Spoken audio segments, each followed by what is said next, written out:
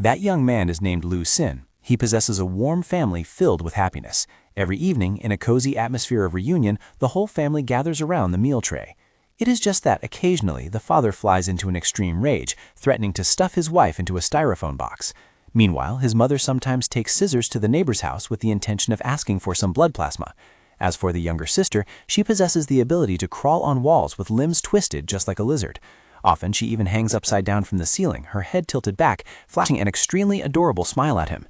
To Lu Sin, having a family like that is truly a wonderful thing. However, in the eyes of the world, this young man is simply eating alone quietly, with his surroundings completely empty. The truth is, for a long time, Lu Sin's every move has been under the secret surveillance of the Imperial Court's forces. Many years ago, the Blood Moon suddenly appeared, spreading a plague capable of neural infection. They suspected Lu Sin had been infected, but had absolutely no evidence because he still lived like a normal person. Every day he went to work on time and was even an elite employee carrying the KPI for the whole company. The next day, Lu Sin was suddenly summoned to the office by his old boss to be assigned work. He handed him a file and requested him to deliver it to a coffee shop at the corner of Qingjiang Street. However, Lu Sin was completely unaware that the person who really wanted him to perform this task was not the old boss, but the girl who had been watching him through binoculars. This girl bore the codename Captain Chen, while the old boss was in reality just a puppet controlled by her via hypnosis. Right now, Lu Sin was on the train to Qingjiang. He was kind enough to give up his seat to a pregnant woman. Meanwhile, his younger sister named Xiao Shiqi, little 17, was hugging a teddy bear and crawling on the ceiling of the train car. Next, she hung upside down right in front of Lu Sin and asked her brother, "Why won't you play with me?" Lu Sin hurriedly signaled for silence and tried to speak with the lowest volume possible. "Outside, I can't see you, nor can I talk to you, so keep your mouth shut for me. Otherwise, people will think I'm crazy and lock me in a mental hospital. Then I'm done for. What a burdensome sister." Hearing that, the little girl pouted, showing disappointment on her face. However, she suddenly leaned close to his ear, whispering in a mysterious tone, "You have to be careful. The place you are going to has big problems."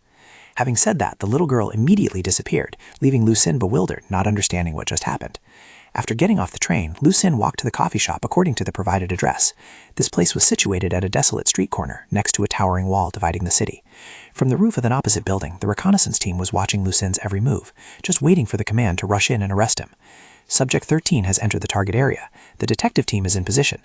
The assault team is hiding in the surrounding buildings, ready for action. Captain Chen held the file in her hand, her eyes glancing quickly over the important lines of information. Action objective: investigate the mutation potential and specific abilities of Subject 13. Potential risk: the coffee shop has been confirmed as a Level 1 mental infection zone. Manifestations: those approaching will be attracted unconsciously. Victims entering inside will die within 3 to 5 days, mostly due to suicide. Preliminary analysis shows victims are infected with a type of energy causing extreme depression. She turned to question the subordinate. "Is the reinforcement force ready?" He pointed towards a nearby window. "Report to team leader. The reserve reinforcement personnel are in position, ready to act at any time." Where he pointed was a girl with platinum hair, wearing a pitch-black doll dress. Beside her was a black umbrella slightly closed. The girl was absent-mindedly gazing out the window, her face showing absolutely no emotion. Lu Sin took a deep breath before pushing the door to enter the coffee shop. In complete contrast to the cold appearance outside, the space inside was strangely warm and crowded. He walked to the counter and handed the document file to the waiter. "Hello, someone asked me to bring this here." The waiter responded with a warm smile. "Thank you, you've worked hard. To show my appreciation, let me treat you to a cup of coffee." He slid a steaming cup of coffee toward Lu Sin. "Actually, there is no need. I must leave immediately." But right at that moment, a rich, seductive aroma, enchanting to the point of fascination, wafted from the coffee cup, making it impossible for Lu Sin to tear his eyes away. So fragrant, he thought to himself, completely different from the cheap coffee he usually drank at the company. Not understanding what possessed him, he lifted the coffee cup. Maybe have one drink before leaving. At that very moment, Lu Sin suddenly realized something unusual. He looked up and froze. From behind the waiter's back, a slimy, cumbersome tentacle was extending out. Lu Sin's eyes widened in terror as he witnessed that tentacle darting straight toward the coffee cup. The mouth at its tip gaped open and spat something tiny inside. Lu Sin held his breath, focusing his observation. That object slowly opened an eye and stared piercingly at him. "I'm done for," his reason was screaming. That eye, it was looking at him. The waiter's voice rang out again, maintaining a fake, enthusiastic attitude. "Why don't you drink? This coffee is very delicious. Don't be polite. Hurry up and taste it." His smile became malicious, and from behind, countless other tentacles began to rise, wiggling in midair. They were slowly approaching him. Cold sweat seeped out on Lu Sin's forehead. "Calm down. absolutely must not let him know that I have seen these things. He cautiously put down the coffee cup, trying to squeeze out a forced smile. No need, thank you for your kindness. He tried to control his steps so they wouldn't tremble violently. He calmly turned around, walking towards the door.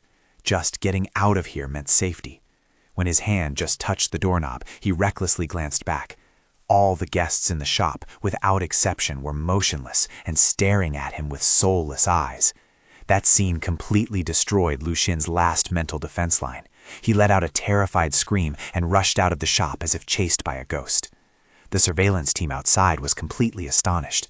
He's out. He came out. How is that possible? That is clearly a standard level 1 contamination zone. Logically, a potential mutant entering there would definitely cause a conflict. Why did nothing happen? It's unscientific. Damn it, we originally intended to use this opportunity to test Subject 13 and find the pollution source of the coffee shop to catch them all in one go. All 3 backup plans did not anticipate this situation. All eyes focused on Captain Chen. Boss, what should we do next?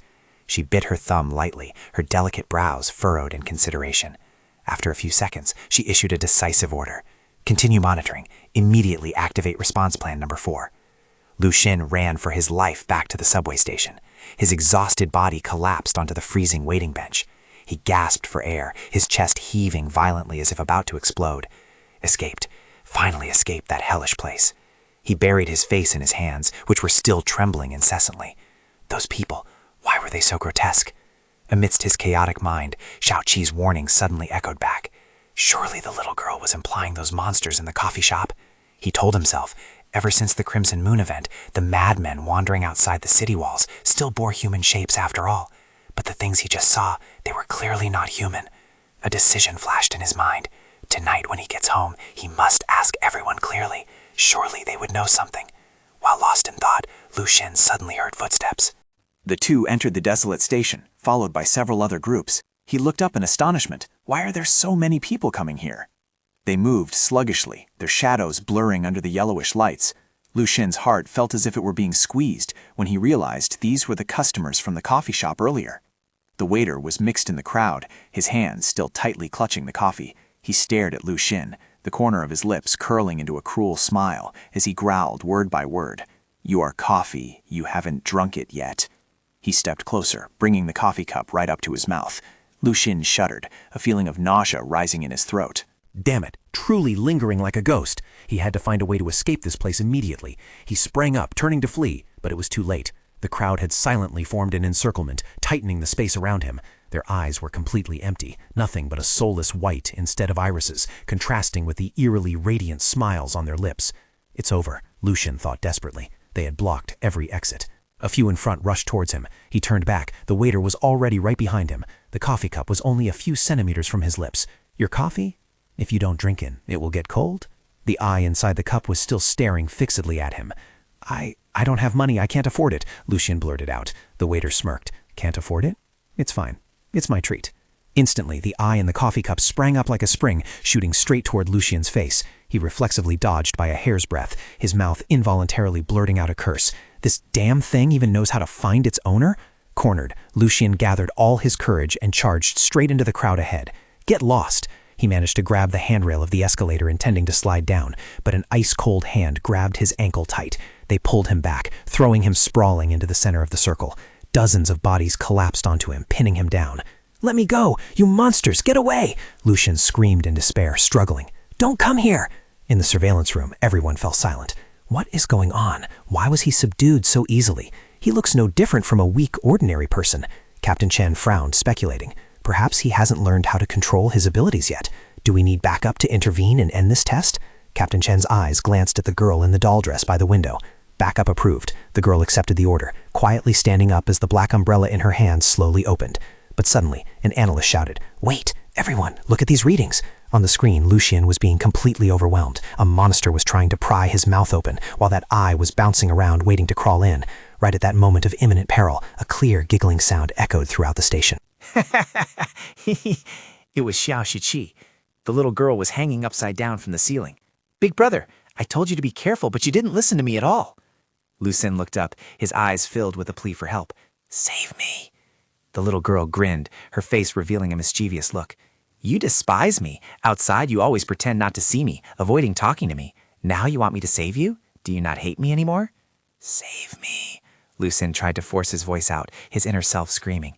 This brat, run it time to play tricks. The eye was about to enter his mouth any moment. Then, the little girl stated her condition. You must promise to buy me the most wonderful toy. I don't have money, Lucien shouted. Just as the eye was about to touch his lips, a small hand rushed forward, grabbed his hand tightly, and yanked it hard. Lucien's whole body was pulled out of the crowd. The moment he gripped his little sister's hand tightly was also when everything completely transformed. His eyes turned into a bizarre black, with only the pupils glowing blood red. The look of fear vanished, giving way to an arrogant and manic smile. From behind, Xiao Shiqi draped her arms around his shoulders, smiling brightly. Brother, we made a promise, okay? That depends on how you perform, Lucien replied, his tone having changed completely. The two siblings were like two ghosts. They rushed into the crowd of monsters with delight, knocking them away one by one. Xiao Shiqi clung tightly to his shoulders, hovering in midair. Hee, so fun, brother. Go faster. All right, Lucien smiled, and his speed increased abruptly. Then hold on tight. The surveillance team was stunned to the point of speechlessness. The ability to control the body has reached absolute precision. This is the spider system, clearly completely suppressed and about to be forcibly infected, yet he was able to escape. The body is incredibly flexible, capable of creating angles of movement that normal people could never achieve. What is the ability synchronization percentage? Can't conclude yet, but with this speed, the initial estimate must be at least over 50%. Good heavens, the initial potential has already nearly reached the gecko level? The indicators displayed on the screen jumped wildly. This is not good. At the scene, the waiter calmly held his coffee cup and smiled.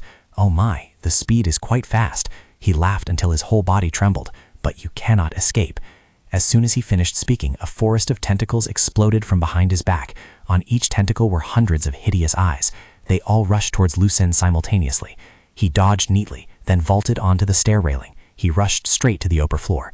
Don't run, the monsters roared, chasing madly. Lucien ran straight to the rooftop, his eyes scanning around. The surveillance team breathed a sigh of relief. He ran outside. Luckily, it's over, Captain Chen muttered, and then turned to the girl holding the umbrella. Prepare to close the net. But a surveillance staff member suddenly cried out, "Wait, look everyone, something is wrong. What is he doing?" Everyone focused their eyes on the screen. They witnessed Lucien jumping down from the edge of the rooftop, but instead of falling freely, his feet clung tightly to the vertical surface of the building. His whole body was hanging upside down. He looked straight into their surveillance camera. Then he smiled and raised his hand to wave provocatively. The whole surveillance room fell into silence. What is he doing? Provoking us? Although they knew the spider system possessed astonishing speed, this had completely exceeded all imagination. In this state, the source of infection in that coffee shop would never catch him. No, it must be said that in this world, the number of people or entities that can catch someone possessing spider system abilities is extremely rare. One person spoke up with worry. But I don't understand what kind of person he is. Is there anyone who faces those monsters without worrying about escaping, but instead turns back to provoke like that? Captain Chen clenched his hands tight, silently calculating in his heart. Subject 13 was indeed not ordinary at all. A few minutes later, Lucien returned to the edge of the rooftop. He was trying to regulate his breathing. The night wind blew fiercely through his hair, carrying the moisture of concrete and the lingering stench from the battle. He seemed to have regained his composure, but deep in his eyes, panic was still clearly etched. His younger sister's small, ice-cold hand was gripping his wrist. Her large, clear, round eyes looked up at him, but Lucien only saw an indescribable excitement within them. She dragged him toward the staircase. "Sister, what are you planning to do?" Lucien's voice trembled, filled with anxiety. She tilted her head and replied with another question, her voice clear, but enough to send a chill down one's spine. "Isn't it what you want to do that matters?" "Run away. Don't you see the monsters down there?" Lucien was almost screaming. His sister burst into a giggle, a laugh that rang out with triumph and wildness. "You're so silly. Why should we be afraid? The ones who should be afraid are them." Having said that, the girl's gaze shifted down to the waiter and the hideous swarm of monsters teeming below. That look was like a bolt of electricity striking the waiter directly. He jerked violently, then suddenly burst out laughing like a madman. Following an invisible command, the entire swarm of monsters simultaneously rushed toward Lucien. They were disgusting, writhing masses of flesh, as if made of giant worms. On their bodies were countless soulless eyes. All of them simultaneously opened their mouths wide, filled with sharp fangs, jagged like shards of broken glass. Survival instinct urged Lu Xun to run away immediately. However, his younger sister flashed a radiant smile. "I'm not running. Look, brother, they are so cute." Saying this, the little girl pulled his hand firmly, charging straight into the eye of the storm, into the midst of the monsters. Her voice rang out, filled with excitement. "Let's go play!" Meanwhile, in a secret surveillance room, the mental power value had exceeded the alarm threshold. The target had manifested a level 1 mental monster. From the speaker system came a voice. A team member turned to the female commander and asked, "Team Leader Chen, do we need backup?" Captain Chen narrowed her eyes, her finger tapping lightly on the screen surface. Theoretically, a spider system mutant with bare hands cannot face this type head-on, but he has no intention of retreating. On the screen, the younger sister had quickly climbed onto Lu Xun's shoulders. The two coordinated with unbelievable chemistry, moving like a ghost. They slipped through the attacks from the giant monsters. Their goal was very clear, the waiter. In the blink of an eye, they reached him. Lu Xun grabbed his arm, and with a terrible tearing force, he ripped it right off his body. After the lightning-fast attack, both immediately retreated. The clear laughter of the younger sister rang out again. "Ha! Got it!" Just then, a cracking sound rang out. The surveillance screen distorted and then went black. What happened? The whole team was astonished. Captain Chen clenched his fist. "Damn it, the camera has been destroyed by the contamination force. Everyone, act now." Beneath the station, Lu Xun and his younger sister were standing opposite the waiter, who was clutching his bloody arm. Hey, lost an arm, is it fun? The remaining tentacles of the monster horde roared and rushed forward. Lu Xun didn't flinch. Quick as lightning, he grabbed one. It struggled frantically, trying to escape, but in vain. Trying to run, he smirked, a cold smile appearing on his lips. It's not that easy. Rip. Lu Xun used pure strength to tear apart its slimy body. He continued to repeat that action with several others. Before long, the ground was littered with dismembered corpses. The remaining monsters trembled, their survival instinct rising, causing them to start fleeing. Now, it's your turn not to escape. Lu Xun rushed forward, his movement so agile he could run on vertical walls. He closely pursued a monster fleeing in panic. "What's wrong? I haven't had enough fun yet and you want to go home already?" He snapped off a piece of rebar protruding from broken concrete. His strength made the metal bar bend. He leaped into the air, his body tracing a deadly curve. He turned the iron bar into a deadly spear, aiming straight at the alpha monster below. "It's you!" The iron bar pierced the monster's head, pinning it firmly to the ground. The remaining ones simultaneously shrieked miserably, as if sharing one body. Lu Xun landed, observing coldly. Suddenly, the struck monster exploded into hundreds of tiny pieces of flesh. Each piece shot out, latching onto an infected person in the coffee shop, turning them into new puppets before scattering to escape. "Where do you think you're going?" Lu Xun smiled, a hunter's smile. "Everyone, stop right there." He rushed forward, grabbing a puppet. A decisive twist snapped its neck. Then he continued chasing the others. "And you lot too. Don't even think about escaping." A moment later, the station platform was strewn with corpses. Some had limbs severed, others had bodies crushed. Lu Xun stood amidst the bloody scene, smiling slightly. Truly a bunch of useless trash, not a single decent one among them. Suddenly, a slight noise rang out. Lu Xun spun around, his gaze sharp as a knife. "Who's there?" Inside a nearby security booth, a middle-aged man was trembling, his face as pale as a sheet, drained of blood. "Ha!" Lu Xun laughed aloud. "Turns out there's still a little mouse left here." He rushed forward, reaching out to grab the man. "Don't, please!" The security guard clasped his hands in fear, begging. "Enough!" Another voice, Lu Xun's own voice, but more firm and lucid, rang out. He pulled back the hand of his younger sister, who was in a state of excitement. "Stop messing around, Xiaoshiki." The little girl struggled frantically. "Don't pull me! Let me go!" "That's enough," Lu Xun shouted, drowning out its screams. "Earlier it was an emergency, and those things weren't human anymore, so I didn't stop you. Since you killed them, it's done. But this guard is a normal person. You cannot continue to cause chaos. Do you hear me?"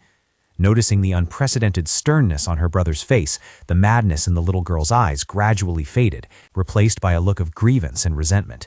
She let go and ran to hug Lu Xun. "Don't be mad. I just wanted to protect you. Look at those monsters. See how fierce and scary they are?" Lu Xun sighed, patting his younger sister on the head. "If they are scary, we can hide. You don't have to go to this extent." "Geez, all right, stop nagging." The little girl held his hand. "I'll pay attention next time. Those people are coming. Let's go quickly." The little girl picked up the dirty teddy bear from the ground and pulled her brother into the darkness. A moment later, the screech of a subway train resonated. The girl holding the umbrella landed softly from above, followed immediately by the screeching brakes of Captain Chen's car. On the rooftop of another building, the two siblings sat looking down at the special task force, sealing off the scene. "Brother, how are you going to thank me?" the little girl asked in an eager tone. Lu Xun let out a breath, feeling both angry and helpless. "Thank you? I just want to give you a beating." But then his voice softened, tinged with a bit of sadness and sincerity. "But thank you, Xiaoshiki."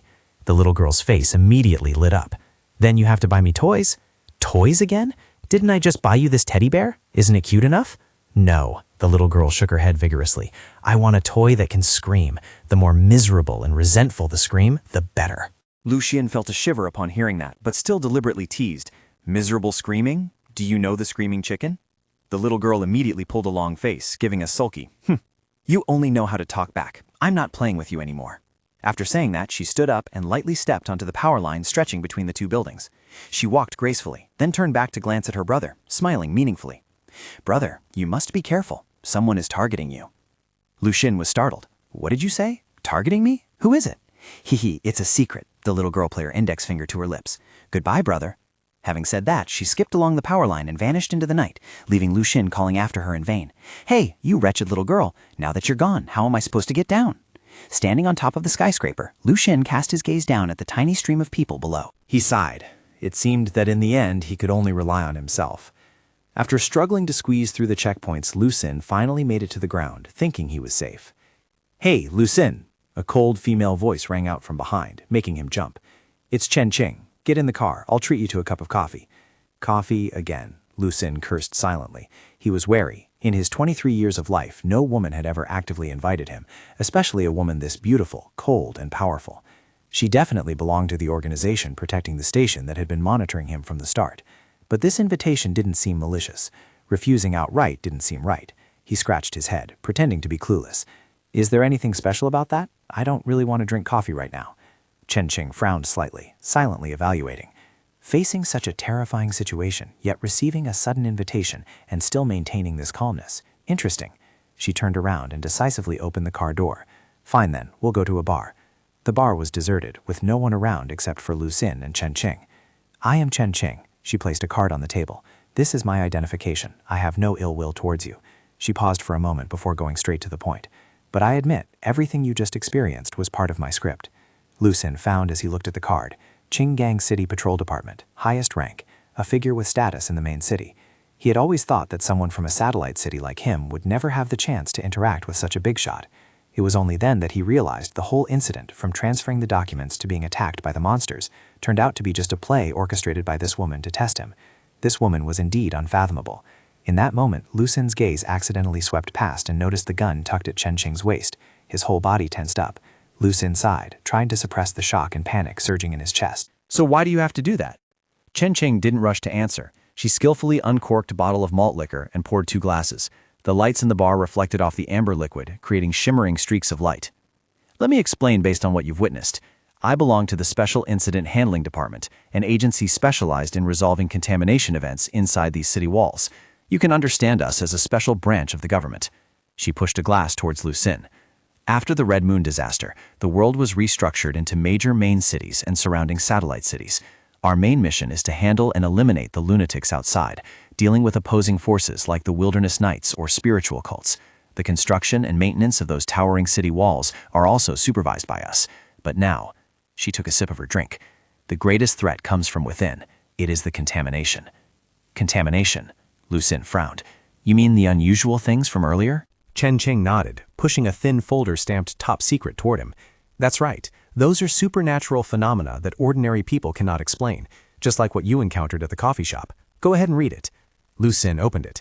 Target code, Special Pollution Source D36. Target level, level I, initial. Infection level, low. Transmission method, physical contact. Infection rate, 90%. Severe mutation rate, 70%. Latent potential, high. Overall danger level, low. Characteristics. The source of pollution is a level 1 mental monster, parasitized on a host. It has the ability to infect all living creatures through contact. It does not spread through the air. The pollution source can be eliminated by completely destroying the parasitic host. The host can be damaged by normal physical attacks. The entity of the infection source does not possess high intelligence, tends to repeat unconscious behaviors from before the infection, and is incapable of complex communication.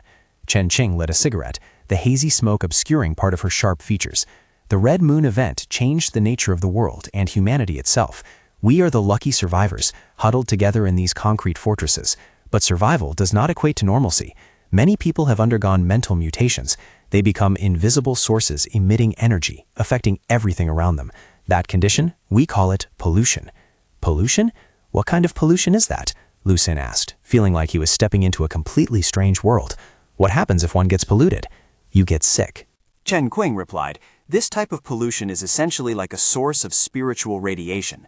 It radiates into the surrounding environment, affecting those who come into contact with it. The initial symptoms are like a psychological epidemic, but it is much more mysterious and terrifying. It doesn't attack the body, but the mind.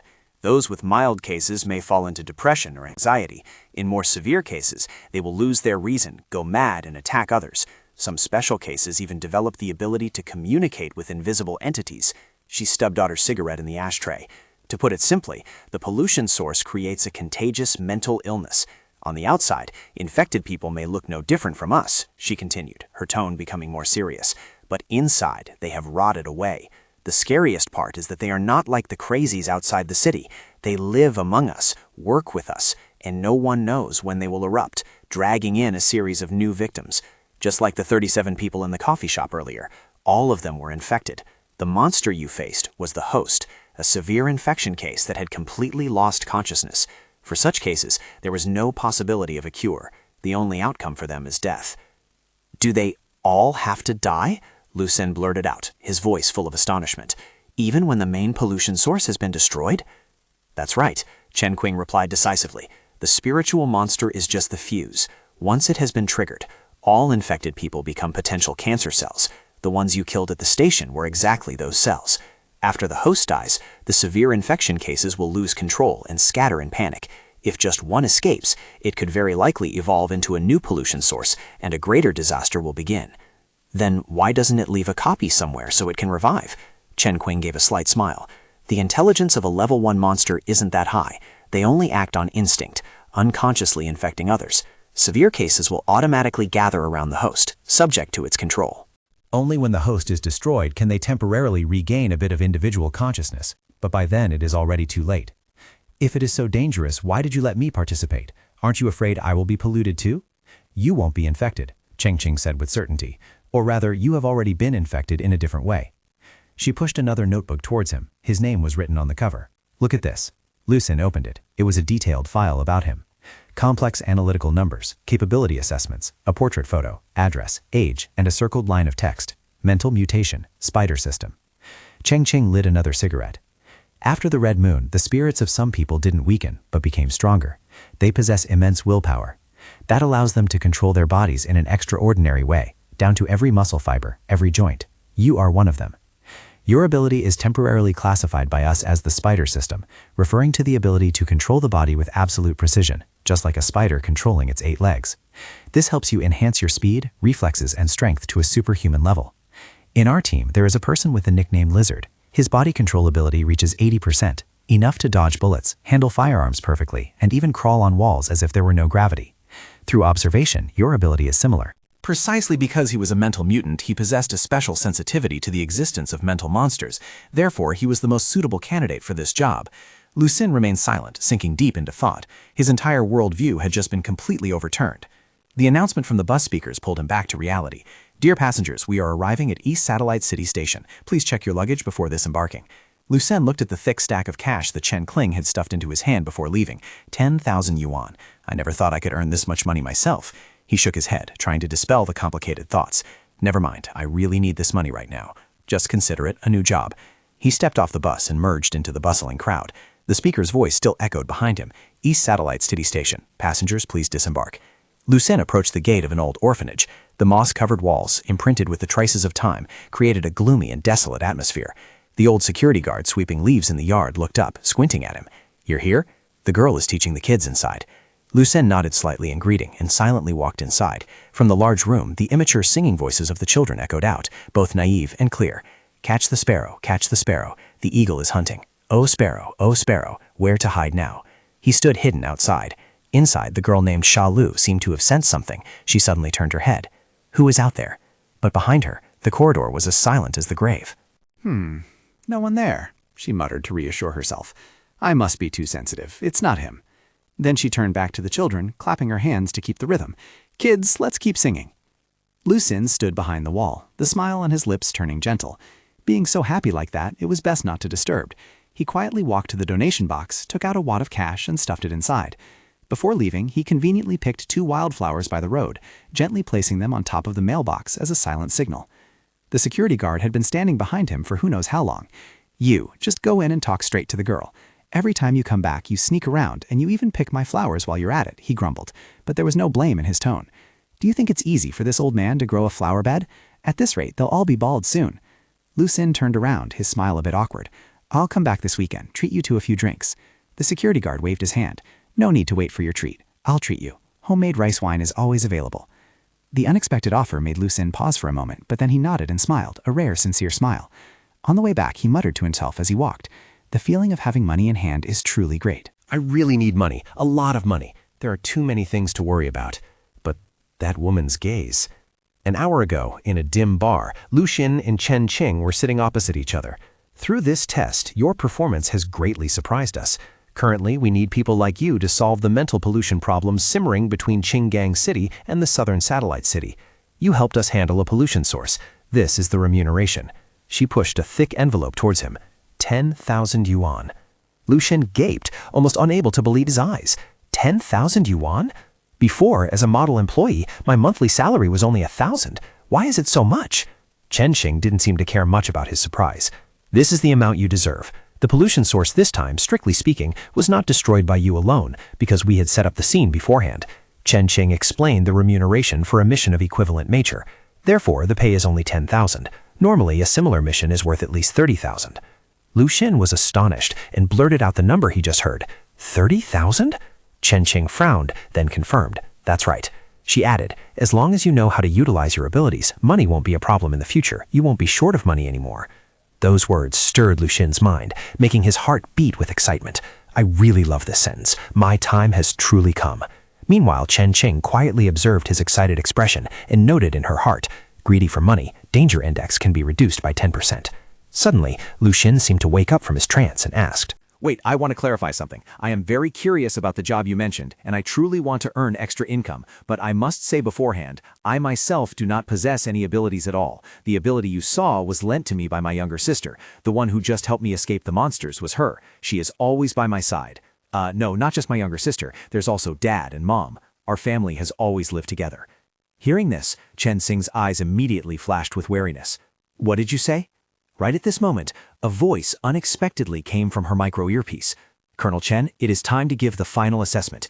If the subject shows symptoms of severe multiple personality disorder, it proves he is always on the verge of losing control. We must not only consider recruitment, but also prepare an emergency elimination plan to avoid future consequences. Do not forget the mysterious death of Dream Master Shay. He simply entered the subject's dream to evaluate, yet died without a whole corpse, leaving behind no mental residue. A situation of disappearing so cleanly has never happened before. Even Professor Bai could not determine the cause. He himself is already a subject with an extremely high danger coefficient, and now he reveals a tendency towards multiple personality disorder. Should we eliminate him immediately? Chen Xing replied in a tone without any hesitation. No, I must try one more time. Her face hardened terrifyingly, her eyes staring straight at Lu-sin with a cold voice. According to the records we have, you have lived alone ever since the Moonlight Orphanage was dissolved. Your father, mother, and younger sister, none of them exist. They are just products of your imagination. Not only them, but even the old apartment building where you live. Only you live there. Chen Qing's eyes flashed sharply as she exposed the truth, a method that was both the most dangerous and the most effective test. She calculated that if he showed signs of losing control, there would be no reason to tolerate him anymore. On the contrary, Lu-sin only replied with a strangely calm demeanor. I know. I discovered long ago that others cannot see them. But does that matter? I can see them, eat with them, watch the sunset together, and watch TV together. When I am in danger, they will appear to protect me. Tell me, can such a family be called non-existent? The voice in the earpiece rang out again. Captain Chen, the armed team is in position. Please give your final assessment. Chen Qing frowned tightly, ignored the signal, and asked a final question. I just want to ask you one last question. If your abilities all come from your family, then can you guarantee that they won't arbitrarily influence you? Lu-sin let out a relieved laugh and replied, Actually, you don't need to worry. My family members are all good people. My younger sister is a lovely child, just a bit hyperactive and fond of toys. My father is an honest man who just likes to putter around in the kitchen cooking delicious food. My mother is very gentle and has never raised her voice at anyone. She only likes to use reason to talk. They would never arbitrarily control my body. Chen Qing remained silent, her mind flooded with tangled thoughts at this person's absurd calmness. She couldn't understand how he could describe non-existent beings with such an indifferent attitude. At the same time, Lu-sin stepped out of the pog and let out a sigh. He told himself that look clearly held no trust at all, but he decided to ignore it. As long as he earned money, it was fine. Suddenly, a pitch-black off-road vehicle blocked his path, and Chen Qing stepped out from inside. Starting from now, the execution team has decided to preliminarily recruit you. She spoke with a decisive attitude. But currently, it is only a temporary recruitment. You must pass the observation period to become an official member. Your base salary is 5,000 yuan a month, and there will be separate allowances for each operation. If you agree, sign this document. Lu Xin took the contract from her hands. After skimming the terms, he thought that a salary of 5,000 during the probation period was quite a bargain. He asked, "I want to know what my future work will specifically entail." Chen Qing's explanation carried an implicit warning: investigating and handling sources of mental pollution. In other words, protecting everyone in this city. Therefore, I hope you are mentally prepared. The issues that require our presence are usually extremely dangerous. You will face the risk of death at any time, or even be assimilated, becoming a part of the monsters. She suddenly paused, her eyes boring into Lu Xin before continuing. But for Qinggong, after the Blood Moon event, every ordinary person was worthy of being cherished and protected. Naturally, that included him. Lu Sen held the pen, not hesitating for a second as he signed his name on the contract, muttering a sentence as if to reassure himself, "I understand." Chen Kling collected the contract, his eyes sharp as knives, glancing at him through the rearview mirror. "I am quite curious. You know very well this job is full of danger. Why did you still decide so quickly?" Lu Sen leaned his head against the seat back, his eyes directed toward the desolate, ruined scenery outside the window. "When I was at the orphanage, the director often told us about the world before the Red Moon event. He said that the disaster had nearly exterminated humanity. Fortresses collapsed, civilization regressed. Everything was like an endless nightmare. If the survivors continue to fight and struggle against each other, then we will never have a chance to rebuild what was lost." He paused, a gleam of determination flashing in the depths of his eyes. "I have never known what life was like before, but I believe what he said is true."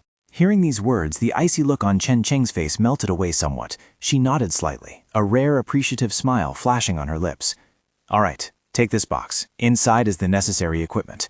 Lu Xin opened the box. Inside was a shiny black pistol, a few boxes of ammunition, a communication device shaped like a phone, and an ID card. He asked, "Is this a real gun?" Chen Qing explained, "The communication device is for us to stay connected. When there is a mission, I will notify you through it. You can also use it to contact me at any time. Currently, the contact list only saves my number." Lu Xin's cheeks suddenly flushed. A feeling of being a kept man by a domineering female CEO just through a phone number suddenly arose. He couldn't stop himself from imagining a scene in his head where Chen Qing leaned on the table, issuing orders in a tone that allowed no refusal. "From now on, you are mine. Your phone is only allowed to save my number, and you are only allowed to contact me alone. Is that clear? Are you listening to me?" Chen Qing's voice suddenly rang out, pulling him back to reality. Yes, I'm listening." Lu Xin awkwardly scratched his head. Chen Qing secretly thought that the fact he still knew how to be infatuated with women might slightly reduce his danger index. She continued in a solemn tone. "There is one last thing I need to emphasize. Besides dealing with pollution, protecting yourself in daily life is also extremely important. If you encounter trouble, absolutely do not arbitrarily use your abilities. I give you 3 options. 1. Report to the local police station. 2. Call me directly. 3. Use this gun to resolve it." After bidding farewell to Chen Qing, Lu Xin walked down the street while muttering calculations. He concluded that, although it was unclear when he would become an official employee, this salary was already too generous. The basic salary per month was 5,000, plus 1,000 in allowance, totaling 6,000. Missions had separate bonuses. Dealing with a level E monster already yielded 30,000. Just calculating 6,000 a month was already an unimaginable figure. He performed a few mental calculations in his head. 500 for food and drink, saving all the rest. 1 year would be 66,000. 10 years would be 660,000. He thought of the dilapidated primary school that was about to be forced to relocate because it was situated too close to the dangerous city wall. If he were to buy a new house for the children, it would probably take another 50 years of saving to be enough. But if he took on more missions, perhaps he could earn enough money faster. He had to find a way to become an official member as soon as possible. Another idea suddenly popped into his mind. That's right, he could also take Xiaolu to the main city to cure her leg. If everything went smoothly, there might even be some money left over. A crystal clear voice rang out. "What are you mumbling about?" His younger sister, Xiaoshiki, suddenly appeared right next to him, her bare, withered feet touching the ground lightly. "Mom and Dad are waiting for you to come home for dinner," Lu Xin said. "Oh, you're here. Just in time. I have something I want to discuss with you." Xiaoshiki narrowed her eyes, smiling mischievously. You want to borrow my power to make money again, don't you? What are you planning to exchange for it this time? A screaming parrot playing drums or a dancing sloth? Lu Xin listed the choices that were all too familiar. The little girl's face immediately drooped, her small hand waving in refusal. No sincerity at all. Whatever, bye-bye. Lu Xin hurriedly held her back. Wait, let's negotiate a bit more. What kind of toy do you actually want? Just say it, I'll find a way to buy it for you. Don't disappear like that. Xiao Shiqi then I reply, only tilting her chin to signal behind her brother's back. I want a toy that's interesting like that one over there. Lu Xin looked back and saw a drunkard stumbling around. The little girl's eyes instantly lit up in a morbid way. I like toys that can move, that can talk. I like them to be intact, because only then can I tear them apart and sew them back together. You give me that toy, and I'll agree to whatever you want. Lu Xin hesitated a bit, but then he squatted down, placed his hand on his younger sister's shoulder, and spoke in a serious tone. Xiao Shiqi, listen to me. We cannot arbitrarily harm others. That is against the law. The smile on the little girl's lips vanished, replaced by a cold, soulless expression. Illegal? Then why can others hurt me if you don't want me to hurt others? The little girl's eyes suddenly became soulless and empty. Then let me borrow you as a toy for a while. With a ripping sound, a sharp pain tearing through flesh struck. The white shirt flap was stained a dark red, like fresh blood, sequelae remaining from the Red Moon event. Flocks of pitch-black crows hovered, letting out resentful, mournful cries. Lu Xin still held his younger sister tight in his arms, even though the shirt on his back was torn open, revealing a long scar. The soda can slipped from his hand and fell to the ground, the blood-red liquid slowly spreading out. Xiao Shiqi trembled violently, her tiny fingers gently grazing the scar. Does your scar still hurt? Lu Xin said nothing, only silently looking at his younger sister with eyes full of pity. The little girl couldn't help but burst into sobs. You're always stupid like that. When others hit me, only you rushed out to protect me. Lu Xin let out a sigh, his hand gently stroking her hair. Silly sister, do you know? I'm different now. I found a new job. I have money now. Although I can't give you the toy you want, I can take you to buy other things. Buy a lot. Buy whatever you like. Whatever you want, I'll buy it, okay? Xiao Shiqi was stunned for a moment, then her teary eyes suddenly lit up. She nodded repeatedly, a radiant smile returning to her lips. Yes, yes. The two siblings spent the whole afternoon at the entertainment zone. They won a whole pile of stuffed animals, and Xiao Shiqi kept laughing out loud. However, in the eyes of passers-by, only Lu Xin was standing alone. A woman whispered to her friend, Hey, look at that kid over there. Is he abnormal? His clothes are tattered, as if he's been abused by someone. Why would a grown man buy so many stuffed animals? And he's even standing there talking to himself. Both Lu Xin and Xiao Shiqi heard it. They turned around simultaneously and stuck out their tongues to tease. Oh, look, he even dares to glare at me. Young people these days are so rude. The woman looked annoyed. Xiao Shiqi didn't care at all. She happily tore apart the stuffed animal she had just won. So fun, so many toys. Lu Xin quietly watched that scene, a boundless sorrow rising in his heart. The little girl turned back and said, Brother, I'm very happy. Lu Xin smiled. So will you lend me your ability? The little girl replied, Silly big brother, don't you know? You can completely forcibly use my ability. Lu Xin nodded. I know, but I still want your consent. Xiao Shiqi looked up at her brother with clear eyes, then smiled contentedly. She reached out her hand. When you need me, I will always be by my side. Lu Xin high-fived his younger sister, like a covenant. On the way back, Xiao Shiqi looked worried. But I tore your shirt. How can you go to work tomorrow? You only have this one set. Lu Xin smiled gently. It's okay. I can just sew it up myself. Meanwhile, somewhere else in the city, Chen Kling was exchanging with a superior via a secured communication line. The superior spoke up. Files show that ever since Moonlight Orphanage was re-established after the disaster, Lu Xin has continuously sponsored this place. It seems that because he is also an orphan, he particularly sympathizes with children in similar circumstances. But Colonel Chin, the voice from the other end, contained much apprehension. Recruiting and leading a mutated subject is a decision requiring absolute caution. Are you sure about this? Chen Kling replied with a determined voice. I am sure. I believe in my judgment. The other person asked again, Colonel, aren't you being too hasty? At least bring him back to the main city to conduct a comprehensive examination to determine the danger level and the risk of losing control. Anyway, he is also, Chen Qing interrupted rudely. Enough. After returning, I will personally write a report to submit to Professor Bai. She took off the headset, threw it hard onto the dashboard, and swore, a bunch of empty theories. She thought to herself, before determining his stability level, how could they recklessly bring a ticking time bomb straight into the central command? They talked so much, but ultimately they just wanted to imply that he was a dangerous schizophrenic. But ask yourself, among those recruited by the execution team, is there anyone who is a normal person? Thinking so, she pressed hard on the accelerator. The car roared and sped away into the night. Lucien just arrived at the doorstep when his father was already blocking the way, his face deeply etched with wrinkles of fury. He screamed, spittle flying everywhere. Do you know that yesterday they almost killed you? They basically don't consider your life as a human life. From the beginning, they had a plan ready to eliminate you. If it weren't for that damned brat, you would have been a corpse long ago. Hearing the screaming, Shalshiki cried out in fear. The father slammed his hand on the table, creating an ear-piercing noise. They almost got you killed, yet you still agreed to work for them? Lucien frowned. The incident at the coffee shop was indeed their fault, but they gave me a lot of money. That naive answer seemed to add fuel to the fire. The father froze for a moment, then grabbed Lucien's collar, growling each word. Useless thing. Why do I have a useless son like you? I have to kill you. At the very moment his hand swung up, a steaming bowl of rice flew over, smashing straight into his face. It was the mother. She stood there with an expression so calm it was chilling. The real useless one is you. If it weren't for your uselessness and temper, we wouldn't be imprisoned in this godforsaken place. So instead of scolding others for being useless, why don't you take a look at yourself?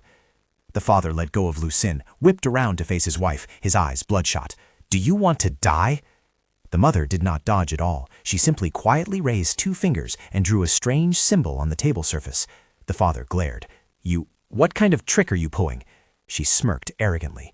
You understand, don't you? If you are scared, then get the hell back to your place. Useless. All of you are damn useless trash. He roared one last time and overturned the dining table. Dishes shattered with a crash, food scattered everywhere, drowning the house in a suffocating silence. The 4 of them stood silently amidst the mess. The father looked back and forth, observing the chaotic scene he had created, then stared deeply into his wife's eyes. Finally, he turned and left, not forgetting to cast a hateful glare back. Lucien hurriedly went to comfort his younger sister, who was trembling with fear. Be good. Don't be afraid. Don't be afraid anymore. Only then did the mother start walking. All right, there's nothing else. Don't waste time on meaningless things. She looked at Lucien, her eyes becoming gentle again. Mom said it before. On your first day of work, Mom will give you a gift. Follow me. It was a brand new outfit.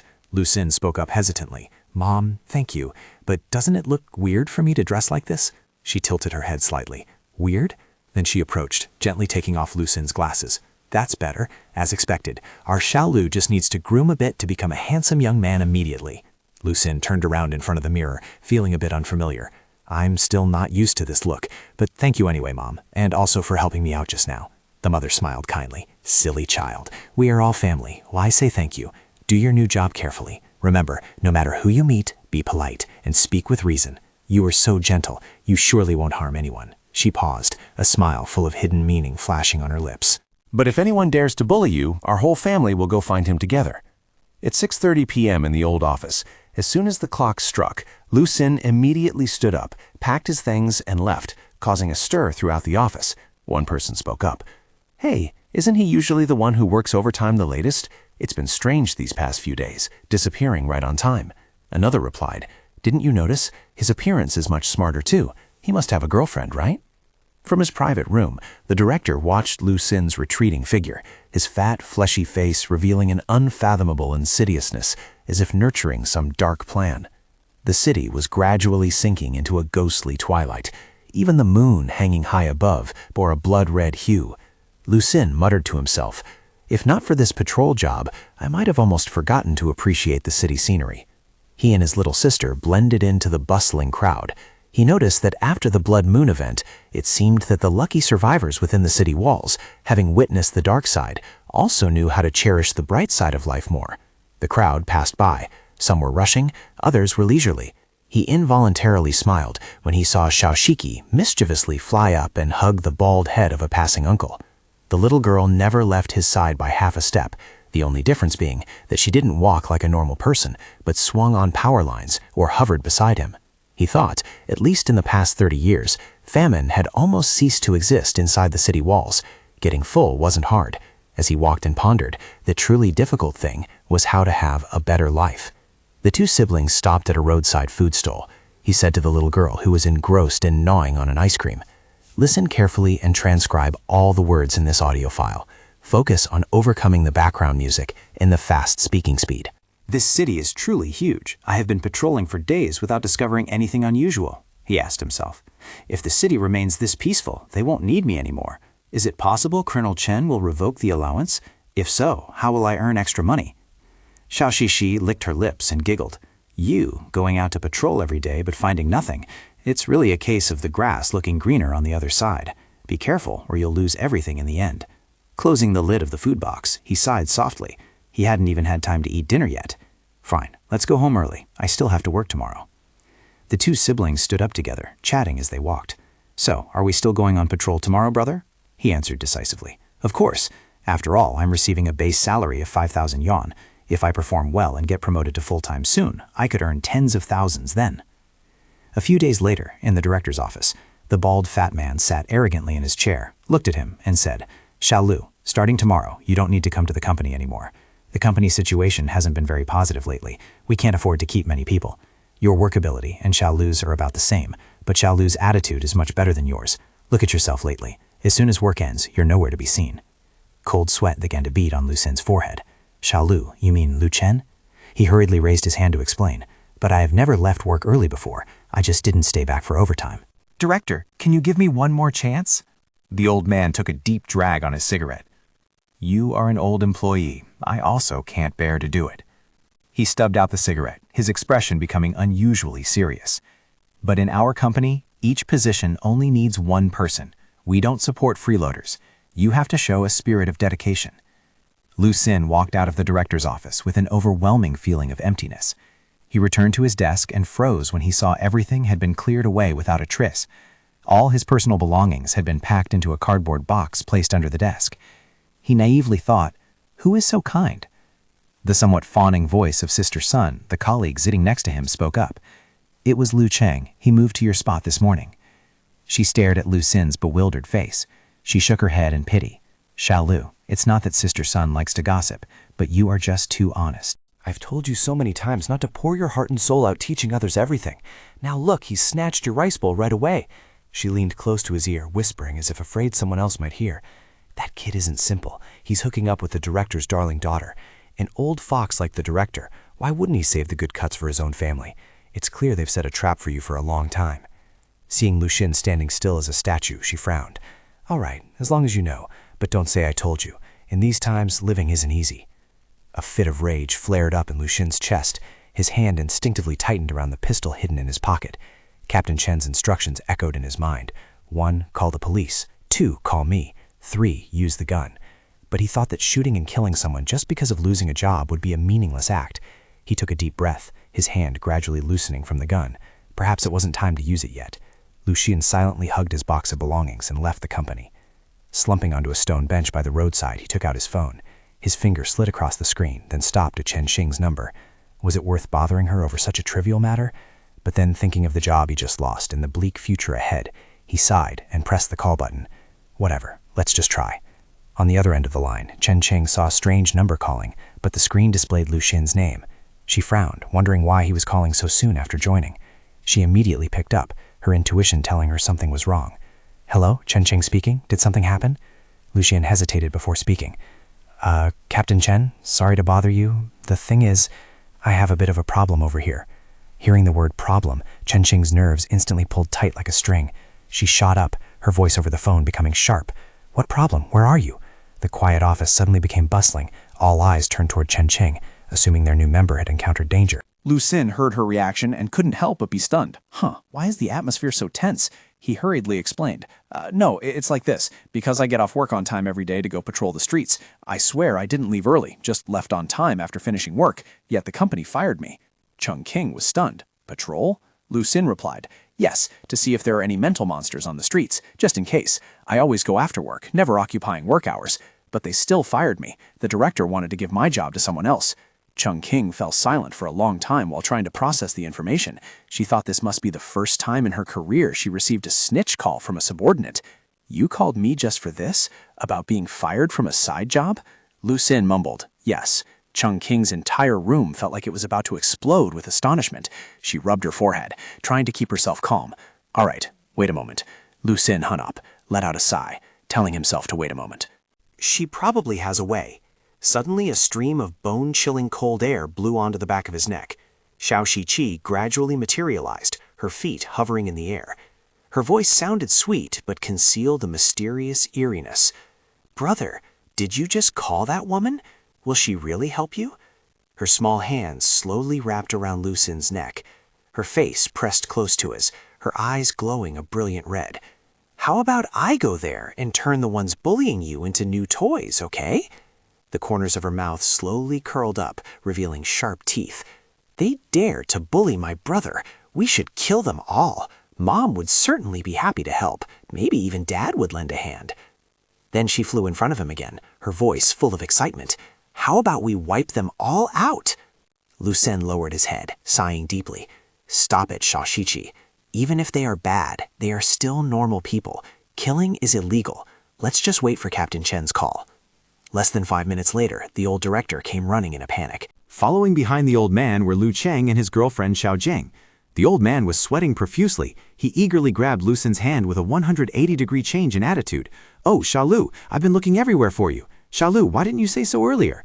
You know Manager Lu from the Bagu Technology Department in the main city. Why didn't you tell me?" Lu Xin was bewildered. Which Manager Lu? The old man kept gripping his hand tightly, smiling fawningly. "Manager Lu just called me, saying he was very impressed with your work attitude.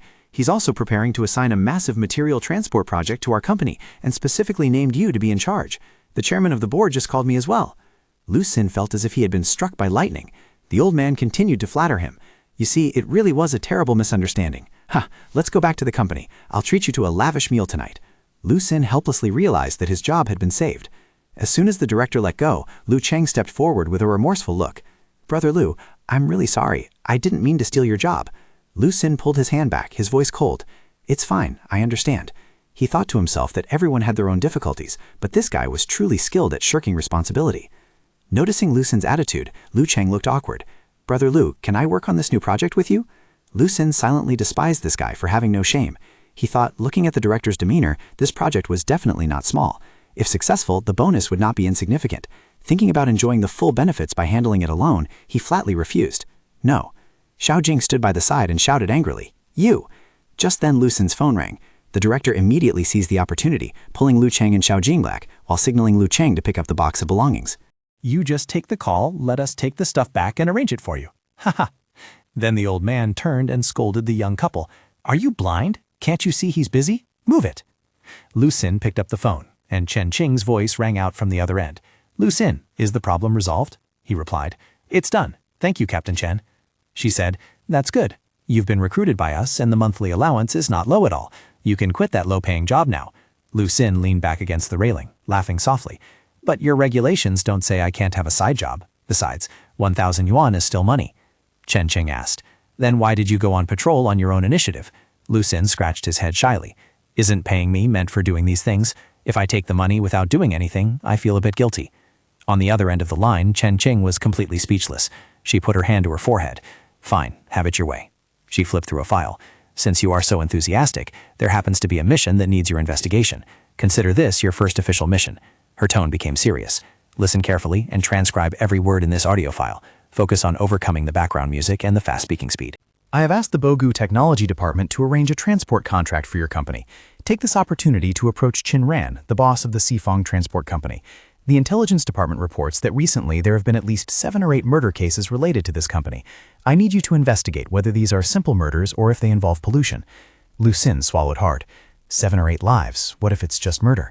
Chen Qing's voice grew noticeably colder. "If it's just murder, we can rest assured, and you can withdraw. But if it's something else, you must report it immediately." Hearing this, a cold thought ran down Lu Xin's spine. He wondered, could it be that in the eyes of those living in this place where order has been tainted, a murder case involving 7 or 8 people is just a trivial matter? Just murder is enough to be reassured? He tried to suppress the rising unease in his heart and asked, "Are human lives regarded as grass and trash to that extent? So is this operation dangerous?" Chen Qing quietly pulled out a pack of cigarettes, lit one, the hazy smoke obscuring the expression on her face. She calmly replied, "Yes. Whether it is an ordinary murder or related to mental pollution, the mastermind is definitely very dangerous. But that is for normal people. With your ability, I believe you can handle it, and regardless of the investigation result, you will receive remuneration." The word remuneration was like an electric shock that made Lu Xin's eyes light up, all hesitation vanishing. "Okay, I understand." He accepted immediately, without a single moment of hesitation. At the office, as soon as Lu Xin pushed the door open and entered, all eyes in the room focused on him. It seems that the rumor of him having extensive connections had spread everywhere. He walked straight to his desk. The others hurriedly turned their faces away, avoiding his gaze as if shunning evil. He silently noted that the desk had been cleaned up and rearranged quite quickly. He glanced towards Lu Chen, the new colleague who was standing there anxiously rubbing his hands together, his forehead beaded with sweat. Captain Chen's words suddenly echoed in Lu Shen's mind, very dangerous for ordinary people.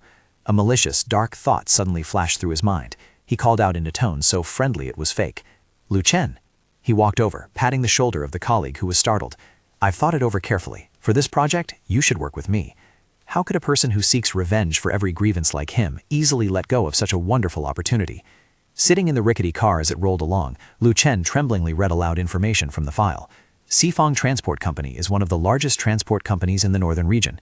Their main business is transporting goods between satellite cities and sometimes even taking routes into the main city. Their boss is a woman surnamed Chen. It is said that she does very big business, and her scope is not limited to just a few satellite cities. After reading, he turned and asked in a panic-stricken voice, "Brother Shalu, do we really have to find them?" Lu Shen sat deep in thought, his gaze casting out to the desolate scenery outside the window. He knew clearly that this Sifong company was not as simple as it looked on the surface. He thought, even though the food problem had been partially solved thanks to the discovery of edible wild plants and the recovery of industry. However, the transportation system remained a difficult problem. The roads outside the city walls were heavily damaged, littered with obstacles and wandering madmen. Nomadic tribes and night squads living off plunder, countless unforeseen dangers lurked on every route. Therefore, those who dared to undertake cargo transport outside the city were all formidable characters. If not brave, they were full of stratagems. And that woman surnamed Chen was essentially just a puppet set up for show. The real mastermind behind Sifong was a man originating from the wilderness named Qin Ran. 3 years ago, this group entered the city walls but was not granted official status, nor were they allowed to register a business. Consequently, he used his lover as a front. The business operations of Sifong Company were certainly not limited to just transporting supplies. A person originating from the wilderness would never be simple and kind-hearted, Lu Sen thought to himself. Their background needed to be carefully examined. Then he replied to Lu Chen, "That's right, we have to find them. After all, right now, there aren't many people left who dare to accept cargo transport outside the city." Finally, the car stopped in front of a miserably dilapidated building. The roof had several large holes, and a few rusty trucks were parked in rows out front. 2 burly men covered in tattoos were standing guard outside the door. Xiao Jing, Lu Cheng's girlfriend, hugged her lover's arm tightly and shouted, "Is this really the Sifong Transport Company? Oh my God, why is everywhere here so filthy?" As soon as she finished speaking, a man with a cigarette in his mouth and hands in his pockets growled, "Hey, you guys stop looking round, follow me." The 3 of them silently followed him inside. Xiao Jing trembled and hid behind Lu Cheng. They looked so scary. Lu Cheng also lowered his head, sweating profusely. "Brother Shalu, I don't think they look like people doing proper business." The attitude of the 2 made the guide furious. He whipped around and shouted, "What are you whispering about back there?" He led the 3 to a rickety wooden door. Lu Sin immediately turned around and patted Lu Cheng on the shoulder. "You 2 go inside and discuss with the director first." "I'll stay out here and take a look at their vehicles," both Lu Cheng and Xiao Jing exclaimed in horror. Outside the parking lot, Lu Cheng calmly walked past several muscular guys who were resting, his eyes scanning around. He thought Chen Qing only said this place was related to 7 or 8 deaths, not that it was a confirmed polluted area. It seemed this place really didn't have the eerie feeling of the coffee shop. With a shady group doing business like this, murder occurring was perhaps a common occurrence. He shuddered at his own thought, but also acknowledged that those working outside the city were tough characters, not easy to deal with. A dilapidated truck caught his attention. Its body was rusty, the windshield cracked. Crouching down to examine the wheels, he discovered dried blood clots clinging tightly to the reinforced tire spikes. These traces and colors were irrefutable proof of bloody skirmishes. Suddenly, a heart-wrenching scream echoed, "Help!" Lu Sheng vigilantly turned back, witnessing a scene of a group of muscular men surrounding and beating Lu Cheng with brutal punches and kicks. "Is this how you do business?" one of them cursed while striking. "We have to run east and west, risking our lives out there, just to be lowballed by brats like you?" Lu Cheng was knocked flat on the ground by the gang beating. A shirtless man yanked Lu Cheng up, growling threateningly. "Pretending to be cultured? What the hell are you acting like in front of me? I'll throw you out for the madmen to tear apart right now." Xiao Jing stood nearby, her face bathed in tears, sobbing and begging. "Stop hitting him! Please stop hitting him! If you keep hitting him, I'll call the police!" Lu Shen quietly moved his hand to the pistol hidden inside his jacket, entering a combat-ready stance. He walked toward the crowd, his voice remained calm. "What is it? What happened?" Seeing him, Xiao Zhen looked like she had found a savior and hurriedly explained. We just felt their price quote was too high and wanted to negotiate a bit, but then they started hitting people. Moreover, I saw that their books have a lot of problems. We cannot cooperate with them. If we cooperate, it will definitely be very troublesome." Her words were no different from adding fuel to the fire, causing a short-haired woman who looked like a boss lady to rush over and give her a fiery slap. Who are you saying has problems with their books? If you guys weren't so fussy, would we have to get physical? Lu-Shen withdrew his hand from the pistol, so that was it. He stopped, even intending to step back to enjoy the show unfolding before him, a gleam of gloating rising in his heart. Should I let them get beaten a bit longer? Serve those two idiots right. Despite his inner thoughts, he still squeezed past two burly men. He spoke up with an apologetic tone. "Apologies, everyone. Truly sorry. Why the sudden resort to violence?" The tallest man in the group spoke up. The one who seemed to be the leader crossed his arms over his chest, eyeing him scrutinizingly. "You're the boss, right? On the phone, they said something about Director Lu. Fine, I'll talk to you then." He poked Lu Xing's chest with his finger, his tone full of challenge. "You guys called saying you wanted to rent trucks. I got the trucks ready, called the drivers too. Now you suddenly change your minds, trying to play us? Times are tough for everyone at the beginning of the year." He gritted his teeth. "I give you an inch, you give me an inch. We both benefit. But if you don't know what's good for you, don't blame us for getting nasty." Lu-Shen gave a polite social smile, trying his best to maintain a calm demeanor. "Big brother makes a very valid point, so let me go back and discuss it further with my superiors. Is that okay?" Another guy shouted loudly, "Discuss my ass. Time is money. Who has time to drag this out with you?" Lu-Shen's attitude changed instantly. The smile on his lips vanished, replaced by a chillingly scary expression. "So what do you people want?" "Sign the contract." The guy thrust a document folder in front of him. "Hand over the money and sign. Saves everyone's time." This was obviously a blatant act of coercion. "I cannot sign this contract like this," Lu-Shen said decisively. The man laughed aloud, making his belly fat shake. "Oh, look at this, brothers. This little director is pretty hard-headed. Do you guys want to test just how hard his head is?" Immediately, his subordinates surrounded him tightly, their eyes full of murderous intent and weapons brandished in their hands. The pot-bellied man rubbed his fists together. "All right then, let the brothers here test his toughness." In this precarious situation, Lu-Sin could clearly feel cold sweat seeping out from the back of his neck. He thought to himself, these guys are really planning to force a trade. Since there was no way of retreat, in a split second, he abruptly pulled out his pistol, the dark muzzle pointing straight ahead. The ringleader was somewhat astonished, while his underlings clamored, "Big brother, he has a gun!" Lu-Sin's voice was cold as ice. From past to present, business has always required mutual consent. There is no reason to force each other. They froze for a moment, then suddenly burst into even louder laughter, a wild laugh filled with mockery. "Ha ha, I didn't expect to find someone using a gun inside the city walls. My God, truly a rare breed." Several of them pulled out daggers, iron rods, and even massive chains. Their encirclement tightened, weapons ready in hand. One guy spoke up in a mocking tone. "Hey brother, is your gun real?" A guy with flashily dyed green hair lost his patience and lunged forward with his knife. "Die!" Bang! Before he could even touch Lu-Sen, a deafening gunshot rang out. A powerful force knocked the green-haired guy backward, the bullet embedding deep into his thigh. "Ah!" His scream of agony rang out, plunging the entire room into sudden silence. The gang leader and the female boss stood frozen, all shocked gazes turned toward Lu-Sen.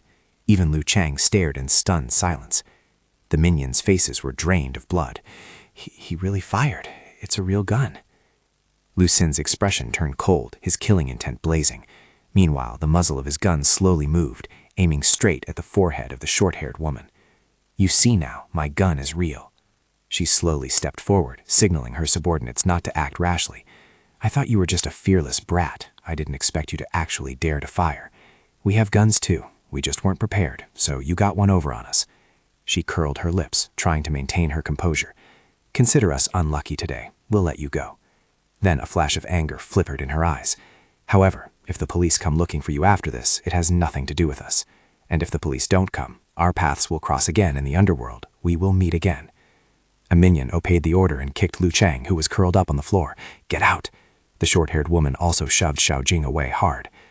But Lu-Sin didn't lower his gun. "I'm not leaving. Our business hasn't been discussed yet." She frowned. "Things have come to this, yet you still want to discuss business with me?" "That's right." Lu-Sin spoke up, his voice as cold as the muzzle of a gun. "But the price must be renegotiated fairly. It cannot be decided by you people." Just then a tall and burly man smoking a cigarette walked out from the inside, radiating a dangerous aura completely different from the minions outside. He spoke up, his voice deep and hoarse.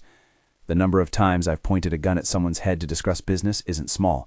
There were times I even hung stubborn guys over a lake. Below was a frenzied pack to make them more obedient. He walked up to the woman and exhaled a puff of white smoke, his dagger-sharp gaze pinned onto Lu Sin. But having someone else point a gun at my people to talk, this is the first time. He strode towards Lu Sin. "Boss, this guy—" The woman was about to say something but was stopped by his raised hand. He leisurely walked forward, almost pressing his chest against the muzzle of Lu Sin's gun. "Put the gun down. You have the upper hand. Today I won't cause trouble for you." Then he walked past Lu Sin. "Brother, follow me." Lu Xin narrowed his eyes, and after a moment of hesitation he holstered his gun and followed. Inside the office, piping hot food still steaming profusely covered the table. The man named Qin Ran sat down and ate ravenously, as if he had been starved for a long time. The plates of food on the table visibly emptied. Chewing noisily, he said, "Staying in the wilderness for a long time. I always feel hungry the moment I enter the city. Do you want some?" "Thanks, I'm not hungry," Lu Xin refused, his heart filled with suspicion, because even if life was difficult outside the city, a powerful figure like him couldn't possibly be starved to this extent. Qin Ran put down his chopsticks, his tone becoming more serious. "I'm used to the days of fighting for survival outside. Just being able to eat my fill and sleep peacefully, without worrying about a woman pulling a knife to stab me while I sleep, is enough to satisfy me." He cast a meaningful glance toward Lu Xin. "Inside this wall, the less trouble the better. Everyone should follow the rules." "If we both take a step back, life will be easier, won't it?" He threw the chopsticks down onto the plate hard. "So, speak up, brother. What business do you have with me?" He clasped his hands together, his eyes full of scrutiny. "People who dare to carry guns for business, I've met many outside the city, but looking at your demeanor, I can tell you've never left the city. Tell the truth. Who sent you, and what is your purpose?" Lu Sin opened the file. "You are Qin Ran. Recently, have you encountered any strange occurrences?" In the blink of an eye, Qin Ran's expression changed drastically. He roared, his eyes bloodshot. "Are you setting me up?" He pulled another pistol from under the table, pointing it straight at Lu Sin, saying, "What exactly do you want? If you don't speak, I'll blow your brains out today." Lu Sin thought to himself, "Such a strong reaction. It seems I found the right person." But an illusory shadow suddenly appeared behind Qin Ran. It was Xiaoshiki. The little girl was baring her razor-sharp teeth, looking at him as if he were a toy about to be destroyed. Here we go again. Nothing scary at all. Lu Sin loosened his tie. He thought, Captain Chen only requested an investigation. He didn't say how to investigate. To be effective, one must go straight to the point. He calmly spoke, "I'm not setting you up. I came to see if you've had any problems lately." "Investigate my problems?" Qin Ran became even more wary, his finger already on the trigger. "Are you from the police department?" He was completely clueless. Xiaoshiki was ready to strike. Lu Sin raised both hands high. This guy's mental state had reached its limit. He couldn't be agitated further. He spoke very quickly. "I am not from the police department. Don't be tense." At the same time, he issued a command in his mind. "Xiaoshiki, acknowledge." An invisible force impacted Qin Ran's hand heavily. The pistol was knocked out of his hand, flying straight towards Lu Sin. He snatched it as quick as lightning, then expertly removed the magazine in the blink of an eye. Lu Sin said, holding the magazine high, "I'm not investigating your problem. I'm here to investigate the problem happening to you." He stared blankly, sweeping his eyes across the empty room. His throat went dry. Who is there?" The only response was a silence so profound it made his skin crawl.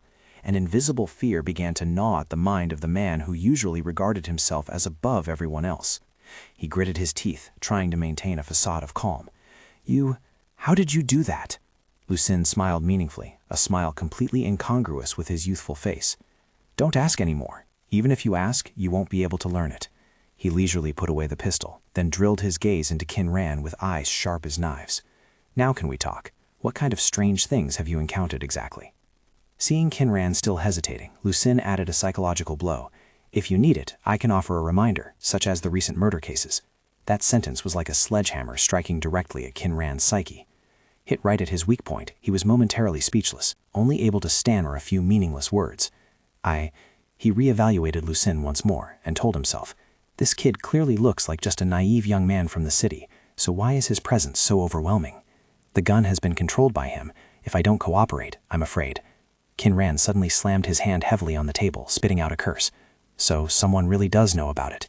I knew it wasn't possible that I was the only one seeing those damn things." His eyes bulged wildly.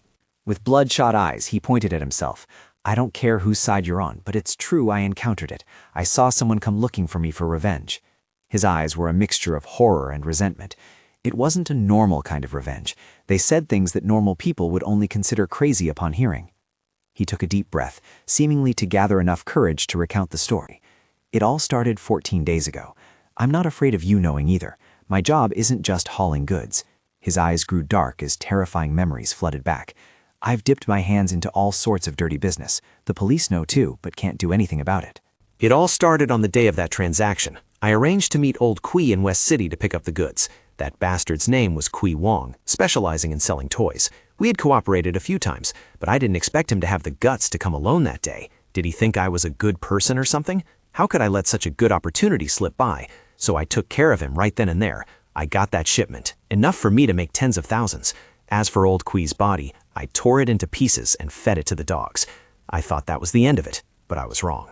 A day later, a strange woman came looking for me. I swear I had never met that hag before, but she claimed to be Kui Wong, cursing me for not keeping the code of honor, demanding I pay with my life, and demanding I hand back the shipment. Hearing that, Lucin frowned slightly and calculated silently. A woman claiming to be Kui Wong. It seemed the story was starting to get interesting. Chin Ran continued the story, his tone full of contempt. At first, I thought that hag was old Kui's mistress coming to make trouble, so I took care of her too. He pointed to the yard outside. Her body is now lying inside the concrete layer of that newly built weighbridge over there. Sweat had begun to seep out on his forehead. But after that, I felt something was wrong. I sent people to investigate, and the result revealed that the hag's name was Wong Ting, a female worker at the South City garment factory. I heard she and old Kui didn't know each other at all. Tell me, isn't that weird? He slammed his hand on the table again. But the stranger part was still to come. His voice showed signs of trembling. 2 days later, 2 more people came. A middle-aged man and a kid about 17 or 18 years old. They looked just like 2 living corpses. One claimed to be Kui Wong, the other said he was Wong Ting, and both demanded I pay with my life. He made a throat-slitting gesture with his hand. Surrounded by my people, they didn't say a word, just recklessly charged in, and they were all killed too. Lucin whispered in a tone so calm it was terrifying. 4 people already. Chin Ran looked completely exhausted. Afterwards, things became increasingly chaotic. I sent people to investigate again and found that those 2 had no relation to old Kui and Wong Ting, yet they came again. Speaking to this point, his voice wavered with terror, and the image of those figures rushing into his house like living corpses resurfaced in his mind. Even stranger and more abnormal was that 4 days later, another 4 came seeking me, all unfamiliar faces, but this time they groped their way straight into my bedroom. He clutched his head tightly, his whole body trembling violently. They rushed in to strangle me, 4 madmen. One claimed to be old Kui, one said he was Wong Ting. Another one claimed to be Zhang Ai Chu, and the last one was Wu Zidian. They have all gone mad. Their eyes were terrifying. Lucin observed him closely. Could it be that those people were also by you? Chin Ran leaned against the wall, a look of helplessness revealing itself on his face. This time I didn't dare to kill. I found this matter too bizarre, so I locked them up. He sighed, but then stood up. Follow me. He led Lucin to a small, dilapidated warehouse and spoke as he stood right before the door. It's here. The moment the door opened, a thick stench of death immediately wafted out, so terrible it made one nauseous. Lucin hurriedly covered his nose. Why does it smell so bad? In the middle of the room was a deep pit. Inside were bodies in a stage of heavy decomposition, piled upon one another. Not a single body was intact. They all looked as if they had been torn apart by some wild beast. Witnessing this hellish scene, a chill ran down Lucin's spine. Truly terrifying. These things are definitely human flesh. Chin Ran glanced at Lucin's still calm complexion, unable to help feeling a bit of admiration in his heart. Brother, you don't look scared at all, do you? At that time, we were the ones scared to death. Looking down at the pit full of corpses, he cursed again. When those 4 guys rushed into the house, they really gave me a fright. It was so strange, I didn't dare kill them right away. I planned to lock them up here to interrogate them and see which bastard was playing tricks. His voice was tinged with a bit of panic. I just didn't expect that after locking them in here, those 4 guys would... Thinking back to the horrific scene, sweat poured out of him again. They were all madmen. Before I could even question them, they started tearing each other apart. Can you imagine? They were humans, but they acted just like a pack of rabid dogs, he recounted helplessly. At that moment, I really couldn't watch anymore. I took my gun and shot them all dead. That was the first time I shot someone and felt like I was doing a good deed. After hearing the whole story, Lucin grasped the key point. He thought all the strange events stemmed from the first abnormal person, old Kui. There seemed to be a rule in this chain of events. He was horrified to realize this replication rule. On the first day, 1 person came for revenge. On the second day, 2 people. On the fourth day, 4 people. Thinking of this, he hurriedly turned to Chinran to confirm. How many days has it been since they last came here? 7 days. Chinran seemed to have also realized that terrifying rule. Lu Sin anxiously bit his fingernails, trying to calculate mentally. 7 days. Tomorrow is the 8th day. If calculated according to this rule, wouldn't there be 8 people coming? Lu Sin turned around to walk out, one hand leisurely tucked into his pocket, his voice remaining calm. Wait a moment, I need to report the situation. Having said that, he pulled out his phone, his fingers sliding nimbly across the screen. Just at the moment he intended to press the call button, a bone-chilling cold air suddenly rushed in from behind. Chinran's razor-sharp blade was pressed against his carotid artery, his voice hoarse with tension, hiding a cruelty honed over the years. Brother, the number of people who have died at my hands is not small. Don't use these trivial things to scare me. Don't say 4 or 8 people. Even if there were a dozen more lives, I wouldn't be afraid. At worst, I'll just leave this rotten city. He gritted his teeth, the blade pressing lightly against Lu Sin's skin. I'll go out there and continue to live like a king, but don't you dare use this opportunity to trap me. So what if you have 2 guns? I have plenty of people outside. If anything happens, you won't be able to escape either. Contrary to what Chinran anticipated, Lu Sin showed no fear.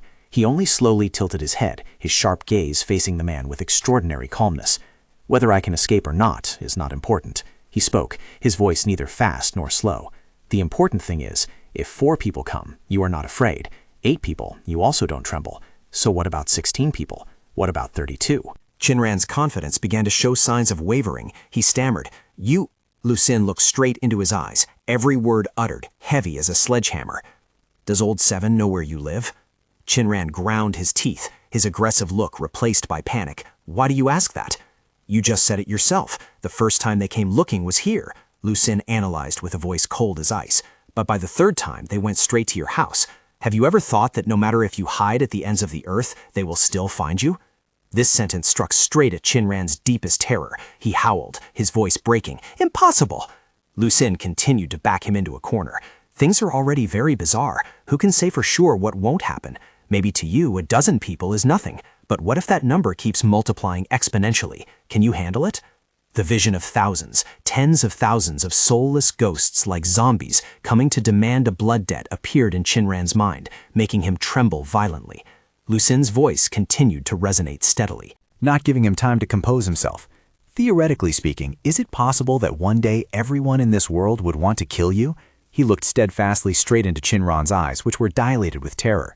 Furthermore, these people are not afraid of death, not afraid of injury, and there is a very high possibility that no matter where you are, they will find you. Simply put, as long as you don't die, they won't stop. Chinran's psychological defense had completely collapsed. However, the inherent apprehension of someone living on the fringes of the law still remained. But my business deals haven't been clean. If I report to the police, I'll definitely have to go do land reclamation. I don't want that. Going to land reclamation is still better than dying, Lu Sin affirmed with certainty. He glanced toward the deep pit behind Chinran, dropping another sentence that sent a chill down the man's spine.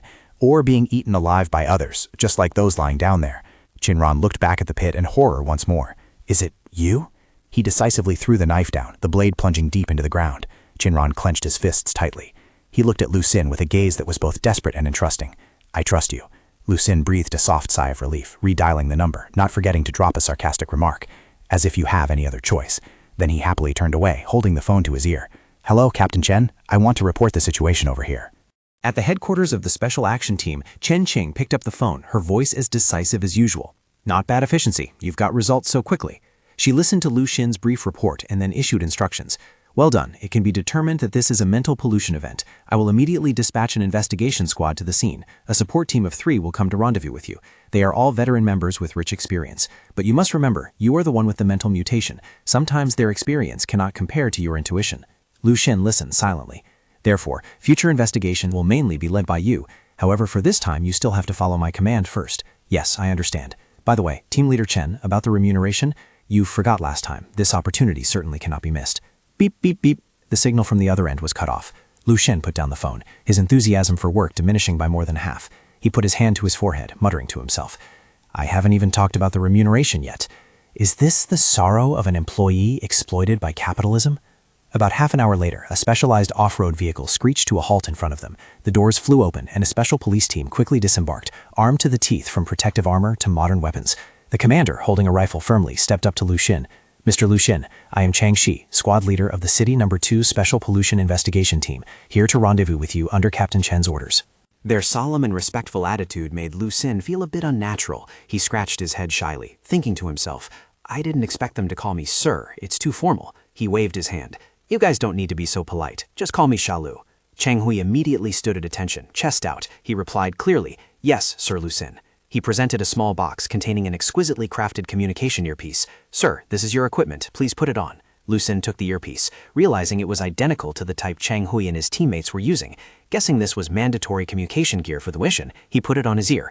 A slight static noise sounded, followed by a series of electronic connection sounds.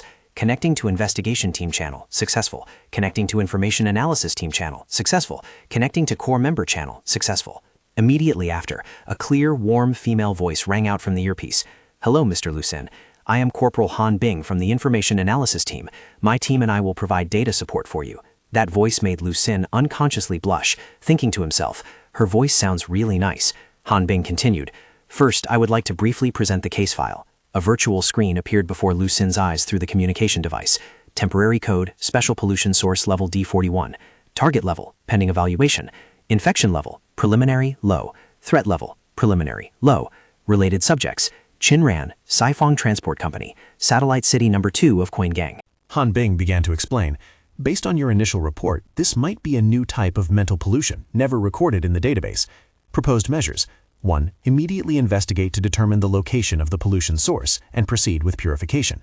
2. Closely monitor the related subject Chinran, waiting for the next polluted individuals to seek him out to gather more clues. She paused for a moment, then continued with a sentence that stunned Lucien. When necessary, we can choose to sacrifice Chinran, handing him over to the other side to sever the logical chain of the pollution source. Huh? Lucien blurted out, turning sharply to look at Chinran, who was standing trembling nearby. The idea of handing over a life as a considered option left him bewildered. He thought, facing so many Avengers like that, is sacrificing the originator also an option? As if reading his mind, Captain Chen's voice suddenly cut into the communication channel. This is your first time participating in an official investigation. Consider it a learning opportunity. In the future, every one of your missions will be supported remotely by a professional analysis team. You will quickly get used to this working model. Yes, Lucien replied. Sometimes fulfilling a specific need of the pollution source is also an effective way to weaken or even completely cleanse it. Chang Qing concluded, but currently information about Event 41 is too scarce. We temporarily will not apply this method. At this moment, images of the Avengers recorded by cameras appeared, accompanied by analysis from Han Bing. According to existing data, these people did not know each other while alive, but were all contaminated and turned into Avengers. This proves they all appeared at a certain location at the same time. That location is very likely the pollution source. It is recommended to organize manpower to investigate the backgrounds and travel routes of the victims before they died. Lucien immediately asked, Investigate everything? How long will that take? Han Bing's awkward sigh rang out in the earpiece. Time cannot be determined. This area has a complex population, and many places are camera blind spots, causing significant obstacles to the investigation work.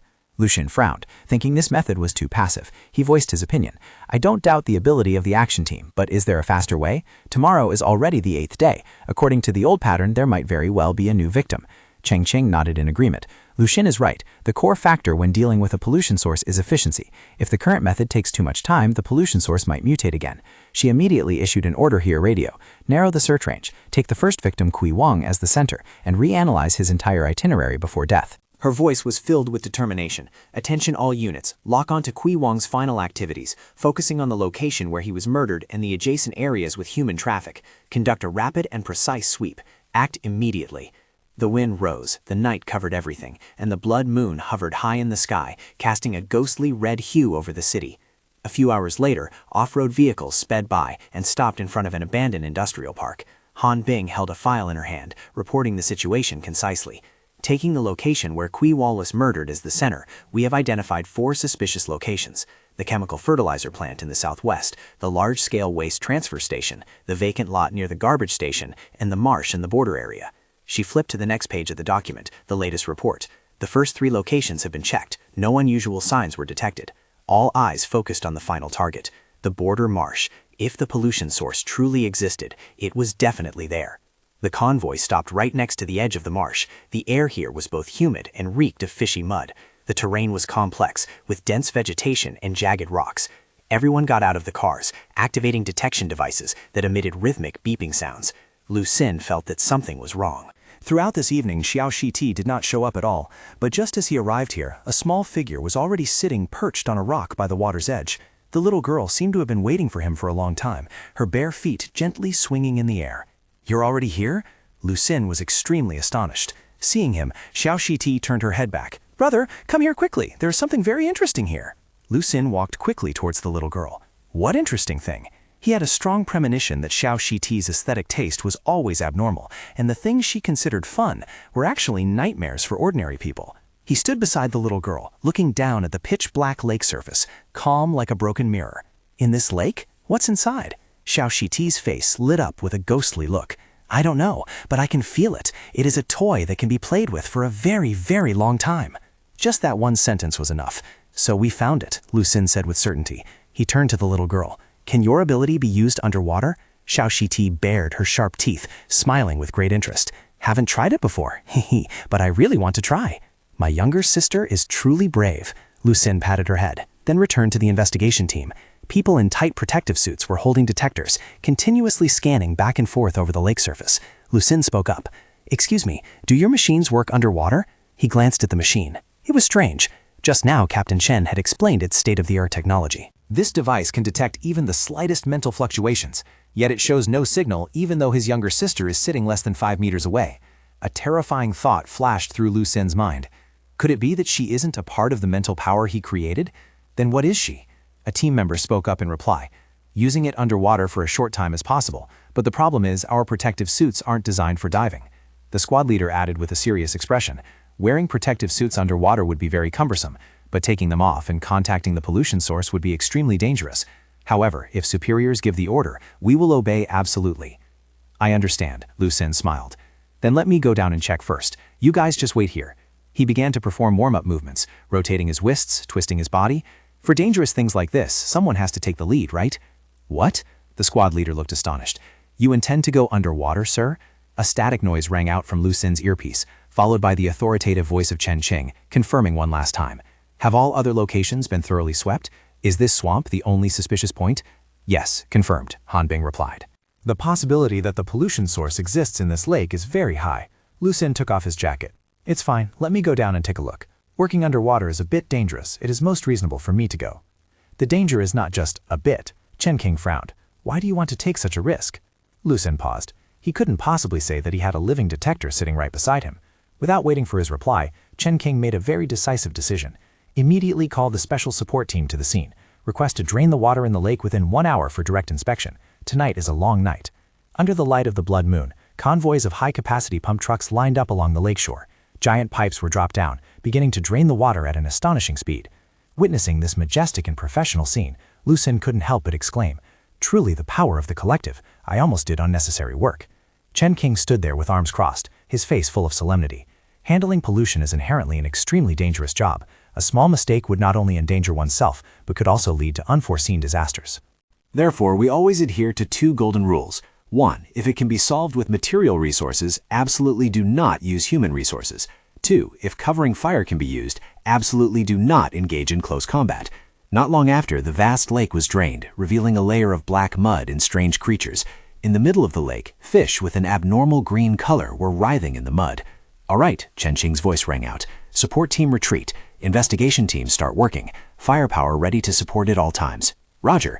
The people wearing light protective suits immediately retreated, making way for the formation dressed in black, armed with guns, advancing into the middle of the lake. Everyone took their positions, both professional and silent. A voice spoke up. "Up to now, we still haven't determined whether the infection level of this pollution source is high or low. Everyone must be extremely careful. If we encounter a high-level pollution source this time, sending too many people close might backfire, turning them into new hosts, causing the disaster to erupt even larger." The area around the sewage lake had been strictly cordoned off with security tape, along with a series of high-power floodlights shining down, illuminating every corner. Seeing this scene, Lu Xun muttered to himself, "Now I understand why the remuneration is so high." A terrifying thought suddenly flashed through his mind. If I and the other members of the team get polluted, will they hesitate out of sentiment, or will they shoot us down immediately? Hearing Lu Xun mention the salary, Captain Shen immediately spoke through the earpiece. "Your work attitude is very good. I will propose a bonus for you." It truly scratched Lucin's itch. He let out a sigh of relief. Then that's acceptable. Having said that, the whole team rapidly advanced into the identified area. Xiao Shiqi excitedly flew around, her clear laughter echoing. So fun, so much fun. Suddenly, she stopped, hovering in midair and pointing downwards. A pool of pitch-black viscous water. Big brother, look there! At the same time, the detector in Lucin's hand suddenly shrieked loudly. Mysterious whispers began to echo from all directions, as if coming from a distant realm. Qin Ran, you killed me. You must pay with your life. Everyone immediately went into a defensive stance, standing back to back, guns pointing all around. The voices became more numerous and clearer, specifically emitting from the dead fish floating on the water surface. Qin Ran harmed me, a life for a life. Suddenly, you caused my death. I have no feud or grudge against you. Why did you kill me? Han Bing and Xiao Jing were both terrified. Chen Qing shouted loudly through the earpiece. What happened? Hundreds of dead fish suddenly raised their voices in curses full of resentment. The sound kept repeating like a gruesome requiem. Those sounds grew louder and denser, enveloping them like a ghostly wall of sound. It's the pollution source. Lu Sheng could not bear it anymore and had to cover his ears tightly. Scream! Say Big Brother is so handsome! Just kidding. Realizing a terrifying entity was awakening from the underground, he stared in shock. Suddenly, piles of fish carcasses in front of him were tossed into the sky, as if a massive creature was emerging from the earth, causing them to explode in midair. An invisible shockwave immediately spread from the epicenter of the explosion, sweeping straight towards the group. Ah! His whole body was pushed back, and Lu Sheng instinctively raised his hands to shield his face. Souls taking the form of giant fish screamed silently as they soared into the air. Almost immediately, countless sticky black tentacles shot up from the ground. All 3 armed members of the team, including the team leader, were entangled by them. What is happening? Ah! In extreme panic, the 3 were lifted into the air. Screams rang out. Walkie-talkies and headsets fell to the ground and shattered. Inside Lu Xin's earpiece echoed the urgent voice of Chen Qing. Retreat! Retreat immediately! From outside the encirclement, the soldiers could only witness a bizarre scene where their 3 teammates were floating in the void. They absolutely could not see those ghostly tentacles. A soldier exclaimed in astonishment. How can this be? Lu Xing struggled to push himself up, his eyes locked onto the invisible monster, a thought flashing through his mind. It seems I can see it. A tentacle was rushing towards him. From the air, the grotesque face of the monster gradually materialized and was about to touch him. He thought to himself, I'm done for. I can't avoid it. At that life-and-death moment, Xiao Shiqi used her small hand to touch him and then nimbly climbed onto his back. Lu Xin's face changed instantly, his eyes turning into a deep black color. He and a little girl looked like 2 parts of the same entity as he carried her tightly on his back. His body suddenly felt light under the assistance of his younger sister, helping him easily soar up, dodging the monster's attack by a hair's breadth. The little girl wrapped her arms tightly around his neck, cheering happily. Big brother, I'm here to help you. Looking at his 3 teammates who were being pinned tight against a rotten tree trunk by tentacles, Lu Xin spoke up. Thank you. However, in this situation, all 3 of them were being strangled to the point of suffocation, only able to let out pained grunting sounds. At the command center, Han Bing raised her voice to report anxiously. It is a mental attack. From the last data transmitted by the detector, it can be seen that at least nearly 200 units of mental energy are erupting. It is assumed that a level 1 mental monster or higher has appeared. Mental pollution is spreading. The infection level of the pollution source is adjusted to medium. The danger level is temporarily adjusted to high. Hearing this, Captain Chan immediately ordered, Lu Xin, retreat immediately. Be careful with the teammates in the investigation team. At the scene, the tentacles turned into illusory phantoms, clinging tightly to the 3 soldiers, controlling them to raise their guns. A soldier struggled with all his might, but it was completely useless. Get away! A torrential rain of bullets poured down on Lu Xin's position. Xiao Shiqi, quick as lightning, hugged him and flew, dodging every single one. He moved like a phantom. Not a single bullet could touch him. After landing behind a large rock, he carefully observed the situation. Han Bing continued to update the report. Suspect the target is a level 1 mental monster or higher. 3 armed members have been completely infected. Suggest survivors retreat immediately. Mobilize the patrol team to use heavy firepower to destroy it. Chen Qing shot up, slamming her hand on the table. Her tone hurried. Agreed. Also, prepare a helicopter immediately. I'm going to the scene right now. She ordered, Lu Xin, I order you to retreat. Everyone fall back 500 meters. Lu Xin's voice rang out, carrying firmness and determination. I can't leave. Chen Qing couldn't help but be stunned. What did you say? Lu Xin observed while speaking. The 3 of them haven't been completely infected yet, just controlled. He turned his head towards the center of the pollution source and continued. Besides, we can't run anymore. Let me handle it. Han Bing shouted in panic. Are you crazy? Chen Qing was both worried and angry. No, it's too dangerous. Xiao Shiqi sat on his shoulder, gently patting his cheek. Big brother, I'll go with you. Lu Xin half closed his eyes. Okay, with my sister by my side, what is there to fear? With that, the two siblings charged forward together, Lucin's eyes turning into a terrifying dark black once again. In midair, the three soldiers were still under control, their guns firing ceaselessly. One soldier whispered in despair, "I can't hold on much longer." Like an arrow shot from a bow, Lu Xun charged straight into the rain of bullets. Witnessing the scene, a soldier screamed in horror, "Ah!" In an instant, bullets grazed past him. He performed spectacular leaps and rolls to dodge them. Both siblings shared the same thought. This speed is still not fast enough. Xiaoxik controlled his body to accelerate, darting towards the three soldiers. Despite the dense barrage of fire, he stomped hard on the ground to gain momentum and soared into the air. Moving as fast as lightning, he rushed in front of a soldier and threw a punch. Thinking he was being attacked, the soldier screamed in terror, Don't kill me!" But Lu Xun's punch was not aimed at him. His hand, swift as lightning, gripped the ghost clinging to the soldier's back. The soldier was astonished. Lu Xun clamped down on the ghost, yanking it off the soldier's body. Released from control, the soldier slumped to the ground. Lu Xun continued to fly towards the others, dealing with the ghosts one by one, rescuing them all. At the command center, everyone held their breath, watching the image of Lu Xun facing the pollution source alone on the large screen. What the hell is he doing? An analyst exclaimed, their voice unable to hide the horror. Han Bing clenched her hands tight, cold sweat already soaking her forehead. The analysis data running on the screen revealed a terrifying truth. Pollution source D41 could lift 3 fully armed agents into the air and control them in just the blink of an eye. That proved a mental pollution ability at an extremely high level. Yet Lu Xun was doing the unthinkable, rushing straight into the eye of the storm, facing the hail of bullets heading toward the monster. Although those possessing the spider system ability have extraordinary ballistic evasion skills, they are not made of bronze or iron. Just a single stray bullet would be enough to take his life. Looking at his appearance without a hint of hesitation.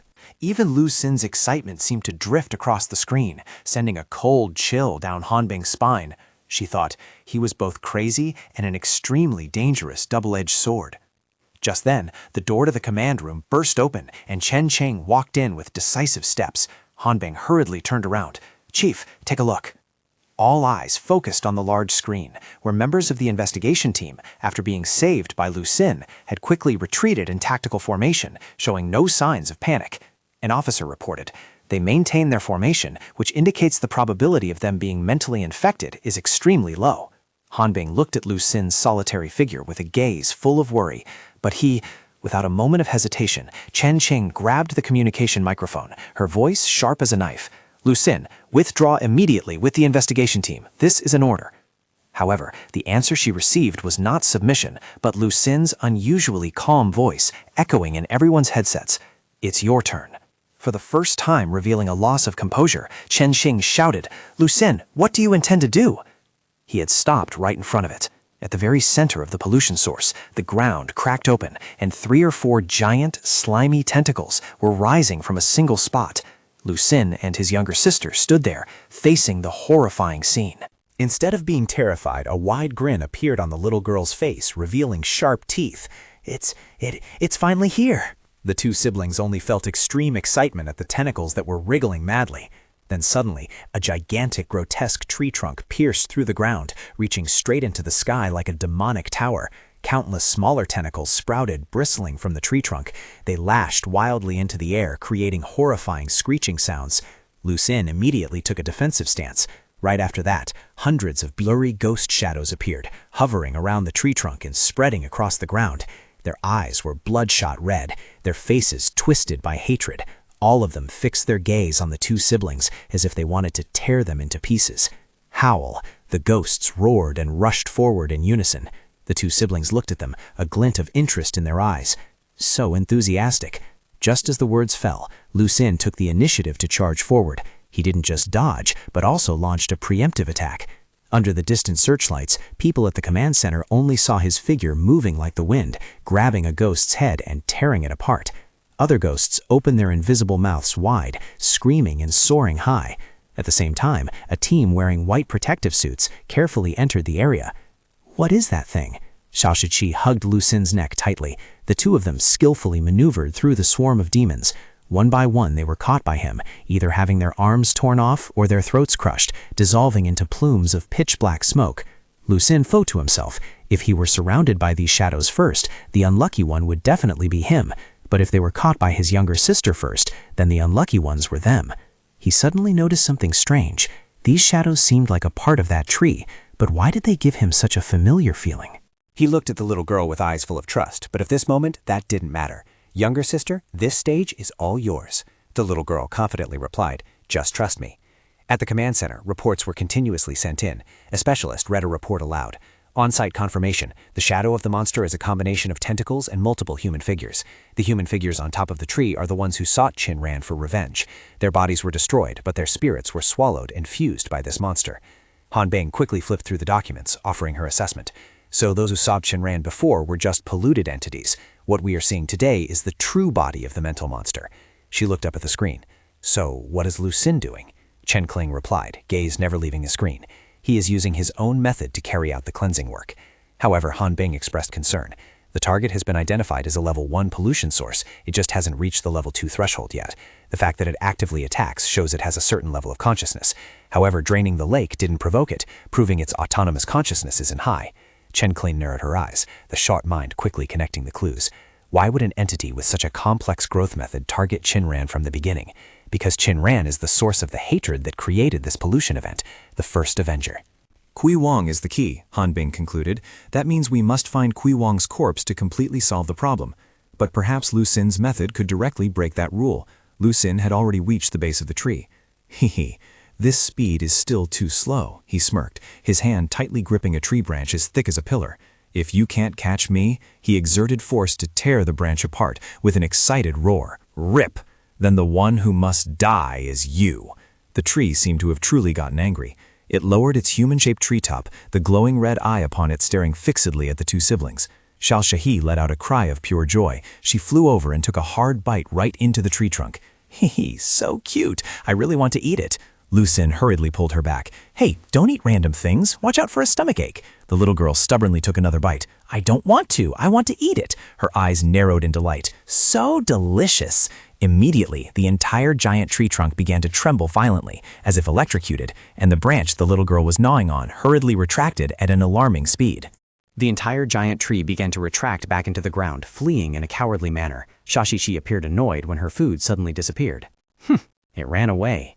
Her hands were still tightly clutching a piece of the tree she was gnawing on.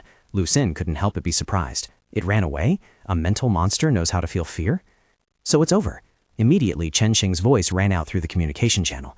Attention all teams, immediately seize this opportunity to proceed with excavation and capture the main body of the pollution source. Lu Sin, you are in charge of the perimeter watch. Roger. An hour later, with the support of heavy excavators, they finally dug something up. An agent shouted loudly, "Found it! It's a corpse!" Lu Sin walked closer. He looked down into the deep pit and froze. This is... Captain Chen's voice rang out urgently through the earpiece. Can you confirm the identity? Is it Kui Wong? Lu Sin replied, his tone somewhat strange. No. He stared unblinkingly at the body in the pit. It's Kui Ran. Just then, Kui Ran, in the flesh, walked up from behind and asked curiously, What's wrong? Did you find something? Click, clack, clack. In the blink of an eye, the entire special police squad simultaneously cocked their weapons. Dozens of pitch-black muzzles pointed straight at him. Qin-Ran was startled, frowning. Huh? What's wrong? Why are you pointing guns at me? Lu Sin slowly turned around to face him. His gaze was calm, yet sharp as a dagger. Who are you? Qin-Ran looked annoyed. Who am I? What do you mean by that? In the communication channel, Han Bing's voice rang out. Suggest questioning directly. Observe reaction. Agreed, Chen Kling replied. Everyone maintain high alert. Lu Sin narrowed his eyes, speaking clearly, every word like a nail driven into the air. If you are Qin-Ran, then whose corpse did we just dig up? Lu Sin looked straight into Qin-Ran's gradually panicking eyes. Just now, we found a body at the bottom of the lake. That body was identified as yours. If you died a long time ago, then who is the person standing in front of us? The sentence was like a sledgehammer striking straight into Qin-Ran's mind. He stumbled, his face turning pale, blood vessels bulging in his eyes. No, that's impossible. He stammered, his voice trailing off. If that corpse is me, then who am I? Instantly, all muzzles were aimed at him. Standing next to Lu Sin, Xiao Shiqi's small hand gently tightened around his hand. Her voice echoed in Lu Sin's mind. He looks very similar to those things. Lu Sin suddenly associated Qin-Ran's face, distorted by fear, with the ghost shadows from before. That's right, the human-shaped shadows on the monster tree. They had something very familiar about them. Thinking back now, they all had shapes very similar to Qin-Ran. Qin-Ran gasped for breath in spasms, his eyes rolled back white. I am... Sweating profusely, he couldn't utter a word. Suddenly he spun around and fled, screaming frantically as he ran. "It's fake. It's all fake. You want to harm me. I knew it. Stepping into this damn city wall never brings anything good." The gun muzzles were raised simultaneously. Lu Xin keenly noticed. "Wait, this speed and these movements aren't like a normal person." A police officer shouted, "Damn it, he's about to break out of the encirclement." Chen Kling ordered decisively over the walkie-talkie, "Capture him alive." Bang, bang, bang. 3 gunshots rang out almost simultaneously. Chin Ran collapsed to the ground. He trembling raised his hand, blood gushing from the corner of his mouth, trying to say something. Then his eyes widened, soulless, and he slumped completely. He was dead, unable to understand what had happened to him until the very last moment. But then a horrifying scene unfolded. In just a few short seconds, the person lying on the ground was no longer Chin Ran, but Kui Wong, the first victim of the case. Han Bing stammered in terror, He turned into Kui Wong." A cold wind swept past, carrying the chilling silence of the night. Lu Xin sat on a high rock, watching the investigation team cleaning up the scene. He draped the white towel handed by the medical staff over himself, looking just like a victim who had just survived a terrifying ordeal. Engines roared, and a military helicopter landed nearby, kicking up a cloud of dust. The door opened, and the long, fair legs of Chen Qing stepped down. She looked just like a powerful tycoon stepping out of a movie screen. She spoke as she approached Lu Xin. "In any case, the cleanup mission this time is complete. I will propose a special bonus for you." The first sentence hit right at his main concern. Lu Xin was about to ask about the strange mutation of the corpse. About that, Chen Qing seemed to have read his thoughts. There will be a specialized department to analyze and investigate. She looked at Kui Wong's body being moved away. In our line of work, we often encounter things that seem absurd and inexplicable, but as long as we grasp the clues, we can mostly find the hidden logic behind them. I believe this time is no exception. She turned back, her large round eyes looking straight at Lu Xin. "In fact, it's not that we are without clues. I heard the report of the entire process. You all heard a fish talking." Recalling the eerie scene at the bottom of the lake, Lu Xin nodded slightly in confirmation. Chen Qing stepped even closer. "Fish cannot speak, and I didn't hear anything through the communication channel either." She bent down, her face almost touching Lu Xin's, her voice whispering bewitchingly. "Therefore, that was very likely an illusion caused by the pollution source. But this is a very good start. For example, if those fish were screaming for Chin Ran to pay with his life, then which Chin Ran do they want to pay for it?" Lu Xin felt a bit tense at her closeness. Chen Qing straightened up, smiling. "All right, let's go. There are still some things that need to be done." At the Satellite City No. 2 police station, the night was late. Chen Qing spoke up. "You rest here first. I'll go handle a few things and then come back." Lu Xin replied. The room now only had him left, truly quiet. Xiao Shiqi was sitting perched on the table, delightedly chewing candy. She hugged a handful of candy to her chest, her eyes sparkling. "So yummy, brother. I like this." Lu Xin smiled. "If you like it, just eat it all." Click. The room door suddenly opened, startling the two siblings. Lu Xin hurriedly gathered the pile of candy wrappers. He acted as if he was peeling them. Chen Queen walked into the room. "I'm back." Immediately after, she paused when she saw the pile of candy wrappers in Lu Xin's hand. She thought to herself, craving sweets, or is this a side effect after using his ability? She decided to ignore it. The investigation is complete. No remnants of mental power were found in the lake. She sat down on the chair opposite Lu Xin. Pollution case number 41 can be declared successfully handled. However, lab results show that the tissue remnants collected at the scene where Kui Wong was murdered do not completely match Chin Ran's DNA. This confirms that the pollution source at the bottom of the lake was indeed Chin Ran. Although there are still many suspicious points, at least no more people will be harmed. Lu Xin spoke up. "That's great then." Chen Queen looked at his gentle, somewhat naive face and wondered, is the him right now and the him when facing that level 1 monster really the same person? She flipped through the file. Further research on pollution source 41 will be handled by another department. She crossed her arms, her gaze becoming incredibly sharp. What we need to do now is review the entire process of this operation. She stared at Lu Xin, her tone full of inquiry. Normally, we find the logical link and the key to the pollution source before proceeding to handle it. But this time, we found almost neither of those things, yet still solved the problem. So you are hiding some kind of ability, aren't you? Otherwise, how could you alone handle a pollution source with an amplification level of nearly 200 units? Lu Xin blinked, keeping an innocent expression. "Hidden ability? Why do you ask that?" She replied, "Your file shows that you belong to the Spider system, rated as a C-rank ability, with a mental amplification speed of about 100 units. She pushed the file towards him. Typically, a mutant will have an amplification level slightly lower than the corresponding pollution source. That is why we rarely let a single individual face them alone. But you are different. You chose the direct approach to solve it. Case 36 was one thing, and now Case 41 is the same. This method of handling things is very straightforward, very violent, and very abnormal." Lu Xin frowned at her, his expression remaining calm. Lu Xin scratched his head, looking slightly awkward. But the important thing is, neither of those pollution sources were actually resolved by me. It was my younger sister who did it. Then he held up the empty candy wrappers. These were also eaten by my younger sister. Chen widened her eyes, trying to see through him. So where is the girl? Lu Sin innocently pointed. That girl? She is right on top of your head. She is looking at you and smiling. Right in front of Chen, floating in midair, was the image of a little girl with glowing red eyes. The girl tilted her head, grinning mischievously. But of course, Chen could not see anything. She thought to herself in confusion. Clearly there is nothing there. What trick is this kid playing? She had to give up probing. Forget it. Let's not talk about this issue yet. What I am more curious about is that I ordered you to retreat at that time. Why did you still risk your life rushing towards that tree? Could it be that you guessed the 3 team members hadn't been completely infected yet? How were you able to determine that? Lu Sin maintained that innocent look. Determine? I saw it directly. He spoke with complete sincerity, but for someone like Chen Qing, that was truly hard to believe. She couldn't help but raise her voice. Saw it directly? He honestly replied. That's right. I can see the forms of those monsters, so I knew they were only being controlled, not that they had turned into a part of them. Moreover, the reason my younger sister could help me deal with the monster back then was also because I could see it. That monster looked very scary, but as long as I could dodge it, it was fine. Chen Qing tilted her head, trying to come up with an explanation. So you can see the mental fluctuation field moving? Lu Sin asked back blankly. Don't you guys see it? Maybe that is your problem. She thought, gosh, if only you can see it, then it's your problem. Chen Qing screamed internally, but on the outside, she still tried to keep her calm. All right, you did very well this time. Go back and rest first. I will notify you when there is a next mission. Lu Sin stood up, hesitating a bit. Staying is fine, but Chen Qing thought he was worried about his own abnormal ability, so she spoke up to comfort him. No need to worry. The manifestation of your ability is indeed very special. But after the Blood Moon event, the abilities of those with mental mutation are very diverse. I've even met a guy who could steal other people's abilities. But that was not what Lu Sin was concerned about. The thing he cared about most all along was still money. He scratched his head, asking shyly, the thing is, actually I wanted to ask about the remuneration.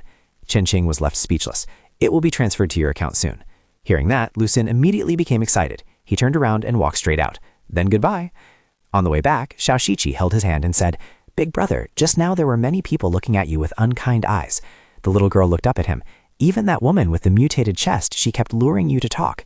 Lu Sin quickly put his hand to his mouth to signal. Shh, all right, stop talking. They are paying us. As long as there is money, I will put up with anything. In the meeting room, only Chen Qing remained. She muttered to herself, Lu Sin can directly see the pollution source. The more diverse his abilities are, the higher the risk of losing control. She pressed the red bell on the table. Immediately, holographic images of professors and high-ranking officials appeared. An old man, nearly bald and wearing glasses, spoke first. Regarding the case of Lu Xin, the situation is a bit special. He can not only see, but also distinguish very clearly. I suspect this is because he possesses extremely high mental amplification.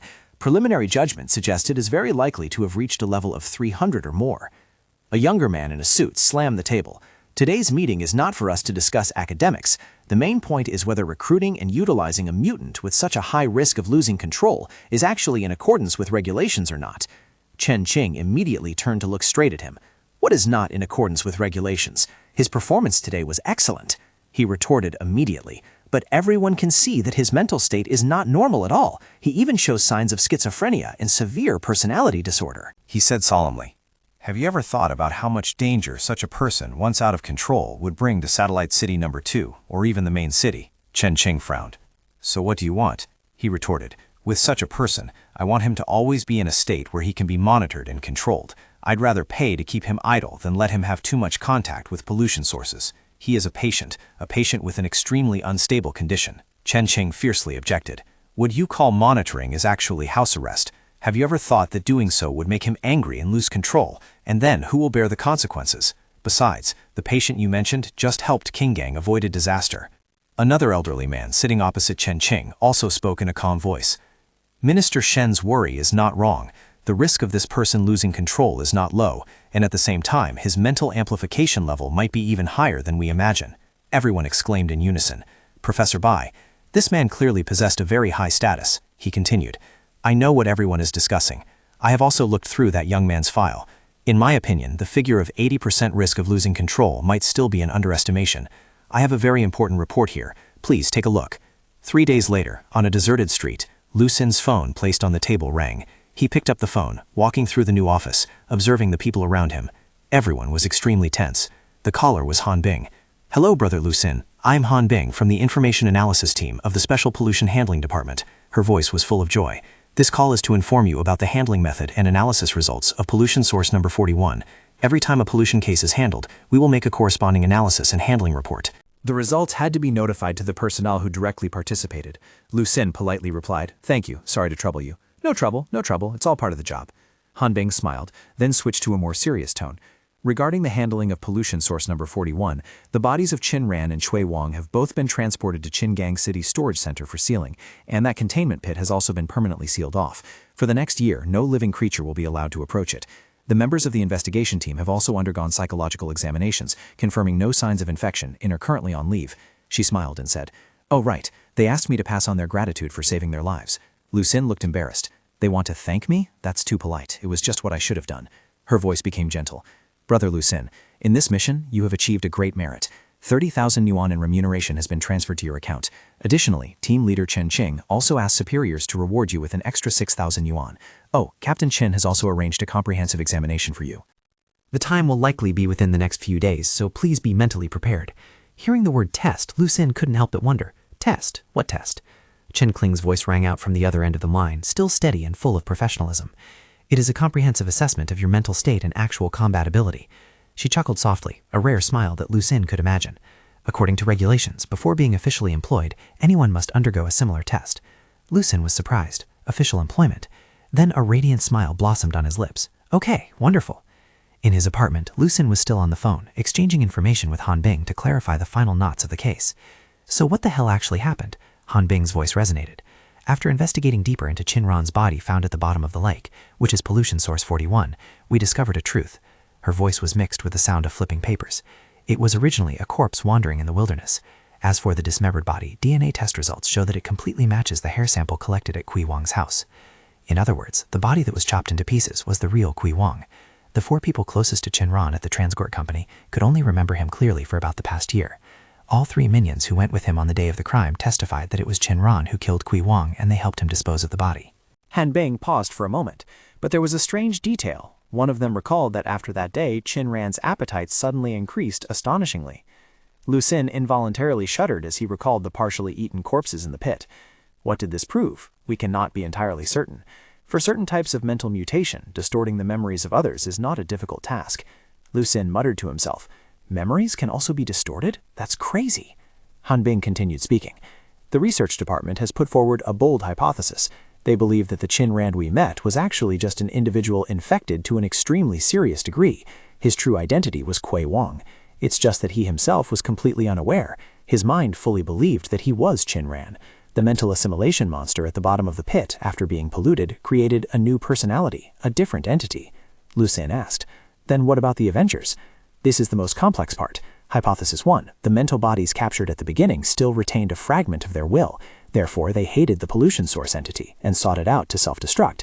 Hypothesis 2, the polluted mental body itself had a defect. It generated a tendency for self-hatred and self-destruction, creating another monster to devour itself." Han Bing delivered the final conclusion. "In other words, Chui Wang was severely infected by the pollution source at the bottom of the pit, causing him to transform into Qin Ran. What we faced was likely just a larval form. Given more time, he might have not only completely transformed into Qin Ran, but also recalled more fabricated memories. It is a pity that the gunfight caused us to lose a valuable research specimen." Lu Xin bit his nails, his brain operating at maximum speed to link every detail. So, the fake Qin Ran, after being infected, killed the real Kui Wang. Afterward, Kui Wang's soul turned into Avengers, seeking to devour the fake Qin Ran, inheriting his memories and identity, a self-destructive loop. Han Bing spoke up to reassure him. "Anyway, you can rest assured, pollution sources with a low threat coefficient will all be sent to special containment centers to be sealed. They have the most state-of-the-art facilities there, guaranteeing that no incidents will occur." Ding! A sudden notification appeared on the phone screen. Lucien opened it to check, his eyes instantly lighting up. Remuneration, 36,000 yuan. He jumped up in joy. He was about to be hired officially, and the salary was significantly better. Life was truly getting better day by day. A few hours later, night had blanketed the city. As soon as Lucien approached the apartment complex, he saw a familiar small figure sitting perched atop a street lamp. Her legs were swinging gently. "Big Brother is back," Xiaoshiki exclaimed. Whoosh! At that very moment, a cold streak of light tore through the night, rushing straight towards Lucien. His reflexes were as fast as lightning. He immediately twisted his body to dodge, and a dagger grazed past his shoulder by a hair's breadth. But before it could fly far, Xiao Shiki rushed down like a bolt of lightning, her small hand snatching the knife hilt. Lu Xun growled, "Who is it?" His sharp gaze swept around. An arrogant voice rang out, "Haha, as expected of someone with the same ability system as me. Sharp reaction." Lu Xun looked up. On the wall of the opposite building, a young man in a red cloak was leisurely walking down. Every step defied the laws of physics, as if walking on flat ground. Another spider system user. He landed lightly. Standing opposite Lu Xun, with bright blonde hair, stylish sunglasses, and the red cloak fluttering in the wind, he looked truly stylish. He smirked. "Just wanted to test you a bit." Then he held out his hand, his expression becoming more friendly, and introduced himself. "I am Lizard. Captain Chen sent me here." Lu Xun coldly looked at the hand hovering in midair. "Do you know that doing that is very dangerous?" Lizard laughed out loud, seemingly unaware that he had just stepped into a death zone. "Dangerous? Come on, brother. For a spider systems, is this little trick considered dangerous?" Little did he know that right behind him, Xiao Shiqi was holding a knife in a reverse grip, her eyes cold as ice, waiting for just a nod from Lu Xun. The little girl whispered, "Brother, do you need me to take action?"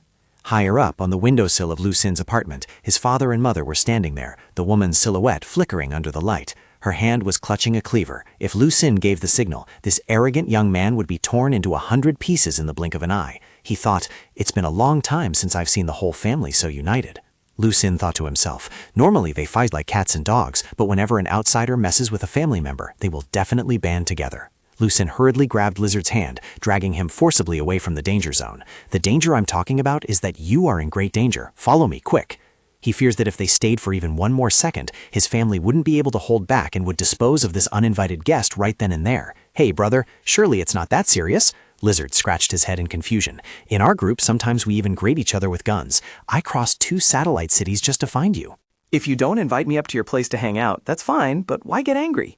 Lu Xun was left speechless. "You still want to come up? I'm afraid you'd be greeted before you even stepped through the door." He turned around and sighed.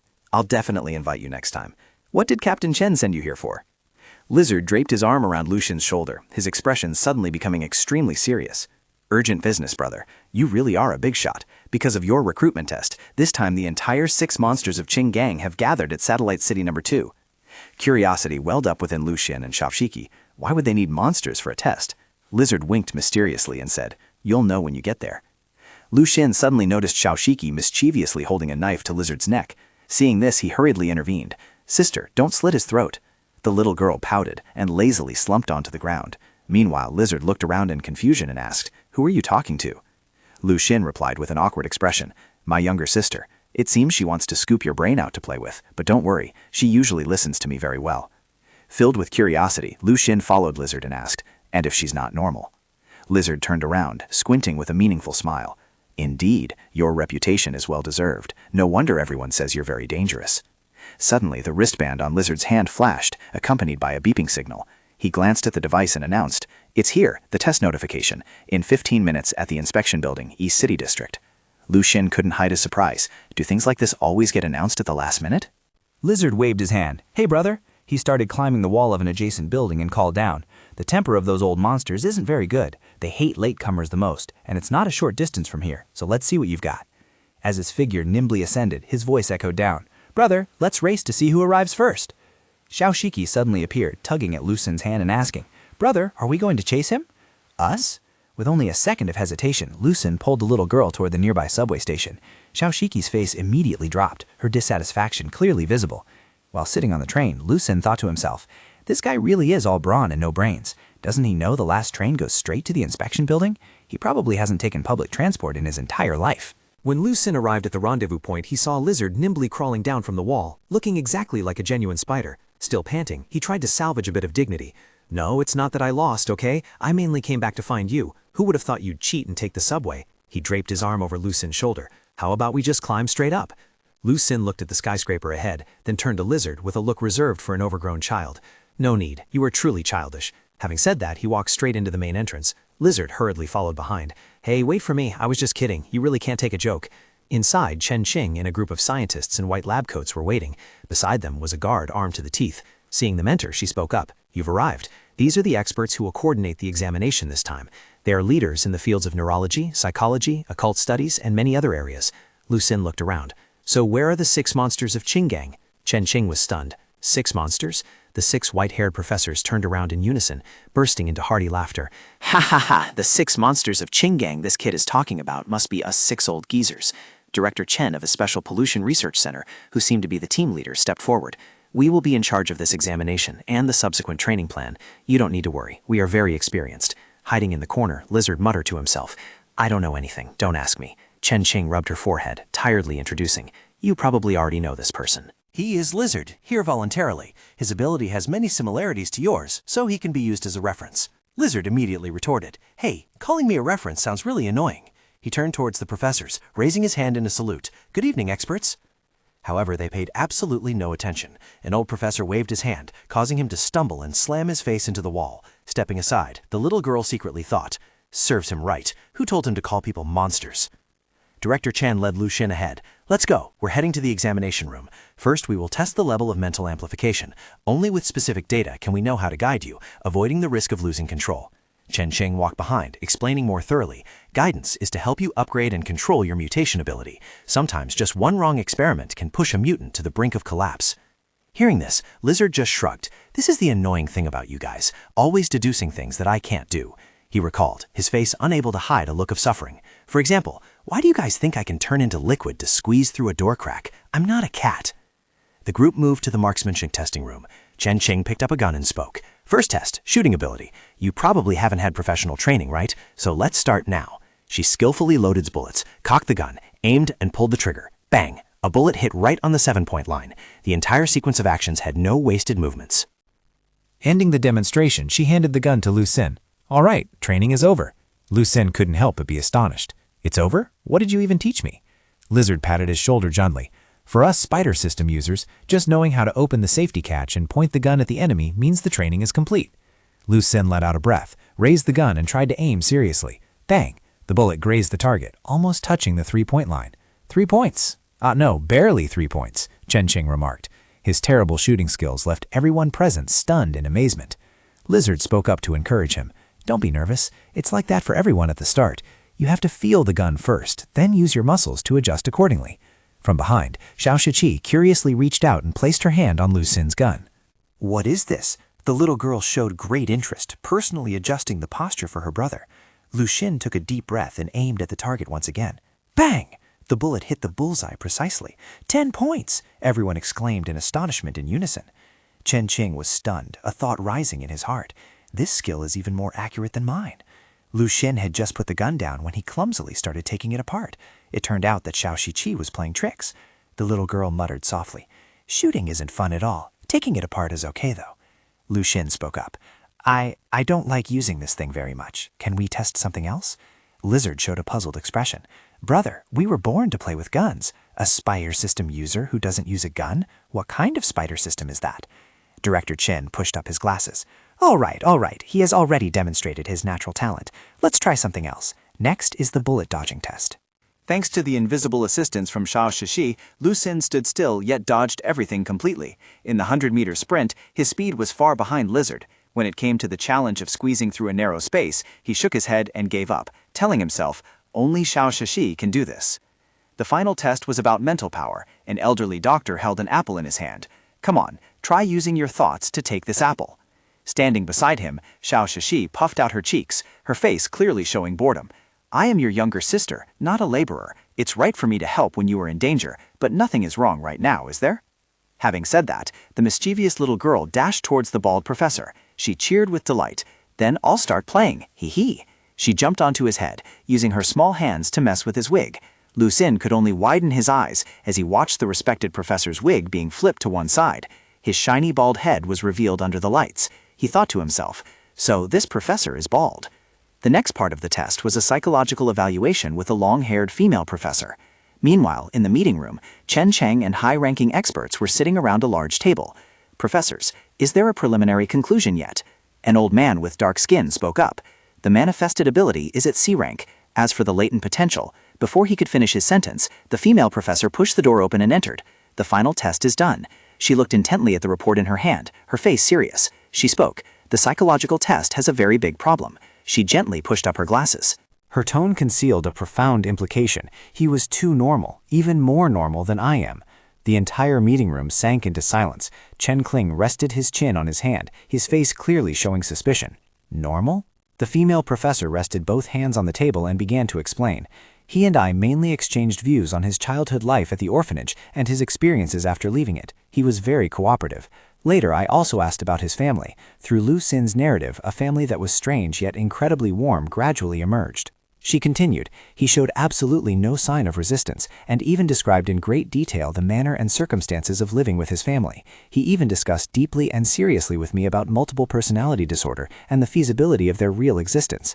Honestly speaking, at times I almost thought he was a graduate student under my own guidance. Minister Shen, the man in the suit, immediately spoke up to question. After the Blood Moon event, how could anyone possibly remain completely psychologically normal? Is he lying? He thought, if the boy was lying, he certainly couldn't pull the wool over my eyes. The female professor immediately replied. She took off her glasses, rubbed the bridge of her nose, and said, "This young man is an optimistic, positive, and kind-hearted person." I discovered that he was deeply influenced by one person, the former director of the Red Moonlight Orphanage. That person was a paragon of sobriety, reason, and self-restraint amidst the darkest and most chaotic years. The bald professor chimed in. If he has 3 family members, and we assume the spider system ability belongs to his younger sister, then we can speculate that he possesses 2 other abilities. Did he deny this? He suddenly recalled the mental power test. It was very likely that his level of mental amplification was extremely high. During the test, he refused to move the apple, but my wig came loose. I am certain I wore it very neatly, yet he still used some method, in some moment I was unaware of, to tamper with it. Saying this, the old professor decisively yanked off the wig, revealing a bald head. This wig of mine is a specially made type. It fits very securely and requires force to remove, yet he was able to do it silently. With such power and control, he could even crush my head at any moment. Chen Qing felt her head buzzing. She thought if the explosion at the Red Moonlight Orphanage is proven to be related to him, then not only his brain, but everyone present here will share the same grave. A few days ago, at the police station of Satellite City No. 2, Professor Bai was reviewing an old file. This document recorded the details of a chain explosion that occurred 15 years ago. The explosion had leveled the entire 3-story orphanage. Lu Xin and Zhang Xiaolu were the only 2 survivors. Zhang Xiaolu is currently the principal of the elementary school named Red Moonlight. He rubbed his hands together and said, "Back then, our manpower was insufficient, so we could only pass a rough judgment. Reviewing it now, there are many suspicious points. For instance, the scene showed no traces of explosives. According to my analysis, this was likely a case of loss of control of mental power at a terrifying level. Indeed, the risk of this young man losing control is very high." He continued, but he has always tried to restrain himself. 10 years after that explosion, no abnormal incidents have ever occurred. My personal decision is to agree to the recruitment, but there must be special guidance. The Research Alliance meeting I just attended discovered Level S mental mutation individuals in other city walls. If these people are utilized for military purposes, how will we fight back? This incident gives me a bad premonition. We must quickly organize a test for Lu Xin. Another doctor muttered softly, "Why do I get the feeling that his amplification level even exceeds the figure of 500,000?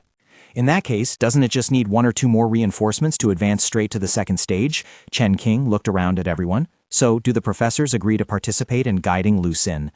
As soon as she finished speaking, a series of hands raised in unison. Completely agree. I also suggest arranging a few more missions for him so we can collect more data. Fully agree. An individual with such great potential naturally must be nurtured. Outside the meeting room, Lizard, another member of the team, sat next to Lu Xin and yawned deeply. So boring. Why isn't it done yet? He turned to strike up a conversation with Lu Xin. "Hey, brother, when did you discover you had abilities?" Lu Xin was busy removing a hair clip from Xiao Shixi's hand and asked back blankly, "Discover I had abilities?" Lizard laughed and said, "Never mind. Let me tell you my story first. The first time was truly unforgettable," he began the ramble on. "That day was a winter day. Snow was falling lightly. I was walking on the street when I saw a girl who, despite the wind and snow, was still standing there working the night shift. I'm naturally kind-hearted, even though I clearly had less than 50 yuan in my pocket. As soon as she saw me, she blew a kiss. 'Come play, handsome,' he thought. His drool was about to flow out. He replied immediately, 'Sure.' She was very touched, and also very serious, he continued, his face full of pride. But right at the climax, there was suddenly the sound of police banging on the door outside. That scared the soul out of me. I didn't have time to put on clothes. I whooshed into a cabinet nearby to hide. It wasn't until people dragged the whole cabinet to the police station that I discovered it was just a shoe cabinet, only 30 centimeters high. He patted Lu Xin's shoulder. "You've joined our department. Sooner or later, you'll know all my embarrassing stories anyway. Maman is drunk every day and says he sees flying dragons. Doll is beautiful enough to drive men all over the world crazy, but she's a genuine idiot." He covered his mouth, snickering slyly. "And our Captain Chen, do you know what color underwear she wears?" Lu Xin was drinking water and choked, spraying it all out. He couldn't believe this guy dared to badmouth the superior. Is it really okay for you to talk about the boss like that? From the ceiling, Xiao Shiki hung upside down, leaned into his ear, and whispered, "It's pink." Lu Sen glanced at Lizard, who was still waiting for an answer with a face full of anticipation, then casually dropped a sentence, "Pink." Oh, Lizard froze, then his astonishment quickly turned into extreme excitement. He looked incredibly arrogant, his nose puffing up with self-satisfaction. "Do you really know? Come on, tell me more clearly. What are the dimensions, the style, big or small, those kinds of things?" Lu Xin threw him a disdainful look. "About this, let me tell you." A voice as cold as ice cut through their enthusiastic conversation. Unnoticed, Chen Qing had walked in, arms crossed over her chest, her eyes sharp as knives piercing into the two who were badmouthing her behind her back. "What are you two talking about?" She sat down on the chair, placed a file on the table. "Your test has ended. The detailed report will be available in a few days. What needs to be done now is for you to get used to your own abilities before participating in intensive training. Lizard will help you with this." She glanced at the blonde guy. "Since you two share the same ability system. For the time being, I will arrange for him to lead you in performing a few low-level cleanup missions so you can quickly understand yourself better." Lu Xin saw Lizard winking at him to signal, so he nodded. "Yes." Chen Qing spoke in a serious tone. "There will be a mission tonight. The investigation team has identified the target as a level D special pollution source. When the time comes, Lizard will contact you. The mission will be led by him. You just need to follow to support and get used to the process. One more thing." She pushed the file in front of Lu Xin. "This is your code name." Lu Xin curiously opened it. "My code name is Single Soldier?" "That's right," Chen Qing confirmed. She stood up, leisurely walking around the table. Each of her steps seemed to be treading on Lizard's taut nerves. The arrogant young man from before now had a pale face, sweating profusely. She stopped right next to him, her face darkening, leaned close to his ear, and gritted out each word, the volume just enough for only him to hear.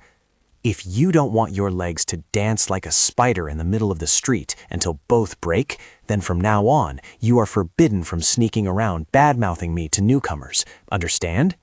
He stammered, trembling like a leaf. Understood. Chen Qing proudly turned and walked away. Before disappearing behind the door, she didn't forget to drop one last sentence. "Also, today, I'm wearing black." That sentence made Lu Xin both ashamed and terrified, his face flushing red.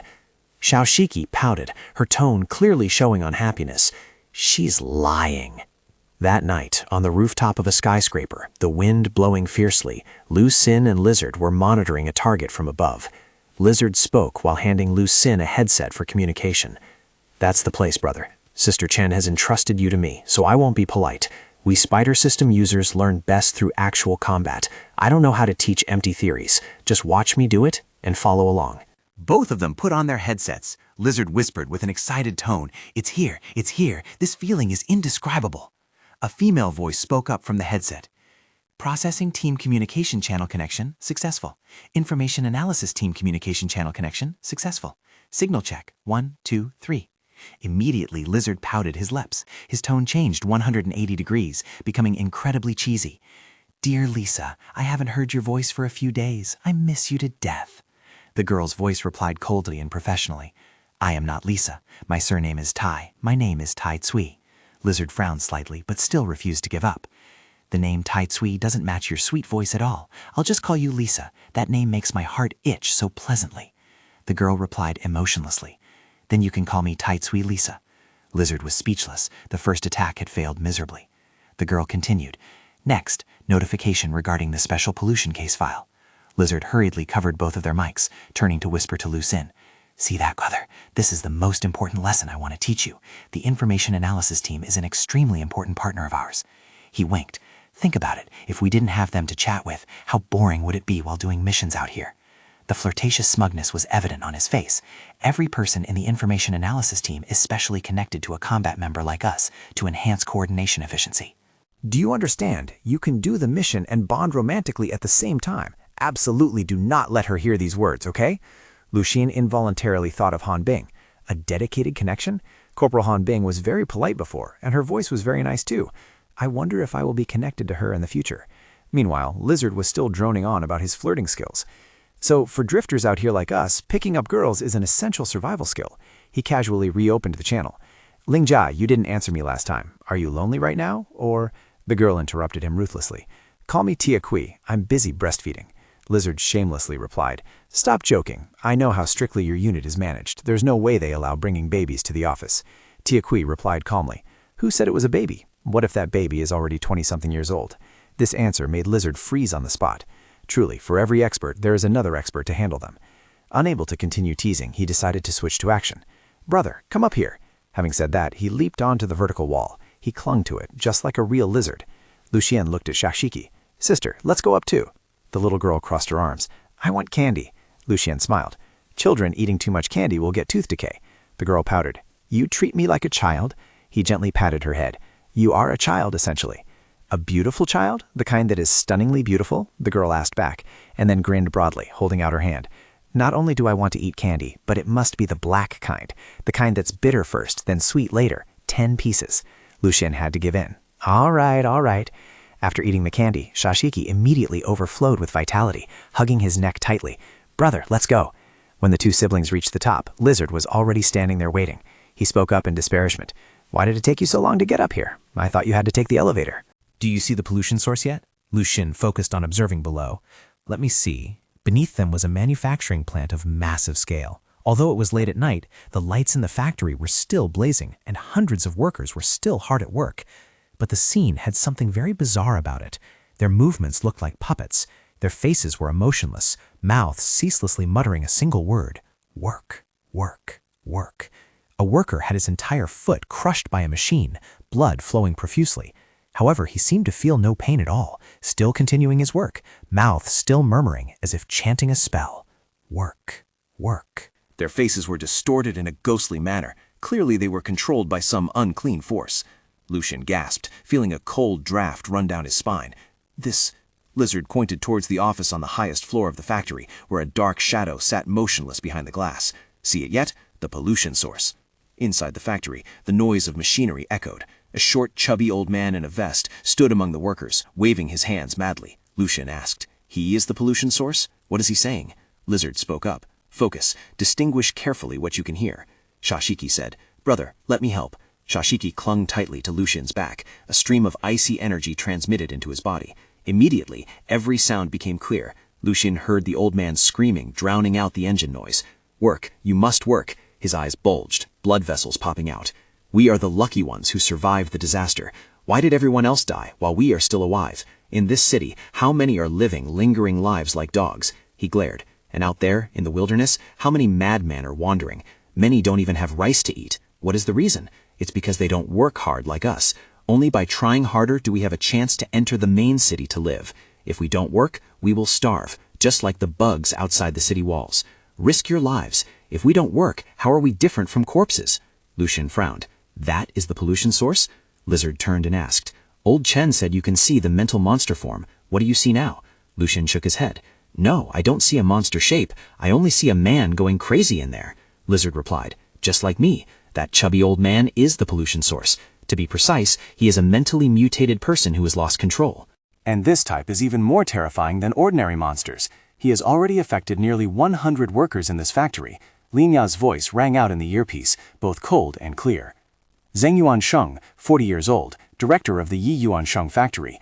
He entered the satellite city at the age of 27 and built this factory, but business did not go smoothly, and he faced the risk of bankruptcy many times. 10 days ago, the security department received a report about abnormal changes at the factory. When the investigation team arrived, the situation had already spiraled out of control. The workers had been infected to a moderate degree. They would attack anyone who entered or attempted to stop them from working. They simply repeated 2 words over and over. Work, work. They didn't eat, didn't sleep, and didn't rest. As of now, they've been working continuously for 2.5 days. If not stopped, they will all die from exhaustion. And Zheng Yuansheng will completely lose control. At that point, the scope of pollution will spread to the surrounding factories. Her voice suddenly hardened. Therefore, headquarters has ordered a direct cleanup operation. Lucien spoke up asking, Cleanup? There are nearly 100 people in the factory. Lizard draped his arm around Lu Xin's shoulder. Hey, brother, cleaning up the pollution source doesn't mean killing the infected people. The top priority is to stop the spread, but if we can avoid bloodshed, that's even better. Besides, these workers are only lightly polluted. They can still be saved. He turned and spoke into the communication device. Lisa, give us your opinion. Lisa replied, my suggestion is to use a specially crafted high-potency anesthetic dart gun to neutralize the target from a distance. Zhang Yuanshang hasn't completely lost control yet. The human part of him is still there, so this plan is feasible. Lizard frowned. But this guy can influence nearly 100 people. His mental level is certainly not low. It's very likely that before the dart hits, he'll have time to create a mental shield to block it. Therefore, I will order the support team to cause an explosion on the east side of the factory in 30 seconds. The explosion will draw part of his attention. Lisa began to explain, implying the distraction would cause his mental power to scatter and become unstable. And that is your moment, but you only have one instant, one single opportunity. Lizard grinned broadly, agreeing. He pulled out a sniper rifle that looked like a high-tech toy. Here is my treasure. He skillfully loaded the ammunition, cocked the gun, then leaped to the opposite roof, clinging tightly to the wall like a true lizard. Preparation complete, the countdown began. Ling Jia's voice rang out again. 30. Lizard raised his rifle, squinting one eye to aim. 20. Lu Xin also anxiously followed every movement. 10. 2. 1. Action! Boom! A loud explosion echoed from the distance. At that exact moment, Lizard pulled the trigger. Now! The dart tore through the wind, pierced through the glass window, and embedded itself straight into Zhang Yuanxiang's back. The old man's mouth was still mumbling the word, work. Then his whole body went limp, collapsing onto the floor. Lizard jumped down. Success! Brother, let's clean up. They rushed into the factory together, Lizard quickly moving to subdue the target. Binding the director tight, he said, haha, job done. However, Lu Xin felt something was wrong. He looked around. Not quite right. Although Zhang Yuanshang was unconscious, the workers were still working mechanically. Lizard arrogantly sat on top of the director. Brother, do you think I'm awesome? This is what you call professional. Ling Jia's voice rang out with a hint of praise. Well done. The support team is on their way to the scene. Xiao Shiki said, Brother, look over there. Xiao Shiti suddenly tugged at Lu Xin's shirt while pointing underneath the table. Lu Xin immediately turned around, full of vigilance. Who was that? There was a little girl hiding under the table. In her hands was a worn-out teddy bear. The little girl looked up at them with large, round, soulless eyes. She tilted her head, her voice childish but terrifyingly monotone.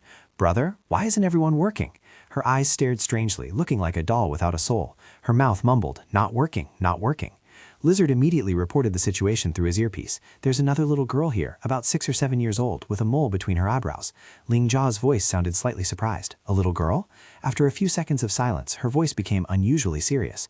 The system shows that Zhang Yansheng has a daughter. The child died of exhaustion due to excessive labor a year ago. Tiaitsui's fingers moved swiftly across the keyboard, her cold, monotone voice speaking up. The cause of death was because Zhang Yansheng was too busy with work and neglected his daughter, to the point that when she ran to pick up a wool toy, she was caught in a machine. Both Lu Xin and Lizard involuntarily shuddered. Under the table, Xiao Shiqi looked up with round eyes at her big brother. Big brother, everyone is working. Why aren't you working? The entire factory suddenly sank into a deathly silence. The little girl in the red dress stood up and walked to the middle of the workshop. The workers, walking unsteadily like zombies, slowly approached and surrounded her. Then they all simultaneously turned their soulless faces toward Lu Xin's group. Lizard frowned. Secondary pollution source. Lu Xin curiously asked, what is a secondary pollution source? Tiqui immediately explained with an extremely urgent tone. It is a split mental body created by the main pollution source's original body. It has a certain connection with the original body but possesses a degree of autonomy. It is very likely that after Zhang Yuansheng mutated, because he missed his daughter too much, he unconsciously used his mental power to recreate an image of her. Sweat was beading on her forehead. If we can directly see this secondary pollution source right now, it proves its mental level is very high. The little girl in the red dress pointed at them. Dad says everyone must work. Those who don't work must be punished. The workers immediately acted as if they had received an order. Brandishing sticks, knives, and hammers, they rushed towards the two, their mouths muttering unconsciously, work, work. Lizard charged forward first. Let me try. He threw a dagger at the little girl. The knife flew through her blurry figure and stuck into a wooden crate behind her. He couldn't help but be astonished. No physical entity. The little girl in the red dress screamed, "Why aren't you working?" The sound was so ear-piercing it seemed to tear through the space. She reached her hands forward, singing loudly, her eyes staring blankly. The workers seemed possessed. They roared and rushed at the two with increasing numbers, screaming incessantly, "Work, damn it, work! Work, damn it!" A gleaming axe chopped straight down, and both of them hurriedly separated to dodge. Lizard jumped onto a stack of crates and called out Tai Kui's name. Think of something fast. Xiaoshiki lifted Lu Xun into the air, helping him avoid a series of attacks. Tai Kui spoke through the walkie-talkie. A spider system ability user finds it very difficult to directly resolve a source of mental pollution. I suggest you two retreat immediately. I will ask headquarters to send Doll for support. Lizard blocked attacks while grumbling. Let Doll handle it again? That way all these workers will die, right? Hearing this, Lu Xun suddenly spoke up. Let me try. He rushed straight down into the crowd. Tai Kui screamed in panic. Lizard, stop him immediately. Switching to private channel number 2, Lizard looked puzzled. Why? She said, he has the ability to harm mental bodies. Theoretically, he can handle it. But Captain Chen's file shows that his risk of losing control is very high. Absolutely do not let him handle situations that cause too much psychological pressure, Tai Tsui explained, her tone full of worry. Although the opponent is a pollution source, the appearance of a child could cause severe psychological trauma for him. Down below, Xiaoshishi hugged his neck tightly, laughing with delight. Hey, so fun! The little girl pointed at the child in the red dress. Big brother, let's go take care of that girl. Lu Xun replied while hurriedly dodging attacks. No, we can't. The little girl questioned. Why? Lu Xun fought back while replying. Because she looks very pitiful. The little girl said, they already said it's just a fake. The little girl remained stubborn. It looks real though. Lu Xun kicked over a row of wooden crates, creating a temporary barrier. After temporarily dealing with it, he turned around, looking straight at the girl in the red dress as if he wanted to say something. Sister, he warned, don't cause trouble anymore. On the private communication channel, Tai Tsui asked, have you stopped him yet? Lizard replied, his eyes never leaving the scene before him. No need now, he isn't striking directly. She asked, then what does he intend to do? He replied, it looks like he's negotiating. Lu Xun stared at the little girl in front of him, a thought suddenly flashing through his mind. Could my younger sister be like this girl too, just a separated secondary pollution source? However, the little girl in the red dress remained incredibly stubborn, opening her mouth wide to her ears and screaming, why aren't you working? Work, work, damn it, damn it. The workers, hearing the scream, became even more frenzied. Lu Xun grew angry, clenching his fists tight. So annoying, he wanted to deal with this brat immediately. Negative emotions began to surge, making him almost unable to control himself. Xiaoshiki hurriedly hugged his shoulders, trying to help him calm down. The little girl sighed, not knowing what to do. Suddenly, a gentle but powerful voice spoke up. You two siblings. Lu Xun, Xiaoshiki, and the girl in the red dress all turned their heads in bewilderment. A beautiful woman wearing a wide-brimmed hat was slowly walking over. You really don't know how to handle these things at all. The mother approached, smiling kindly. You're this old and haven't even been in a relationship, so how would you know how to teach children? The ghostly girl was still hugging her doll tightly, screaming incessantly, work, work. The mother smiled, squatting down to eye level with the little girl. Little one, at your age you shouldn't be thinking about work. Why don't you go to school? It seemed as if an invisible and gentle power was enveloping them. She continued, what kind of irresponsible father stuffs the idea of working into the head of such a young child, and how muddled must one be to cause an accident out of sheer greed? She glanced at the unconscious Zhang Yuansheng. Clearly, his own greed killed his daughter, yet he deluded himself into thinking it was for her own good, even confident that she would understand and support him. How arrogant must one be to spawn such sick thoughts? The little girl in the red dress screamed one last time, more frantically than ever, Work! But then her body suddenly went limp, the madness vanished, leaving her mouth just mumbling. The mother stood up, her red eyes flashing with majesty. She crossed her arms and snorted coldly. The little girl in the red dress seemed terrified, trembling all over, daring not to scream anymore. The ghostly child froze. A hand reached out from the void, invisible eyes widening threateningly. That hand snatched the teddy bear from her. A voice as cold as ice spoke up. Children must know how to behave. A sharp pair of scissors appeared, raised high. If not. Without hesitation, the teddy bear's neck was coldly severed by the scissors. That cut not only tore the cotton fabric, but seemed to sever the fragile link between the little girl and reality. The bear's head rolled to her feet. Fury and extreme terror engulfed the little girl, distorting her face in fear. The invisible woman still gripped the scissors and the headless body of the teddy bear, her voice ringing out with stern authority. Are you a good little girl? When fear was pushed to the limit, the little girl completely collapsed. Its body stiffened like a statue, mouth gaping in horror, then shattered into countless tiny fragments of light. At the same time, all the workers in the factory suddenly froze. Their bodies collapsed to the floor, looking just like puppets with their strings cut. Overcome with confusion, Lizard stammered, asking, What the hell just happened? A report was transmitted. The secondary pollution source has been handled. Tai Tsui jumped down and reported the situation via the headset communication channel. I can't clearly explain the specific situation for now. Meanwhile, Shashachi waved her hand at the empty air and said, Goodbye, Mom. Tai Tsui's voice rang out again, this time broadcast on the official channel. Single soldier confirms the secondary pollution source has been completely purged. Lu Xun responded, That's correct. Good work. The support team can enter the scene. Immediately, a special task force armed to the teeth advanced into the scene to clean up. Sitting heavily on the ground, Lu Sin let out a sigh of relief and wondered to himself, what will happen to them? Lizard's expression became visibly more cheerful as he said, very lucky. It was just low-level pollution. The intrusion wasn't deep. The support team will take them for psychological treatment. The chance of a full recovery is very high. He looked proud, draped his arm over Lu Sin's shoulder and spoke up. Saving a life is better than building a 7-story pagoda. This time, we've built at least a whole skyscraper. You've performed a great service, brother. By the way, how did you deal with that little girl? Lu Sin then asked back. You didn't see it just now? Lizard replied, his face still looking bewildered. I only saw you snatch her toy. Lu Sin pointed towards the tattered teddy bear on the ground and began to explain.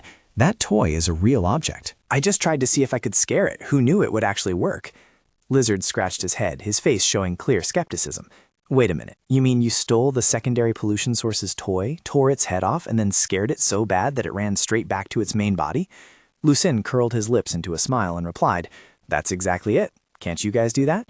Lizard scratched his face as he spoke. That doesn't make any sense at all. I've never heard of such a thing. Lu Sin intentionally teased. Then it must be because you guys have a problem. Tiqui's voice suddenly cut in, starting to offer analysis. Based on the analysis of similar cases, intimidation and coercion against certain types of mental monsters is feasible to a certain extent. But according to the recent report, the mental body disappeared directly and completely lost its influence over the workers. This doesn't look like it was scared away, but rather like a connecting link was severed. Lizard started acting up again. Lisa, have you had a change of heart? Why do I feel like you… Tiqui shouted loudly, Shut up. Single soldier, did you do anything else just now? Lu Sin thought to himself that these people weren't easy to fool, then touched his chin, pretending to be deep in thought. The image of the mother and the little girl suddenly appeared in his mind, and an idea popped up. I think the key lies in Zhang Yuansheng's torment regarding his daughter. That remorse split his spirit, creating the image of his daughter. But subconsciously, he wanted to alleviate his suffering, so the daughter's behavior was actually supporting him. It wasn't real. Just exposing that fact was enough to sever the connecting link of the pollution source. Tiqui spoke again with a voice full of excitement. 39, single soldier. Very well done. Leave the remaining cleanup work to the support team. The communication channel will be closed. Lizard deliberately dragged out his voice. Done already? I still have a favor to ask. Tiqui changed her tone, showing a bit of curiosity. What is it? Lizard made a request. The mission report this time. Write it for me, okay? She refused. No can do. He put on a pitiful act. Why? She replied briefly with a reason that couldn't be more legitimate. My baby is hungry. Hearing that, Lizard was at a loss for words. This? The communication channel disconnected before he could say anything else, so he turned to Lu Sin with a sly face. Well then, brother, next I will teach you the most important lesson, how to prevent losing control. Lu Sin looked curious. Prevent losing control? Lizard burst into mysterious laughter. To maintain a stable mental state, one must ensure that their own desires are satisfied. In other words, we must learn to relax. What he called relaxation turned out to be dragging Lu Sin to a noisy and lively bar. So this is… Lu Sin stood rooted to the spot in the middle of the dance floor. Flashing neon lights shone on his bewildered face. Meanwhile, Lizard had quickly blended into the fun, sitting on a sofa with his arms around two hot girls, his other hand raising a money gun to the sky and pulling the trigger. Pink banknotes poured out like rain, falling onto the heads of the dancers who were cheering excitedly.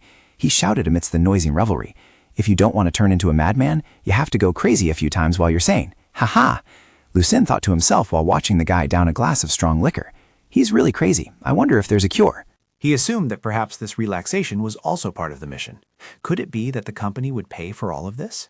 Thinking so, he stepped forward and grabbed Lizard's arm. Hey, can this be reported for reimbursement from headquarters? Lizard immediately threw him a look as if seeing a strange creature. Are you kidding me? Less than a minute later, Lu Sin was kicked out of the bar. He mumbled angrily, not letting me pay, yet daring to say it's part of the work. Ha, if Lizard had agreed to treat, I would have stayed to play. He returned to the security department. Inside the empty training office, he was all alone. He brewed himself a pot of tea while thinking. Captain Chen told him to come here for training. He didn't expect it to be this deserted. Just then, a familiar female voice suddenly rang out. A clear sound came from the speaker system. Hello, I am Han Bing. In the coming time, I will be in charge of training the basic theory for you. First, please remember the rules regarding sources of mental pollution. Even at the lowest security level, for ordinary people, it is top secret. Therefore, all training content and materials must not be leaked. If there are any incidents, report immediately to headquarters. Hearing Han Bing's voice, Lu Sin's face unconsciously turned red. Yes, yes, he thought to himself. He didn't expect Corporal Han Bing to be the one training him. It would be great if he could see her on the screen. He stared intently at the pitch-black screen in front of him, listening to her warm voice. On the screen, images of researchers and deformed monsters passed by one after another. The concept of the source of mental pollution was first mentioned at the Eclipse Research Institute 27 years ago. At that time, its name was still the Red Moon Research Institute. Han Bing's voice rang out steadily and professionally. To be precise, the field of special pollution source research has only existed for less than 30 years. Many of our judgments are still theoretical. Recently, the frequency of pollution sources appearing has been increasing. Many cases and data are hard to distinguish between real and fake. Therefore, our motto is that suspicion must go hand in hand with practice. Perhaps we cannot explain every mysterious phenomenon, but we will never stop searching for answers. Lu Sin nodded with a very serious expression. I understand. Han Bing spoke up. Good. Then the official training begins.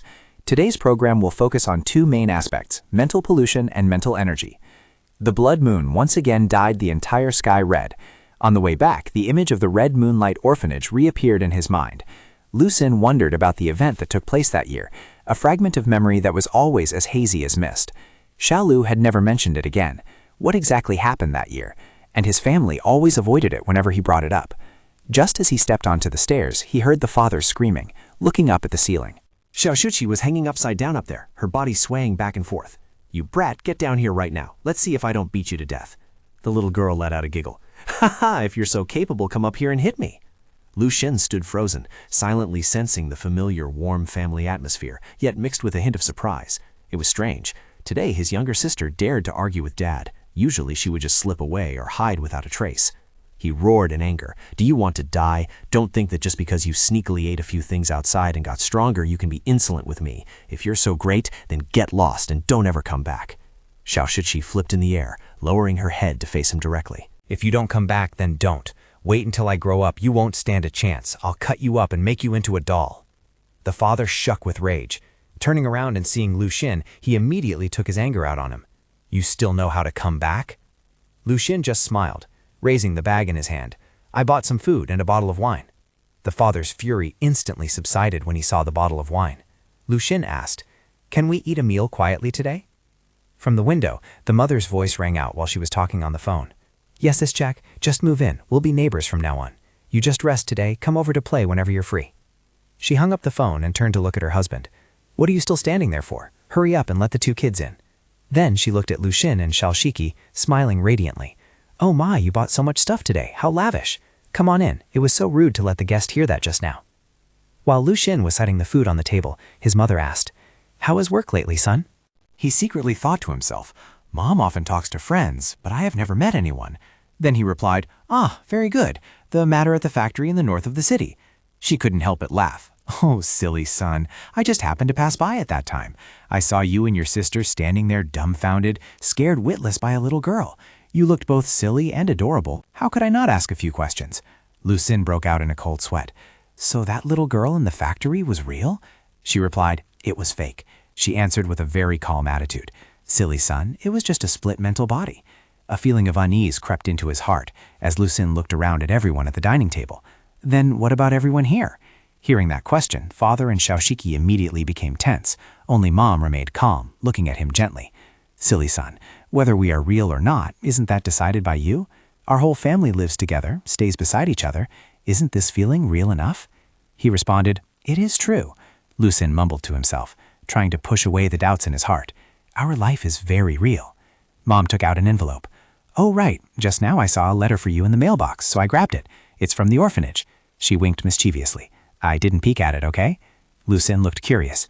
The orphanage sent a letter? Mom replied, The girl is inviting you over to eat dumplings, she said excitedly, obviously having read it already. The next day, Lu Xun carried a large bag full of bread and food to the orphanage. This should be enough for the children to eat. He secretly noticed something strange. The people in his family, even Xiao Shiqi, seemed to have never come here with him. On the way, he walked past a man sitting at a drink stall who turned to look at him with a gaze full of malice and then let out a bizarre burst of laughter. When he arrived, Lu Xun looked into the classroom through the window. Was teacher Xiaolu not here? He quietly put a stack of money into the charity donation box. He handily picked a few wildflowers by the roadside and placed them on top. Just as he was about to turn and leave, a familiar voice rang out. Lu Xun, stop right there, don't run. He was startled and turned around. It was Xiaolu. She was sitting in a wheelchair, smiling as she approached. Relying on having 2 legs, are you looking down on me for being in a wheelchair and unable to catch up with you? She spoke with a gentle tone of reproach. I called you over to eat dumplings. Why did you bring money again? Just a few days ago, you gave a large sum. She looked at him, her eyes wide with worry. Have you done something bad? Are your kidneys still intact? Lu Sin really did not expect that she could think of such a thing. He could only smile awkwardly. Yeah, of course they're still there, both of them. It's just that I found a part-time job recently. The boss is very generous and pays very high allowances. She still couldn't put aside the worry in her heart. With so much money, the job must be very dangerous, right? He spoke up to reassure her.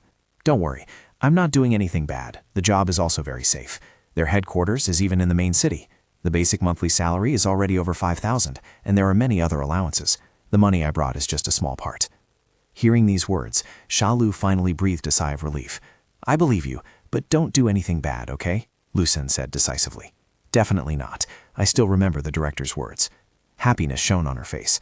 Actually, this place is much better now. The children are well fed and warm every day, and many benefactors have supported with new curriculums.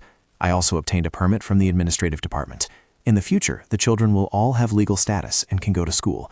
We don't need that much money. Lu Sin couldn't help but be astonished. You got the permit already? Given the meager conditions of the orphanage, he wondered how it happened so fast. Could it be that Captain Shen and the Special Pollution Handling Department had helped? Looking at the girl's motionless legs on the wheelchair, a wave of pity rose in Lu Sin's heart. He silently thought that she originally possessed long, slender legs. He was truly such a pity. He smiled forcibly and spoke. It is better to keep a bit more, to buy more meat and fish for the children. Later on, we will also have to move to a larger place. Furthermore, your leg. The children in the classroom pressed their noses against the glass window, eavesdropping on the two of them. They huddled together, giggling and teasing. The boldest kid spoke up. Don't tell me you two are. Lu Sin smiled awkwardly, his face flushing slightly. The girl, Zhang Xiaolu, turned and glared at the children with a gaze sharp as a knife, causing the whole group to fall silent immediately. They didn't dare utter another word. Xiaolu took the stack of money out of the envelope. Don't just pour everything into this place anymore. It's too much. You keep it for yourself to spend. She pulled out a small portion and stuffed it into his hand. When I truly need it, I will find you. Also, I don't know exactly what work you are doing, but for people to pay you this much money, it must be very hard work. At the very least, you must eat a little more every day. Lu Sin hurriedly shook his head to refuse. Sister Xiaolu, about what happened at the orphanage back then, I still don't know exactly what happened. Xiaolu's eyes suddenly looked towards a distant place, her face flashing with a trace of melancholy. Xiaolu, stop constantly thinking about the past. When you ask about it, my heart feels heavy. There are things that you not remembering at all is actually a stroke of luck. She just said it casually like that, then flashed a radiant smile again. Let's go eat dumplings. There are even chicken eggs inside. Lu Sin's mood was uplifting after a happy day at the orphanage. He walked home while lost in thought. The feeling tonight was great. The kids were all very happy. The smile from the bottom of Sister Xiaolu's heart was also very beautiful. He saw the man from this morning again. He was still standing under the electric pole, watching him. The sky had turned dark. Street lights were on, casting pale yellow streaks of light onto the desolate road. Even though he had turned onto another road, he still saw that man. He stood motionless like a ghost, his eyes constantly fixed on him, accompanied by a smile so strange it was haunting. Lu Sin suddenly stopped when he realized the anomaly. He turned around, facing the man directly. The man burst out laughing again. What are you doing? A glint of wariness flashed in Lu Sin's eyes. The man just stood there and laughed. Without a moment of hesitation, Lu Sin immediately drew his gun and pulled the trigger. The man hurriedly dodged, screaming in surprise. You! A bullet grazed his arm, causing fresh blood to splatter. He roared and turned to flee. Are you crazy? Lu Sin cursed under his breath and quickly chased after him. Damn it, stop! Don't you dare run! The man ran at an astonishing speed, weaving through alleys and dodging every bullet Lu Sin fired. He leaped over a deep pit separating two residential blocks, a distance no ordinary person could cross. Reaching the other side, he turned back to provoke. Chase me then. You can't get across, can you? Without a word, Lu Sin rushed straight toward the pit and let his body free fall. The man was completely stunned. No way. Does he want to die? In midair, Lu Sin whispered, "Younger sister." He raised his hand, and a blue light appeared. Xiao Shiki emerged and grabbed his hand tightly. She pulled him up with an excited tone. "I'm here." Lu Sin stepped on an iron bar protruding from the wall, then was pulled high up into the air by the little girl. How is that possible? The man stammered, unable to believe what he was seeing. Lu Sin continued the pursuit, gradually closing the distance between them. He muttered to himself as he watched the man agilely climbing up the towering city wall. 100 meters left, trying to escape the city? Searchlights from the watchtower shone straight onto the man. Lu Sin thought he couldn't let this guy escape. He tossed his pistol into the air. "Younger sister, deal with him." The gun spun in the air and was artfully caught by Xiao Shiki. The little girl laughed delightedly and pulled the trigger continuously. A bullet embedded straight into the nape, blowing the head of the man clean off. Lucien frowned as he witnessed the head severing from the neck. He couldn't help but reflect that the power of this pistol wasn't actually that great, and the bullets were just ordinary types. It was truly unexpected that it could shoot a person's head off. Could it be that his body was more brittle and hard than a normal person? Xiao Shiki spun the gun on her fingertip. Done. However, the two siblings did not expect that the headless body was still trembling and twitching. It was still crawling at Godspeed towards the top of the city wall. Lucien shouted loudly, "Oh no, chase it!" The headless corpse moved as fast as a lightning bolt. When the two siblings reached the spot, it had disappeared without a trace. The little girl pointed down to the road lying outside the city wall. "Brother, look! The corpse has climbed onto a motorbike hidden beforehand and is speeding away, vanishing into the deep night." He couldn't believe his eyes. Riding a motorbike without a head. Right at that moment, the patrol team appeared from behind him. Flashlights shone straight into Lucien's face. "Squad number 4, City Patrol. Who is it? Hands up, or we will open fire." Lucien raised both hands in the air, the other holding his work ID. "I have certification. Now I need to make a phone call." A moment later, Captain Chan arrived on a helicopter. She asked, "Where did the head fall?" He pointed behind him. "Probably in that direction." She asked in surprise, "How did you detect something unusual about him?" Lucien rubbed his chin and recalled, "I was walking on the street earlier when I saw him staring at me, then I shot him." Chen Qing was so shocked that her eyes widened. "Just because he looked at you, you shot him immediately?" He hurriedly explained, "No, I saw strange threads crawling out from his back, like parasites. He probably thought I couldn't see them, so he stood there smiling comfortably, but those threads started reaching toward my head. I wanted to know why he was so strange, so I chased after him." Recalling the man's escape, he continued, "His speed was very fast, unlike me or Lizard. It seems he could use those threads to hook onto distant objects, moving as if he were flying. Only when he was about to cross the city wall did I decide I had to kill him." She asked again, "Because you thought he was strange? You killed him?" Lucien replied without hesitation, "No, it was because he appeared too close to the orphanage." Chen Qing suddenly realized that because the threat had touched the place he considered most important, Lucien did not hesitate to strike with lethal force. He added, "He also had a car hidden outside the city, proving he wasn't a normal person." She nodded in agreement. Two soldiers approached carrying a glass case. "Report, we found the head." Inside the case, the head remained in its state at the moment of death, with eyes staring wide open and mouth gaping in terror. "Running without a head? That's really scary," Lucien muttered. Only now did he feel fear. Chen Qing spoke, then slowly took off her glasses. "In terms of timing, your reaction is a bit slow. You should close your eyes." Saying that, she looked straight at the head. Her eyes suddenly flashed with a brilliant red light, and the expression on the head's face immediately changed. Lucien thought to himself, can she communicate with it? Qin Qing's eyes seemed to possess a magical power. She whispered, "Tell me, who are you?" The distorted head on the table changed its expression from extreme agony to complete emptiness, but no sound came out. Its skin quickly turned dull. Life force was completely drained, turning it into a lifeless, hideous object. Qin Qing put her silver-rimmed glasses back on with an ice-cold look. It failed, as expected. Put it away. Members of the support team placed the head on a specialized tarp and took out a field surgical kit. From the electric bone saw to the forceps, everything was gleaming and extremely professional. Lucien couldn't help but exclaim, "It feels like the support team has everything." The buzzing sound of the bone saw began to ring out, causing a wave of nausea to rise in Lucien's throat. "Is this the pollution source? It doesn't look like a human brain at all." Qin Qing spoke up to explain, "This is a mentally modified person. Have you ever seen a wooden puppet? A headless person cannot function, but would a headless puppet be affected? This person's ability is quite similar to mine, but the difference is that he has been modified into a tool, something that can be remotely controlled via the mind. The one who did this must be a person possessing an extremely formidable puppet system ability." Lucien looked astonished. "Puppet system? This world is truly crazy." Chen Qing patiently explained further to him. "Currently, there are 9 recorded types of abilities, and the puppet system is one of them. Actually, regarding you, the professors in the main city suspect that you don't entirely belong to the spider system, but rather a completely new type of ability." She smiled and said, "A bald professor even suggested calling your ability the Happy Family System." Lising scratched his head. "Which bald professor? Isn't everyone there bald?" Chen Qing turned to the support team and said, "All right, take the evidence to the Research Institute for deeper analysis to see if we can find any valuable clues." Her voice suddenly became extremely serious.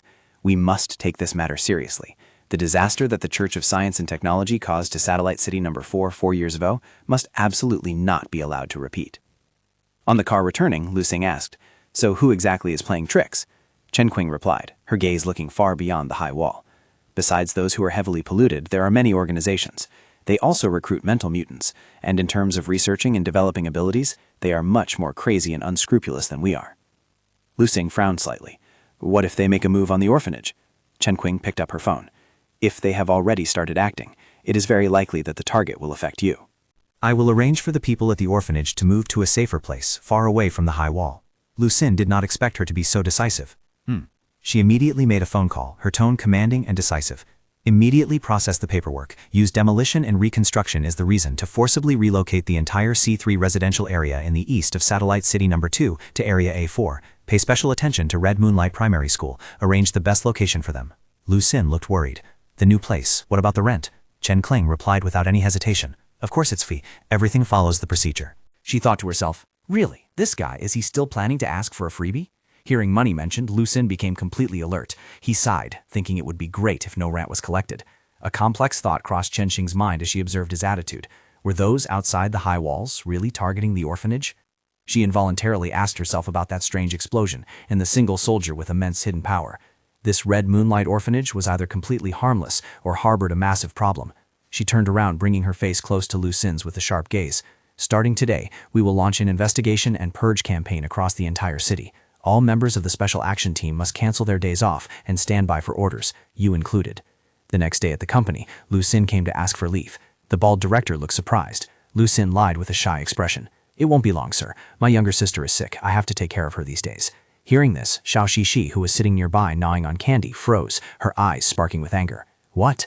The director hurriedly waved his hand, though his heart was rejoicing as if a festival had opened because he could finally send this god of plague away. It's fine, he thought to himself, hearing that last time this guy got involved in the Sifong transport case and was taken to the security department, yet he still returned safe and sound, carrying a gun to work every day. No wonder everyone's attitude of the company was so strange. Lucien tried to maintain the most sincere expression possible.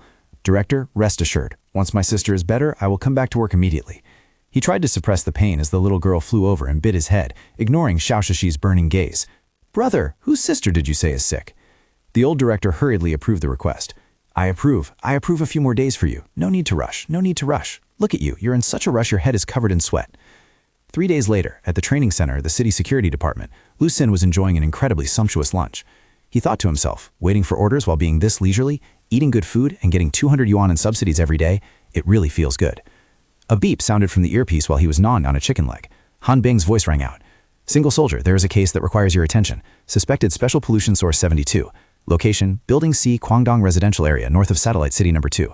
Suspected target level C. Infection level, no data. Threat level, medium.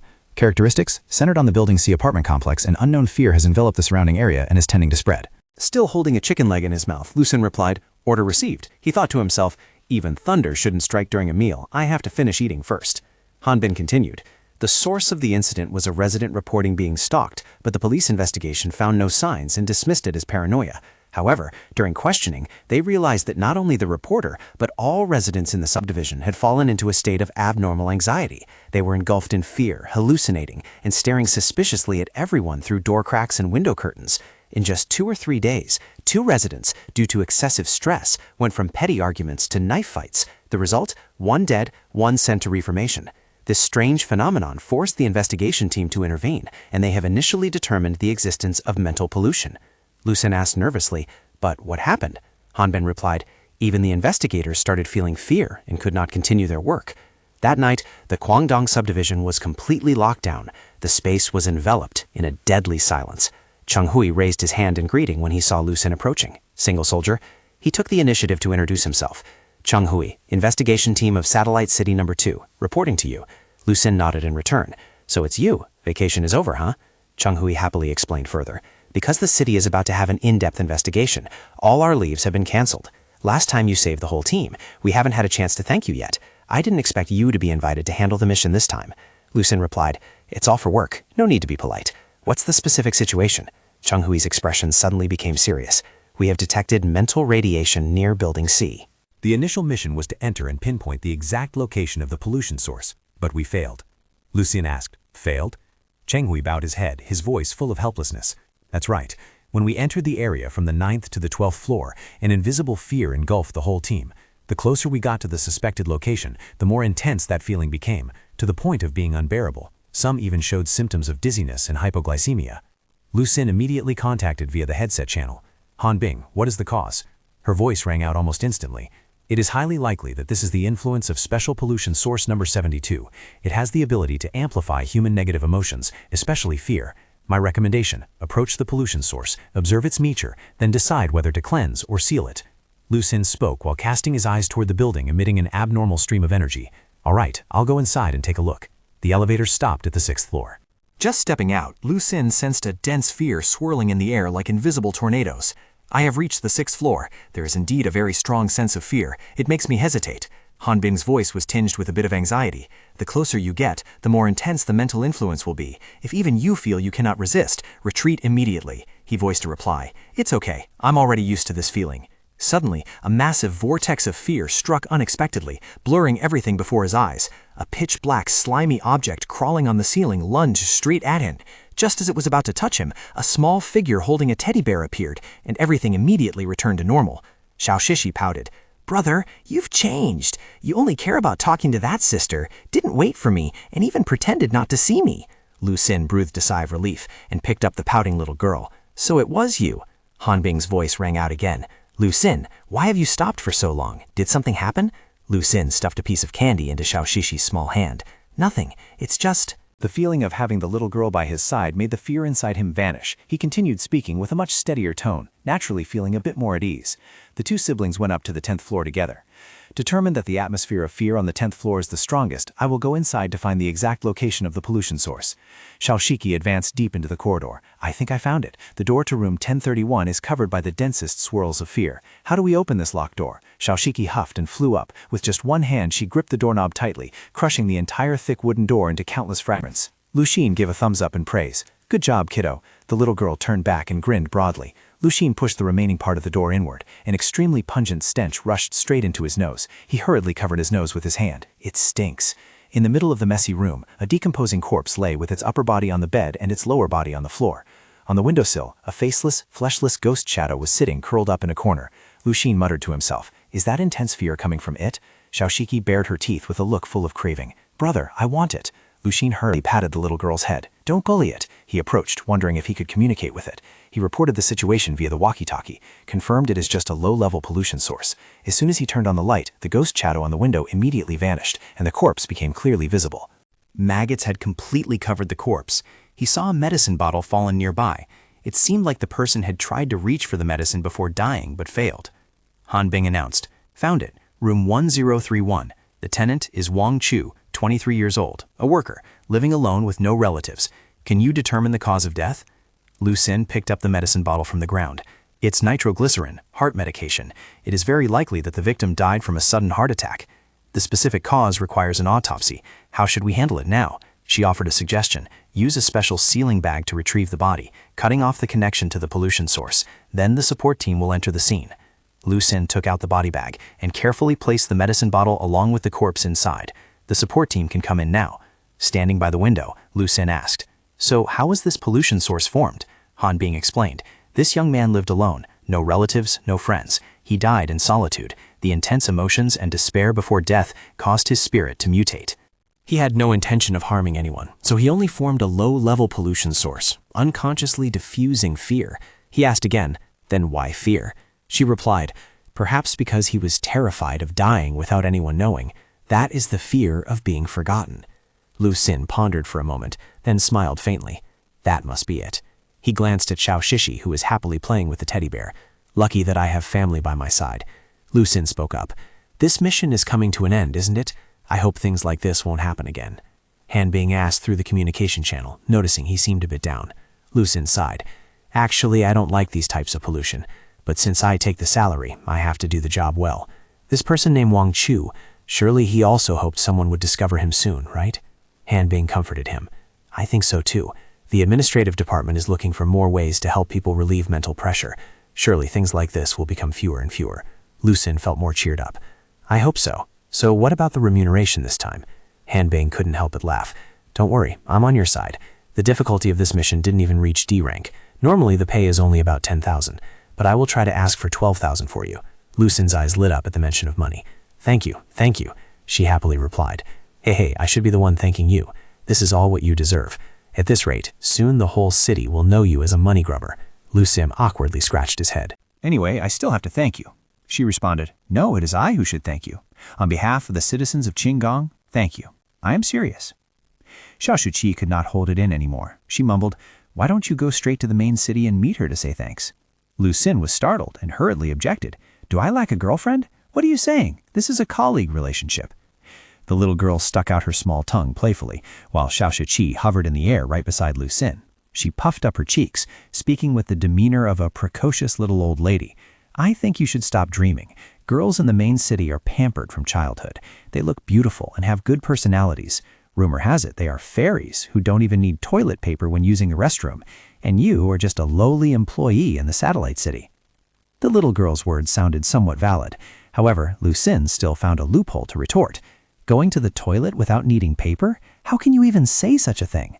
Just then, a luxurious car slowly pulled up nearby. From inside, a man wearing glasses was gesturing towards him. The man chatted with his companion beside him. "Chairman, that person is Lu Xin." The chairman, a tall, elderly man with hair turning salt and pepper, spoke up. "I heard he can see mental monsters, but the risk of loss of control is very high, at least since we obtained his file." The man with glasses replied, "His signs of loss of control are very few. So far, he is the only one who can directly see and resolve the pollution source." The old man sighed and admitted, "True. Originally, I had no other choice, but this is a personal commission. We must ensure there is no direct contact with the processing department." The man with glasses stated confidently, "No problem. You just need to pick a time." Thinking of his precious daughter causing a scene at home, the chairman came to a decision. "Then let's do it tomorrow. Her condition is already very serious." At the headquarters, Lu Xin walked while calculating in his head. The bonus from 3 missions, plus training allowance and meal subsidies, minus recent expenses, left a total of 60,070 yuan. If my income was this high every month, that would be great. Saving for over a year would be enough to buy a house in the city center for the orphanage. He sighed. It's a pity. After undergoing the in-depth examination, I'm afraid there won't be many missions to take in the short term. A voice suddenly rang out. "Excuse me, are you Lu Xin?" He turned around to see a man with glasses approaching. "Allow me to introduce myself. My surname is Lu. I run a consulting firm in the main city. I took the liberty of finding you this time because I received a commission from someone, hoping you could help him handle a matter." Lu Xin shook the other party's hand and asked, "How do you know me?" The man surnamed Lu answered fluently, "Due to the nature of my work, I know quite a few people possessing abilities in Fengane. My client's daughter has contracted a strange illness, and the medical facilities in the main city are helpless. Therefore, he earnestly invites you to take a look. This is not an official commission, but a personal favor." Lu Xin tilted his head and asked, "Taking a private job? Is this in accordance with the regulations?" Seeming to have anticipated this question, the man surnamed Lu immediately said, "As far as I know, people with abilities in Qinggong more or less have all taken private commissions. My client is a person of status. He just doesn't want to go through the Special Pollution Handling Department. You can still report this mission to your superiors, just specify that it is a personal commission." He squeezed Lu Xin's hand, hitting right on his biggest concern.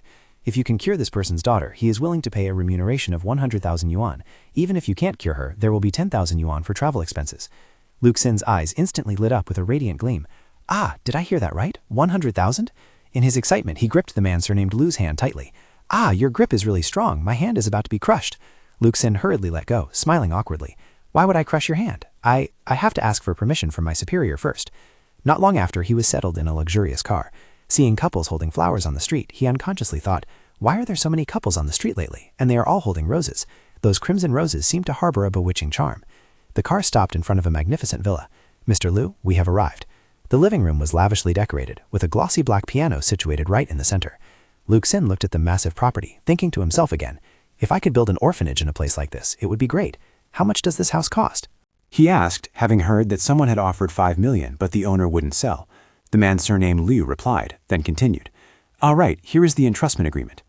While holding the agreement in his hand, Lu Xin calculated silently. Buying a house was a heavy burden for the long run. He didn't know if he could get this 100,000. Anyway, the headquarters didn't forbid it, and even if he couldn't cure it, there was still a $10,000 labor fee. The chairman walked out with a group of people in white coats. They were moving a bulky iron cabinet. The man surnamed Lu stood up. "I will not participate in this specific treatment process. Please go ahead and talk." The chairman sat down opposite him. "You must be Lu Xin, right?" Lu Xin replied politely, but his eyes were drawn to the iron cabinet. "Hello, sir." From inside, strange sounds kept echoing out, so the old man had to speak up to explain. "That cabinet, inside is my daughter, Xiao Xiao. She is 21 years old this year and just graduated from university." She majored in old-era art research. 3 months ago, she had just gotten engaged, but right at that moment, she suddenly went mad. The pain was evident on the old man's face. I sought out many experts, but no one could find the cause. I suspect the girl has been polluted. Lu Sin asked in confusion. But if it's so important, why didn't you take her to the Special Pollution Research Department? The old man's expression instantly changed. Perhaps you don't know, but if news of Xiao Xiao being infected gets out, she won't just be shunned by everyone, her reputation will be ruined. Because of her condition. What is her condition? The old man sighed, stepped forward, and threw open the cabinet door. Inside, a beautiful young woman was bound by her limbs, trembling incessantly in a stupor. The girl's condition is a frantic sexual desire, much like an animal. Lu Sin sensed something unusual. Is it that crazy? His voice sounded bitter. I don't want to describe it again. At first, I discovered she was sneaking around with a servant. I fired him and lectured her. At that time, she was still normal, claiming it was just a moment of impulsiveness. But very soon after, she became hysterical, hooking up with many people at the bar, and then completely lost control. He looked at him with eyes full of hope. Mr. Liu, did you discover anything? Lu Sin observed seriously, but temporarily didn't see the pollution source. We need to let her act. Can you release her? But if released, she will cause trouble, maybe even pounce on you. Lu Sin frankly drew his pistol. I can handle it. Besides, I have a gun. This action made the old man break out in a cold sweat. It hasn't reached the point of needing to open fire. He sighed and pressed a button on the control panel. The restraints were immediately loosened. As soon as she was freed, Xiao Xiao knelt on the floor right in front of Lu Sin. What was she planning to do? Suddenly, she sprang up, spreading her arms and rushing straight at him. The old man screamed of manic. Mr. Liu, be careful. Quick as a flash, Lu Sin grabbed her wrist. He spun around, pinning her face down on the floor. Xiao Shiki also arrived just in time. Little sister, I'm here. The little girl pointed at Xiao Xiao's back. Brother, look quickly. Lu Sin also noticed that beneath her thin shirt something was wriggling and protruding abnormally. Without hesitation he exclaimed, "Rip." He decisively tore open the shirt on her back. A crimson, ferocious demon face covered with tiny eyes was instantly revealed. Xiao Xiao let out a shrill scream. Ah! From that demon face, countless spindly tentacles thrust outward. The old man couldn't see anything, only rushing forward in panic. What happened? Lu Sin reached out to stop him. Don't move. Now Xiao Xiao's entire back was crawling with tiny creatures. A few larger ones were slowly crawling up to her shoulders, stretching forward. They bared their jagged jaws menacingly. Xiao Shiki, on the contrary, appeared extremely interested. Hee, so fun! The little girl rushed in, plucking them off one by one, as if picking fruit. The monsters were bewildered. They looked at the little girl, and then suddenly dispersed, fading into the void. Lu Sin couldn't help but be surprised. They even know how to run?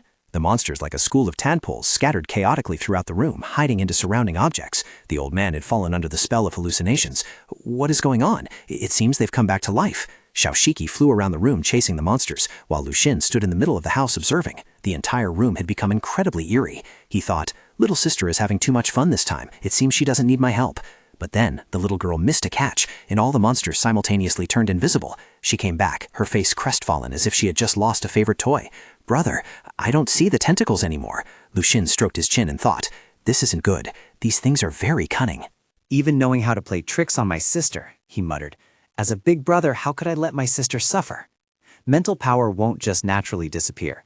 Every pollution source has a key point. The small monsters kept flickering in and out of sight, looking at him with provocative eyes. The moment he raised his gun, they immediately burrowed back into Xiao Xiao. The key to the problem still lay with her. Suddenly, a giant one-eyed monster shaped like a starfish full of sharp spikes emerged from behind the girl's back. It was the pack leader. Its single eye looked at him with defiance. Xiao Shiki immediately rushed forward. So fun! The little girl opened her mouth wide and took a huge bite out of the monster. The small monsters immediately scattered in all directions.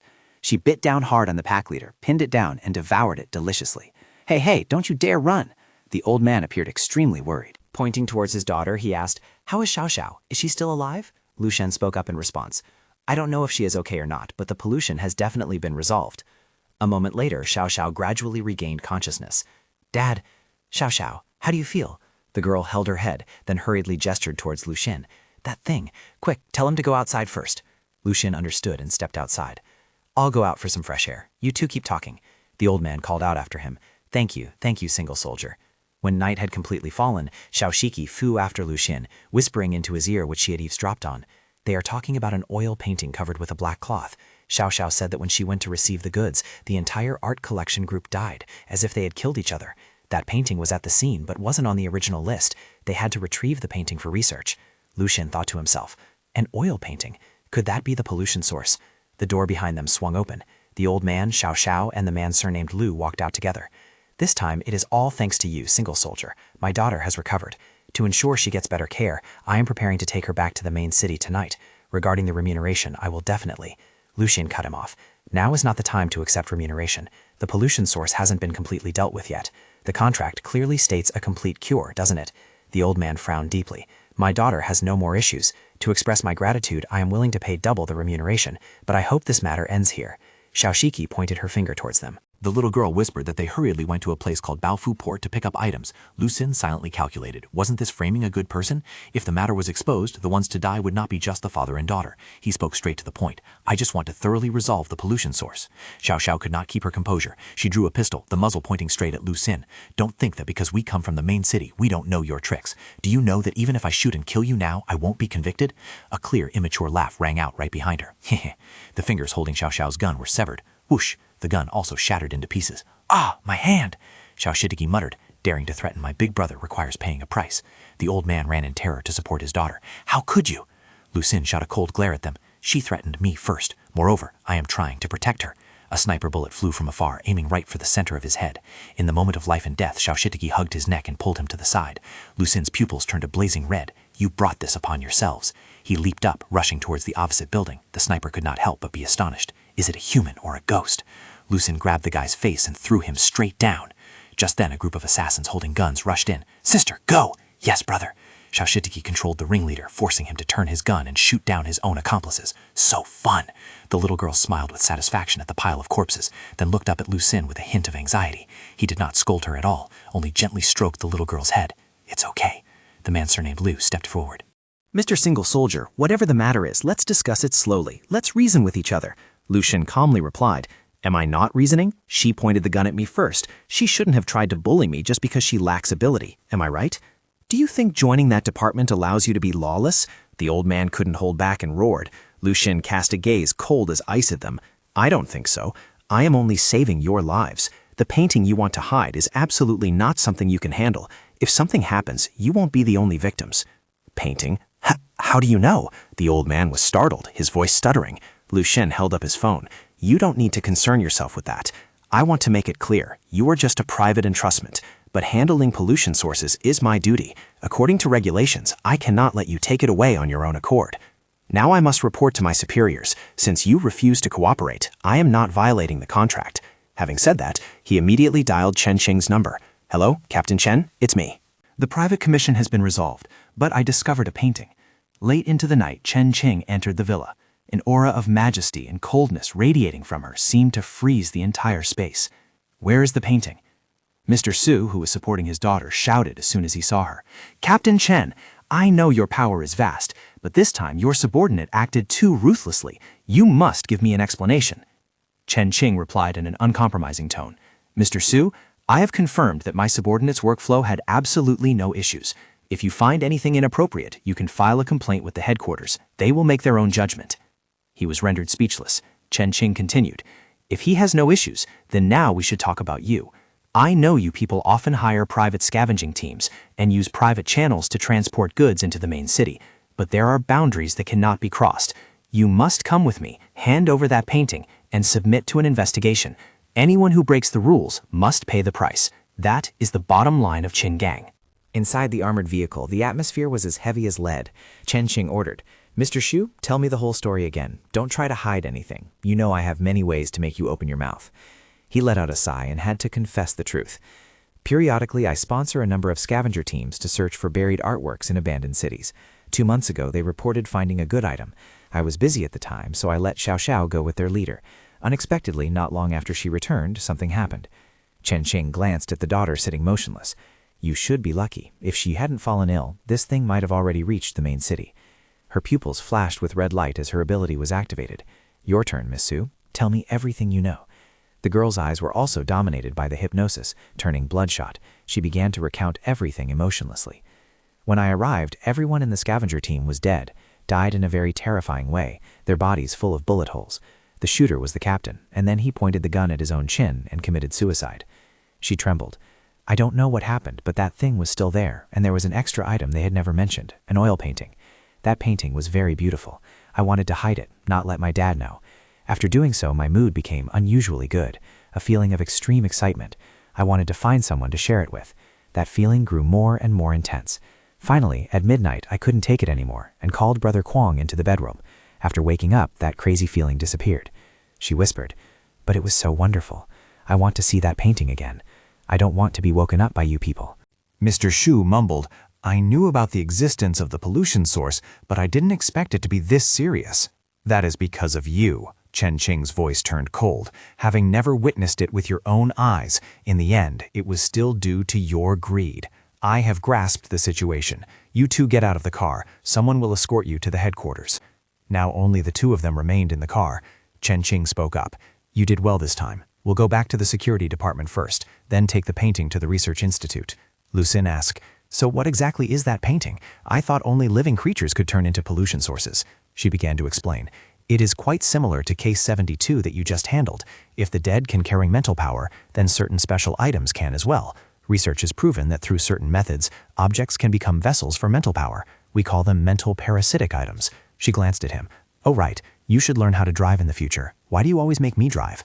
Lu Xin thought to himself, "Learn to drive? Convincing Xiao Shiqi to lend her ability to drive is harder than ascending to heaven." Suddenly, the car screeched to a halt. Ahead, a couple was standing right in the middle of the road, causing a serious traffic jam. The girl, holding a red rose, knelt before the young man. "Marry me. I want to be with you for the rest of my life." The young man showed an extremely impatient attitude. "Are you crazy? You are clearly the one who demanded to break up with me first. You dated so many guys behind my back. What kind of trick are you playing now?" "I realize the person I love is you." The girl grabbed his arm tightly. "I broke up with all of them. Isn't this what you always wanted? Why don't you need me anymore?" The young man roared in anger. "Look at yourself. You're no different from a mad woman. I just glanced at someone else and you started cursing them out. And now you jump out into the middle of the road to propose to me?" Her face became crumpled and distorted. "Because I love you. I love you this much. Why can't you love me like that?" She threw the bouquet, rushed forward to hug his neck, and kissed him frantically. However, the kiss turned into a horrifying scene when she bit his tongue right off. "I love you. I want to eat you. That way we will never be apart." The young man fainted, and she sat slumped on the ground, hugging him tightly amidst a strange stream of pink energy. It erupted from her body and spread to the surroundings. Almost instantly, people nearby seemed invaded by dark arts. Their eyes turned bloodshot and veins bulged. A man threw open his car door, screaming, "Xiao Qin, I love you! Wifey, I love you! Wait for me to come back!" Others also began screaming, calling out the names of their loved ones in a frenzy. Lu Xin was stunned. What is happening? Chen Qing immediately realized the problem.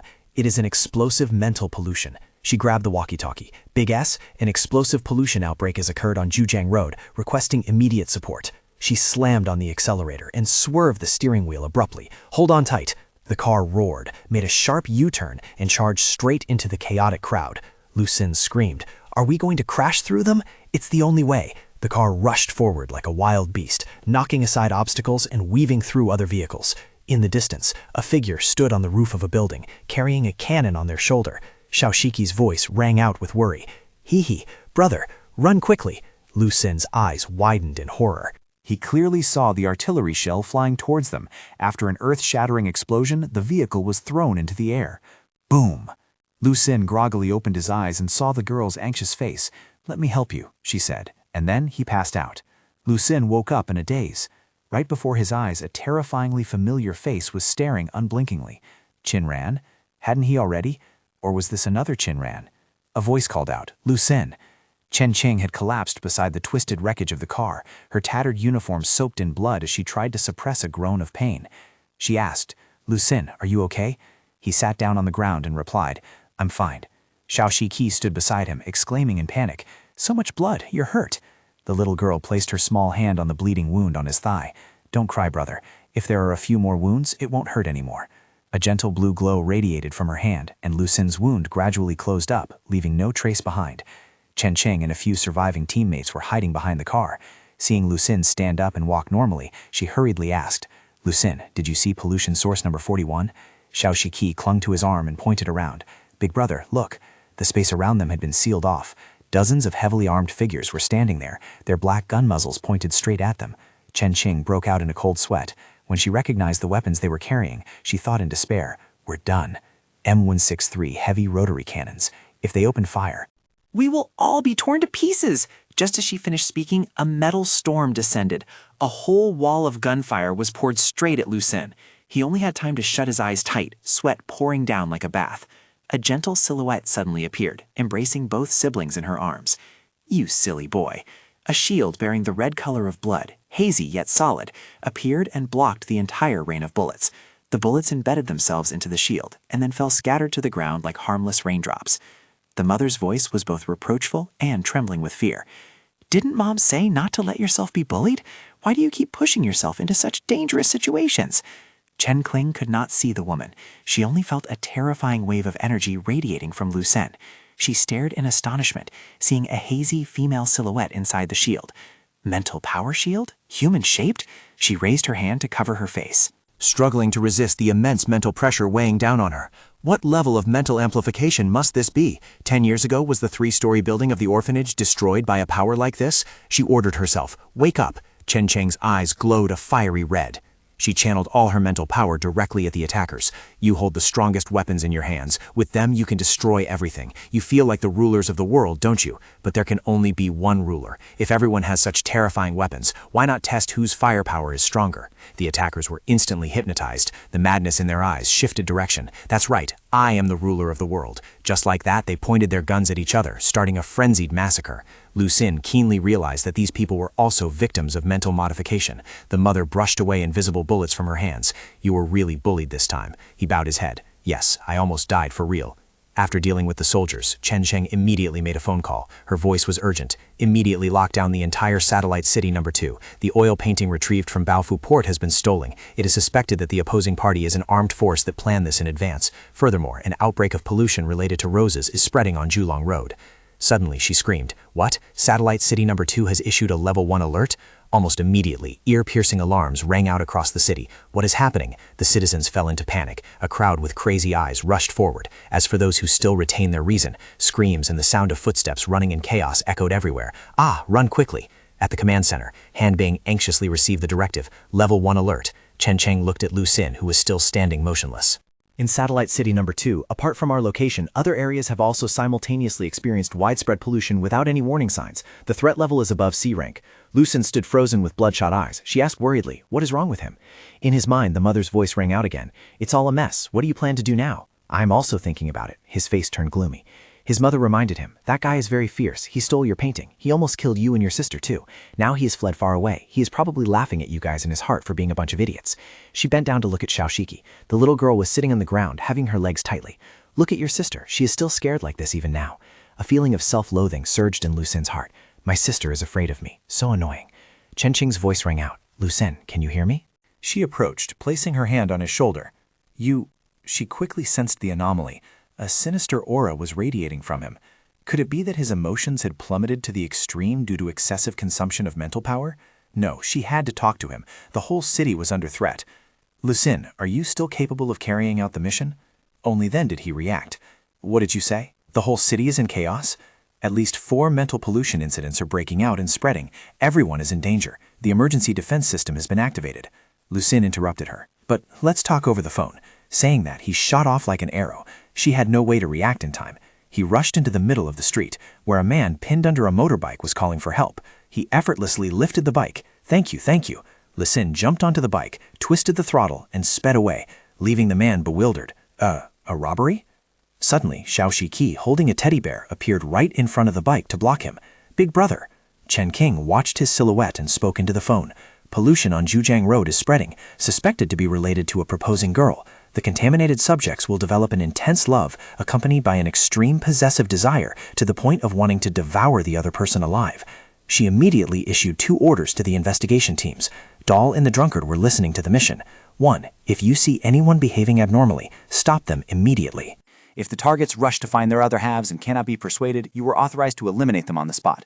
AI, use all media channels to inform all citizens to lock their doors and hide immediately. Lizard also received the order. Do not go looking for relatives, especially lovers. Everyone, the safety of Satellite City number 2 relies solely on us. The image of the mother gradually faded away. How will you handle this, son?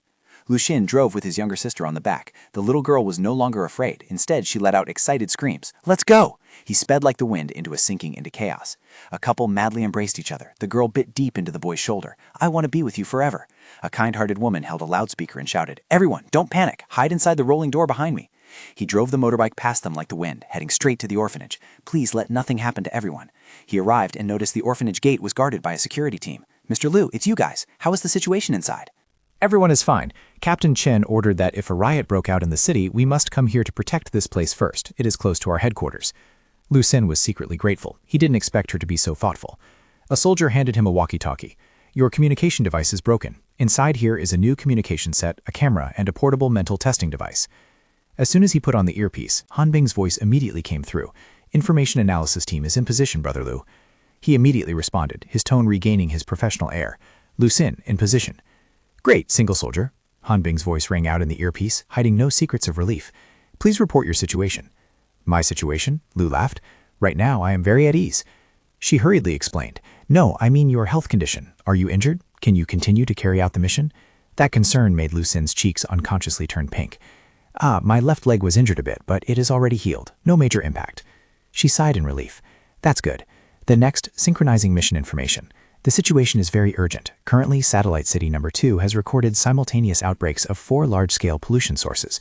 Additionally, Satellite City number 1 and number 5 are also showing suspicious phenomena. The headquarters has dispatched a special task force for support, but what we need to do is try our best to stabilize the situation before they arrive. Understood. What do I need to do now? Lu Xin clipped the lycro camera onto his lapel, quickly heading to the Wanzhong General Store to resolve the spreading mental pollution there. He turned back. Okay. He waved goodbye to Cheng Hu's team, leaving his motorcycle behind. Single soldier, your bike? No need anymore. He determinedly thought to himself, if Chen Qing helped me protect the people I want to protect, then I must also protect the people she wants to protect. He tossed a lollipop into Mia. Younger sister, for you. Xiaoshiki caught the candy, put it in her mouth, smiled until her eyes squinted, and held his hand tightly. Lu Xin's eyes turned crimson red again. Let's go, younger sister. Yes. The two siblings soared into the sky, leaving Cheng Hu and his teammates looking up. Cheng Hu whispered, the safety of this Qinggong city relies entirely on you, single soldier. The red moon hung in the air like the eye of a devil. While flying, Lu Xin asked, Han Bing, what's the situation over there? The Wanzhong store incident started from a murder due to jealousy. It then led to widespread loss of emotional control. A man caught his wife talking to another man, went crazy, and pushed her from the 3rd floor. Han Bing's voice sounded tense. Immediately after, he regretted it and also jumped to commit suicide. Witnesses suddenly exhibited violent emotional outbursts and abnormal mental signs. It has been confirmed as an outbreak of mental pollution. Lu Xin felt a headache. Just because she talked to the opposite sex, he pushed his wife down and committed suicide. How on earth do people out there love each other? Temporary code 96. Threat level and infection level are both high. Key point, red rose. Source of pollution, suspected human intervention. Team leader Chen Qing just sent a preliminary report.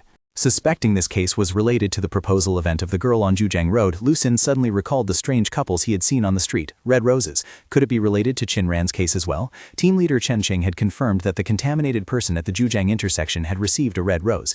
Afterward, they developed an extreme love for the flower and the giver, gradually forming a twisted possessive mentality. The accumulated emotions reached a peak and formed Stage 2 pollution. It was currently unclear if Stage 3 would form. Lu Xin immediately accelerated. Stage 3. At this speed, all the citizens in the city were in danger. How should we stop it? Action objectives. 1. Deal with the red rose parasite and cut off the infection. 2. Search for and neutralize the secondary polluted people to stop the spread. Lu Xin landed on the rooftop of the building opposite the Wangnong store. I've arrived. Below was a chaotic scene no less intense than the streets. Countless infected people were running wildly, and he feared it would no longer be easy to stop the spread. He spoke in a tone that deepened significantly. Suggest handling the main pollution source first, the red rose parasite. Lu Xin did not hesitate for a moment. He dived down, shattered the glass door, and rushed straight inside. All right, I'm inside. Right in the middle of the lobby, a horrifying scene struck his eyes. A couple had died in an embracing posture. The man was kneeling, holding the woman in his arms. From behind his back, 2 giant crimson roses, red as blood, stretched out, emitting a pink mist full of poisonous gas. Is that the pollution source? Single soldier, did you find it? I think so. Proposing handling options. 1. Use a special containment bag. 2. Find a way to incinerate it. Lu Xin interrupted. No need, I can see it.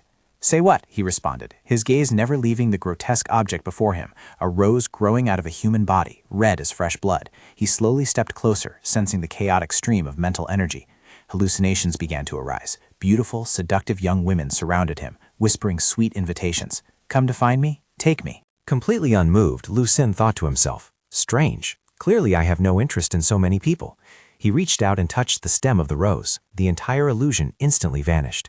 He lifted the whole cluster of roses from the corpse and reported, pollution source resolved. This type is quite easy to handle. Single soldier, well done. Han Bing's voice rang out joyfully. The next important task is to prevent the spread. Lu Xin replied, this is a bit troublesome. The patrol team has blocked the traffic notes, but they will open fire if attacked collectively. We must do our best to stop the secondarily polluted people, forcing a change in their behavior by any means necessary. Lucien looked outside. Understood. He snapped a long flagpole to use as a weapon, knocked down a girl who was rushing over, and shouted to those who were still conscious, "Do not get close to her." He turned to look at the remaining polluted individuals. A coldness flashed in his eyes. Through the surveillance screen, Hanbing's voice asked, "All right, next. Single soldier, what method are you using?" Lucien replied in a tone so calm it was slightly infuriating. "I don't have the ability to affect their minds on a large scale, so I'm using a simpler method." He swung the flagpole, and at the same time the dry sound of bones breaking rang out. "I break their legs first." The shopping mall echoed with miserable screams as the polluted people hugged their shattered legs and rolled on the ground. A few minutes later, Lucien stopped, the iron rod resting on his shoulder still stained with fresh blood. He looked into the distance, determining that the situation was basically under control. He muttered as if comforting himself, "I used precise force. They can still be reattached later." Even though he had crippled the legs of quite a few people, he did so thinking that he was saving their lives. His mood suddenly became much more uplifted. Xiao Shiki exposed him without any mercy. Isn't it because you've never had a lover before? No way. Lucien could only force a smile and drag the little girl away. Let's go, our work isn't finished yet. The moment he stepped outside, he spotted a couple kissing passionately. "There's still one here," he roared and rushed forward. The man shouted in panic, "Hey, what do you want to do?" Lucien's steps came to a sudden halt. "Aren't you two polluted?" "Polluted with what?" The man revealed an angry expression. "The end of the world is coming. I'm kissing my girlfriend for the last time. What does that have to do with you?" Lucien fell into an awkward situation. "Kiss all you want, but why are your hands groping around randomly? None of your business." Helpless, Lucien had to take his younger sister and leave, climbing up a nearby building. The couple below looked up, their faces full of astonishment. "That guy can climb walls? Is he Spider-Man? Why does Spider-Man use a stick? Shaolin Spider-Man, maybe?" From the rooftop, Lucien looked down. The entire street below was flooded with images of lovers hugging each other in an abnormal posture. What is going on here? With this many, how long will it take to beat them all? Hanbing's voice rang out again. "Lucien reports the situation." He replied. "They suddenly calmed down. It's like an unusual calmness. They are heading towards the high-rise buildings." He looked up, his voice unable to hide the horror. "Not good. There are already people standing on the edge of the terrace. I have to go up immediately." A contaminated couple was standing on the terrace, exchanging passionate gazes. "I love you. I love you too." Then they held hands tightly and jumped straight down. "Lucien," Hanbing's voice became more urgent as she requested confirmation. "Are the people intending to jump off the building those affected by secondary pollution?" "That's right." "So it is just as predicted." Hanbing continued to provide information. "The secondary pollution population of Case 96 has started to mutate. After emotions are amplified to the extreme, they will choose self-destruction tendencies. Couples will have thoughts of dying together to prove their love. Those who are not couples will also act rashly to prove their own love. It is very likely that this is related to the stolen oil painting." Someone is intentionally causing chaos in the city. It is still Qinran's doing. Most likely, all we can do now is try our absolute best, save as many people as possible. However, on the rooftops of the buildings, countless other figures were preparing to throw themselves down. He hurriedly grabbed his younger sister's hand. The distance was too great. He summoned all the strength of his life to throw the little girl over to the opposite building, temporarily splitting up. On the other side, Xiao Shishi used thin, invisible threads to tightly bind a couple. "Big brother, look, aren't I amazing? Like this, they can't jump anymore." He suddenly froze when, from the opposite building, countless people began plummeting down one after another like falling leaves in autumn. "Lucien, what is happening?" His voice sounded lost. "I see so many people, but I can't make it over there in time anymore. My ability is limited." "No need to blame yourself." Lucien stood dead silent, recalling the words the director once advised. "Save who you can. If you can't, then you just have to accept it." But facing such a massive crowd, it was too helpless. Suddenly, the roar of a helicopter tore through the space from above. A white-haired girl, wearing a black dress and holding a black umbrella, stepped out of the aircraft and floated in midair, appearing like a miracle descending to Earth. All the infected people froze in unison, looking up at her with fanatical eyes. So beautiful. I love her. Even Lucien was dazed by that beauty. So beautiful. Shashihi bared her teeth and sneered. Lucien couldn't help be surprised. "You like her too?" The little girl burst into a crazy laughter. "Yeah, I want to catch her, tear her clothes, patch them up, and wear them on myself." Lucien let out a sigh. "Hanbing, who is she?" "That is Doll. That's great. She finished dealing with the problem in the main city, so she came to support us quickly." Lucien suddenly recalled the words Lizard had said before. "Doll, beautiful enough to make men all over the world go crazy, but she's just a silly little girl?" Hanbing's voice was tinged with seriousness. "Lucien, pay attention. Absolutely do not look at Doll, especially her eyes. If you stare for more than 1 minute, you will never forget her. If you stare for more than 3 minutes or look into her eyes, you will completely fall in love with her. If you stare for more than 5 minutes, you will develop an intense agitation, wanting to destroy her. Doll hovered for a while, then flew in another direction. The infected people immediately screamed. "She's gone, I have to chase her." They poured down from the rooftops. Lu Xun couldn't hide his surprise. Doll had saved them. Han Bing happily announced, "Their attention and love have been completely captured by her. Now they only want to get close to her. Temporarily, the danger here has been resolved. There are still 3 other outbreak points. You and Doll, the 2 of you quickly go provide support." Lu Xun replied, "Okay." Then he turned towards Doll, hovering in the air, and said, "You go to Tiansui Square. I'll go to the bridge on Xing Street since it's closer. After all, you can fly." After speaking, he carried his younger sister on his back and leaped away. Doll watched his retreating figure, dazed for a moment before gently replying, "Okay." Han Bing was completely stunned. Did Doll just speak to him? When Lu Xun set foot in the Qing Street Grand Bridge area, the atmosphere was tense to the extreme. Through the walkie-talkie, Han Bing's voice remained calm but could not hide the urgency as she analyzed the situation. Qing Street Grand Bridge was a vital traffic artery, the only road connecting the south and east sides of the city. Ironically, it was located right between 2 outbreak hotspots, Wanzhong Shopping Mall and Beilu Street. The security department and the patrol team had established a perimeter, implementing a comprehensive blockade to prevent the disaster from spreading. But the latest reports showed that the number of infected people was spiking, threatening to break through our defensive lines. The supreme order was to restrict firing to the maximum, but if the encirclement was broken, Lu Xun clenched his fists, his brows slightly furrowing. The anomaly came not only from the crowd moving sluggishly below, but also radiated from right behind him, where his little sister maintained that wide, wild grin. Her eyes gleamed with a strange light, sending a chill down his spine. He suddenly turned around, his voice dropping low. "Are you tired yet?" The little girl tilted her head. The smile on her lips brightened even more, her voice sounding both pouty and challenging. "Are you tired, brother? But this fun game isn't over yet. I still have to help you, don't I?" Not understanding his meaning, Han Bing replied over the walkie-talkie with an extremely professional attitude. "Thank you for your concern, single soldier. We are fine in the outer perimeter. You and she are the ones working the hardest." Lu Xun could only smile awkwardly. He signaled, then jumped with his sister from the bridge railing down to a nearby roof to get a better view. Although the contaminated crowd was packed tight, they moved extremely slowly, and with strangely poor coordination. He made a mental judgment. There's still a chance. The problem is finding a way to neutralize all of them at once. Just then, a cold sensation ran down his spine, and the space around him began to distort abruptly. The world seemed to fade of its inherent colors. Everything turned into outlines sketched with charcoal, both illusory and dark. Ethereal figures began to appear, reenacting memories so happy they were heart-wrenching. A kind-looking old man was holding hands with his 2 granddaughters, his gentle voice speaking up. "I am very happy, my children." A young couple was embracing each other. Under the surreal streetlights, they whispered sweet nothings. "Come, we will be together forever." A group of friends was frolicking, their clear laughter ringing out eerily. "Let's play one more time." Lu Xun panic-strickenly looked all around. What the hell were these things? He suddenly realized an even more terrifying truth. His younger sister had vanished without a trace. From the walkie-talkie, Han Bing's panicked voice came through.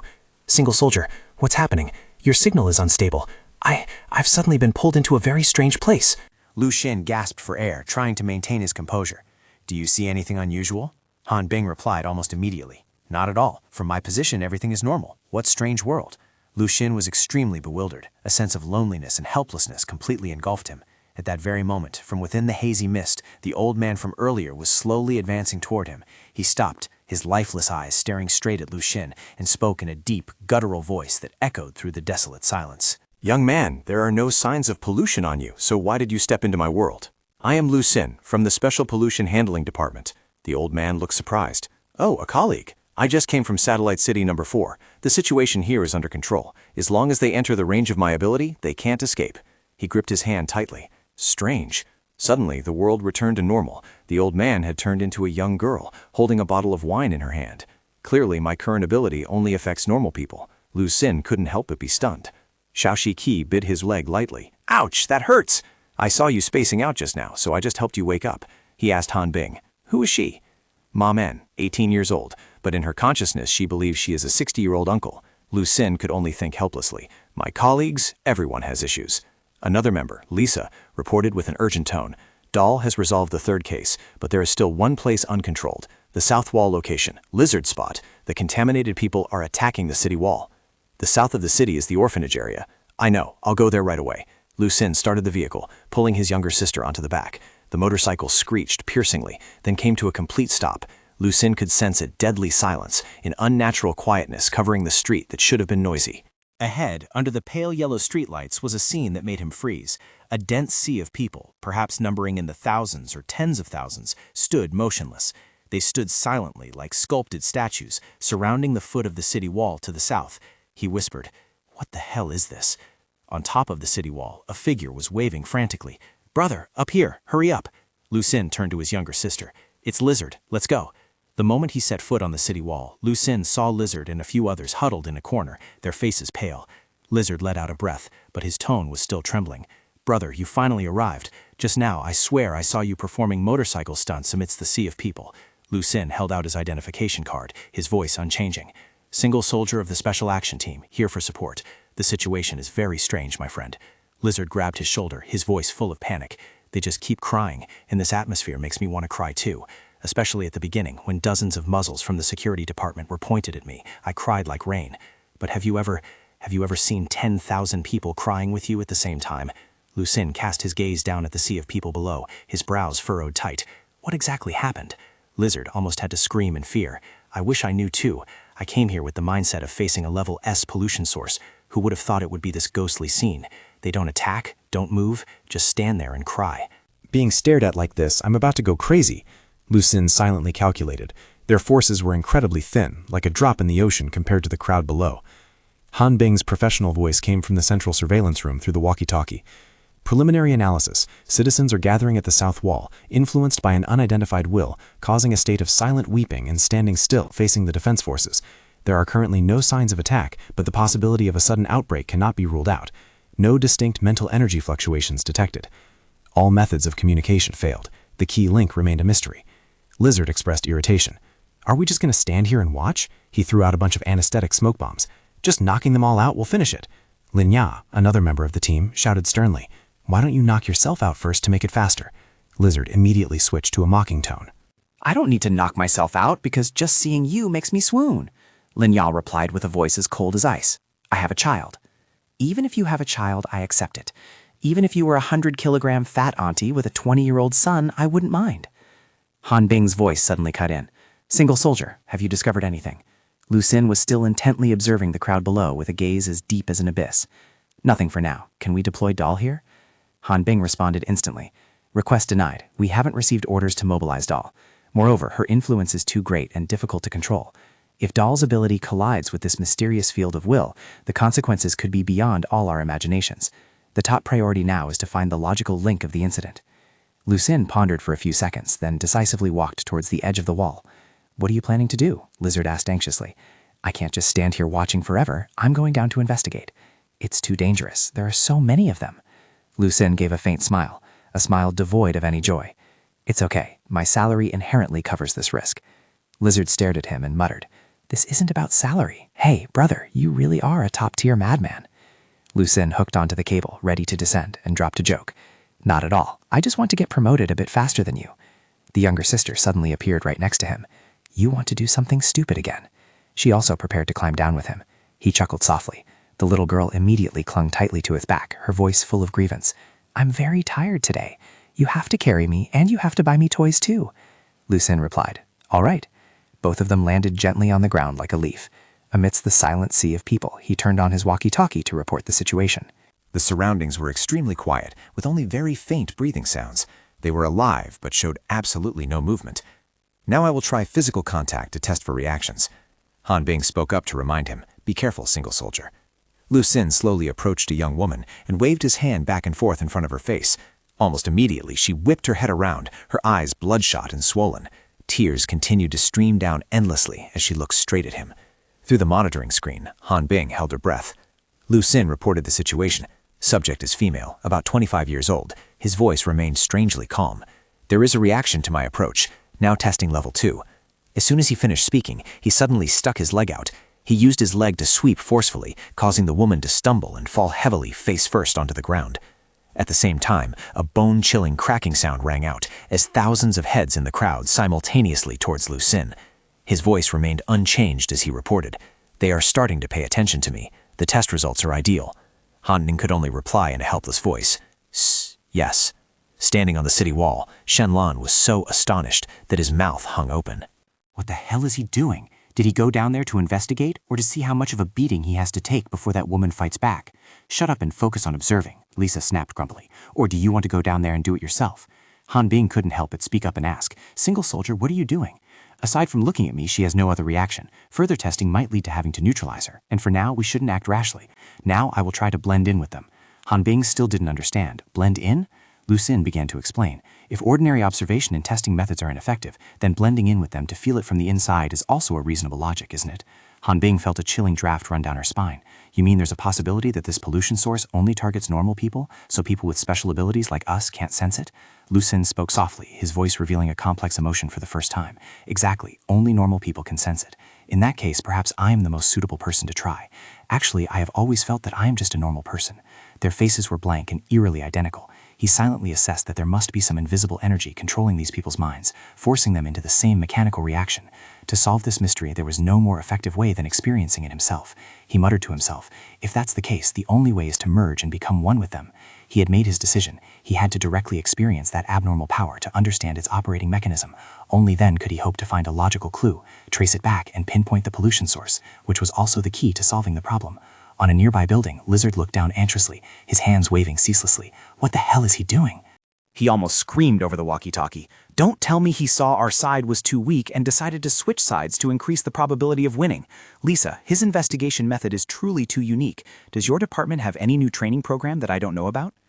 Lisa maintained a calm, professional attitude as she replied. I just accessed the records. Lu Xin is indeed participating in a crash course on special pollution sources and spiritual abilities. However, the course has only been running for less than a week, which means that apart from the most elementary knowledge about classifying pollution sources and the subsidy payment table, he has barely learned anything else. Subsidies? With my meager understanding of this guy, that motivation is probably more than enough. Down below, Lu Xin had blended into the crowd of emotionless people, trying to mimic their dazed look. Time passed heavily. After about an hour, he let out a long yawn. He whispered, I'm dying of sleepiness. The younger sister nestled close to him, her face clearly showing boredom. Lu Xin shook his head vigorously to wake himself up. Something isn't right. There's definitely something wrong. How can a normal, healthy, and alert person like me not feel any effect at all? He turned his head toward the little girl. Maybe it's because you being near here unintentionally shielded me. Can you try backing away a little bit? The little kid immediately looked worried. If I go, aren't you afraid they'll eat you alive? Lu Xin gave her a gentle smile. You just need to keep a safe distance. The moment you see anything unusual, come support me immediately. The little girl pouted, her voice whining with a condition. Then you have to make it up to me. I want a really big toy, one that can cry, can laugh, and must be alive too. Lu Xin gently patted the little girl's head. I promise to seriously consider it, but first, you have to watch over me very carefully. Otherwise, there won't be anyone to buy toys for you. The little girl giggled. It's a promise then, hee. Then she nimbly stepped back, her eyes not leaving him for a second. Now the space was left to him alone. Lu Xin took a deep breath and slowly closed his eyes. Whew, relax. He relaxed his mind, letting it sink into the terrifying silence of the crowd. The entire surrounding space seemed to freeze, and then, amidst the almost absolute silence, a faint sound crept into his hearing. It was the whimpering cry of a child. At that very moment, the world before his eyes changed completely. He saw himself lying on a freezing operating table, while shadowy figures in white coats holding surgical knives looked down at him. He then saw a stunted little boy trembling and curling up in a dark corner, trying to hide from a group of aggressive people. The images of the doctors and the boy kept overlapping, and the mournful crying grew louder. Don't, please don't. A sense of extreme sorrow and despair invaded Lu Xin's entire mind. He could no longer hold it back. A hot tear silently rolled down his cheek. Brother, you're crying. A light bite on his leg pulled him back to reality. It was the little sister. Lu Xin hurriedly wiped away the tear. No, I'm not. He quickly contacted Han Bing through the internal channel. I found traces of the anomaly source. Prepare for combat. Han Bing's voice rang out immediately. What type is it? Lu Xin frowned, trying to describe what he just experienced. It's crying, the crying of a little boy. It's very hard to detect, but once heard, the victim will be immediately drowned in feelings of pessimism and hallucinations. I believe everyone here is affected in this way. I guess the pollution source is a little boy blending into the crowd. Han Bing replied, Copy that. I will immediately notify the investigation team. Lucien hurriedly stopped her. Wait, don't let them in. I'm afraid they won't be able to withstand it. He thought to himself, the thick protective suits of the investigation team obstructed their hearing. This made it impossible for them to hear the crying. But if they took off their helmets, they would be polluted instantly and turn into weaklings who only knew how to cry, completely losing their combat ability. This sophisticated arrangement made Lucien shudder. It was too similar to Special Pollution Source 72, the loneliness in the apartment. However, this time, its power level was greater, and its concealment method was far more sophisticated. Was this a coincidence, or was Case 72 just a test run for this thing? On the observation deck, Shen Lan could not suppress his curiosity. What is he doing down there? Lisa replied while keeping her eyes glued to the screen. According to the report from the Single Soldier's information handler, he has identified the trace and is currently tracking down the source. Lizard expressed disbelief. Is that even possible? Is he a rice-powered spiritual scanner? Ling Cha snapped. Shut your mouth and do your job. Immediately get into guard position, ready to support and eliminate any dangerous around him. Lizard mumbled to himself. All right, I know. He opened the weapon case and pulled out a sniper rifle. While skillfully loading the gun, he asked casually, Hey, I just have one small question. Is Single Soldier's information handler pretty? Ling Jia could only sigh helplessly. She is the beauty queen of our information analysis team. You answer that yourself. Lizard let out a lecherous laugh. Oh, so does she have kids yet? To be precise, Ling Jia replied, she herself is still a child. On the other end of the line, Han Bing could only force a laugh. Hee, well then my mental state is much more balanced now. Lizard smiled pervertedly, placing his eye on the scope. This time I must ensure absolute safety. I've even installed the best optical scope here. Down below, Lucien moved extremely slowly through the crowd, observing each face one by one. Finally, his steps stopped in front of a man with a familiar physique. He reported in a firm voice, Found him, it's this guy, but he looks very much like Chin Ran. I've locked on the target. Can be handled at any time. On Han Bing's screen, Chin Ran's face appeared extremely clearly, analyzing target data. Brother Single Soldier, request you temporarily retreat. Maintain vigilance. Lucien had just breathed a sigh of relief when suddenly, on the top of the head of the man wearing Chin Ran's face, gruesome cracks began to appear. The layer of skin and flesh burst open, and a metal spherical object slowly rose up. Lucien could not hide his astonishment. It wasn't a boy, just a device capable of emitting crying sounds. He didn't expect sound could also be recorded and weaponized like this. What the hell is this? Han Bing's voice became extremely urgent. Brother Single Soldier, be careful. That is a product of the Church of Science and Technology. The metal sphere emitted a soulless electronic voice. Detected abnormal target approaching, initiating Phase 2 ahead of schedule. Immediately, countless thin tentacles resembling lightning sprouted from the sphere, spreading out in all directions with alarming speed. At the same time, in a desolate city more than 30 miles from Changgang, 3 figures were leisurely sitting around a makeshift table, sipping wine and playing cards. A burly man with a long scar across his face lazily threw down a pair of twos, the cigarette clamped between his lips, slowly releasing smoke. Sitting opposite, a short guy with bright green hair and bizarre tattoos on his forehead cursed. Truly an old fox. The scarred man smirked. Your turn. The green-haired dwarf suddenly slammed 4 cards down on the table. 4 of a kind. He beautifully cut off the scar-faced man's pair of twos and then let out a triumphant laugh.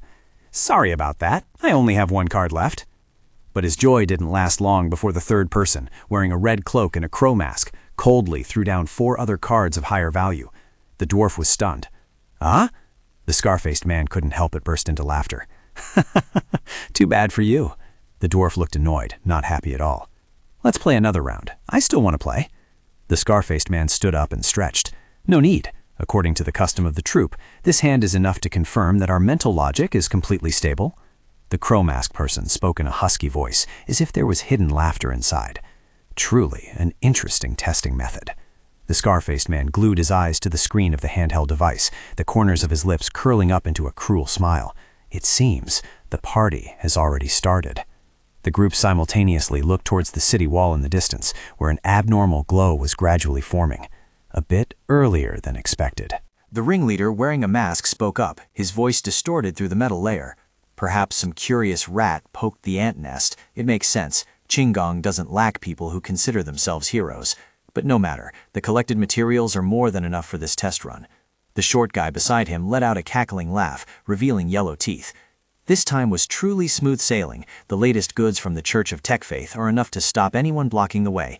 More importantly, we will record the full combat data of the mental bomb Cry of 1,000 Injustices, magnified 10,000 times. The report this time will surely be beautiful. Consider 2 out of 3 missions accomplished. He glanced at the scarred man, his voice full of sarcasm. It's just a pity that the mobile laboratory was ruined by someone's negligence. The scarred man growled in response.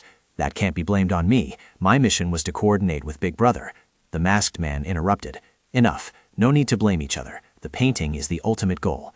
Completing 2 out of 3 missions and retreating safely is already a huge success. Qinggong is more complex than we thought. He narrowed his eyes towards the horizon, which was dyed a deathly color. The pig that is too greedy will be the first to be put on the chopping block. Clean up, record the data of the final explosion, then retreat immediately. Standing at the foot of the city wall, Lu Xun felt a cold chill run down his spine. An anomalous energy sphere was gradually forming right above the crowd. It resembled a black hole, vigorously draining the vitality and suffering of tens of thousands of people below. He involuntarily exclaimed, "Danger! What is that?"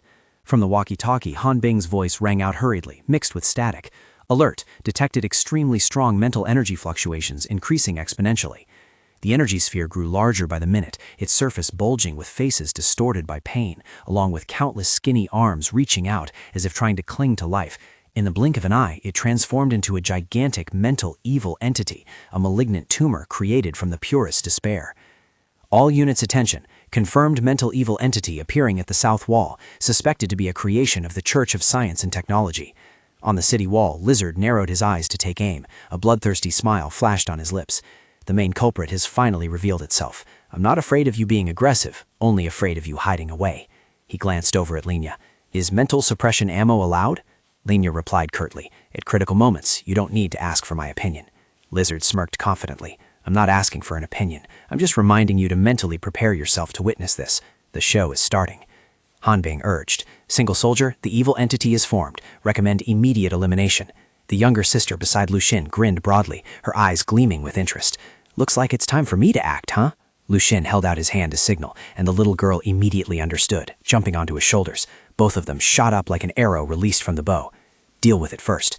The evil entity roared indistinctly and began sweeping the surroundings. Wherever it passed, the contaminated people became even more ragged, their vitality drained away. Lu Xun rushed forward, his arms like steel pincers tearing apart its body. However, from the tear, the monster did not die, but instead split into 2 smaller entities. Lizard shouted over the communication channel. My left! Lu Xun replied. Roger. He continued to rush towards the remaining monster.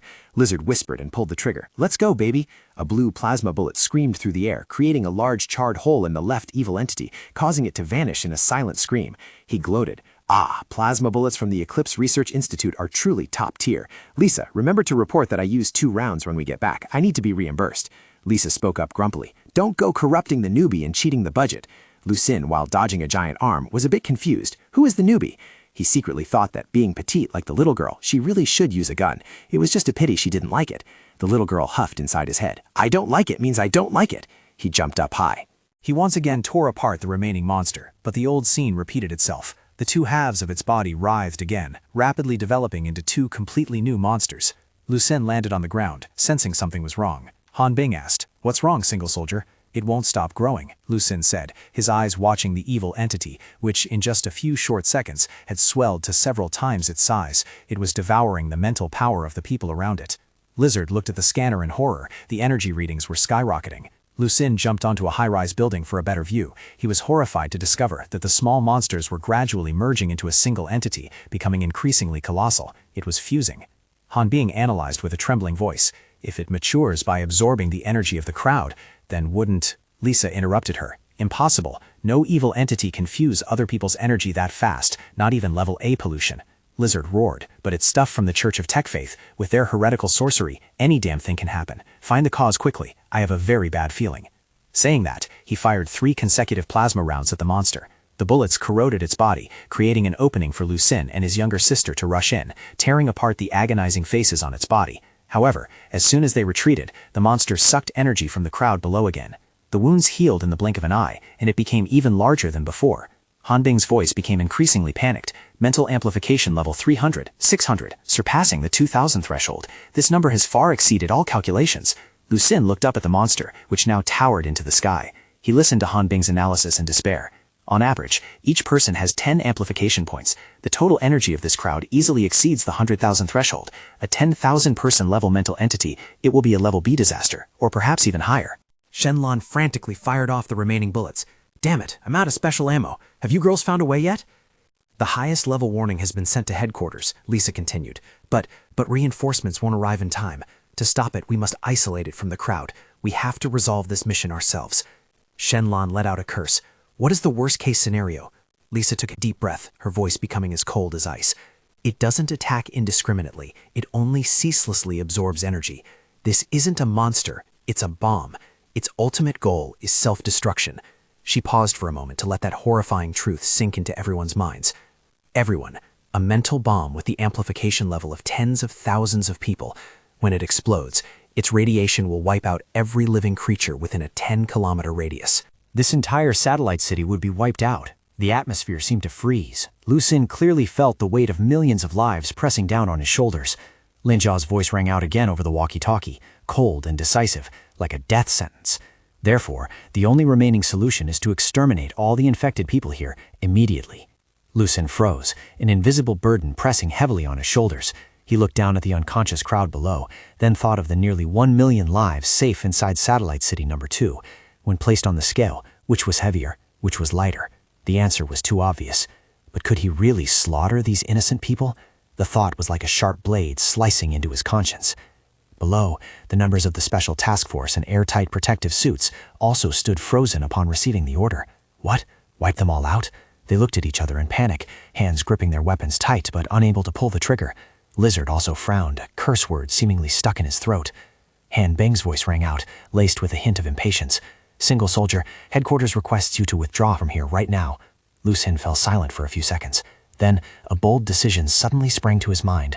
He replied, his voice strangely determined. "No, the withdrawal order is for you people, not for me." Gasps of shock rang out simultaneously across all communication channels. "What?" Lu Xun spoke clearly, every word seemingly nailed into the air. "I repeat. Everyone leave this area immediately, the farther the better. Absolutely do not come close and do not use any means to track me, including cameras. Believe me, it will be very dangerous for you all." Han Bing stammered.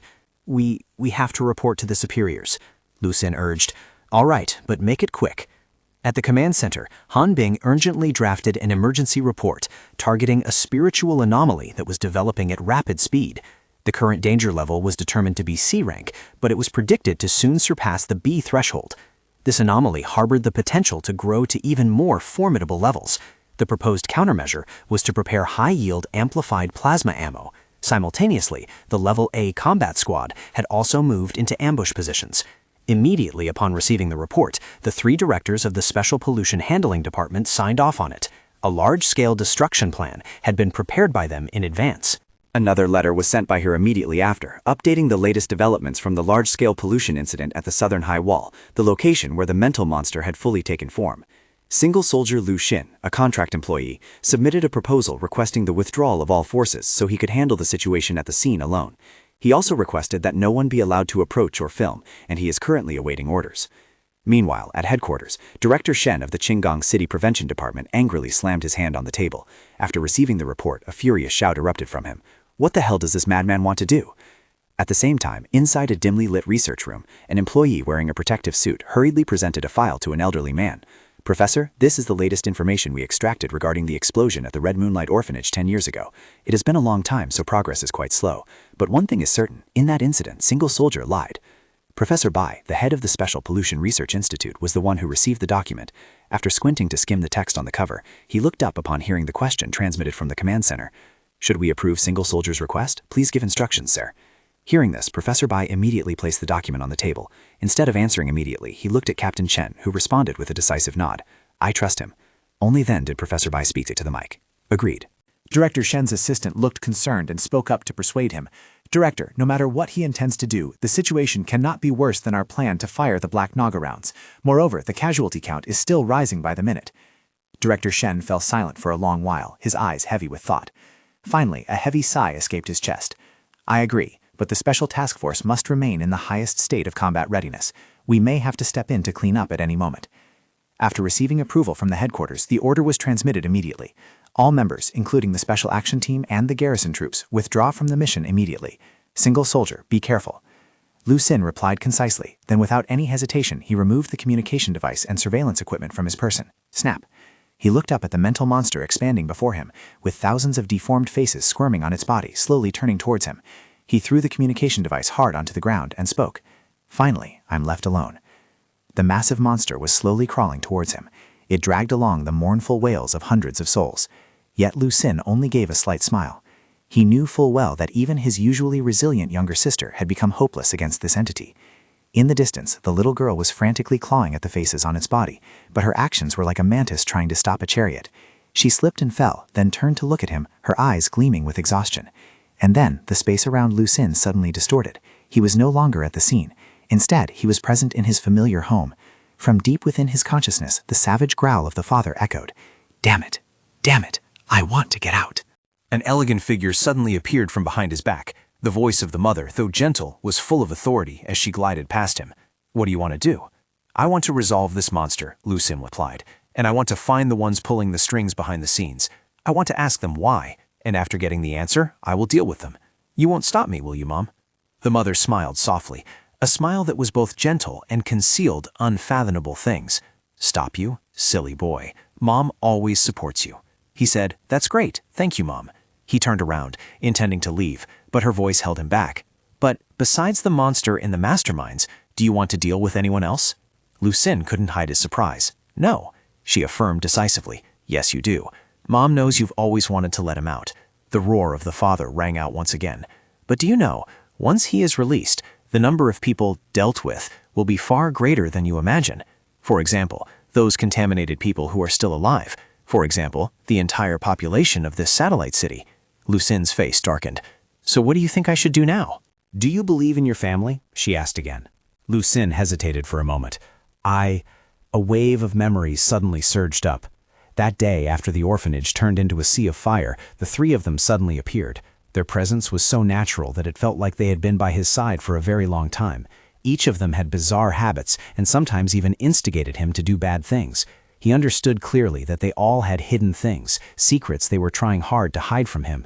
Even so, he knew they held extremely immense power.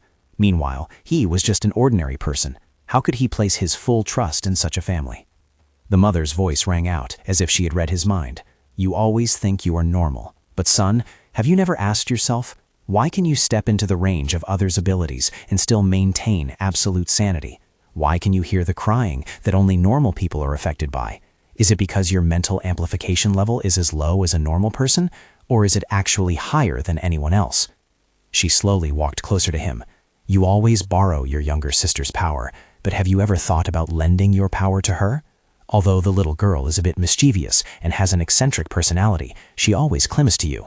You, however, are always afraid she will learn bad habits, always guarding against her. Now, do you dare to choose to trust her just this once?"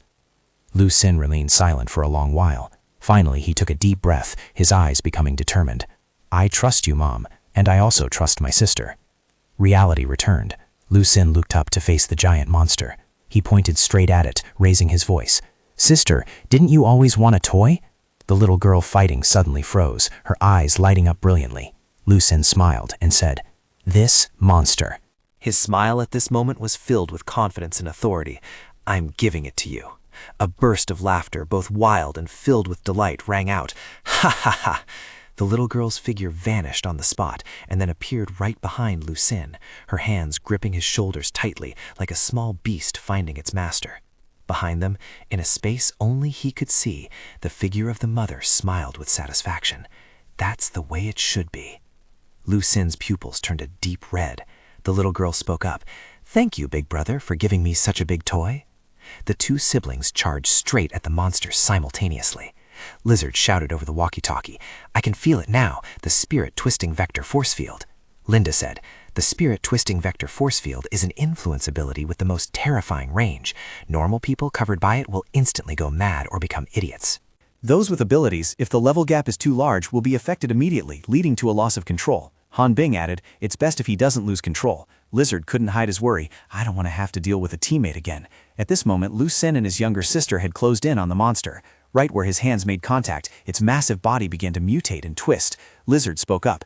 "This kid isn't the type to brag, but I still don't understand. What exactly does he intend to do? This monster is so huge, it's impossible to kill. How does a spider system user like him deal with this?" Lu Xin stood at the foot of the monster, watching his younger sister touch various points on its body. Those spots all transformed grotesquely. He suddenly realized, so that's how it is. My sister is causing this mental monster to deform. This isn't the ability of a mutant, but a different form of pollution. A giant arm suddenly sprouted from the monster's body and lashed out at Shashiki. The little girl nimbly danced and dodged, bursting in excited laughter. Hee hee, this is so fun. A moment later, the body parts she touched automatically severed themselves from the monster. It was unbelievable. It was voluntarily cutting off the polluted parts of its own body. Lu Xin couldn't help but be amazed. The monster suddenly shifted its target to the mother watching from afar. She just smiled, then soared into the air to dodge the attack. Come over here, you little brat.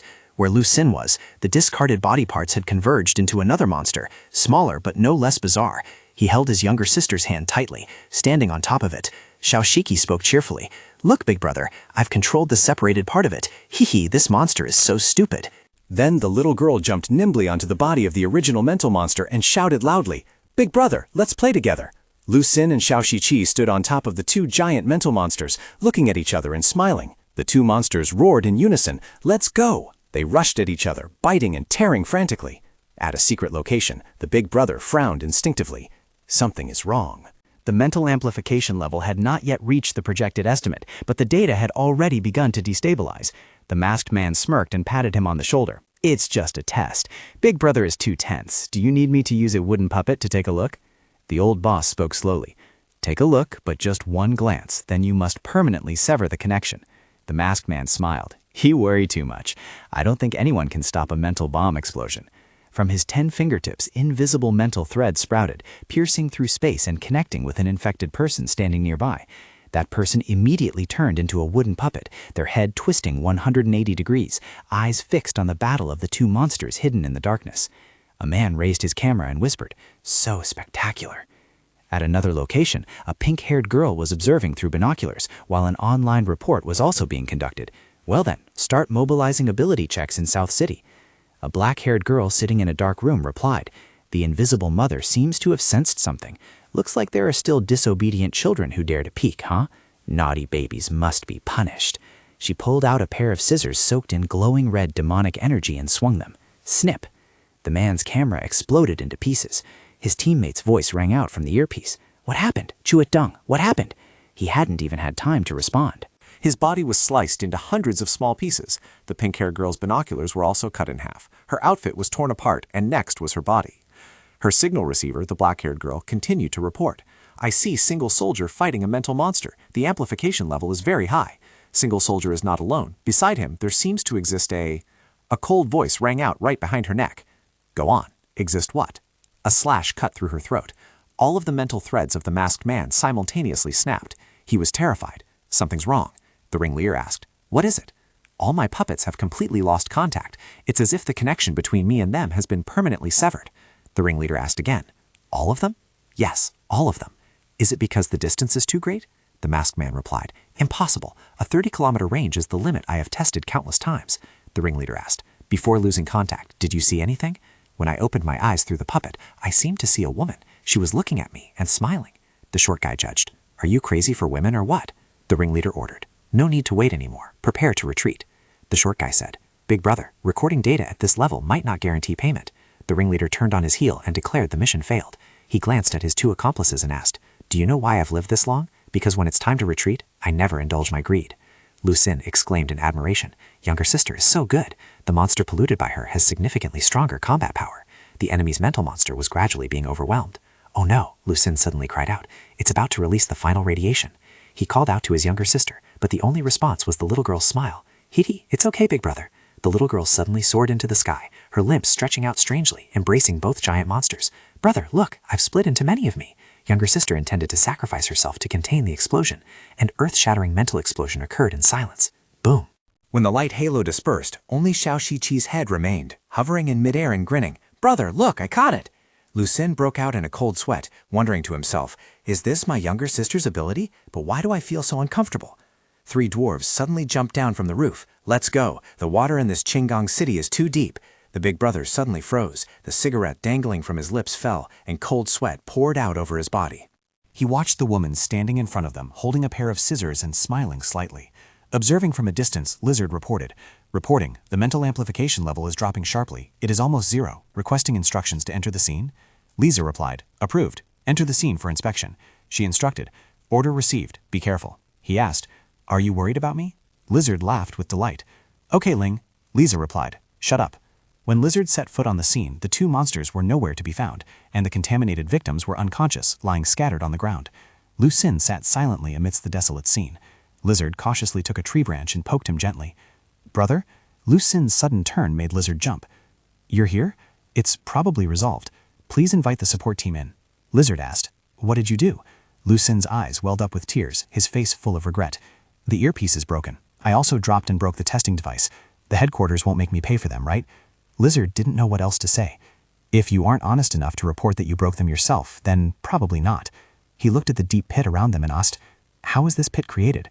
Lu Xin replied, it was that monster self-destructing, just like a bomb. Lizard asked, then how did you contain the explosion within such a small range? The little girl asked, brother, am I good? Shashiki clung to Lu Xin, smiling brightly to show off her achievement. It was younger sister who split her body to wrap around the explosion. Lu Xin answered Lizard, this power. Just concentrate the energy of the explosion, then call it back. Can't you guys do that? Lizard replied, of course not. Lu Xin said, then for sure I understand the rules. Lizard interrupted, for sure it's our problem, right? Lu Xin laughed, that's right. Helicopters from the support team began to fly into the area, and a voice was broadcast from the loudspeaker. Announcement, everyone has just suffered from large-scale food poisoning. Medical personnel are coming. Please stay where you are. Do not run around. Otherwise, you will not be treated. Consequences are your own responsibility. Medical fees at the hospital are at least several million. At that point, Lu Xin gave a forced laugh. Who came up with this method? Too ruthless. Lu Xin raised his voice to ask, his tone still lingering with a bit of fatigue. Now has everything been resolved? Han Bing replied, almost. All 4 large-scale pollution areas have been controlled. Support teams from other satellite cities and even the main city are moving in to handle the aftermath. Although this incident is rare, thanks to frequent drills, we handled it quite well. Can it be considered a success? Lu Xin thought gloomily. Saved more than half of the people, but what about the half that died, including those who died because of the roses, because of Qinran, because of heavy firepower? What is that number? The loudspeakers from the rescue team kept blaring incessantly. Is anyone still alive here? He asked. So, are there any leads on the mastermind? Han Bing said. The specialized department is investigating. There is no official report yet, but it certainly involves the Church of Science and Technology and the Wilderness Knights. Besides stealing the painting, they definitely had another objective, and it is very likely they have already achieved it. Lu Xin clenched his fist. He thought, just for their own goals, they killed so many people. He asked, what will the headquarters do? Han Bei replied, pursuing the Wilderness Knights is the responsibility of the City Defense Department. You can rest assured, eventually someone must be held accountable for the lives lost. Lu Xin rubbed his younger sister's head and said, that's right. So many people died, they must pay the price, no matter who they are, no matter who they run to. A familiar voice rang out. Well said. The mother had been standing nearby for some time, clapping her hands in praise. But after you're done, you must come home early. Your father is going crazy, very crazy. Mom thinks it's time for us to hold a family meeting, she spoke to him. Lu Xin, you can go back and rest now, Han Bing said. If there are any issues, I will notify you later. He replied, I understand, thank you. She said, I should be the one thanking you on behalf of the city citizens. Lu Xin also showed some awkwardness. Without your help, I couldn't have done anything alone. Standing nearby, Lizard couldn't stand this cheesy dialogue anymore, so he walked over. Do you two always talk like this? Lu Xin looked blankly. Of course, is there something wrong? Lizard replied, good heavens, of course it's not right. Lizard shouted, then immersed himself in his own fantasy. He imagined a scenario where Lenya, in a seductive outfit, was inviting him to breakfast, causing a sudden nosebleed. Look at me and Lenya, see how close we are? This is a true teammate relationship. I have a feeling she's about to be mine. He put his arm around Lu Xian's shoulder. That's right, brother. Let me tell you some secret intel. Lu Xian asked, about whom? On the car ride back, Lizard leaned close to Lu Xian's ear. Of course, it's about your little exclusive line secretary. I asked around for you. That girl is very beautiful, a flower of the information analysis team. Lu Xian replied, oh, Han Bing? She's not my secretary. Her rank might even be higher than mine. How did you find out? Lizard replied, I asked Lenya, of course. By the way, help me ask Han Bing for news about Lenya too. For example, does she have children yet? Lu Xian dropped a casual question. Lizard clearly showed a look of boredom. No, what I care more about is whether she really weighs over 150 caddies. Lu Xian replied, all right, I'll try. When they returned to the security department, the two ate while filling out the reports. Lizard rested his legs on the table, complaining, every time a mission ends, we have to fill out this damn thing. How do you plan to write the report this time? Lu Xin asked. Just write exactly what happened, Lizard replied. All right, I support you. Lucien thought to himself, really vigilant tonight. He thought, surely someone told him to keep an eye on me. Xiaoshiki suddenly hung upside down from the ceiling. Brother, when are we going home? That old monster is going crazy. I dare not go back. Lucien said, even you know fear? I'll take you back in a bit. He held up a handful of candy. This is all for you. The smile on the little girl's lips immediately brightened. He said, I have to make a trip home today. Lucien turned and spoke to Lizard. Lizard then suggested, if you're going back, then go. We made such a big contribution this time. Surely they won't still lock us up here. Can I go back with you? I've wanted to visit your house since last time. Lucien rubbed his chin and suddenly asked, do you feel like there's something wrong with this life? Lizard was stunned. Huh? Lucien laughed. I'm just kidding. Lizard clutched his chest, squeezing out a forced smile. Huh, cut down on those kinds of jokes in the future. It's scary. Lucien said, all right, but I can't invite you home this time. Lucien held on to the hand that was sneaking candy from his sister. You cover my shift here for a day. Call me if anything happens. Lizard replied, okay, go ahead. There's a car downstairs to take you back. While sitting in the car, Xiaoshiki whispered, brother, someone is following us. Lucien sighed. He understood their wariness, but since a family meeting was about to take place, if he accidentally angered the father, it would be extremely troublesome. He immediately picked up the phone and called Chen Cheng. Captain Chen, things in the satellite city are settled. I plan to go home for a bit. Captain Chen replied, if you're going back, just go. No need to report. Lucien said, but someone is following me. I don't like this. Chen Cheng replied, understood. A moment later, Xiaoshiki spoke up. Brother, they are gone. Chen Chen's voice rang out again, sounding somewhat urgent. The person following you wasn't arranged by headquarters, but I've told them to withdraw, so you don't need to worry for now. Lucien asked, are your hands steady? Have you never seen a woman's intestines? Lucien panicked. Miss, what are you doing? She replied with a calm tone. Surgery. I got injured a bit while being attacked. Only now do I have time to deal with it. Just opening a hole in the stomach, sewing it up, and it's done. I've hypnotized myself so it doesn't hurt. Your matter is quite important. You did very well this time. But because you did too well, you scared some people. But don't pay attention to them. The Special Pollution Handling Department has its own rules. Lucien said, all right, you focus on the surgery. After hanging up, Lucien muttered to himself, the boss is having surgery. Should I buy some fruit to visit her? As soon as the car stopped and Lucien stepped out, the driver received a message via walkie-talkie. There was an order to stop surveillance on Lucien. Chen Qing of the Special Action Team had vouched for him. B3, please acknowledge. The driver replied with a doubtful voice. Copy that. But didn't they say his threat level has now risen to level A? The voice on the other end suddenly became serious. This is for your safety. While he was performing the mission to handle the mental monster this time, several people ordered to investigate him have paid the price, including a senior investigator, a level A intelligence agent, and even an ability user. The cause of death was not identical. Specifically, the 3 stalkers were disposed of by the mother using sharp scissors, cut into hundreds of pieces. The driver felt a cold chill run down his spine. Okay, I'm leaving right now. Lucien walked up the stairs, while his younger sister jumped endlessly from the wall to the ceiling. The little girl danced and hummed a ghostly nursery rhyme. The cotton doll knows how to fly, fly, fly. The doll knows how to crawl, catch, swim. The doll is with the butterfly. The butterfly leaves the friend to fly, fly, fly. Lucien commented, you're singing off key. Xiaoxin looked bored and jumped down. When standing in front of the room door, the little girl suddenly hugged his neck with a frightened face. He spoke to comfort her. Big brother is here, don't be afraid. The two pushed the door open and entered. The room was a mess, full of traces of a fierce conflict. The mother stood silently by the window. The father sat pompously in the middle of the room, roaring, trash. All of you are just a bunch of trash. The mother was on the phone. Miss Chen, what are you so worried about? It's fine, just a few thieves entering the city. It's all been resolved. My son works in the relevant department, so don't you worry. The father smashed the table. Bang! He said, useless. A bunch of useless trash deserving to be used and killed by others. He pointed straight at Lucien's face. Tell me, are you garbage? You ran like crazy outside all night, yet you let them all escape, just because you were sweet-talked with a few words. Ran until your legs almost broke, yet got no benefit at all. Lucien let out an annoyed, The mother spoke up to soothe the situation. All right. You've been raging all day and still haven't cooled down. The boy is back. Everyone is here. Should we hold a small family meeting? The whole family sat together. Mom and the 2 siblings sat on the sofa opposite the father. Lucien was the first to speak. Mom, makes sense. We really should talk properly.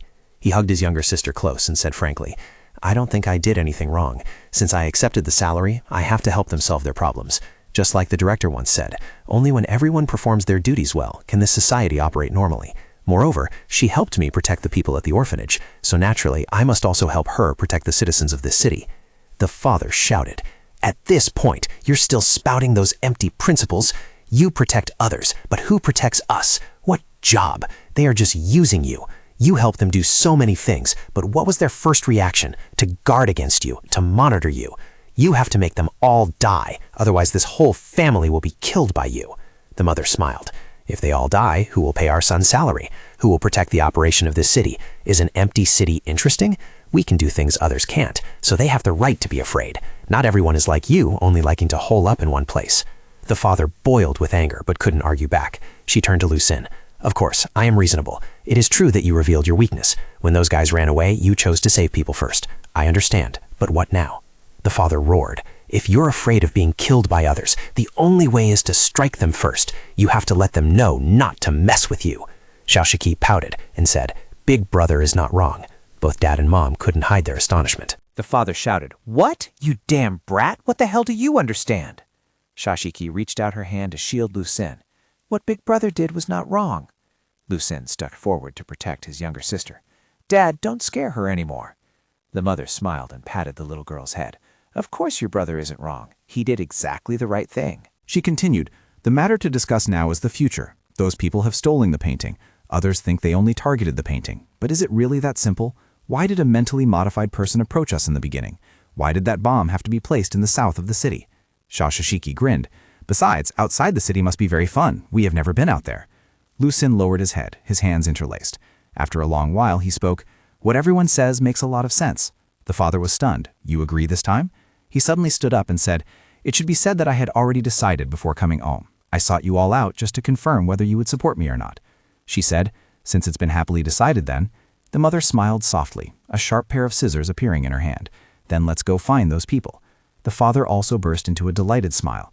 Lucien's eyes turned pitch black with glowing red pupils, and he smiled softly. All right then.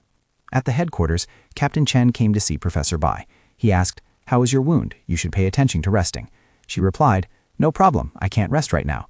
She placed a stack of files on the table. This matter is too serious. The testimony of the Shu family father and son, the report on art collection, and the documents from the wilderness search team.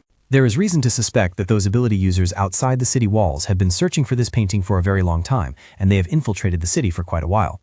Professor Bai said, Actually, everything is already very clear. Pollution source number 41, let's just call it a parasite. This guy is very bold, cautious, and extremely knowledgeable about our defense system. In terms of ability application level, he has at least reached the end of the first stage. The possibility that he has stepped into the second stage cannot be ruled out. If it was just a robbery, it would be fine, but if it is the Church of Science and Technology... Professor Guy interrupted. I don't think so. Given their style, if they had arranged this, there wouldn't be just one mental bomb. Of course, the possibility that they are pulling the strings from behind to observe and collect experimental data cannot be ruled out. Chen Qing said, It was Lucien's merit. There was a hint of dissatisfaction in her voice, and yet Director Shen still sent someone to monitor him.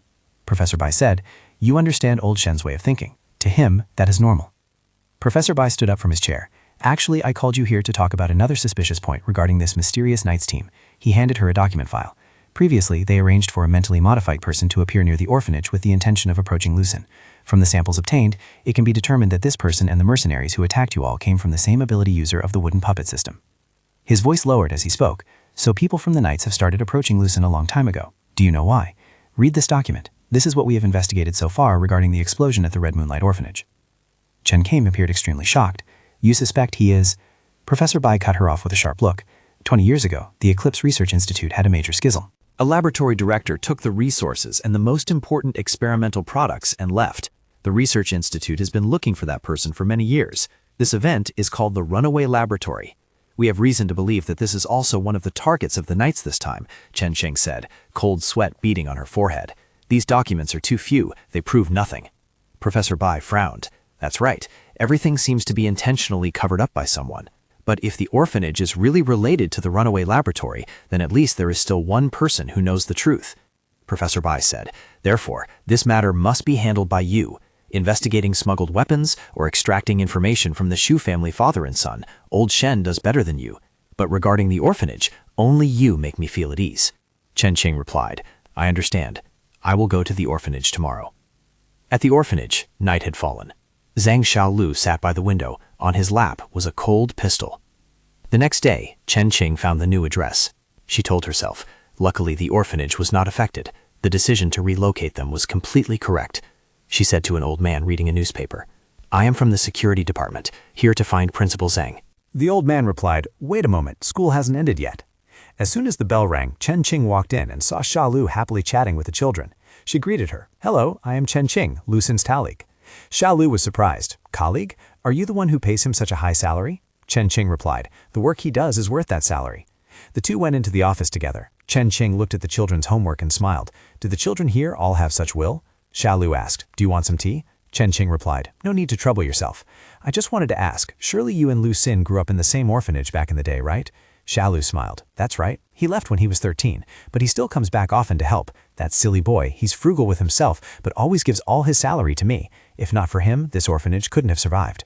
Chen Qing said, "He truly is a good person, but what I want to find out about is the early days of the orphanage." The smile on Sha Lu's face suddenly vanished. "He is a good child. What do you want to ask? Lu Xin's appearance back then? Or the explosion?" Sha Lu suddenly pulled out a pistol. She pressed it straight against her temple, her eyes welling up with tears. "I don't know what you want to ask. I don't know anything about what happened that year, but I know I can't let you people harm Lu Xin.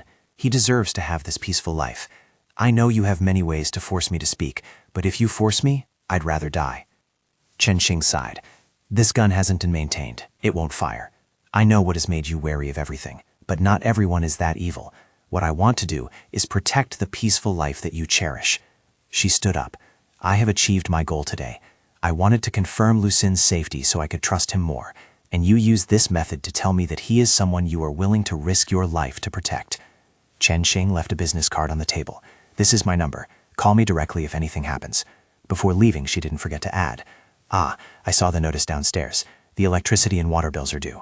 For Lu Xin's sake, I will cover up the fact that you hid a gun, but you still have to pay the rent and utility bills yourselves."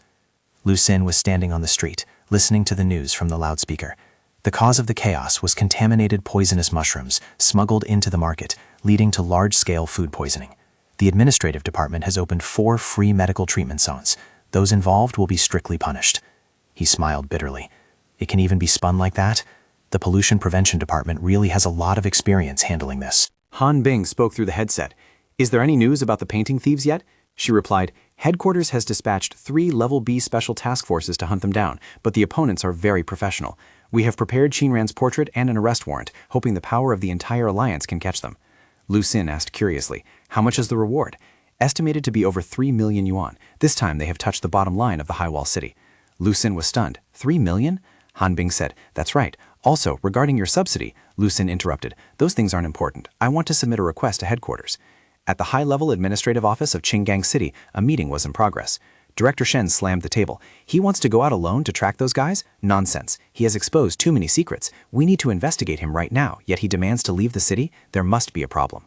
All eyes immediately turned towards him. Director Shen looked clearly embarrassed. "Why are you looking at me? I know he made a great contribution this time, but matters must be kept separate. Concealing abilities is always the most serious issue. We need to question him." Someone from the Research Institute sneered. "So it's questioning, not interrogating. It's good that you made that clear. I thought you planned to burn the bridge after crossing it. To be honest, you haven't even crossed it yet." Director Shen huffed in annoyance. In the high-level meeting room of Qinggang City, the atmosphere was heavy as lead. Su Jingzong, the chairman of the General Administrative Bureau, spoke up. "I find this request very strange. He wants to go out of the city. What is his real purpose? Regarding his abilities, what have we actually researched? How many things can we explain?" An old professor sitting next to him shook his head slightly. "We only know that a mental explosion occurred with an amplification level of nearly 3,000. I am certain that Lu Xin's purpose is not to escape. I always trust him. I understand Director Shen's concerns, but so far every mission Lu Xin has participated in has not violated regulations. Being overly guarded against someone who is wholeheartedly devoted to us, I think, is very dangerous. Why can't we just view this as a normal application?" She paused. "If Lu Xin really wants to force his way out of the city, perhaps we cannot stop him." Professor Bai spoke up. "I agree. Where is Lu Xin now?" At the security department, Lizard was sitting right next to Lu Xin when his communication device suddenly rang. "Hello? I have reviewed your application." From the other end of the line came Chen Cheng's voice. "You want to leave the city?" "That's right." She said, "I suggest you shouldn't go. We have conducted a preliminary investigation on the wilderness knights you want to hunt down. Among them, there are at least 3 people with abilities. One is Ran with suspicious abilities like cloning or even resurrection. The second is a puppet system user. He once manipulated a mentally modified person to attack us. The third is the one who caused pollution case number 93. His mental amplification level is extremely high, and you haven't even finished your basic training yet. Going out to confront them would be very dangerous. Lu Xin's gaze turned towards the window. It's true that I don't have experience fighting against people with abilities, but I'm sure they don't have experience dealing with me either. Chen Cheng went straight to the point. Tell me, what is the real reason? Lu Xin replied with a calm tone. Didn't you say it yourself? No matter who it is, if they did wrong, they must pay the price. That sentence was the signal for a bloody hunt about to begin. Chen Cheng looked very suspicious. Did you hear about the bounty? Lu Xin hurriedly waved his hands. No, really no. I just think they killed so many people. It's too excessive. I want to catch them to face punishment. The bounty is a matter for later. I can approve this application, but you must give me an estimated time frame. Lu Xin scratched his cheek. Maybe 10 days. I'm not clear on the situation outside the city, so I'm allowing extra time for tracking. Having said that, Chen King hung up. After a moment, inside the meeting room, a researcher raised a question. Does he usually bluff like that? Is his brain normal? Chen King replied, I have never seen Lu Xin lie. Mr. Su, I am serious. Have you ever thought about bringing Lu Xin to our research institute? Director Shen raised his voice in objection. Absolutely not. That is to ensure your survival. Chairman Su could only let out a sigh. Professor Bai began to present his viewpoint. I have two opinions. First, from today, Lu Xin's file will be upgraded to security level A. Second, regarding this application, we must support him to the fullest, not just with supplies, but also with our attitude. This time, even Director Shen had to nod in agreement. Just as Lu Xin ended the call, Lizard asked curiously, Who were you talking to? Captain Shen, I'm applying for a business trip. Where to? Outside the city. Lizard was startled. Brother, are you crazy? Only fools go outside the city. That place is a living hell. No food to eat, no peace to sleep. And you actively applied to go out there? Before Lu Xin could explain, the communication device rang again. About this, Chen Qing announced. This trip outside the city is considered a level 3 special mission. Besides necessary equipment, I will arrange for support squads to accompany you. Lu Xin interrupted. No need, I just need a driver. A high-performance vehicle, food and water for 10 days, and a driver familiar with the terrain who can defend themselves. If it's an acquaintance, even better, we can chat on the way. Is the driver you mentioned Lizard? Lu Xin glanced to the guy glued to the window. Yeah, it's him. Lizard turned around, while Chen Qing's voice continued. Ah, is he listening nearby? True. Then just tell him to get ready. Lizard chatted. Hey, wait a minute. Get ready for what? I haven't agreed yet. Did you forget to ask for my opinion? Lu Xin smiled awkwardly after hanging up. Hey, didn't you always want to come to my house to hang out? This is perfect. Lizard walked out, muttering incessantly. Is there some mistake here? I was recruited back to earn money to get a wife, not to seek death. Xiao Shishi was hanging upside down. Brother, that guy is bad-mouthing you on the phone. Do you need me to handle him? Outside the corridor, Lizard was yelling into the phone. Even if I have to jump from the 4th floor, I am determined not to go. A moment later, Lu Xin heard Lizard's cheer of pure joy. Really? My beloved Lisa is going too? He walked back in with a solemn expression, completely different from usual. Headquarters has decided we will form a special action squad. I am the vice captain, and you are the captain. Supplies are being prepared. We are expected to depart in half an hour. That fast? Lizard draped his arm around his shoulder. Brother, you don't know how much I've sacrificed for you. Originally, I convinced the bosses to change drivers for you, but then I thought again. It's so dangerous outside the city, so... Lu Xin smiled slightly. Then I have to thank you. Is this person going with us too? Xiao Shishi spoke up. Then can I treat him as a toy? Lu Xin reached out and rubbed the little girl's head. His tone became much gentler. No, the first rule for this trip of ours is that we cannot hurt him. At least try our best not to. Even though he couldn't see the little girl, Lizard still heard every word clearly. He involuntarily shivered, goosebumps rising all over his body. Hey, brother, although I don't know who you were talking to, was that trying your best part serious? A moment later, the two began to inventory the supplies they had just received. Besides basic necessities like canned food, water, and medical kits, they were also issued 10 Alliance credits, 2 gold bars, and 4 sets of specialized pliers for ability users. Regarding weaponry, there was a pistol with 4 magazines, a heavy sniper rifle with a 14.9mm caliber, along with 50 standard rounds and 20 special rounds. Additionally, there were flare guns, radios, walkie-talkies, and 3 magazines for entertainment. Lu Xin couldn't hide a surprise. So much stuff. We're only going for 10 days. Lizard spoke up in response. Hey, I'm worried this isn't even enough. Who knows what we'll encounter in the wilderness? But just looking at it, one can tell Colonel Qin has put a lot of effort into this for you. He happily spread his arms towards the sky, looking admiringly at the vehicle. Look, this is an off-road Humvee modified by the Special Research Team. High chassis, large trunk, an engine as powerful as the horsepower of a 30-something-year-old Virgin. It also has bulletproof glass, a 6-barrel machine gun. Oh my god, a giant iron beast. I think it can even fly. Do you need to go home and say a word first? Lu Xin asked. No need. I live alone, except for Lisa. No one cares about me anyway. Let's just go straight out of the city. Oh, then before leaving the city, go to the Bright Moon platform area first. You know my home address. Let's pick up my family. When the two returned to the apartment complex, the mother was already waiting downstairs. All right. Sweating profusely, Lizard hesitatingly asked, "The thing is, do you need to go up to pick them up, help carry luggage or something?" Lucien replied, "No need. They are already in the car." In the back seat, the mother sat there, giggling. Lucien said, "We can go now." Cold sweat running down the back of his neck, Lizard replied in a whisper. He hurriedly glanced at the rearview mirror, but the back seat was clearly empty. He pressed hard on the accelerator. Then let's set off. He tried to put on a twisted smile and spoke into the empty air. "Hello, Uncle. Hello, Aunt. Hello, little sister. My name is Lizard, a close friend of Lucien. I'm very happy to meet everyone. Surely everyone is also very happy to know me, right? No need to be polite." The mother covered her mouth with her hand to laugh, then turned to speak to Lucien. "This kid has a good personality. He just talks a bit too much. Do I need to tell your sister to sew his mouth shut?" Lucien could only let out a sigh. On the roof of the car, Xiao Shiki cheered excitedly every time the car drove over a bumpy stretch of road. "Let's leave the city." Lizard forced a smile, trying to strike up a conversation. "Haha, let me guess. In the back seat right now, Uncle is definitely on the left, Auntie is sitting on the right, and the cute little sister is sitting in the middle, right?" Lucien said softly, "You guessed wrong. The father said he couldn't stand the boredom and hardship of the trip, so he's not in the car right now." But seeing Lizard so tense, there was no need to tell him anything else. He opened the file to look. It seemed the dossier provided by the prevention department didn't have much information. Lizard replied, "That's right. It only notes that 2 special agents tracked the Knights to an abandoned high-rise building, but then contact was lost. Now let's go check it out first to see if the investigation team found any clues." The mother signaled her agreement. "Let's go." Lucien frowned slightly. "They've been running for a whole day. To catch up, we have to ensure extremely high speed." Lizard smirked. "Hee, well then, brother, it's time to show you a performance." He floored the gas pedal. The car roared and shot forward. People of the spider system like us, once we get our hands on something we can manipulate, no matter how intense it is. The speed was so fast that Xiao Shiki was thrown off. Lizard shouted, "How is it, brother? Feels good, right? Can this car really fly?" Lucien turned his head to look back. This isn't good. He saw Xiao Shiki chasing the car at a terrifying speed, her eyes blazing, her mouth snarling incessantly. Damn it, I'm going to tear you apart." 20 minutes later, in a desolate city, Lizard cheered happily. "That was awesome!" Lucien and the mother could only smile wryly, while Xiao Shiki let out a cold snort full of anger. A member of the investigation team arrived to receive them. At 4 a.m., we chased them here but lost contact with the 2 special agents. The opposition is a group of 7 people, 5 motorcycles and 1 off-road vehicle that fled towards the south. Due to the complex terrain, we currently cannot determine their exact route. With just this bit of information. A look of boredom appeared on Lizard's face. "I'm afraid it's very hard to find them." The mother suddenly spoke up. "Take that road on the left." Lucien couldn't help being surprised. "Huh?" She smiled.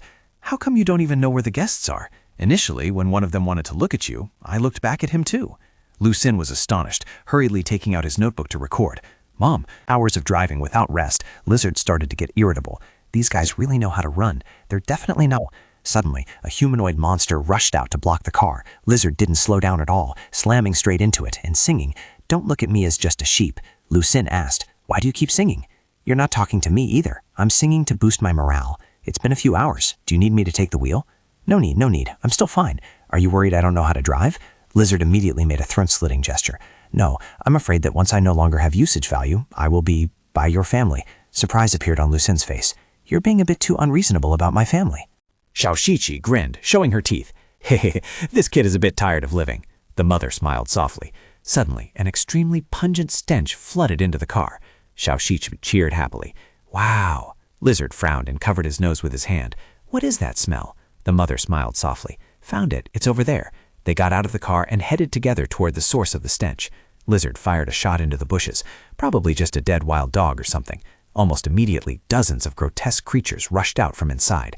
Lizard called out a warning. "Be careful." This wilderness has all sorts of damn things, he thought to himself, wondering who exactly was the rookie here. As the two approached closer, a pungent stench assaulted their noses. Both screamed in terror. It was internal organs, definitely human, and not just from one person. Lizard tensely scanned the surroundings. Why were only organs dumped here? There were no other body parts.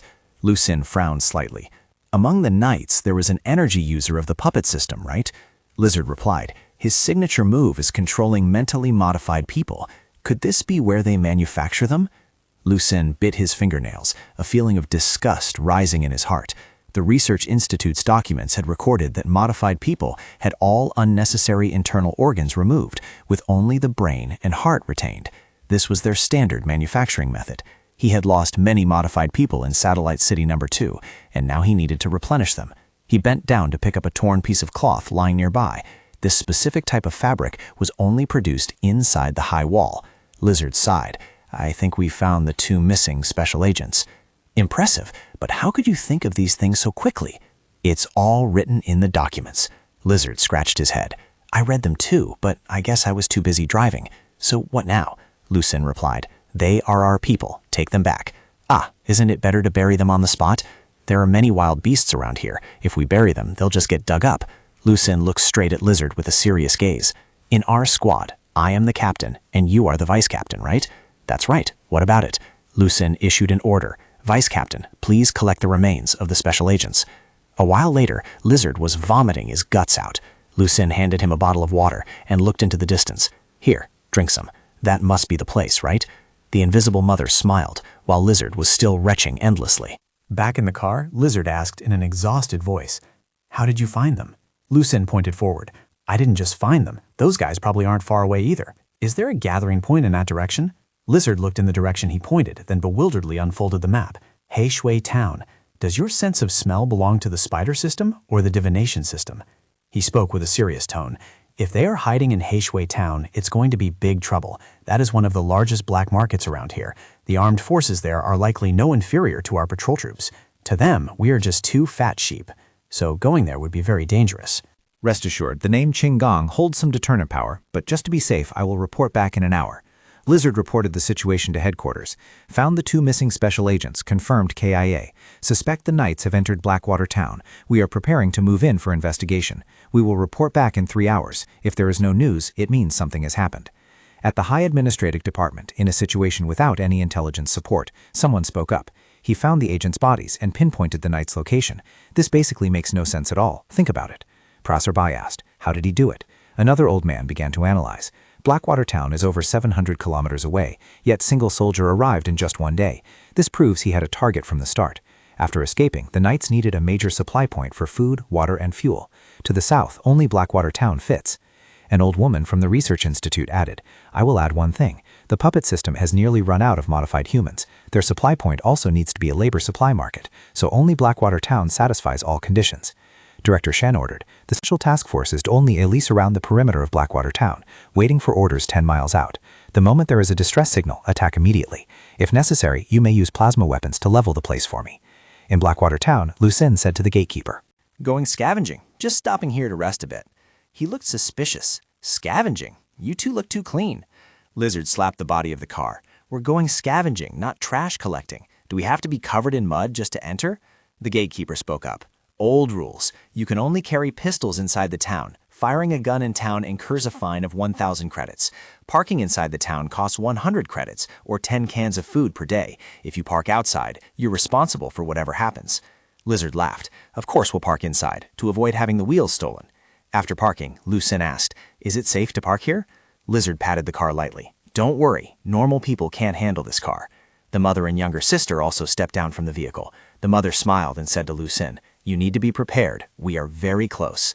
At the parking guidance area, a man named Thang Bo glanced at them. What are you guys doing in town? There's more food, drink, and entertainment here than inside the high wall. A sinister smile appeared on his lips. Do you guys want that? Feel free to choose. The 2 of them bade farewell to the broker. We'll find you later. Yes, I'll be right here at the main gate. Lucien was secretly amazed that a labor market like this had naturally formed outside the city walls. The broker watched their retreating figures fade away. A sinister smile blossomed on his lips as Lucien's group entered the chaotic market of He Shui Town, a place echoing with the sounds of buying, selling, shouting, and cursing.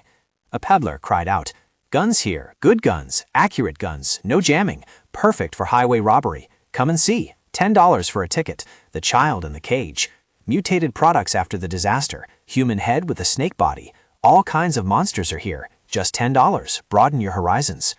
Walking a bit further, a few scantily clad girls waved and invited them. Want to try, handsome? Good service, guaranteed fun, comes with a free fruit platter. Lucien looked somewhat bewildered. What are they doing? Lizard replied nonchalantly. Legitimate work, selling newspapers. Lu Xin turned to look at Lizard. Later, when we find the people from the Knights, what is the protocol? Do we have to notify the boss of this town? He replied, a guy nicknamed Mr. Snake. He keeps a mercenary squad and has quite a few business dealings with Qinggong, considered a dependent force. Lizard frowned slightly.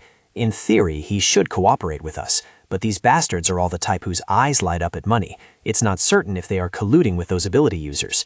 If we reveal our identity first, it might alert them, but dealing with them inside this town is still easier than outside. After all, only handguns are allowed in here. Lu Xin made a decision. Then let's just find them first.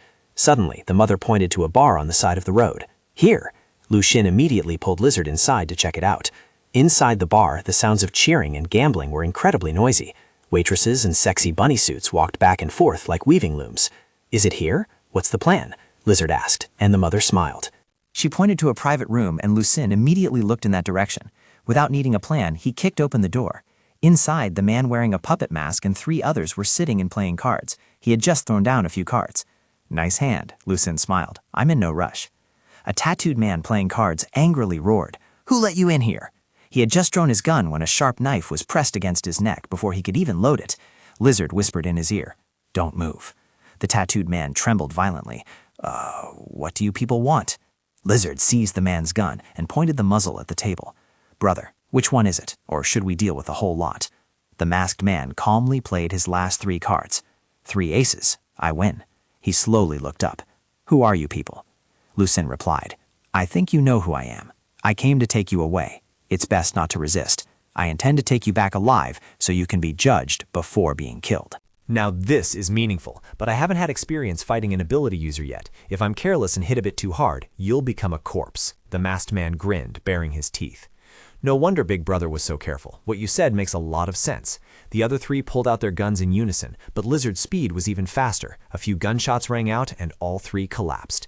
His face showed clear contempt, not exaggerated at all. However, those corpses suddenly convulsed and slowly stood up. Invisible threads connected from the masked man's fingers to their bodies.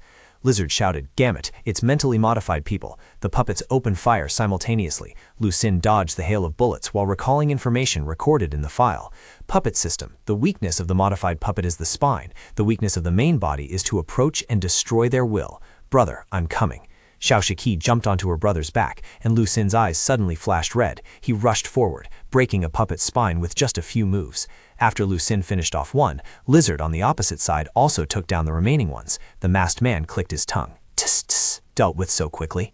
Lizard picked up a cylindrical device, a silencer specially made for ability users. Looks like it'll come in handy. The mother mocked over. Is it not over yet? Lu Xin looked at one of the puppets and suddenly saw a metal block peeking out from under its clothes. He shouted, There's a bomb inside him. Lizard was terrified. Let's retreat, brother. But Lu Xin rushed forward, using terrifying strength to fold the puppet's body, turning it into a ball of flesh and blood that completely encapsulated the explosive block, then kicked it away. Boom! Most of the explosion's force was contained. The masked man had escaped through the window, turning back to smirk. What level of mental amplification does one need to be able to do that? Lizard was stunned. If one guy has a bomb in his belly, then the others aren't safe either. He threw a knife, tearing open the shirt of another puppet. Just as he predicted, another bomb was revealed. This one showed no signs of activation. Was it because his spine wasn't damaged? The only surviving man in the room, the one Lizard had held a knife to earlier, trembled. What is going on here?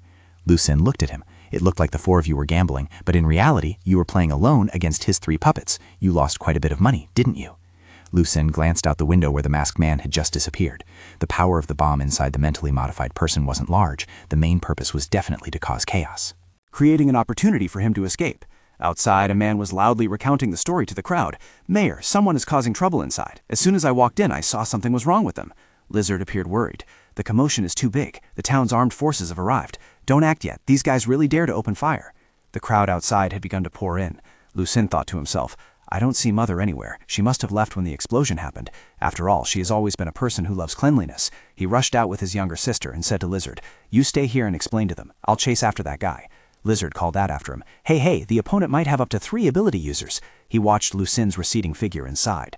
My little captain gets into his state really fast. He turned to look at the man lying sprawled on the floor. Don't move. If you move, I'll beat you to death. The guy burst into tears. Big brother, do you think I still have the strength to move in this state? Lizard sank into thought. That's true. Then he turned to the waitresses in bunny suits, his tone becoming perverted. Girls, how old are you? That little sister over there looks like you're not small at all. The crowd from outside swarmed into the room. Lizard immediately raised his hands in surrender. Haha, don't be rash, don't be rash. I don't want to kill you guys. Lucien chased them to a fork in the road. The right? The mother suddenly appeared, seemingly waiting there. No, it's the left. The right is just a blindfold trick. She watched the two siblings rush off and whispered, "Be careful, my son. They are waiting for you." On the surrounding rooftops, many dark shadows had moved into position, guns poised in their hands. The two siblings chased them to an abandoned warehouse. The younger sister laughed. Hey, big brother, he's inside. As soon as Lucien opened the door and rushed in, several bullets immediately flew straight at him. The puppet controller sneered. He arrived really fast. Lucien moved extremely agilely, dodging every bullet. Last time at Jujiang Road, it was thanks to the mother's protection, but this time, he came prepared. Spider system? The movements are too fast. Looks like I can't escape leisurely. The masked man smirked, and then used both hands to strangle his own neck. Unexpectedly, Lucien performed the exact same action. His body was controlled. He suddenly realized the second ability of the puppet system was forced imitation. The ability holder can force others within a range of 5 to 10 meters to repeat their movements. Younger sister, help me. The little girl walked closer. Hee, big brother. The little girl easily pried his hands open, helping him escape the restraint. Lucien continued to rush forward amidst the hail of bullets. Let me help you. The younger sister quickly joined the fray. He closed in on one of the gunmen. After subduing him, he immediately shot down the remaining two accomplices. Having dealt with the three henchmen, he smiled and rushed straight towards the puppet controller sitting on the motorcycle. He was preparing to find a way to escape. Seeing Lucien, he panicked. No, impossible. You can't always aim so accurately at me. Lucien curled his lips into a smile. Is that so? The guy swore. Damn it, why won't it start? Lucien had already caught up right behind him. The guy hurriedly jumped off the bike. I have to use this move. Mental threads appeared from his hands, latching tightly onto the ceiling. However, before he could fly up, Lucien was one step faster and grabbed his leg tightly. He laughed loudly and slammed him hard onto the ground. Don't even think about running. The guy gritted his teeth. Damn it! Lucien pinned his shoulder down. You intend to use mental threads to escape? I've seen this before on a mentally modified person near the orphanage. Sweat began to pour from the guy's forehead. 7 mentally modified people were all gone. At this close range, using threads wouldn't help him escape either, so the only option left was... He drew a pistol from his pocket, aiming at Lucien as fast as lightning. Die! Lucien smiled, tilted his head 90 degrees, and dodged the bullet spectacularly. Then he grabbed the guy's gun-holding arm and twisted it with a loud crack, snapping it off his body. He threw the arm far away. The guy screamed miserably, struggling on the ground. Ah! My arm! The red glint in Lucien's eyes gradually faded. He looked at him with a serious expression. You can't move anymore this time, can you? Be a good boy and come back with me.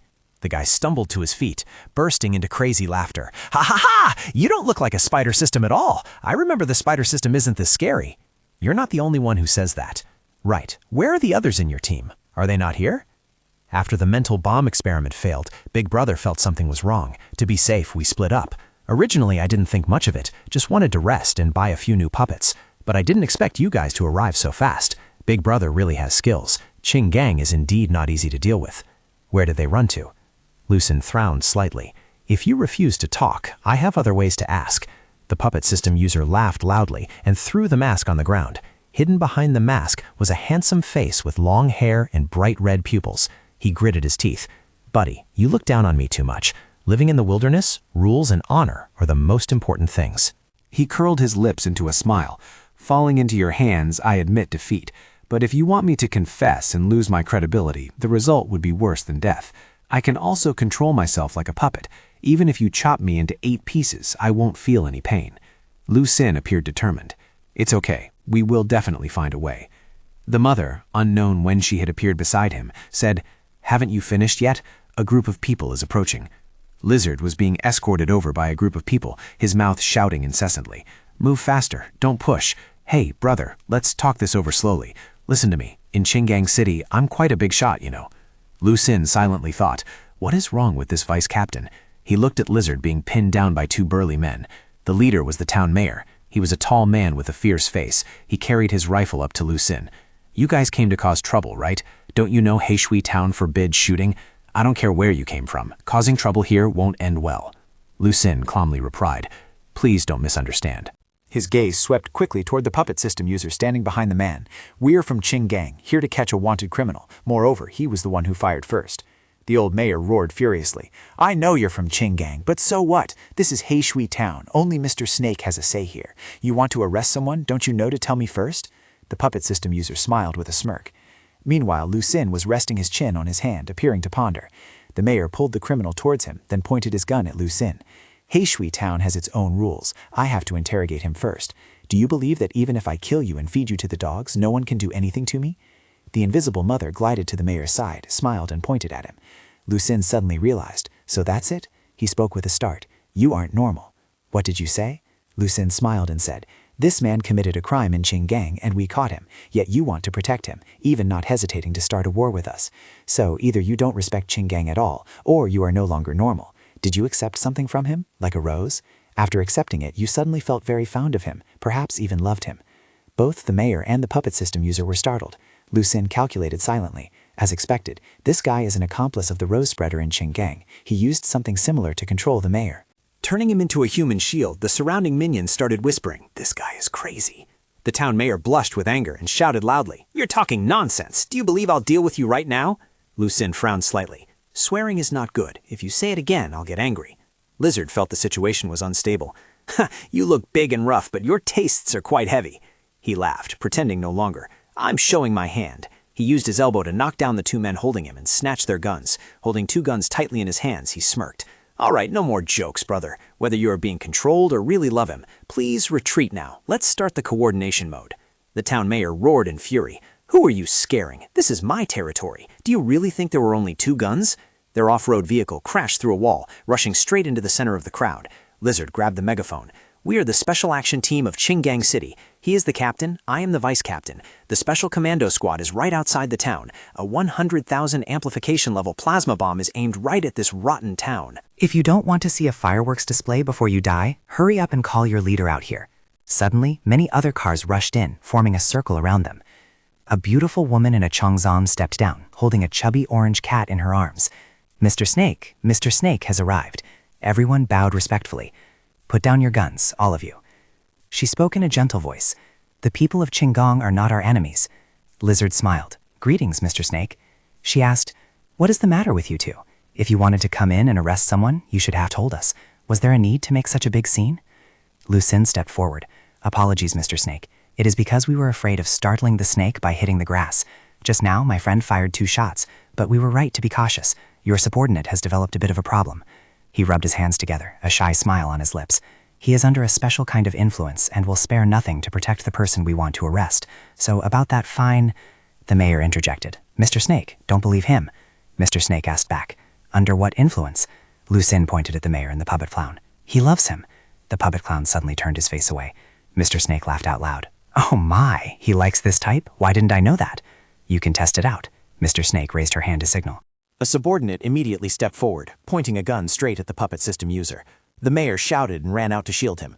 Don't, Mr. Snake, I beg you. For many years I have devoted myself to you. Please spare him. The puppet system user mumbled. Actually, I'm a straight man. Don't you feel guilty towards him saying that? Lu Sin let out a contemptuous smile. Mr. Snake smiled. So there is actually something this interesting. This matter is a bit strange. I must investigate carefully. Wait until I ask clearly, then I will personally take him to Qinggang. Is that okay? Lu Sin took a step forward. That is not acceptable. We insist on taking this man away. And to ensure safety, before certain matters are determined, he will not be allowed to contact anyone. Mr. Snake frowned slightly. Her tone was still sweet, but tinged with a cold edge. So what crime has he committed after all? You boys have to tell me, don't you? We have a confidentiality agreement and cannot casually disclose it, Lu Sin replied, without wavering. If you want to know, someone spoke up, trying to explain the situation. I can go back and file a request with headquarters. I hope you sympathize with our difficulty. If everyone speaks reasonably, things will be easier to handle. The captain is right. From behind Lu Sin, Shenlong grinned. Meanwhile, a smile also flickered on Mr. Snake's lips as her hand stroked the fat cat in her lap. Lu Sin's gaze stopped on the cat. A thought suddenly popped into his mind. This cat is so fat. The cat suddenly woke up, its eyes locking onto Lu Sin. It immediately bristled, growled angrily, and swung its claws, scratching a long streak on Mr. Snake's arm. Lu Sin and Shenlong could not hide their surprise. What is going on? Instantly, countless gun muzzles from all around pointed straight at the two of them. Still stroking the cat, Mr. Snake spoke to calm the situation. It's fine. Without hesitation, she lifted her arm and licked the streak of blood clean. Witnessing this scene, Shenlong frowned, then hurriedly pulled out a metal card and spoke. This is Mr. Snake. It's not that we are unreasonable, but these are regulations from above. Do you recognize the certificate? Mr. Snake glanced at it. To be worth the two of you traveling so far to catch him, his crime must not be small. She waved her hand to signal her subordinates. Go, tie him up. While being escorted away, the mayor wouldn't stop crying miserably. Don't arrest me, Mr. Snake. Please, for the sake of me working my life away for you, spare him. I beg you. Completely ignoring the pleading, Mr. Snake continued speaking.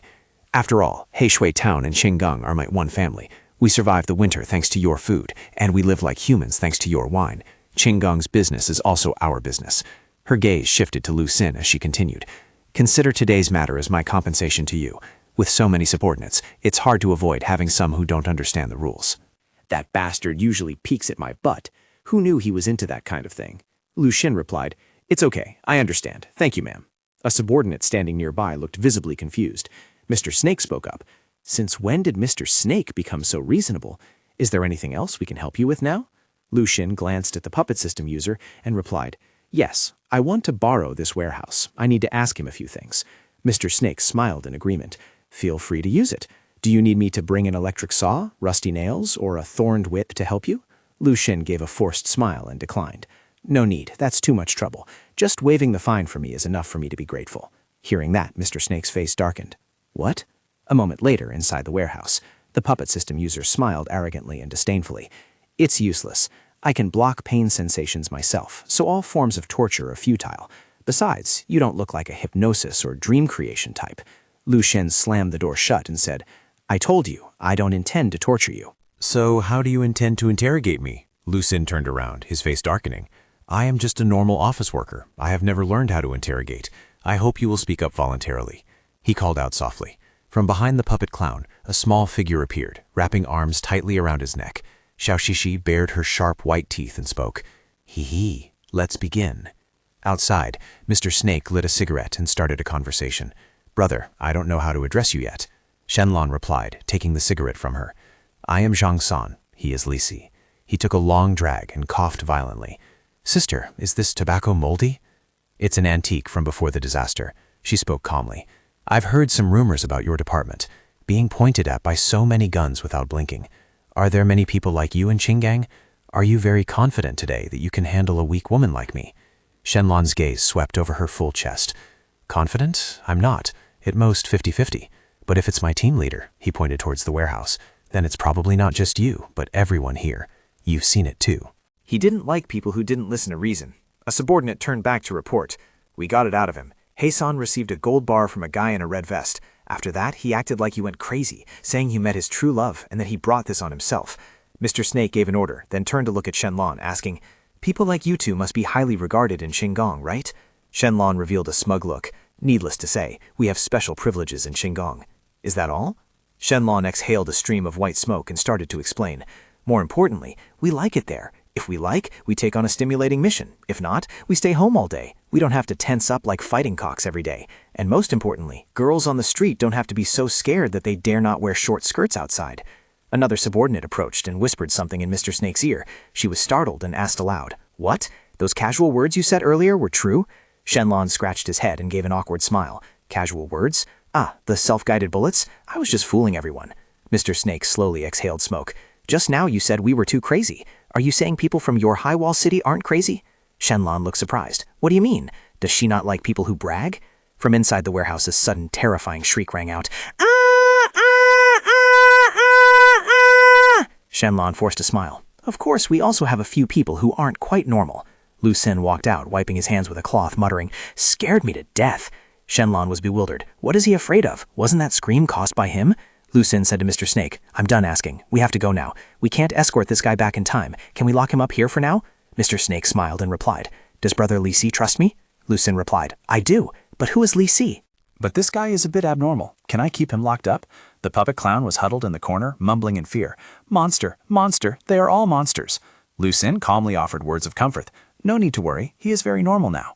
The two got into the car and continued their journey. Shenlong remained in the driver's seat, while in the back row, Xiao Shishiki was sleeping soundly on Mother's lap. Shenlong thought to himself, his hands on the steering wheel still trembling slightly. The appearance of that man in the red vest was truly terrifying. Meanwhile, Lu Xin broke into a smile. Mr. Snake's personality is actually quite nice, isn't it? Very fair. Before, I always heard that people in the wilderness were all aggressive. If they all reasoned like her, it would be convenient to go out in the future. Shenlong asked, "Are you praising her like that because she gave you a motorcycle?" He replied, "Not just that. Mr. Snake not only gave us all the valuable things on her person, but also kindly promised to bring people to Qinggong. She even waived the fine for the gunfire, filled up the gas for free, replenished water and food, and even gave some local specialties. It's a pity that due to regulations, I couldn't leave my phone number for her." Shenlong could not hide his regret. "That's right, I also find that a pity." Lu Xun looked at him. "You're finally speaking. Seeing you silent ever since leaving Heishui town, I thought you were affected by something and was quite worried about you. I also don't know if it's because I gave you an order earlier." Does using my status as captain make you unhappy? If I didn't do well, I am willing to apologize. Shenlan looked surprised. You care about me that much? You're even willing to apologize for such a small matter? He replied with a sincere voice. That's right. You are my first colleague of the same rank, and also the teammate I have cooperated with the most. You have taught me a lot of things. I consider you a friend, so of course I care about you. In fact, we aren't just friends. We are brothers who trust each other absolutely. I have trusted my family, and you can also choose to trust me. Shenlan suddenly asked anxiously, "But about us being friends, uncle and auntie, and your little sister too, they don't mind, do they?" Lu Xun glanced at his mother, seeing her leisurely reapplying her lipstick. She glanced at him with a look as if admonishing him. When making friends, "You can't tell people everything, otherwise they'll distance themselves even more." Lu Xun hurriedly explained, "Actually, I was just kidding. It's just that my ability is a bit strange." "I know, sometimes others might see you as abnormal." Shenlan laughed. "Don't worry, I've heard about it. There was a professor who always said your ability is a composite system, but I find you usually act very normal. At most, you just have some family members who aren't quite normal." Lu Xun advised, "It's better not to bring up this topic in the future." A chill suddenly ran down Shenlan's spine. Okay. Behind him, the mother was brandishing a pair of scissors, and Xiaoshiki was smiling at him, both of their eyes glowing with a crimson light. Shenlan hurriedly changed the subject. "By the way, back in Heishui town, what did you manage to find out? Why did we have to leave in such a hurry?" Lu Xun recounted. "The puppet system user's name is Chen Zhuo, his big brother, Qin Ran, whose real name is Song Sihuo. This time they came to Qinggong to steal the painting, but they don't know who the client is. They also had 2 side missions. One was to record data after the mental pollution bomb detonated to hand over to some organization. The rest couldn't be extracted. He collapsed too quickly at that time. There were 3 ability users in his team. The Rose incident was caused by a member named Ma Dao To. And regarding Qinran, he only confessed one thing, dead but not dead." Shenlan frowned. "Not dead? Just as we speculated, he will revive. Are you sure he was telling the truth?" His exact words were, "during the duel." Lu Xun recounted. "He lost before Qinran could fully display his abilities, but luckily I managed to ask for his whereabouts. Chenzong said Qinran has a habit. Whenever he encounters danger, he goes to a place to hide for a few days." "Where is it?" "At the end of Highway 85. He said that place is called Happy Town." Upon hearing this, Shenlan suddenly slammed on the brakes. The sudden stop caused Xiaoshiki, who was sitting on the roof of the car, to lose her balance and tumble forward. The little girl angrily crawled back onto the roof. Shenlan asked in a panicked voice, "Brother, are you sure about that place?" "That's right. Why?" Shenlan pointed to a location on the electronic map. Lu Xun noticed that the spot was densely covered with skull symbols. "What does so many skulls mean?" Shenlan frowned and replied, "It means this place cannot be approached. There is no return for those who enter. Our Qinggong city has investigated almost all the major forces and abandoned strongholds around here, but there are still extremely mysterious areas about which we know nothing. They are called forbidden zones. Anyone who enters either goes mad or disappears. Countless people have sacrificed themselves without bringing back any information." This happy town is even the most dangerous place among them. Xiaoshiki crawled into the car. "Sounds like a very cool place for a trip, right, Mom?" The mother nodded in agreement. Lu Xun made a decision calmly. "Then let's head straight there. Even if it's a forbidden zone, we have to catch the person and bring them back." Shenlan was shocked. "What?" He drove the car while sweating profusely, thinking to himself, "I'm definitely dead." The two stopped the car by the roadside, and Shenlan contacted headquarters to report. Of course, the main culprit of case 8.18 is very likely hiding in Happy Town. What did they say? Shenlan replied with a headache. "They sent the documents over right away and said we might as well investigate some mysterious areas while we're at it. Bringing back records is also a mission. Boo-hoo." Lu Xun patted his shoulder. "It's okay. Let's go quickly. I'll read the documents in the car. Level S Mysterious Forbidden Zone, Happy Town, located at the end of National Highway 85. The introduction states this is an extremely vicious location with an area of approximately 50 square kilometers. When approaching, one can feel a strong mental force field causing symptoms such as dizziness, fainting, auditory hallucinations, and convulsions. If one goes about 50 meters deep, that person will never be able to escape and will completely disappear from sight. Electronic devices will suffer severe interference. The cause of formation and the level of pollution are both unknowns." Lu Xun rubs his chin. "I didn't expect there to be this kind of document, but it doesn't seem very professional." He stared at a photo of a resident in the town. The person in the photo had dark circles under their eyes, but their face always wore a grotesque smile. The document noted, the anomaly of this small town was discovered as early as a decade ago. It is completely isolated from the outside world. Someone once interrogated a resident when he came out, but that very night, this person, the interrogator, and the research report all evaporated without a trace. Shenlan cautiously asked, "How do you feel after reading it? Do you regret it?" "There isn't much useful information. Looks like we have to go see for ourselves." They stopped at a place about 10 kilometers from the small town. Shenlan wiped his gun in a tense mood, sweating profusely. Lu Xun comforted him. "Don't be afraid. When the time comes, I'll go in alone." Shenlan approached, his face showing clear gratitude. "Go in by yourself? Brother, you also realize that I'm a coward, didn't you?" Before I had power, I was just a thug who got beaten up every day. I'm laying my cards on the table. I'm actually very cowardly. This cool exterior is just a pretense. I realize that, Lu Xun patted his shoulder. Shenlan suddenly raised his hand, his face exuding determination. But now that we are people with power, naturally we must be braver. How can we not shoulder some responsibility? Don't worry, this time no matter what monsters or demons are inside, I will charge in with you. Thank you, but really there's no need, Lu Xun smiled. You just need to keep watch outside. No, the danger I spoke of isn't Happy Town. Lu Xun turned and walked away. It was at Lu Xun's home where the father was chugging alcohol and bursting into manic laughter. Finally, I can go out. Lu Xun explained, I want to drag them back to Qinggong, not you, so I can't implicate you. Shenlan scratched his head. Look at you talking. Didn't you bring me along because you wanted my help? To have you drive. Lu Xun flashed an innocent, harmless smile. Fine, I'll listen to you. Shenlan looked clearly dejected. Rest now. I'll take the night watch. The next day they arrived at the town. A thick fog was shrouding the area ahead. Shenlan spoke anxiously while handing Lu Xun a bag. The car can't go any further. Guns, special ammo, serum, handbook, signal flares. Fire a signal immediately if anything happens. Lu Xun took it. All right, I'm heading over there now. You be careful outside. Younger sister happily crawled on the ground. Let's set off. The mother also silently followed behind. Shenlan watched Lu Xun's back disappearing into the fog and thought to himself, he really has guts. Suddenly, amidst the fog, two figures, one tall, one short, appeared right next to Lu Xun. Shenlan was terrified. Wait, it can't be? Why are there two more people? Could it be there's still one more? His face turned pale as he tremblingly looked at the back seat. Uncle, they all went in, aren't you going? Lu Xun held younger sister and walked into the fog. The road is longer than I thought. Mom disappeared after walking a while, probably because of her high heels. Brother, look quickly. A sudden sensation of dizziness struck. This place was not normal. A moment later, the headache gradually subsided. The younger sister laughed cheerfully. No way, I like this place. Lu Xun walked forward while saying, the puppet clown has been dealt with, but the opponent still has 2 ability users and 4 fully armed men. This time before leaving, we promised Father to let him come out to help. Are you afraid of Father? The younger sister frowned. Him? When I grow up, I'll turn him into a toy and beat him every day. Just as they emerged from the mist, the younger sister spoke up. Look! A vast farmstead appeared before their eyes, where many people were working under the red moon. Lu Xun wondered to himself, are we there? Strange, it's only morning, yet the moon is already up. Could I have lost a whole day? He took out his notebook to record. Upon entering, there is a headache, but it can be resisted. Walking another 10 minutes leads to a farm. Night falls quite fast here. It's so late, yet they are still working. Lu Xun walked towards a group of people and asked, Hello, is this Happy Town? I want to ask about someone. The woman kept a mysterious smile, her glowing red eyes not blinking at all. Lu Xun had to put the photo away and took out a banknote. Will you tell me now? He fanned out the money, his heart aching as if cut. Just like that, 50 credits flew away. So heartbreaking. Luckily, I can claim this as a business expense.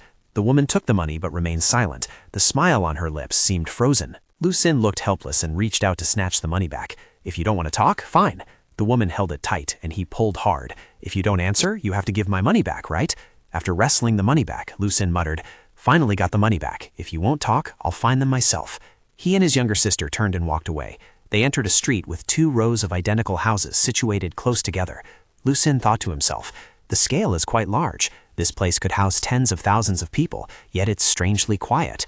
Could Qin Ran's group be hiding in one of these houses? He tried turning the doorknob of a house, and the moment the door cracked open, the mother appeared right beside him. Her hand held garden shears, snipping loudly into the air. She smiled and said, Just now something dirty almost stuck to you. This town is truly beautiful. Spacious houses, beautiful flowers too. Most importantly, it's quiet. Compared to that Heishui rat hole, this place is truly paradise. Lu Xun replied, That's right, the people here are also very friendly. The mother smiled, her voice full of implication. Right, very friendly. Lu Xun suddenly felt a chill down his spine. He turned around and was stunned.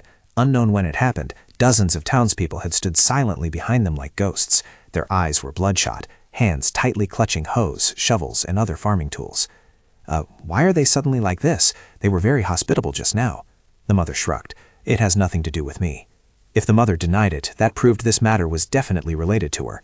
Lucien made a deduction. The filthy thing cut by Mom just now is the cause of them becoming hostile. It looked like they wouldn't attack immediately. He said, news about Shinran is more important, but no one is willing to talk. We have to search house by house, while the two of them were haggling over money with that girl.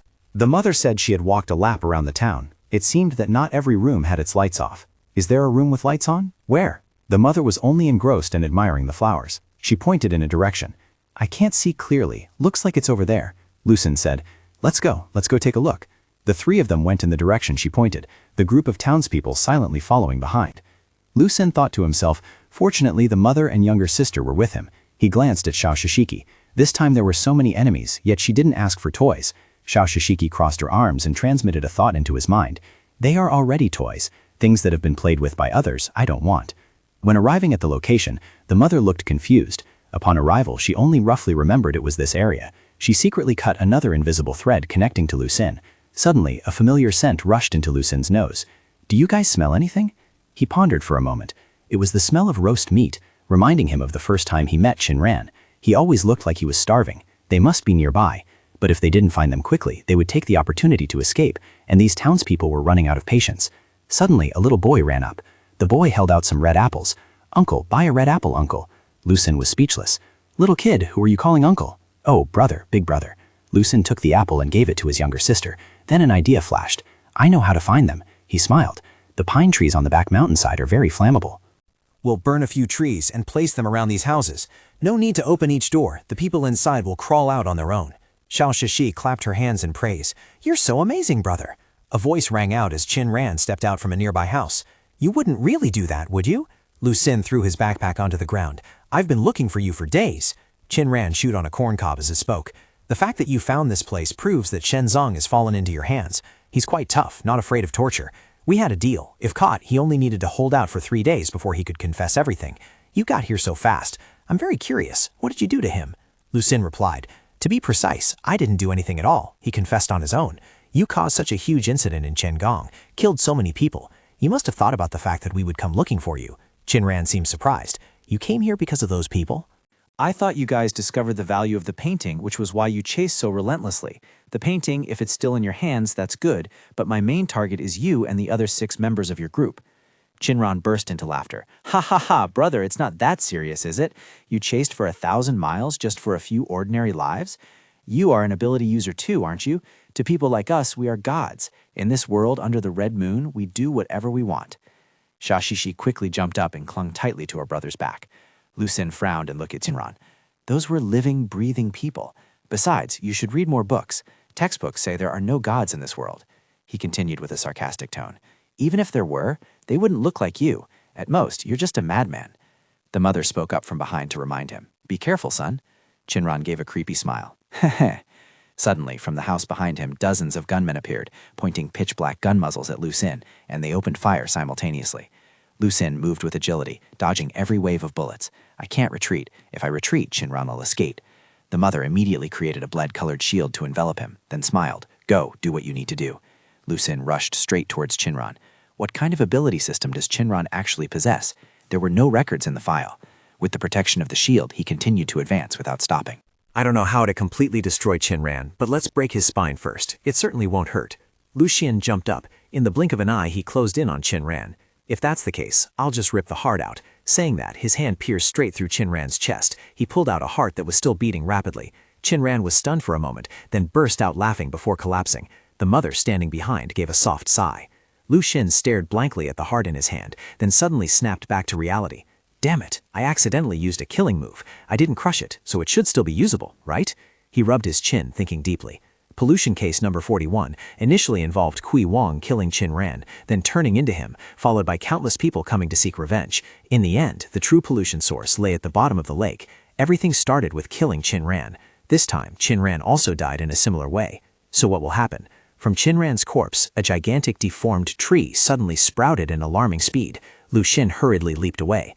This isn't good.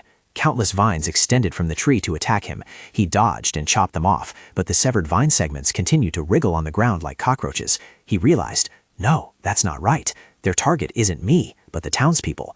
A townsperson with glowing red eyes, holding a sickle, charged towards Lu Xun. The person screamed, "Zhang Xihua, you dare to harm me!" Lu Xun took a defensive stance and calculated that guy had mistaken him for Qin Ran. He couldn't kill him. Last time killing one person caused two more to appear, increasing continuously like that.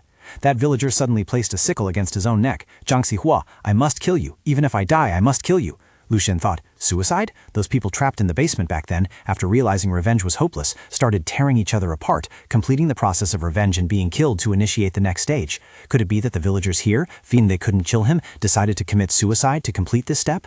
More and more vines extended, wrapping around the necks of the remaining villagers one by one. Lu Xun exclaimed, "These villagers are so foolish, completely becoming nutrients for Qin Ran. Did he choose to hide here because the townspeople have this specific characteristic? How can I cut off this process? Should I tear him apart right now?"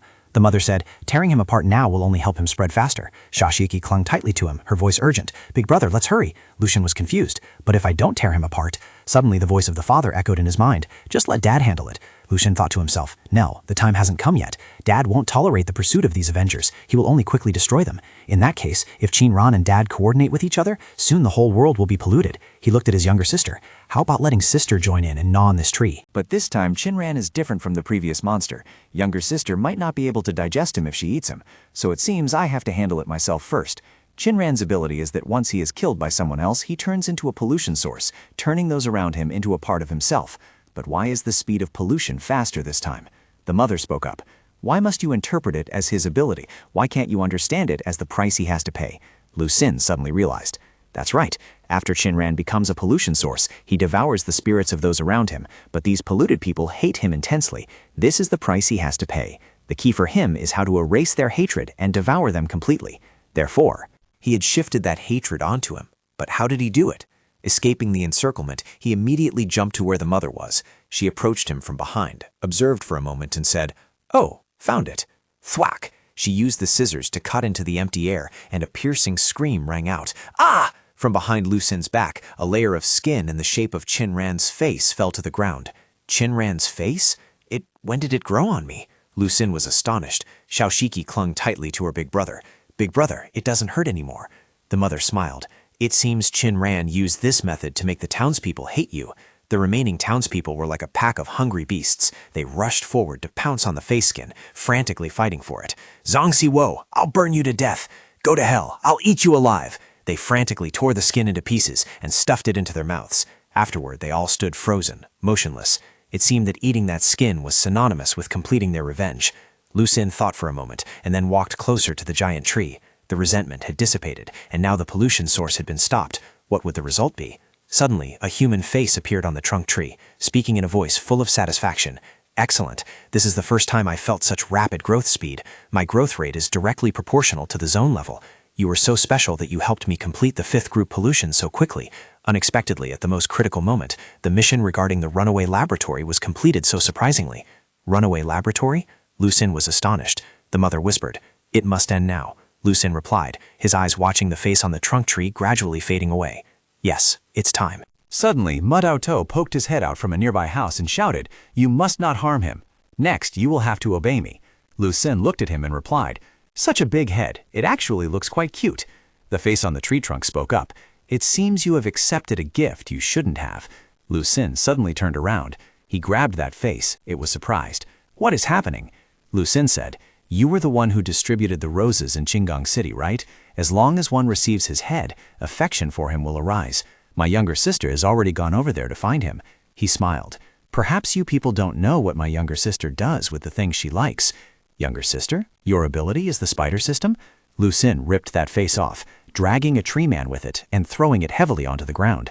He thought to himself, "It looks like you don't know everything after all. This Qin Ran is dead."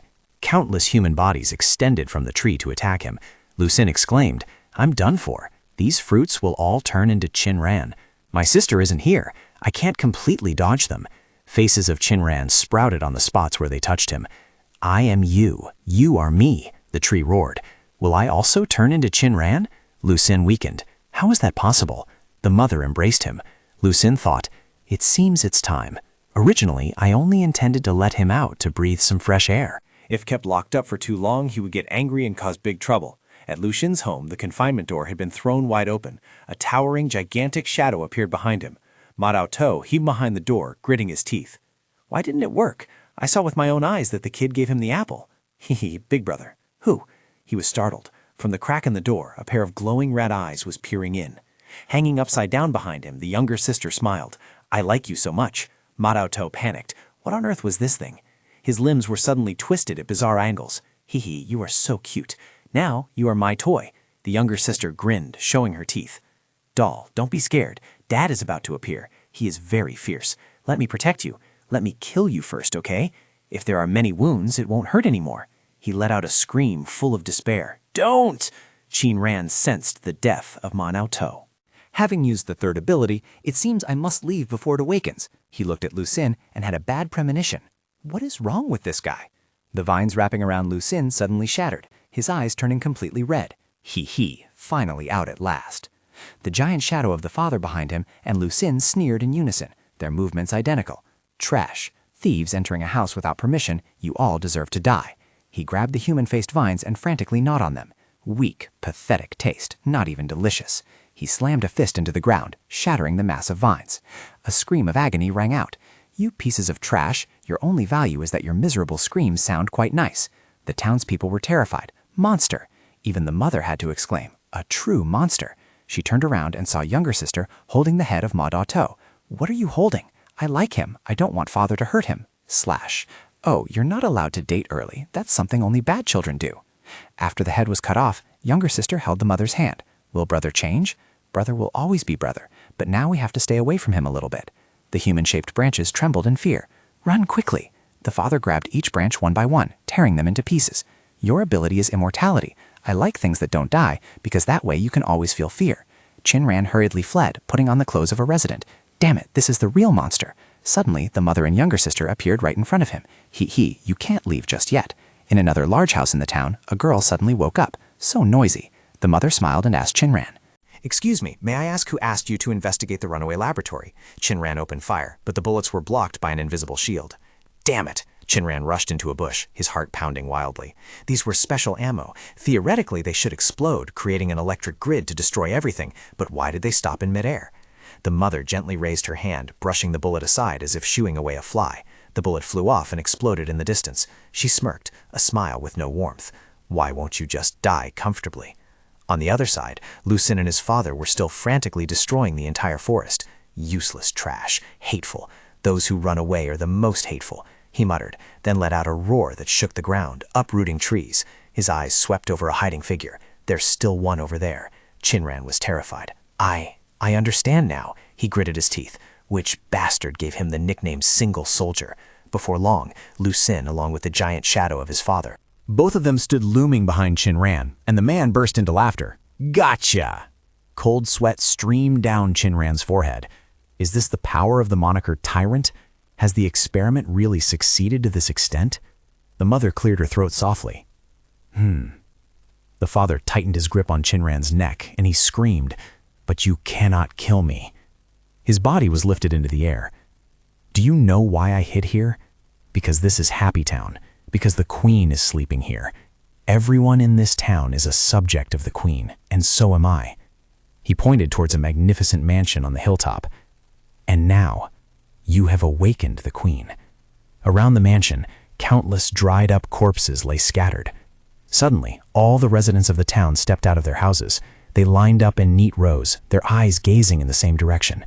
The dried corpses also began to squirm and rise, sharp, dry branches growing out of their mouths. The mansion gate slowly opened, and the Queen officially revealed herself.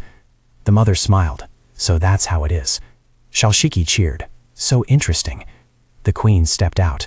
Her upper body was that of a beautiful woman, while her lower body was a mass of wriggling, hideous tentacles and tree roots. Qin Ran still struggled to speak. The Queen is one of the most powerful, mysterious creatures. My current body is one of her subjects. Do you intend to kill me right in front of the Queen? He secretly gloated in his heart. It was fortunate that he hid here, no matter how strong the enemy might be. A countermeasure quickly formed in Lu Xin's mind. He could also borrow the Queen's power to handle the situation. Although she had awakened now, and it would be difficult for him to retreat safely, it was still better than falling into the hands of this monster. The energy shield enveloping the mansion shattered under the earth-shaking roar of the father. The scene before him made Chinran unable to hide his astonishment. Is this monster provoking the queen?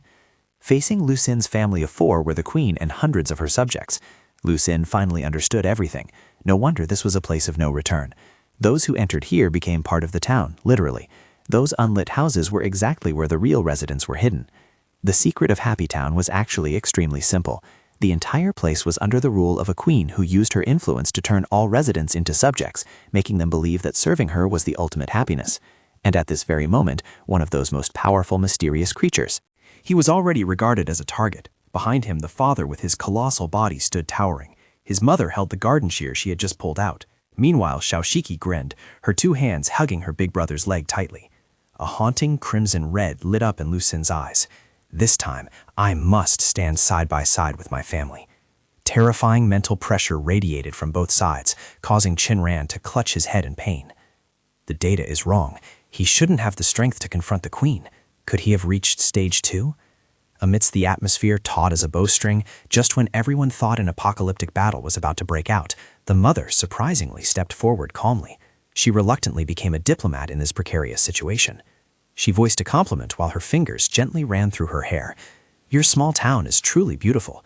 Please don't worry. We are just here for tourism and conveniently helping my son finish his work. She moved closer to the queen. Unintentionally disturbing you, I am truly sorry. This place of yours is very beautiful, especially these flowers. Mom's diplomatic skills left Lu Xin astonished. She could talk to the queen? Being a creature with an introverted nature, the queen, praised for the first time, awkwardly spoke up. Thank you. The mother pointed towards the flower garden. However, everything is pink, which is a bit monotonous. In my opinion, if you plant some blue irises, it will certainly be even more beautiful. The queen was completely won over by those words. She scratched her head and blushed. I think so too, but I couldn't find other seeds. The mother spoke in a sweet voice. Seeds are very easy to find. There are plenty in Qinggang. You can plant them alternately, creating very beautiful images. The colors also change with the seasons. The queen happily replied, Yeah, thank you. Lu Xin's mother continued the conversation. I'm really sorry for breaking your things. If there's a chance later, I'll come find you to play again. The queen laughed until her eyes squinted. Sure, I will treat you properly. As the queen turned away, Chinran knew his fate was sealed. Lu Xin spoke up. I still have something to ask him. The father roared, expressing his impatience. What is there to ask a piece of trash like this? Kill him. Killing him is the only way to be clean. Saying that, he rushed down with the intention of ending Chinran's life. Lu Xin had to quickly grab his father's arm. I said I still have something to ask him. The conflict between father and son reached its peak. The father frantically spewed curses and turned to attack Lu Xin. Trash. You are also trash. A cowardly, weak piece of trash. Standing nearby, the mother spoke in a cold voice. You should go back now. The father replied, Go back? Ha! This time I don't want to go back. Lu Xin used all his strength to stop the father's personality from completely taking over this body. Witnessing her big brother being bullied, Xiaoshiki immediately stood up to shield him and shouted, I won't allow you to bully big brother. The mother stood behind, frowning slightly and pointing 2 fingers at the ground. Are you ultimately angry or afraid? Where do you want to run to? We are a family. If even family members cannot trust each other, then who else in this world can you trust? She pulled out the scissors, facing her husband directly. Do you really want this family of ours to start falling apart right now? Xiaoshiki cut in. I will turn you into a toy, the kind that can't move. A family civil war seemed on the verge of erupting. However, it was stopped by an innocent voice coming from outside the door. Queen, you just got home, yet you have to come back to speak with Lu Xin's family. Everyone, can you please not quarrel at my place? The mother hurriedly winked to signal and gave a bright smile to soothe the situation. Oh my, how embarrassing. She turned to reason with her husband. See that? People are laughing in our faces. How long do you intend to keep causing trouble? Under the pressure from his family and the terrifying queen, the father forced a stiff smile for the first time. I was just joking with him a little. Having said that, he turned his back and vanished into thin air. Even so, he did not forget to leave behind a warning, but I will not change my mind. He is an abandoned child. You protect him now, but sooner or later, one day, he will kill us all. By then, it will be too late for you to regret it. When the door slammed shut, Lu Xin felt as if he had just returned from the dead. He breathed a sigh of relief. Is it over? After saying goodbye to the new friend, his mother turned to ask Lu Xin, what do you plan to do next? Lu Xin's eyes turned toward Chinran. He has caused a huge incident in Qinggang. I must take him back and retrieve the painting. Then I'll hand him over to headquarters for processing. But just now, I heard him mention something related to me. I need to ask for clarity. Seeing Lu Xin approaching, Chinran spoke up in fear. Yes, it is true that I know a few things about you. I don't know what state you perceive yourself to be in, but everything is fake. Actually, Chin Ran didn't even get to finish his sentence before he was threatened by the mother with scissors, forcing him into immediate silence. She took the initiative to explain. The painting is in his suitcase. Inside, there were also some other documents about the crying boy and things related to you. You can read the documents. The content will be more truthful than what you hear from his mouth. She paused for a beat, then smiled and continued. But you must promise Mom one thing. Wait until you reach stage 2 before looking at the things in this suitcase. Otherwise, you won't be able to handle it. Lucien was curious. What did she mean by not being able to handle it? But since this was the first time his mother had asked him for a favor, he agreed without a second thought. I promise you, Mom. She smiled gently. Good boy. Besides, Mom can't bring this person's mental body back. His body belongs to someone else, so bringing it straight back wouldn't be very polite. So just let Xiao Shiki play with him for a while. Lucien carried the suitcase and stood in the middle of a desolate wasteland waiting for Lizard. He recalled his mother's words. Just now, Mom said that Dad suffered a grievance this time. Mom wasn't at ease leaving him alone at home, so she brought little sister back already. He thought to himself, this place was so quiet, there wasn't even anyone to talk to. Lizard drove the off-road vehicle over, braked sharply and started teasing. Age, name, sexual orientation, you have to be careful, you know. By the way, is it handled? Lucien held out the suitcase. I've dealt with both ability users. The things they stole from Qinggong are all in here. The scouting mission of Happy Town can also be considered complete. Lizard's jaw dropped in astonishment. Is it the kind of handling I think it is? Lucien smiled. That's right. Almost immediately, Lizard stood at attention and gave a military salute. Reporting to the captain, I just received your signal. I set up an ambush and discovered 4 mercenaries fleeing. I immediately gave chase, eventually killing 3 and capturing 1 alive. He is now tied up in the back seat. Please get in the car to inspect, Captain. Lucien spoke up. No need to be so formal. Inside the vehicle, Chin Ran was tightly bound. Lizard began to explain. To avoid trouble, I just let him take a nap first. Oh, right. Do you need me to throw him in the trunk to make room for uncle, auntie, and little sister? No need, but where are the goods confiscated from them? Lizard spoke while juggling a few grenades in his hand. Don't worry. 4 submachine guns, a few pistols, ammunition, and even these little apples. Lucien looked slightly panicked. Hurry up and put those grenades back where they belong. Lizard teased. Captain, can a person who went alone to capture a level S pollution source like you actually be afraid of this? So where are their vehicles? Those 4 motorcycles. Vehicles. Left them there. Brother Lu, we can't bring them back anyway. Lucien fell into deep thought. Yeah, true, but I have a way. As they returned to the rendezvous point, a Special Ops squad was already waiting there. The soldiers spoke up. Special Ops Squad 247 of Qinggong City reporting for duty. We have received instructions from the highest official. We can proceed with all rescue and elimination missions, awaiting orders. Lucien wondered silently. In this middle-of-nowhere place, where did the support team come from? Lizard whispered into his ear. Lucien pointed and laughed. There are 4 motorcycles over in that direction. Please trouble everyone to find them and transport them back for us. Lucien's companion silently calculated. Brother, you really are. Lizard could only shake his head and smile opplessly. Upon returning, they received a warm welcome from Chen Qing and the special committee. Chen Qing spoke up. 4 days, 13 hours, 54 minutes. Chen Qing glanced at his watch. Faster than half the estimated time. If this news reaches those professors, they'll probably fight over your rank determination until they're pulling each other's hair out. Lucien replied, That's fierce. Chen Qing proposed. All right, report on the mission progress. Lucien began his report. The Knights had a total of 7 people. 3 super ability users have been eliminated. 2 destroyed, 1 escorted back. 4 mercenaries, 3 dead, 1 captured alive. The stolen painting has been recovered, and we also confiscated 5 motorcycles. Chen Qing asked, Confirm that the 2 ability users are dead? Lucien responded, Dead, with nothing left remaining. Chen Qing patted Lucien lightly on the shoulder. You go back and rest first. Returning safely is already the best result. Lizard appeared from somewhere. Oh my, is this still Captain Chen who treats work? Is it more important than our lives? Lizard dragged a bag behind him. The mercenary captured alive was inside. In this mission, my Captain Lu took care of 3, while I handled 4 and captured 1 alive. My contribution isn't small, you know. Lucien spoke up and asked, Team Leader Chen, what about Li Nya's matter? Chen Qin crossed her arms. I will notify her. You just be patient and wait for 2 days. Lucien looked surprised. Wait 2 days? You guys haven't told her yet? Chen Qing smiled. Before, we weren't sure you would come back alive. This is already a surprise for us. She picked up the suitcase. A car has been arranged to take you back. I will escort this suitcase to the research institute. You 2 have 3 days of leave. Stay in touch. At the main city, the suitcase was placed neatly on the meeting table. Chen Qing spoke up. This is the item that Single Soldier retrieved. A professor said, Inside must be the Red Moon painting, documents regarding mental pollution ammo, and documents related to the runaway laboratory. Chen Qing continued, Single Soldier's secret might also lie inside this suitcase. Another person spoke, Then what are you hesitating for? Open it. Lizard tried to entice him. Brother Lu, are you really not going for a massage? With such high pressure, if you don't relax a bit, it's very easy to lose control. It's on me tonight. Lu Xun immediately refused. Forget it, you go by yourself. He thought to himself, 4 days out of the seat, fighting all sorts of monsters. It was truly dangerous. I should go upstairs and have dinner with the family first. But right now, the house is probably in chaos. Han Bing's cheerful voice rang out from the device. I knew the moment you returned. Congratulations. The mission was completed very well this time. Lu Xun's face flushed red. No, I just tried my best. I have compiled a report on your remuneration. Wait, list them one by one. I like this feeling. Han Bing smiled until her eyes squinted. Yes. 10 minutes later, Lu Xun hung up with a sigh of admiration. I really earned quite a lot this time. Besides the remuneration and allowance, I also got to keep a motorcycle. Going out will be much more convenient later. Even if Dad is angry right now, it doesn't matter. We are family. We can talk it over slowly. He pushed the door and walked in. There was no scene of devastation at all. His mother was chatting very happily with the neighbor. Oh, Sister Chen, the whole family going out together was really great. My mood has improved. I even met a good friend. Xiao Shiki, who was sitting and watching TV, spoke up. Brother, you're back too late. Meanwhile, the father was sitting by a sumptuous meal. Everything created an incredibly peaceful scene. If everyone is hungry, please eat first. You don't need to wait for me. The father gave a soft snort.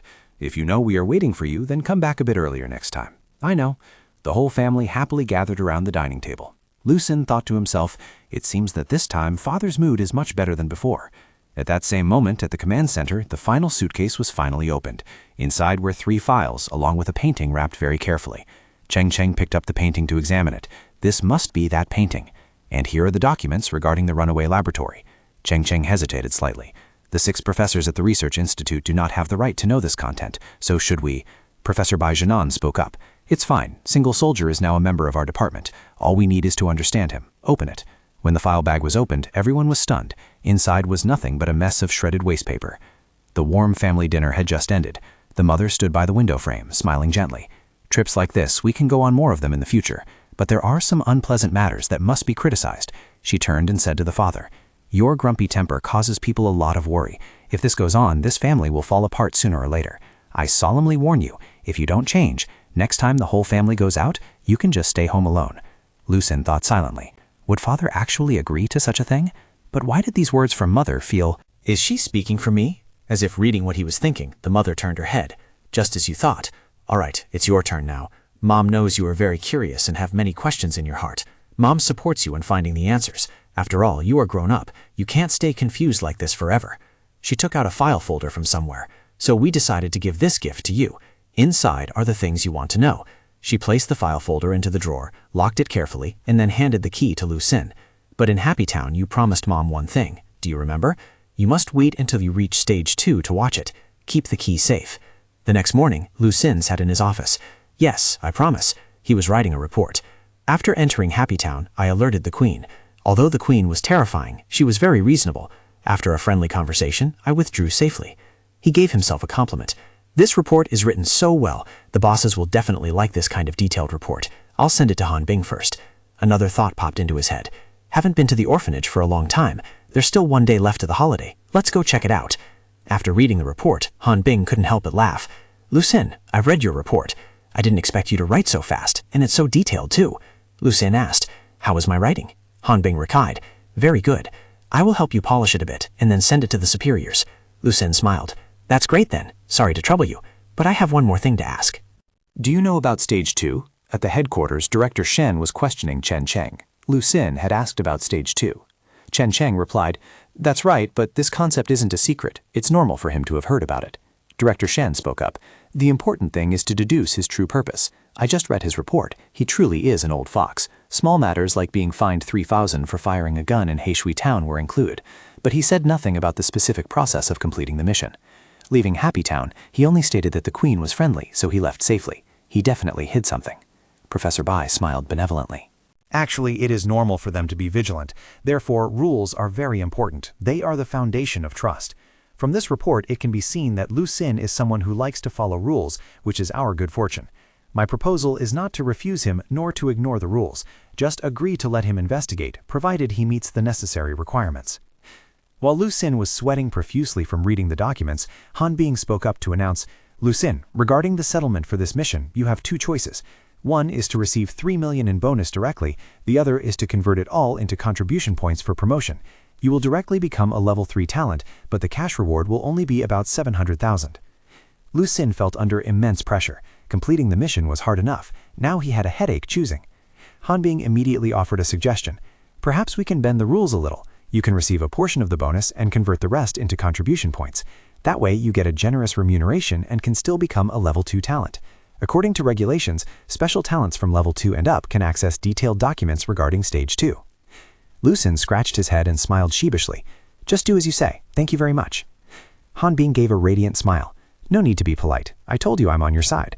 So this time you will receive a total of 2,221,200 yuan transferred to your account within 3 working days. Currently, you have been promoted to a level 2 special employee. She began the explanation part. Stage 2 is simply the evolution of ability users. In the initial chaotic period after the Red Moon event, many places started experiments to enhance ability users. Some were even inhumane. Those who underwent those experiments each had a different fate. Lu-sin held his head. So now, where are those who have gone through that stage 2? Why do I suddenly feel a headache? Hanbing did not directly answer that question. She said, "This form of enhancement has been perfected. Our research institute is capable of executing it. Please rest assured. Professor Bai has set limits. Qinggang has never and will never conduct taboo experiments on the human body. Currently, even if ability users voluntarily request enhancement, we will still conduct strict evaluations, selecting only the individuals with the highest ability." She continued, "Therefore, although we have mastered this technology for some time, the number of people who have been enhanced in Qinggang can still be counted on one hand. Among the people you know, the only one who met the conditions for Stage 2 enhancement is in fact just one person, Brother Lizard." He was recognized by the entire research department as the most stable ability user they had ever met. Lu-sin also recalled, but Lizard only wanted to be an ordinary person. "Enhance what? I absolutely won't go. If anyone forces me, I will go to the Alliance to report them." Lu-sin smiled. That was truly his style. Then he sank into thought. Mother once said that he had to reach Stage 2 before he could see the documents in the suitcase. Did she know for sure that he would reach Stage 2, or did she hope that he would never see those things? He spoke to Hanbing after having made his decision. "Please register me for the Stage 2 enhancement." Hanbing replied bluntly, "I'm very sorry, that's not possible. Your rank is not high enough yet. You must be a level 3 special talent to apply." "So when will I meet the standards?" Currently you are still short of 55 contribution points." Hearing that, Lu-sin immediately requested to take on a mission to earn more contribution points. In another apartment, Li Mumu, a 22-year-old female student, was confiding in her close friend about being harassed by a pervert. However, the friend with pink hair not only showed no sympathy, but also opened a bottle of expensive wine. "All right, I believe you. Have some wine. It's your treasure after all. Wine is meant to be drunk. If you refuse me, the consequences will be very serious." Mumu suddenly felt a shiver run her spine. What is going on? Why does it feel like something is wrong with her? The scene suddenly shifts to a haunting harassment sequence. The pink-haired friend is now turned into a lustful demon, licking her lips. "You are so beautiful. Your body is beautiful too. It's so hot. Let's go take a bath together. If you refuse me, the consequences will be very serious." The next day at a psychological counseling room, Meng Meng clutched her head, her voice trembling uncontrollably. "Since that day, I haven't dared to meet my close friend anymore. I truly feel like something is targeting me. That person is terrifying." The doctor smiled casually. Don't be tense. This situation is very common. At your age, the pressure of graduating, finding a job, and starting a family is very high. You just need to pay attention to adjusting your emotions." The girl panicked and grasped his hand tightly. "Doctor, please help me. My family is about to think I'm crazy, but I really saw it. Even my parents started saying those things to me." The old doctor stood up with a reassuring tone. "Oh my, don't be too tense. Tonight I will treat you to a meal, and then The girl immediately refused. "No need." The doctor curled his lips in a sinister smile. "Are you sure? If you refuse my invitation, the consequences will be very serious." At the Qinggang security department, Lu-sin appeared with an extremely dashing appearance. He thought to himself, "Hanbing is truly a good person. Not only did she help me ask for a new uniform, Not only did she find me a mission worth a whole 10 contribution points, but she is also truly a bright candidate for the position of my, Lu-shin's, virtuous wife." He climbed onto the newly equipped branded monster ride. Fine feathers truly make fine birds. Hanbing's voice rang out from the walkie-talkie. "This motorcycle has been improved, the chassis reinforced, and its agility enhanced. The front is equipped with a steel wire launcher, a GPS system, and voice warnings. Inside the metal box at the back is an intelligent robotic dog. This is a specialized vehicle for the spider system. Lizard has always wanted one. Lu Xin asked, "Then why not give it to him?" Han Bing began to explain. "Because he offended the girlfriend of the manager of the weapon research department." Lu Xin said, "Very good. It's just a bit different from what I imagined. I originally thought it was the type where you push a button and it goes, with pedals on both sides and a battery pack in the middle." Han Bing spoke with a helpless voice. "Brother Lu Xin, what you were talking about is an electric scooter.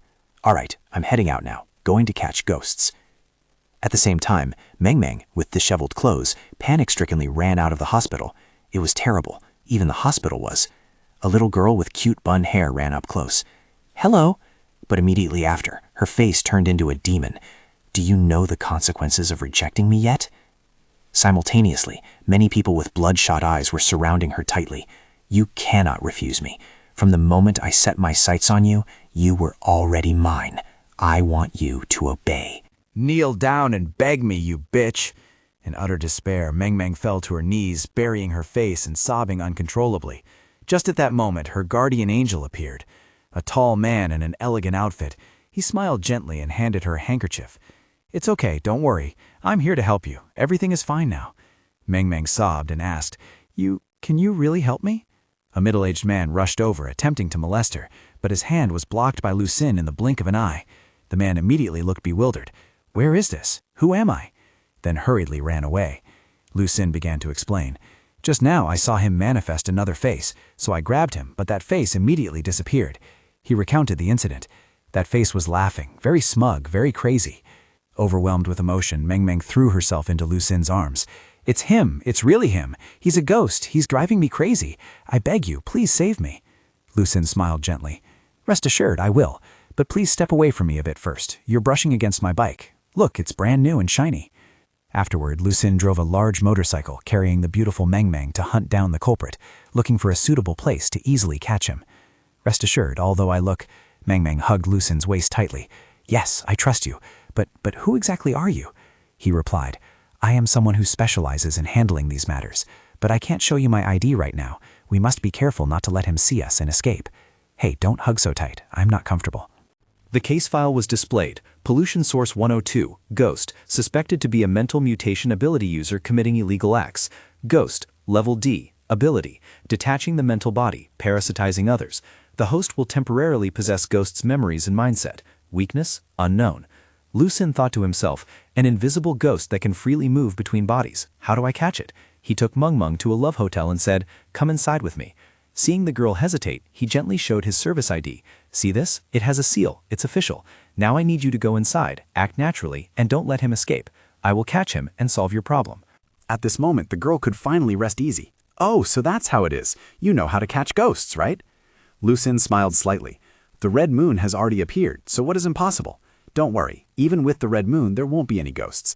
There are only things more terrifying than ghosts." Cold sweat broke out on Meng Meng's forehead. Is that supposed to be comforting? While paying for the room, Lu Xin had a fleeting thought that if that guy didn't show up, it would be a waste. Just as they stepped into the corridor, he suddenly felt something wrong with his body. "What's wrong?" "It's nothing. Go into the room first." Right at that moment, a cleaning lady nearby suddenly made a horrifying face and shouted, "Who exactly are you?" Meng Meng covered her mouth with her hand, her whole body trembling. "It's him. I recognize this expression." Lu Xin placed his hand on her shoulder to reassure her. "It's okay." The cleaning lady roared, "Bastard, I don't care who you are. Get lost. I've already set my sights on this prey." Lu Xin treated that threat as nothing more than a passing breeze. Where did Sister run off to again? Luckily, at the critical moment, I can still borrow the little girl's power. He spoke in a steely voice.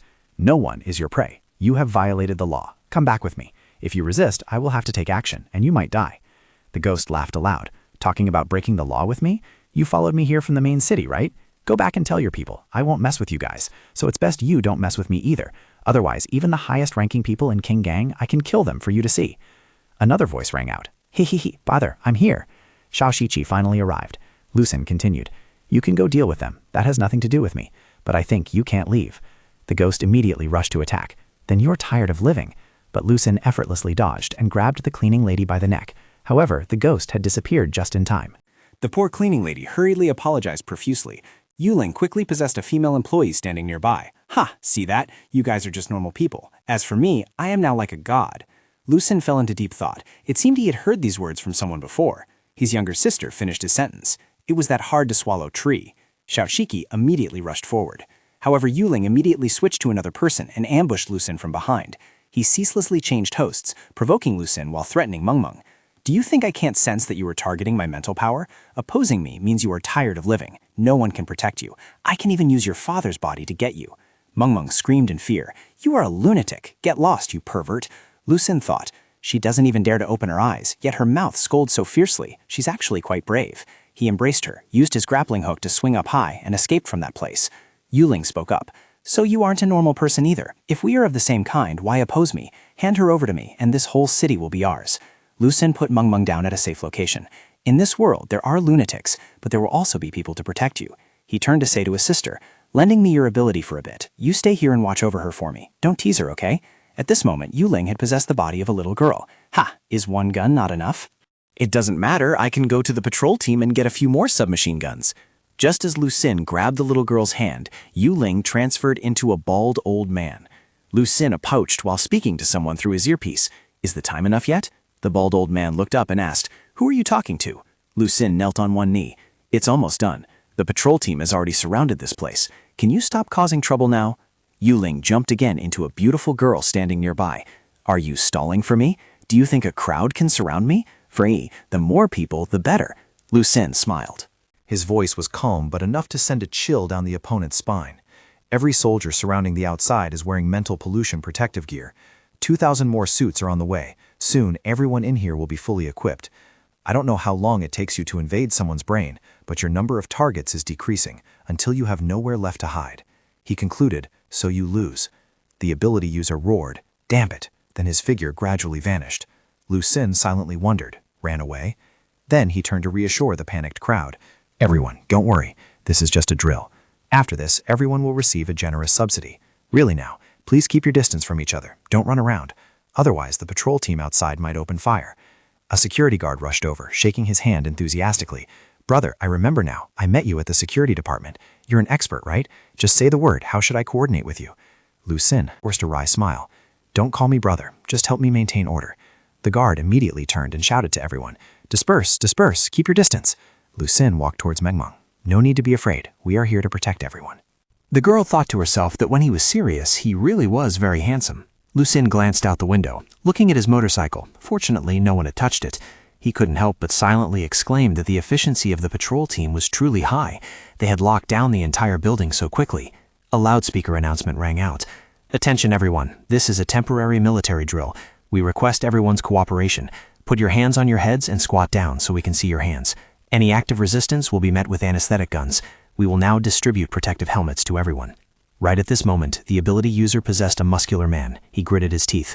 Do you guys just have to oppose me? Do you think this will make me submit? Lu Xin calmly walked forward. So you are still here.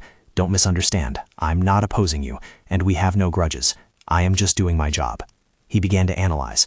Your ability to invade others has two types, direct contact and remote invasion. The remote type surely has a range of no more than 10 meters, right? With the current situation, you really can't escape. The man roared and slammed his hand on the floor. You forced me into this. You want to kill everyone here. If you want to oppose me, I'll kill them all.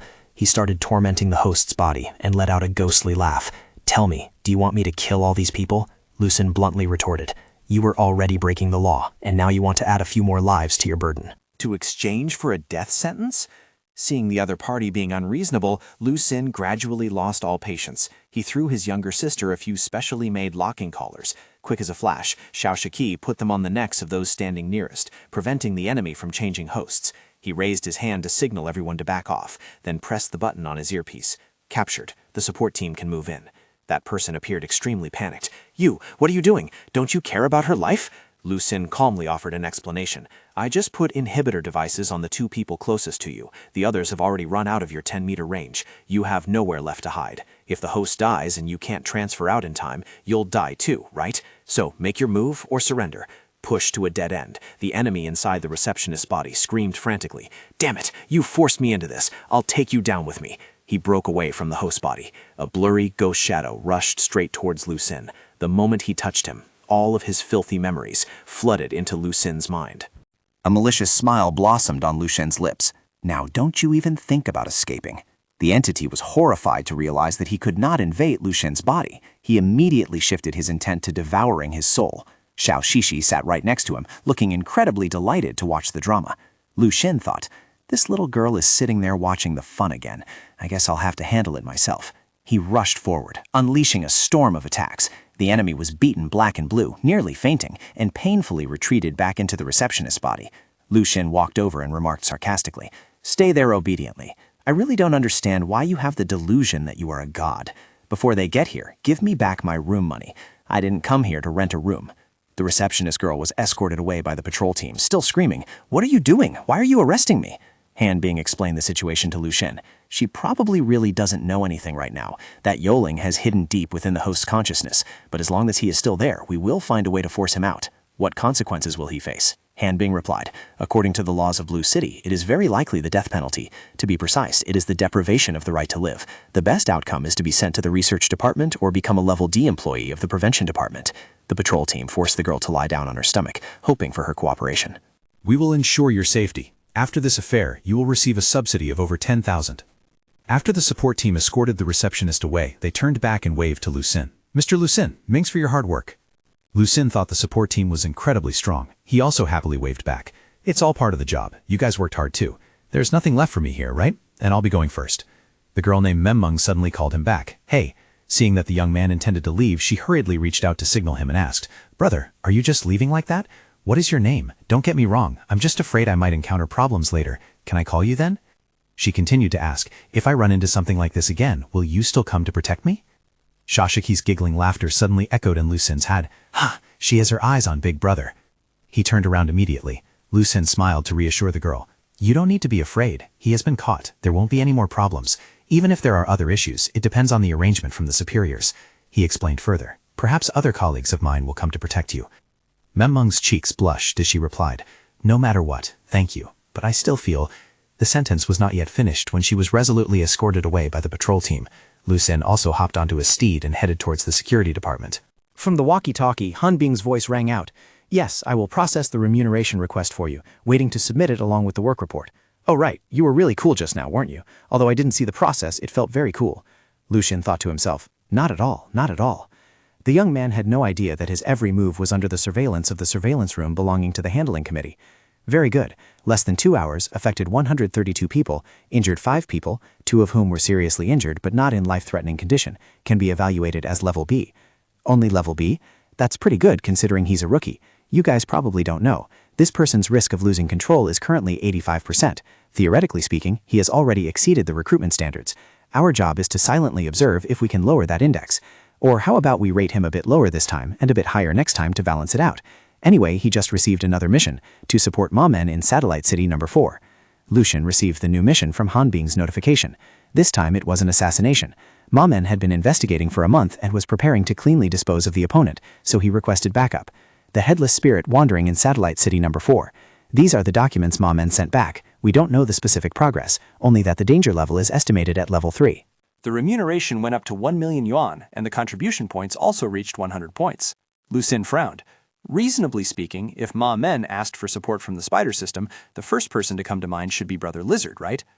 Brother Lizard has always been very afraid of Ma Men. To avoid affecting the mood during cooperation, we didn't want to make things difficult for him. Lu Xun laughed. "Fine then, I'll go over there. The thing is, the contribution points and remuneration will be shared with me, right? I'm only 45 points away from reaching level 3. Han Bing smiled and replied, "It will be shared with you. Ma Men has always been a very generous person." The next day, at the exit of the high-speed train station, Lu Xun saw a girl in a school uniform solemnly waving her hand, carrying a jar of wine in one hand. "Hey boy, over here. Are you Lu Xun?" Ma Men greeted him. "We met before, but it was too chaotic, so we didn't have time to talk. Thank you for coming to support. I originally intended to find that guy Lizard, but he said he had a stomachache." Lu Xun gave a wise smile. "Is that so? Well, I will do my best to cooperate." Ma Men took a big swig of wine. "Good, very good spirit. I'm going to start the car. Come on, I'll take you to eat." Immediately after, she drove a worn-out tricycle in front of Lu Xun. "Get on, boy. Just throw your bike up here, too." Lu Xun walked while covering his nose. "It's best if I ride my own motorcycle." "What kind of fuel does this car run on? It's slow and keeps spewing black smoke." Ma Man led him to the apartment building where she lived. "Come upstairs for dinner, then we'll discuss the mission." Grandma Wang from the opposite apartment greeted them enthusiastically. "Ooh, Gege, you're back? Is this young man your friend?" He's a colleague. Grandma Wang bought delicious food again. Oh my, only your nose is that sharp. Lu Xin silently reflected on the warmth of the neighbors where Ma Men lived. If only the old building at home had more people, it would be wonderful. As soon as he entered the house, he met Ma Men's parents. "This is my colleague," Ma Men said, then added, "You two sit and chat with him for a while. I'll go cook dinner. Young man, don't stand on ceremony. Peel some fruit and eat."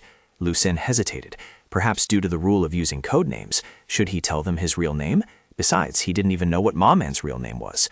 When they learned that Lu Xin was 23 years old, Ma Men's parents immediately had ideas of matchmaking. "Our Gege just turned 18. Don't look at her eccentric personality. She's actually a very good person. What stage have you two reached?" "This is my colleague," Ma Men, busy in the kitchen, had to poke her head out to clarify. "We've only met for the second time. Can you two be a bit more sensible?" "Can't you just focus your spirit on your career?" the mother said to Lu Xin with an apologetic look. "The thing is, you go ahead and eat. Let me go in and help the girl." But as soon as she entered, she was immediately scolded by her precious daughter. "You're already this old, yet your hands and feet are still so clumsy. Is this how you scale a fish? Ha! Parents are university professors. With this appearance, how can you teach those kids?" Half an hour later, dinner was neatly prepared. Mao An, in comfortable casual clothes, poured wine while chatting. "Xiao Bing, don't just keep eating. Come on, fill it up. Wine is the essence of grain. The more you drink, the younger you get." Lu Xin broke into a sweat. "No need. Later, we still have to discuss things." Her father tactfully spoke up. "If people don't want to drink, let it be. You should drink less too, being a girl and all." She replied, "When you reach this age, you people will understand. Now that there are no outsiders, I won't call you dad anymore. Xiao Wu, you are too honest of a person. You don't drink, you don't smoke. How did Xiao Wang imply have eyes for you back then?" She placed her hand on his shoulder. "Retire, I'll support you." Lu Xin ate while lost in a stream of thoughts. Does this family normally live like this? On the sofa, Mao An was laughing heartily. "That was a good drink. What do you think?" The rice is delicious." Just as he intended to mention tonight's matter, Mao An cut him off. "Don't go back tonight. Just sleep in my room. You're already here. Aren't you going to rest when night comes?" It's better if I stay at a hotel. The company reimburses it anyway." Mao An mossed her legs onto his lap and spoke. "Why stay at a hotel? Is the company's money not money? My bed is both big and soft. Plenty of room for the two of us. Besides, staying here makes it easier to talk, doesn't it?" She leaned close to his ear, whispering softly, "We are all men here. Why are you so slow? Just treat me like your grandfather. Let's go. Follow me to the room." Ma Men's parents were so happy they wept inwardly. Finally, their precious daughter had settled down. As soon as her body touched the bed, Ma Men started complaining. "Oh my, this old back of mine." "So now Ma Men gestured for silence, her eyes directed at the wall. "Shh, they are eavesdropping in the next room." She sighed. "It's not easy for them either. For this daughter of mine, they have wasted so much effort, invited countless shamans, trying their best to make everything act like a little girl. They even wanted me to go on blind dates. At least changing hobbies from an old man to an auntie would be fine, but with this appearance of mine." Lu Xin sank into vague thoughts. Could it be that Ma Men was also an old uncle possessing a girl's body? But a ghost system user couldn't stay in a body for too long, yet Ma Men's state seemed to have lasted for a very long time. Without any warning, Ma Men suddenly jumped up. "The auspicious hour has arrived." Finishing her words, she nonchalantly changed clothes right in front of him. Putting on a modern combat suit, she gripped a gun tightly and walked towards the door. "Xiao Wang, Xiao Wu have been drunk to sleep by me. Those monsters are coming soon too." Seeing Lu Xin blushing, she uttered a disdainful remark. "Otherwise, did you think your grandfather here craved your body?" "Grandpa, what are the monsters you mentioned?" "At least 2 level 2 mental monsters. They come every night." "Level 2, how can they appear here at well?" Sitting by the window, Ma Men showed off her alluring curves while taking another sip of wine. "It must be related to what I'm investigating, the Hometown Association, a mysterious organization. I haven't identified the ability user among them yet, so I didn't want to alert the snake. Who would have thought he would strike me first? Such audacity. Why didn't you ask for a squad to come guard the place? Before clarifying the opponent's ability, sending those kids over would be useless. Besides, leaving is simple for me." But what about the 2 old folks at home? And the neighbors too? I, the big shot, have protected this place for years. This is my home. I don't care who he is. If he dares to come here and cause trouble, I'll show them that his grandpa is still his grandpa. The clock struck exactly 12, and Ma Man spoke up. "They're here. I've used my ability to cover the whole building, so they can't pinpoint my location. But they are very patient, searching floor by floor. Their duration is only about 3 or 4 minutes. I'm counting on you. While they're looking for me, go out and take a look. If you find the controller, our job is considered done." Lu Xin stepped out of the room. Younger sister, she really didn't come with him. With this kind of work attitude, how will she ever find a place in society later? He used his wall climbing skill and slid down gently. Fortunately, he could now borrow a portion of his younger sister's ability. 3 or 4 minutes was a bit tight. As soon as his feet touched the ground, Lucien saw a deformed monster clinging to the wall. Two monsters were gradually closing in from opposite sides. The intersection of these two paths could be the location of the controller. Lucien dashed out of the apartment complex, heading straight for the security booth. This place was the most suspicious. Strange, there was nothing here. The security guard seemed completely unaware that an intruder had entered the residential area. Lucien thought to himself, if it were Mother, what would she do? He closed his eyes, focusing on visualizing the mother's ability, and in just an instant, the world in his eyes transformed completely. Everything appeared with extraordinary sharpness. He could even clearly see the mental states of the people around him. The voltage in the building is unstable again lately. He could even hear the thoughts of a security guard and perceive their streams of emotion. Didn't they just fix it? Relief, irritability, gloom, anxiety. They were probably safe. Was this what the world looked like in the mother's eyes? But this was not the time to analyze abilities. The urgent task was to find the one behind controlling the monsters. After a moment of scanning, he sighed helplessly. He couldn't find them. More precisely, there was no such person. Ma Men's judgment was wrong. If the mother's ability didn't work, there was only one way left: use the father's method. He considered the option of directly capturing those two monsters for interrogation. But how could he be like the father? Why did his head hurt so much all of a sudden? Unable to wait for the elevator, Lucien rushed into the stairwell, but was blocked by Grandma Wang, the eccentric neighbor. Her entire body was shrouded in a thick, dark aura. She spoke up, holding a basket of food. "You are the young man Gege brought here, right? I'm delivering some good food to the neighbors." Lucien glanced and saw maggots squirming inside the basket. "Delivering food in the middle of the night?" She started and replied, "That's right, a lonely old woman like me. Who knows when I'll be bullied? None of the neighbors are good people. They only think about this old woman's delicious food all day." She muttered with a tone full of resentment. "Feed them, feed them." Lucien hurriedly squeezed past her and dashed up the stairs. The higher he went, the more distinct his senses became. This place was gradually turning into a hell on earth, as screams, curses, and smashing sounds echoed from every apartment. "You bastard! You tricked me and then missed my best friend. Burn you all to death. Who said you wouldn't let me buy a computer?" Damn, old man, where on earth did you hide the money? When Lucien ran up to Ma Man's floor, he was completely stunned. A long line of neighbors with wild eyes, armed with all sorts of lethal weapons, were tightly surrounding her door. He continued to rush upstairs and witnessed Ma Man facing off against Monster X. She moved with great agility to dodge the tentacles. Then she suddenly crashed through the window, launching herself into the void and delivering a fatal blow that caused the monster to explode into a blinding sphere of light. Lucien sighed, not expecting her to have such a sneak-bite trick and then run away like that. He closed his eyes tight, feeling the rage of the father. Immediately, his eyes snapped open, glowing red and fierce, accompanied by a powerful roar identical to his dad's. Xiao Shishi was perched on a light pole, mocking him. "Brother!" With a voice that was no longer his own, Lucien roared, "Get lost!" He chased down the remaining monster, and borrowing power from the father, he easily tore off each of its heads. In extreme pain, the monster let out a lion's roar sonic wave, knocking Lucien backward. Immediately, waves of negative emotions began to invade him. Useless. I really am useless. I can't even handle this disgusting monster.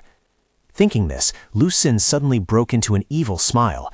It seemed this monster knew how to manipulate the negative emotions of others. He lunged forward, throwing hammer-like punches filled with resentment. In just the blink of an eye, the massive monster was beaten into a pile of meat paste. Job done, Lucien asked innocently, "Why did it suddenly disappear like this?" Ma Men ran over and asked, "Oh boy, are you all right?" But Lucien quickly realized the Ma Men in front of him was just an illusion, and the rage inside him dissipated along with it. Why was I so angry just now? Xiao Shishi timidly peeked out from behind a bush.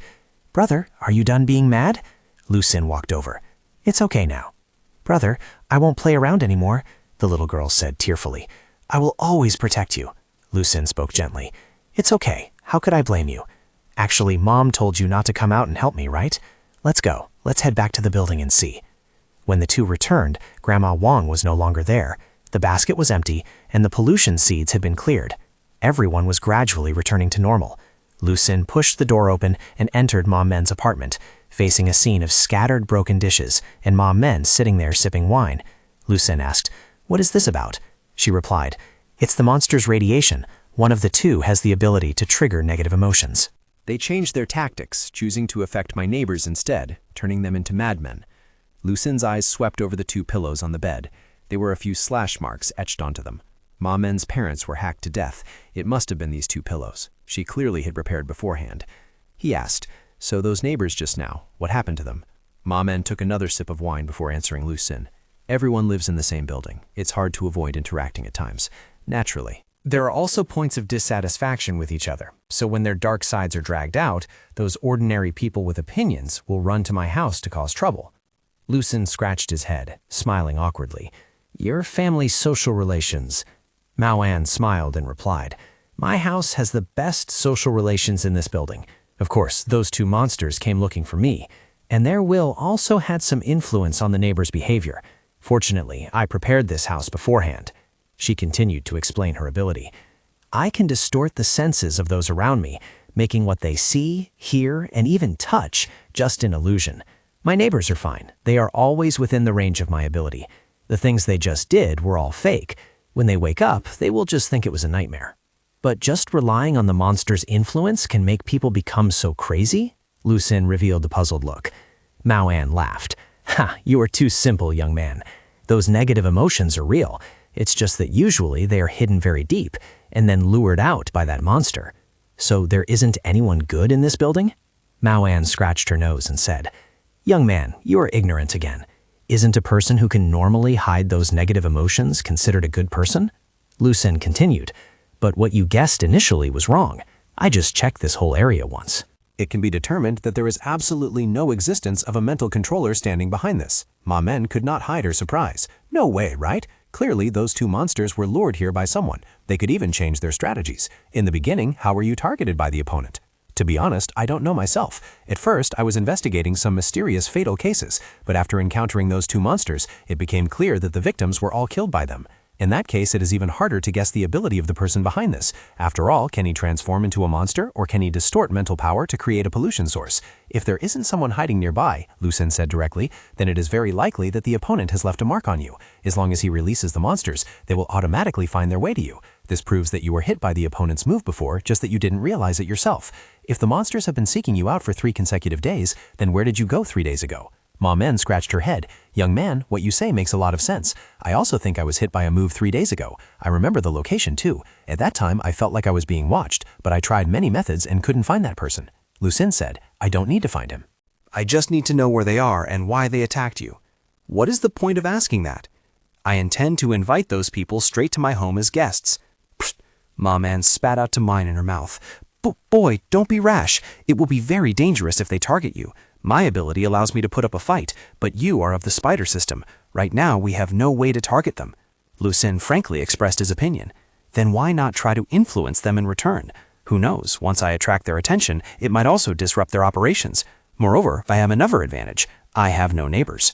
I am sure my family would welcome them very much. At a coffee shop named Subisin, a waitress came to ask Lu Sin, Sir, what would you like to drink? Lu Sin replied, Let me take a look first. He pointed out a drink on the menu. This one, the most expensive type. Yes, please wait a moment. He thought to himself, Ma Men is paying anyway, but why a coffee shop? This place looks more like a base for an illegal organization.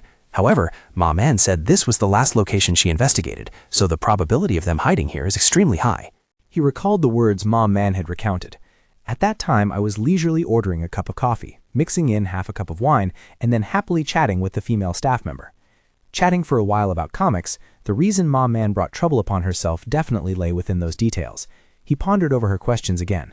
How old are you? Is your relationship with your husband good? Have you thought about changing husbands? Do I really have to redo everything Ma Men did? The waitress brought the coffee cup to the table. Sir, your coffee is here. Enjoy your meal. Lu Sin asked, Where are the sugar and milk? This is our shop's specialty, pure black coffee. Only by drinking it directly can you feel its bitterness and fragrance. He smiled. Oh, I know, but just bring some to me. It's too bitter. I don't like it. The waitress continued to explain gently. Only when you taste the bitterness can you feel the fragrance. Life is the same. If you really want something sweet, you might as well order a cup of cocoa, but this cup cannot be returned. Lu Sin silently pulled a piece of candy from his pocket and dropped it into the coffee cup. Xiaoshiqi suddenly appeared. Big brother, you lied to me. You still have candy. Oh no, you're exposed. Witnessing Lu Sin's action, the waitress clenched her hands into fists. Her eyes rolled furiously and she gritted her teeth. Sir, you really know how to enjoy things. Lu Sin thought that this time he had successfully attracted their attention. Before, Ma Men was targeted because she added wine to the coffee, just like he had destroyed people's respect for coffee.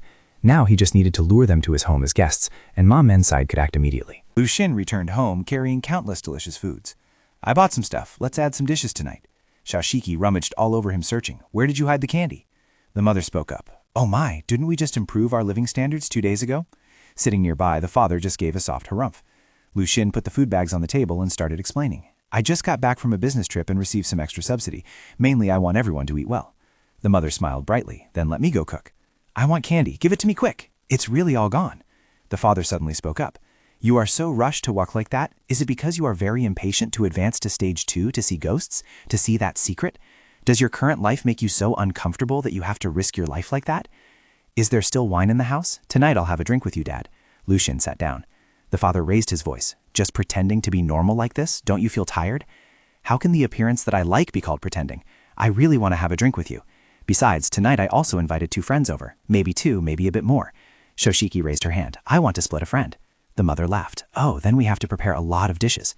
The father stood up abruptly, letting out a hearty laugh. If your friends have come, then we must treat them properly.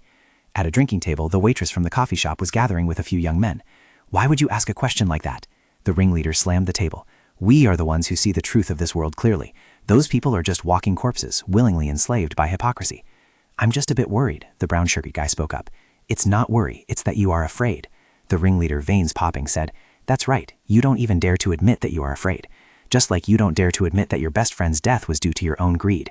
She relied on being rich, mocked you, and treated you like a servant. You hate her? What is wrong with that? He turned to the brown-shirted guy. And you, why did you poison your colleague? That bastard isn't equal to me. The brown-shirted guy smirked. Just because he entered the city earlier, made money, and found a beautiful wife, in the eyes of others, we are not good people. The leader loudly declared. And why is that? Because others are all hypocrites. We have taken off our masks. Since that is the case, why should we be afraid? But what if we attract the security department? What is there to be afraid of about the security department? Even if we die in the end, it doesn't matter. We will return to our hometown, the true hometown. A golden halo enveloped them. You people, the hometown, let them see the true world. Above a crooked apartment complex, the blood moon was hovering. The monster frog climbed straight up to Lu Xin's window. His mother opened the window. Ah, a guest has arrived. Seeing her, the frog panicked and tried to dive head first to run away, but once inside, don't dream of getting out. She quickly grabbed its trunk. My little doll, where are you running to? Xiaoshiki landed on the monster's head, grabbed its neck, and pushed it into the house. The father didn't say much, grabbed its neck, and dragged it straight into the kitchen to see how to cook it into baste. While everyone in the house was busy, Lu Xin sat leisurely making a phone call. You guys can act now. I haven't found that ability user yet, but he will probably arrive soon. Just ignore him. Just arrest the ones you want. Immediately, Mao On led the special task force to raid the coffee shop, arresting everyone. If they resisted, permission was granted to shoot to kill. What is happening? The leader placed his hand on his chest. I can feel the breath of reality. We are about to go home. Finally, we will return to our hometown, where we never need to pretend again. He opened his eyes. The lights were so warm. Am I home? Appearing before him were extremely ordinary faces. This is our home. Lu Xin's family of 4 was looking at him with incredibly friendly eyes. 10 minutes passed. Lu Xin sat reviewing the case report and realized that this cult worshipped a place called True Hometown instead of some evil god. The leader confessed that he had comprehended the oracle of God when his ability awakened, and from then on he began to preach. Those who became their targets would have their minds opened and voluntarily dedicate everything. Their destruction of targets stemmed from 2 reasons. One was for recruitment, the other was due to conflict. Developing new members was left to fate. For example, ordering a special cup of coffee in a special situation. This meant that they sent 2 monsters to hunt him and Ma Men, not to take their lives, but to preach to them.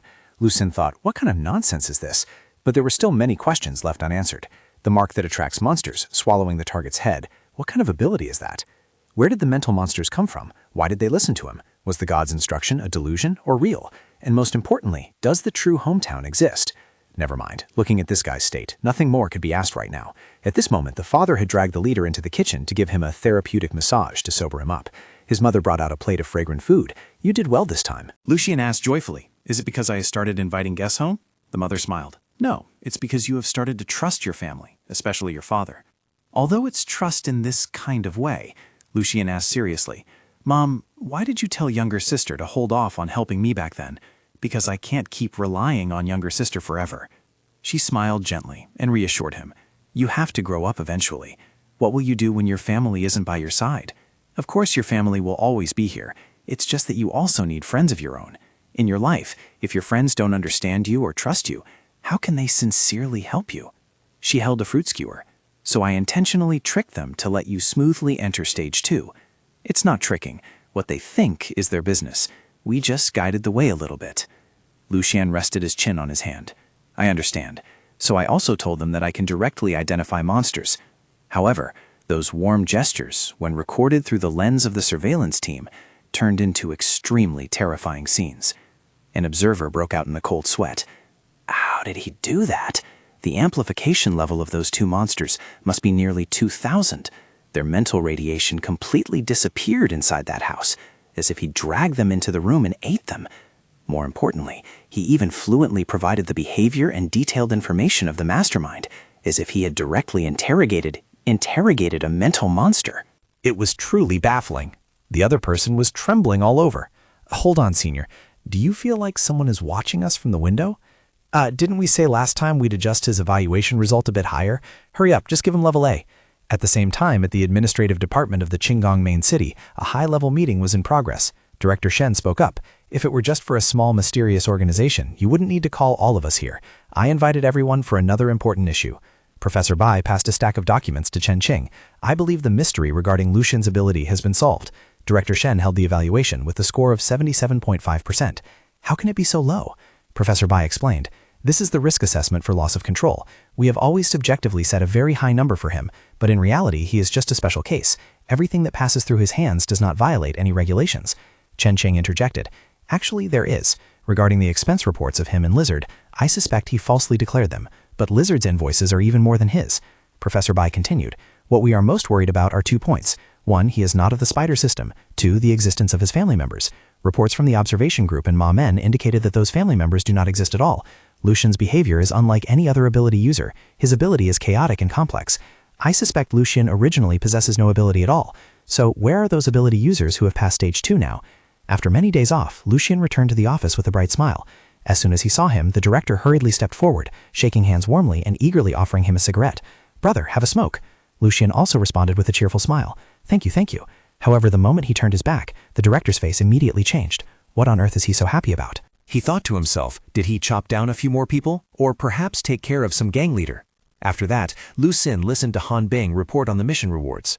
Brother Lu Xin, regarding the mission concerning the mysterious organization True Hometown this time, the higher-ups highly evaluated the cooperation between you and Ma Men. He asked with great hope, so can I be promoted to level 3 special talent now? Han Bing replied, of course. Ma Men has shared 500,000 yuan of the remuneration with you. She said that dealing with the ability users of the mysterious organization was basically accomplished by you alone. Besides, regarding the application for Stage 2 enhancement, I have already prepared it for you. Is there anything special you want to add to the reason for enhancement? Hearing the number 500,000, joy made Lu Xin jump up. He cleared his throat and spoke with an extremely solemn attitude. Yes, I do. I want to protect Qinggong well, protect the people, and strive for the cause of rebuilding world civilization. Hearing this, Han Bing couldn't help but laugh. Yes, wait for instructions from above. I will send the documents to help you right away. Probably within a few days, you'll be able to catch the high-level talent training meeting held in the main city. But will they feel assured letting me go? Lu Xin suddenly worried. After all, they had always been wary of him. In the high-level meeting room, everyone showed utter astonishment as they listened to Professor Bai present his conclusion. He explained with a somewhat solemn expression. Put simply, Lu Xin does not have any specific ability. He only has an unusually powerful level of mental amplification. This judgment can explain why, back at the South Wall, he was able to resolve the mental pollution bomb. He used his own higher mental power to envelop and neutralize it. Chen Qing's eyes widened. If that's true, then his mental amplification level could be nearly 10,000. Professor Bai said, for the time being, no person or creature can weaken that monster first before enveloping it. Calculated that way, I think somewhere between 4,000 to 6,000 is reasonable. Everyone can view Lu Xin as a powerful pollution source, but he does not possess the quality of pollution. Just like distilled water does not conduct electricity, so he does not suffer from multiple personality disorder. His 3 family members do not actually exist. The professor spoke while recalling the words Lu Xin had once shared. But not only can I see them, I also eat, chat, and watch TV with them. When I am in danger, they will appear to protect me. He continued, I suspect that during the initial awakening phase of his ability, which was the incident at the orphanage, he actually met 3 people, or 3 such abilities. For some reason, he used his mental power to mimic and reconstruct them. At that time, he was just a 12 or 13-year-old child who had just lost his home and was living in chaotic times. Therefore, he treated these three abilities as family members that others could not see, in order to accept and allow them to exist with him. Lu Xin's power comes from his mimicry, so he cannot unleash his true mental amplification level. Thus, he is inherently one tier lower than other level S individuals. He produced a document that had not yet been researched or developed. There are no records of losing control, and he loves adhering to the rules. What a fine seed. I believe he is very suitable for entering Stage 2. With his inherent caution, Director Shen spoke up. Basically, you are just guessing. Another person added, he is indeed very dangerous. But the original principle when we established this department was ability and cooperation, not hostility, Director Shen said. I also acknowledge this principle, but ability users are too terrifying. Regarding the documents on Happy Town, haven't you all read them? There was someone who turned an entire town into a honeycomb. Are you really sure about what you are doing? Professor Bai replied, I have read them, and honestly, I am not surprised at all. Do you remember the words of that genius researcher before he despairingly jumped from the 100th floor of the Eclipse Research Institute? Chen Qing pondered for a moment, then said, those 3 curses? They cannot be called curses, but must be warnings, Professor Bai said, or prophecies. The second one is, we must be well prepared to welcome the arrival of God. A fat man sitting next to Director Shen let out a sneer. Ha! The suicide note of a madman. But we must admit what old Shen is worried about is reasonable. We must be even more cautious, Professor Bai said. Regarding this issue, I have 2 things to say to you. Do you know that the Tianlan Maritime Kingdom is interacting closely with the Tongqing Mining Company, and what they are discussing is the culture medium? The second question is, do you really think that with Lu Xin's current mental amplification level, he actually needs enhancement? He slammed the table. Stage 2 is the enhancement and stabilization of mental power. The first one he doesn't need. So, someone spoke up. Our job is originally just to help him become more stable. I still have one last question, Director Shen said. How do you ensure that after entering Stage 2, he won't turn against us? Professor Bai explained. I have thought of the best way to solve this. From the other end of the line, Han Bing's voice came through. That is to sign a contract with him. Brother Single Soldier, rest assured, after your file is updated, the pass to the main city will be sent immediately. You also have the right to buy real estate in Satellite City number 2 at any time. Lu Xin excitedly replied, if so, please help me ask around to see how much a single-story house at Qingyan Mountain in the East City District costs and if there are any discounts. Han Bing gave a radiant smile and replied, yes, I will keep a close ear out for you. Lu Xin thought to himself, they no longer refuse me. Mother's guidance has succeeded. Starting from the Yuling incident, my family rarely appears. It seems all actions are just me borrowing their abilities. In the eyes of others, it must look like I am using mental power to complete missions. Lizard's voice rang out, full of excitement. Single Soldier, brother, this is great. The headquarters has approved my participation in the high-level talent training conference. Lisa will be attending too. Oh my god, I can finally meet Lisa. After that, I'll work hard for another year, move into the city, buy a house, marry Lisa, have 3 kids, and then have an affair. Hee. Lu Xin said, that's very good, congratulations. Lu Xin laughed helplessly and then added, perhaps I will go too. Lizard replied, then doesn't that mean we can transition from online dating to real-life dating together? Lu Xin thought, what about the flower of your group? That girl Bing intentionally mentioned this conference. Is she implying that she will participate too? If so, what should I wear? The bald old director approached and said, Shalu, don't rush home after work later. What's the matter? The deputy general director is coming for an inspection. We're going out for dinner tonight. Lu Xin replied, oh, all right, but I have a small request. The old director spoke with a humble attitude. Can you not bring a gun while eating? Inside a luxurious restaurant, those present were all former employees or key young cadres of the company. The vice general manager, surnamed Shao, a handsome young man, spoke up.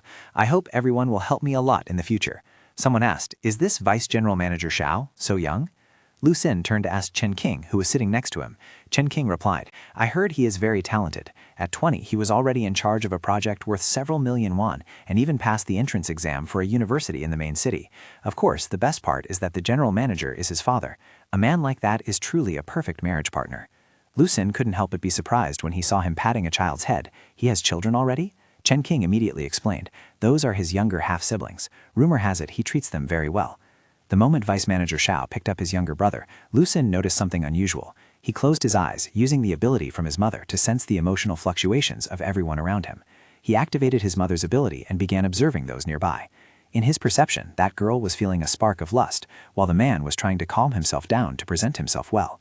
At the same time, thoughts appeared in Vice General Manager Shao's mind. Meet, brother, hug. Lu Xin thought to himself, I didn't expect him to be able to see it. I know how to please this vice manager now. The vice general manager walked towards Lu Xin's table. Hello, you look so young, I don't know how to address you, he replied while handing a slip of paper directly into the vice president's hand. My name is Lu Xin.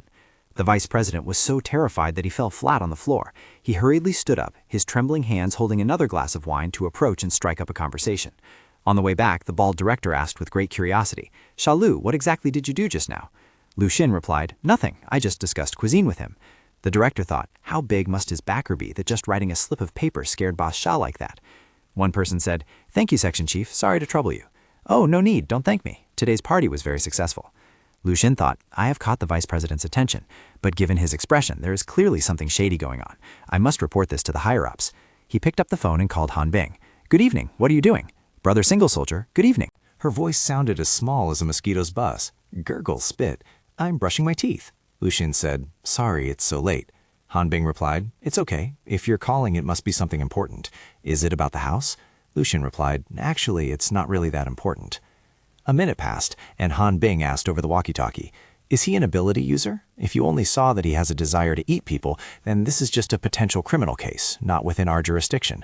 I can only notify the security department and ask them to pay attention, but if the other party hasn't done anything yet, I'm afraid it will be hard for them to intervene. Lu Xin said, Rest assured, tonight I will find an excuse to check his DNA. At least I can ensure the safety of the two children. Han Bing carefully cautioned, Also, Lu Xin, you must be careful too.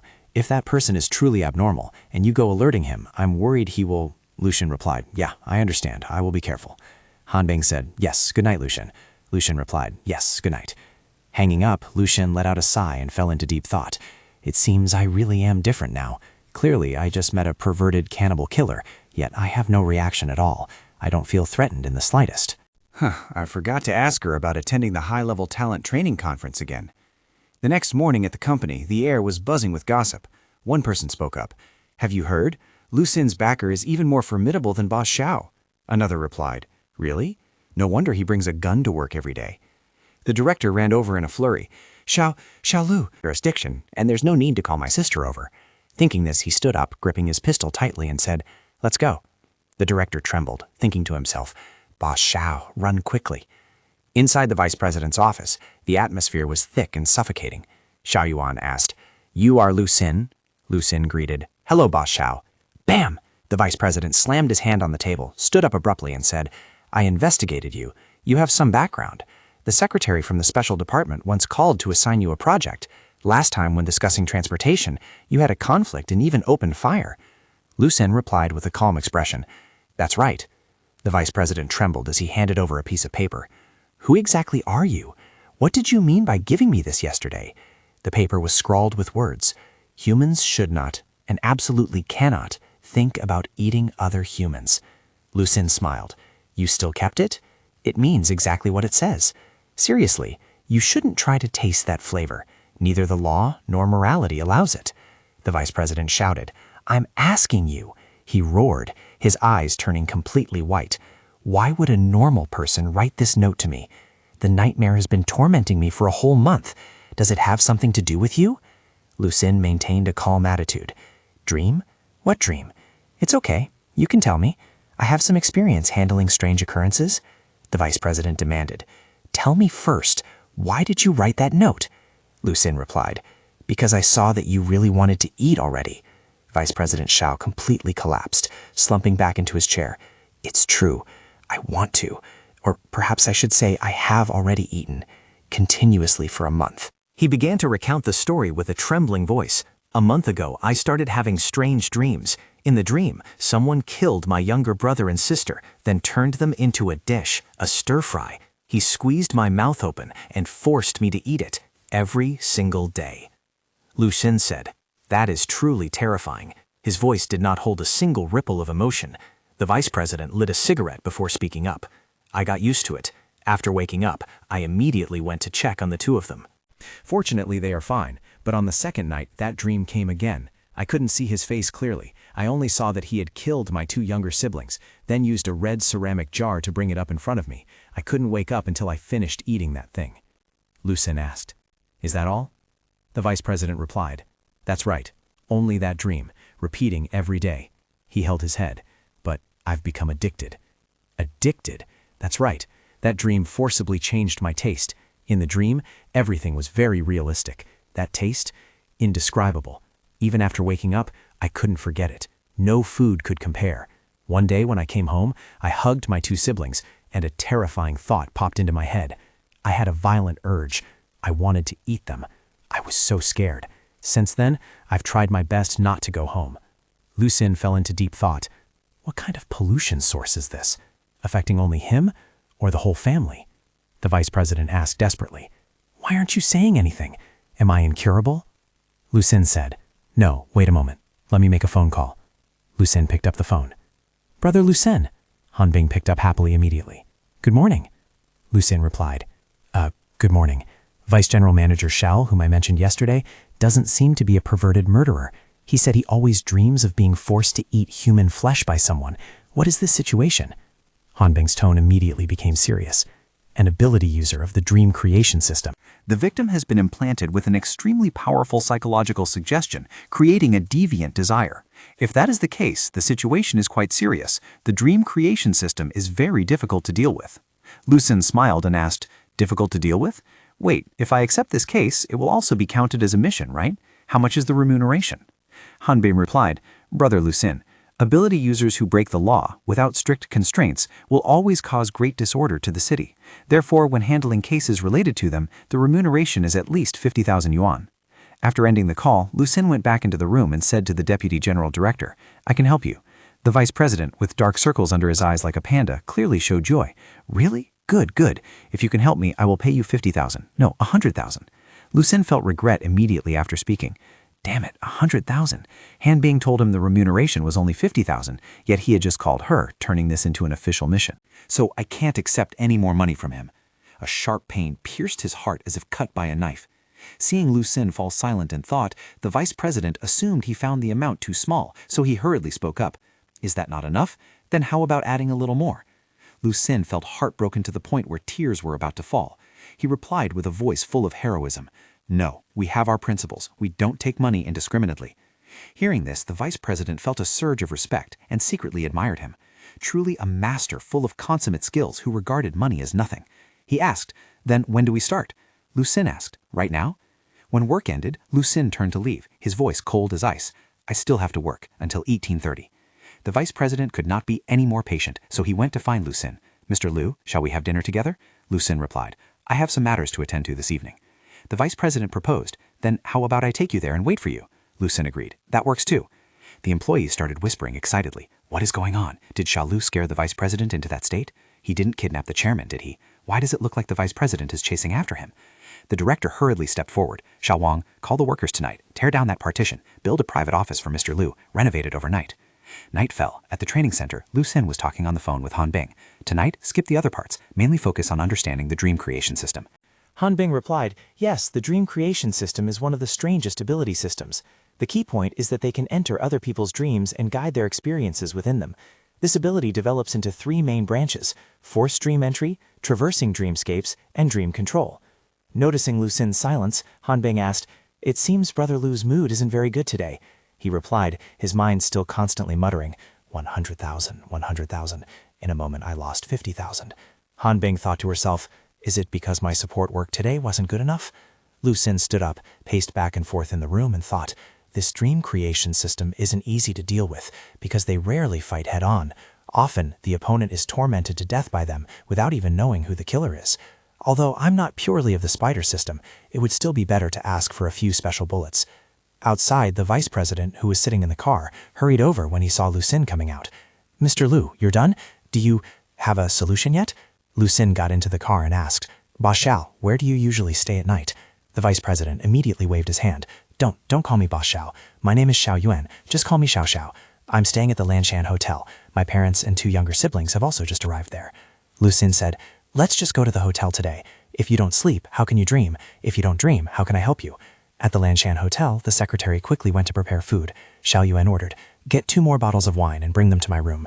Just as the secretary brought the food over, her eyes immediately turned red when she witnessed the scene of 2 men standing very close to each other. She thought to herself, could it be? Surely not. 2 men? She hurriedly turned and left.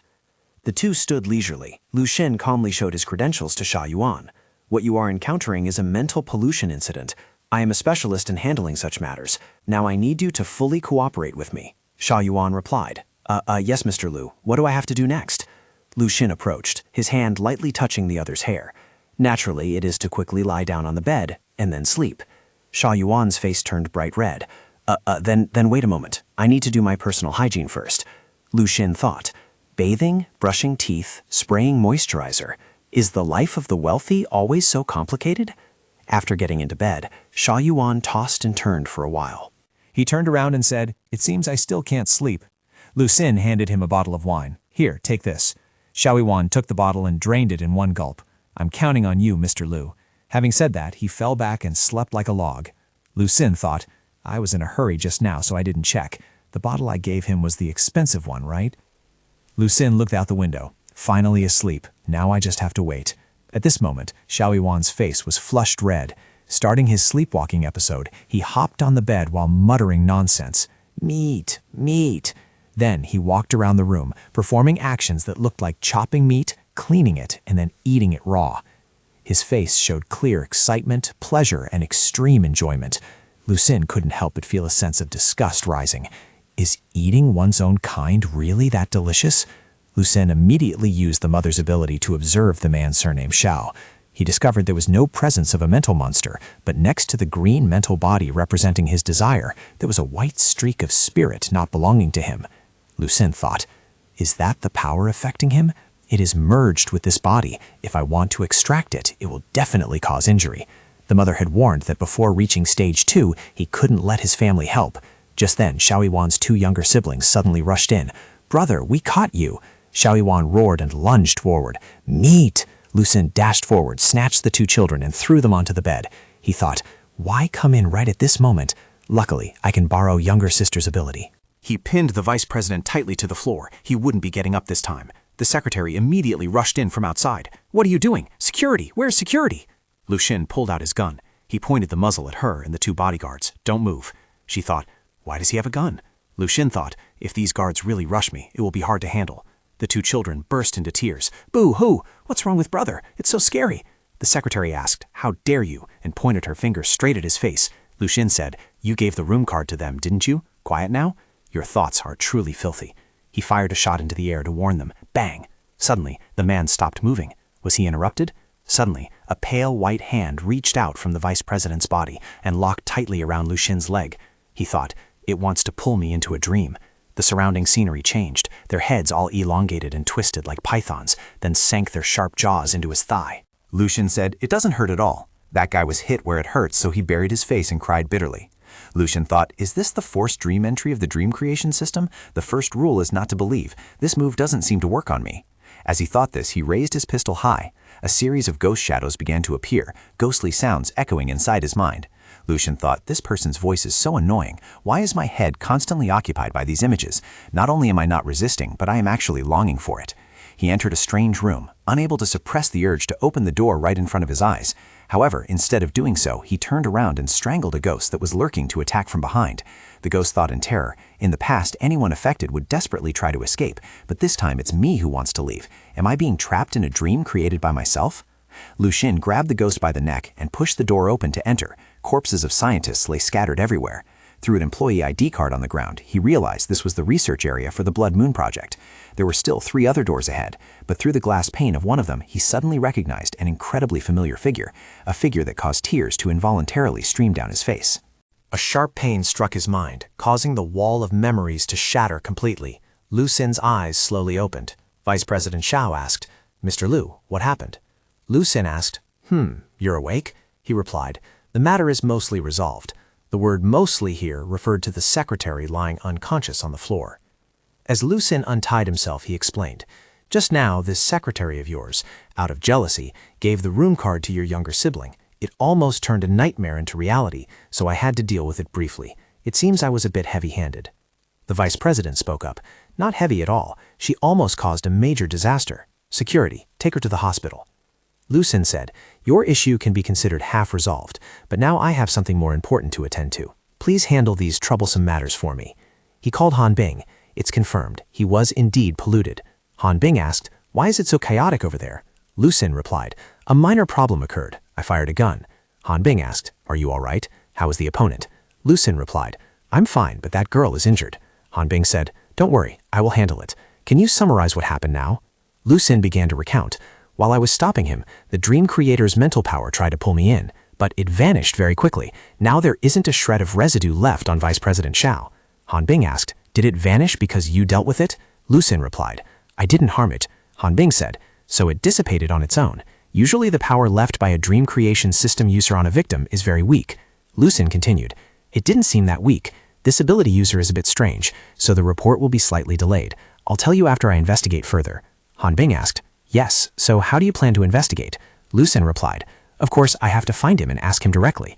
Lu Sin added, "But just now, I couldn't detect that dream creator after the residual mental power on Boss Shao vanished." I can't find any more traces. Han Bing typed away while replying. If that's the case, it proves that this dream creator is very skilled at concealing themselves. The dream creation system is inherently difficult to trace. They can use psychological suggestion to manipulate and kill people remotely. Finding that person won't be easy. Lu Sin, actually, your mission is already completed. I suggest handing this case over to the professional investigation team at headquarters. Lu Sin interrupted. How about letting me handle it? I have a few ideas. They should be effective.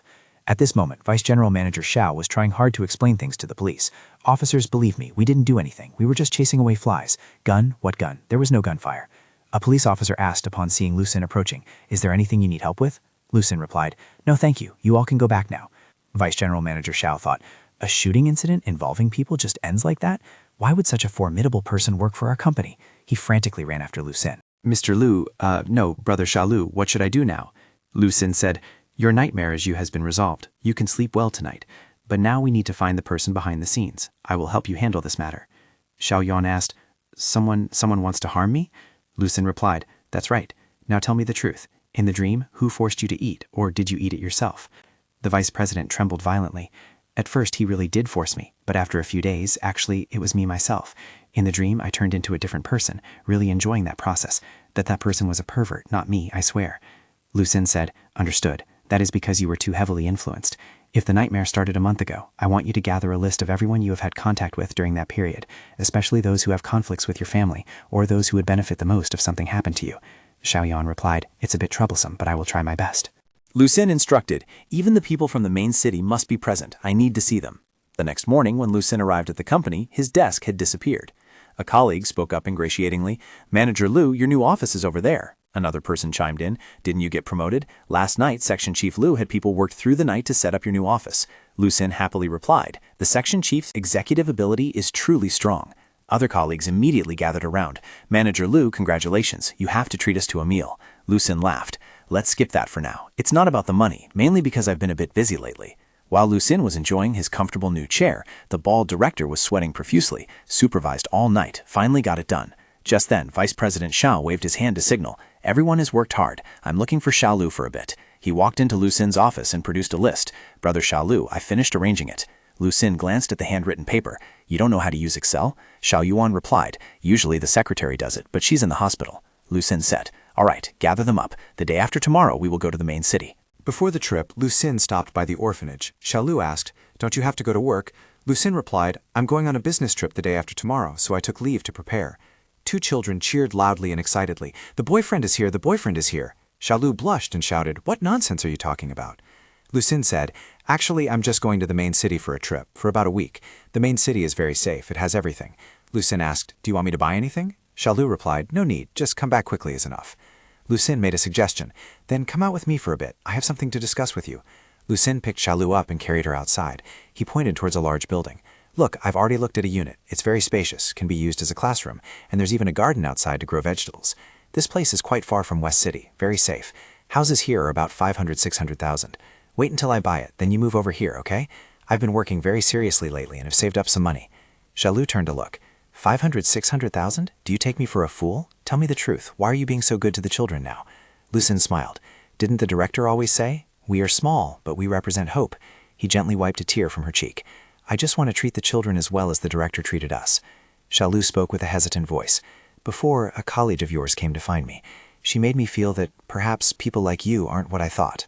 "I don't want to stop you, but you must promise me don't take on too much pressure yourself. Back in the orphanage, the one who held a brick to help you fight was me. Do you remember?" She looked straight into his eyes. Also, you have never owed anyone anything, understood? Including me. The money you sent me, I've recorded it all. You haven't done anything wrong. I don't know how you will be in the future, or where you will go, but you must always remember the way back, okay? Don't forget me. As soon as she finished speaking, Xiao Lu planted a light kiss on Lu Xin's cheek, her face flushing red like a ripe gak fruit. This is a kiss on behalf of the kids, don't get the wrong idea. However, when Lu Xin intended to kiss her back, the little girl blushed and firmly refused. On the high-speed train to the main city, Xiao Yan was bustling around Lu Xin like a diligent servant. Brother Lu, do you want to eat something? Brother Lu, do you want to drink something? Brother Lu, do you need me to ask for that waitress's phone number for you? You've looked at her several times. Lu Xin held the newspaper in his hand, his eyes not looking up at all. No need for anything. I need you to be quiet for a bit. Lu Xin asked, have you prepared the necessary matters? Xiao Yan hurriedly replied, I did as you said. I made a list of people who might have come into contact with me in the past month, and taking the opportunity of me entering university in the main city, I used my father's name to invite everyone to a celebration party. Most of them will come. Lu Xin asked, good, when is the time? Xiao Yan replied, his eyes sunken with fatigue. Tomorrow night. Should we make a plan in advance? Do we need to prepare some weapons? Oh right, the monks at Zhongsan Temple and some brothers in the underworld. I know them all. Lu Xin sighed. Can you have a little bit of a leader's demeanor? He silently thought to himself. A month ago, Xiao Yan had just received the admission notice to the main city, yet that drain creation ability user dared to make a move like that. Surveillance here is much stricter than in the satellite city. How could such a terrifying figure hide here? As soon as they stepped off the train, Xiao Yuan turned and said, Brother Lu, I've arranged for a car to pick us up. Are you sure you don't need me to help arrange a hotel? Lu Xin replied, no need, I have someone picking me up. He strode through the crowded waiting hall. Lu Xin noticed the graffiti on the walls. They gave the feeling that someone was watching him. He realized that this was the first layer of security defense of the central city. It was an entire invisible surveillance system. Xiao Yuan asked, Brother Lu, my parents must be waiting outside. Do you want to go over and say hello? Lu Xin said, wait until everyone gathers, then we'll talk. I have to report in first. Lu Xin walked towards Chen Kling, who was waiting. Team Leader Chen, hello. She asked, is the person with you the one being bothered by nightmares? Lu Xin nodded, then suddenly froze. That's right. He is also the vice general manager of our company. Technically, my boss's boss. His gaze was fixed on the middle-aged woman standing next to Xiao Yuan. An invisible devil was clinging tightly to her.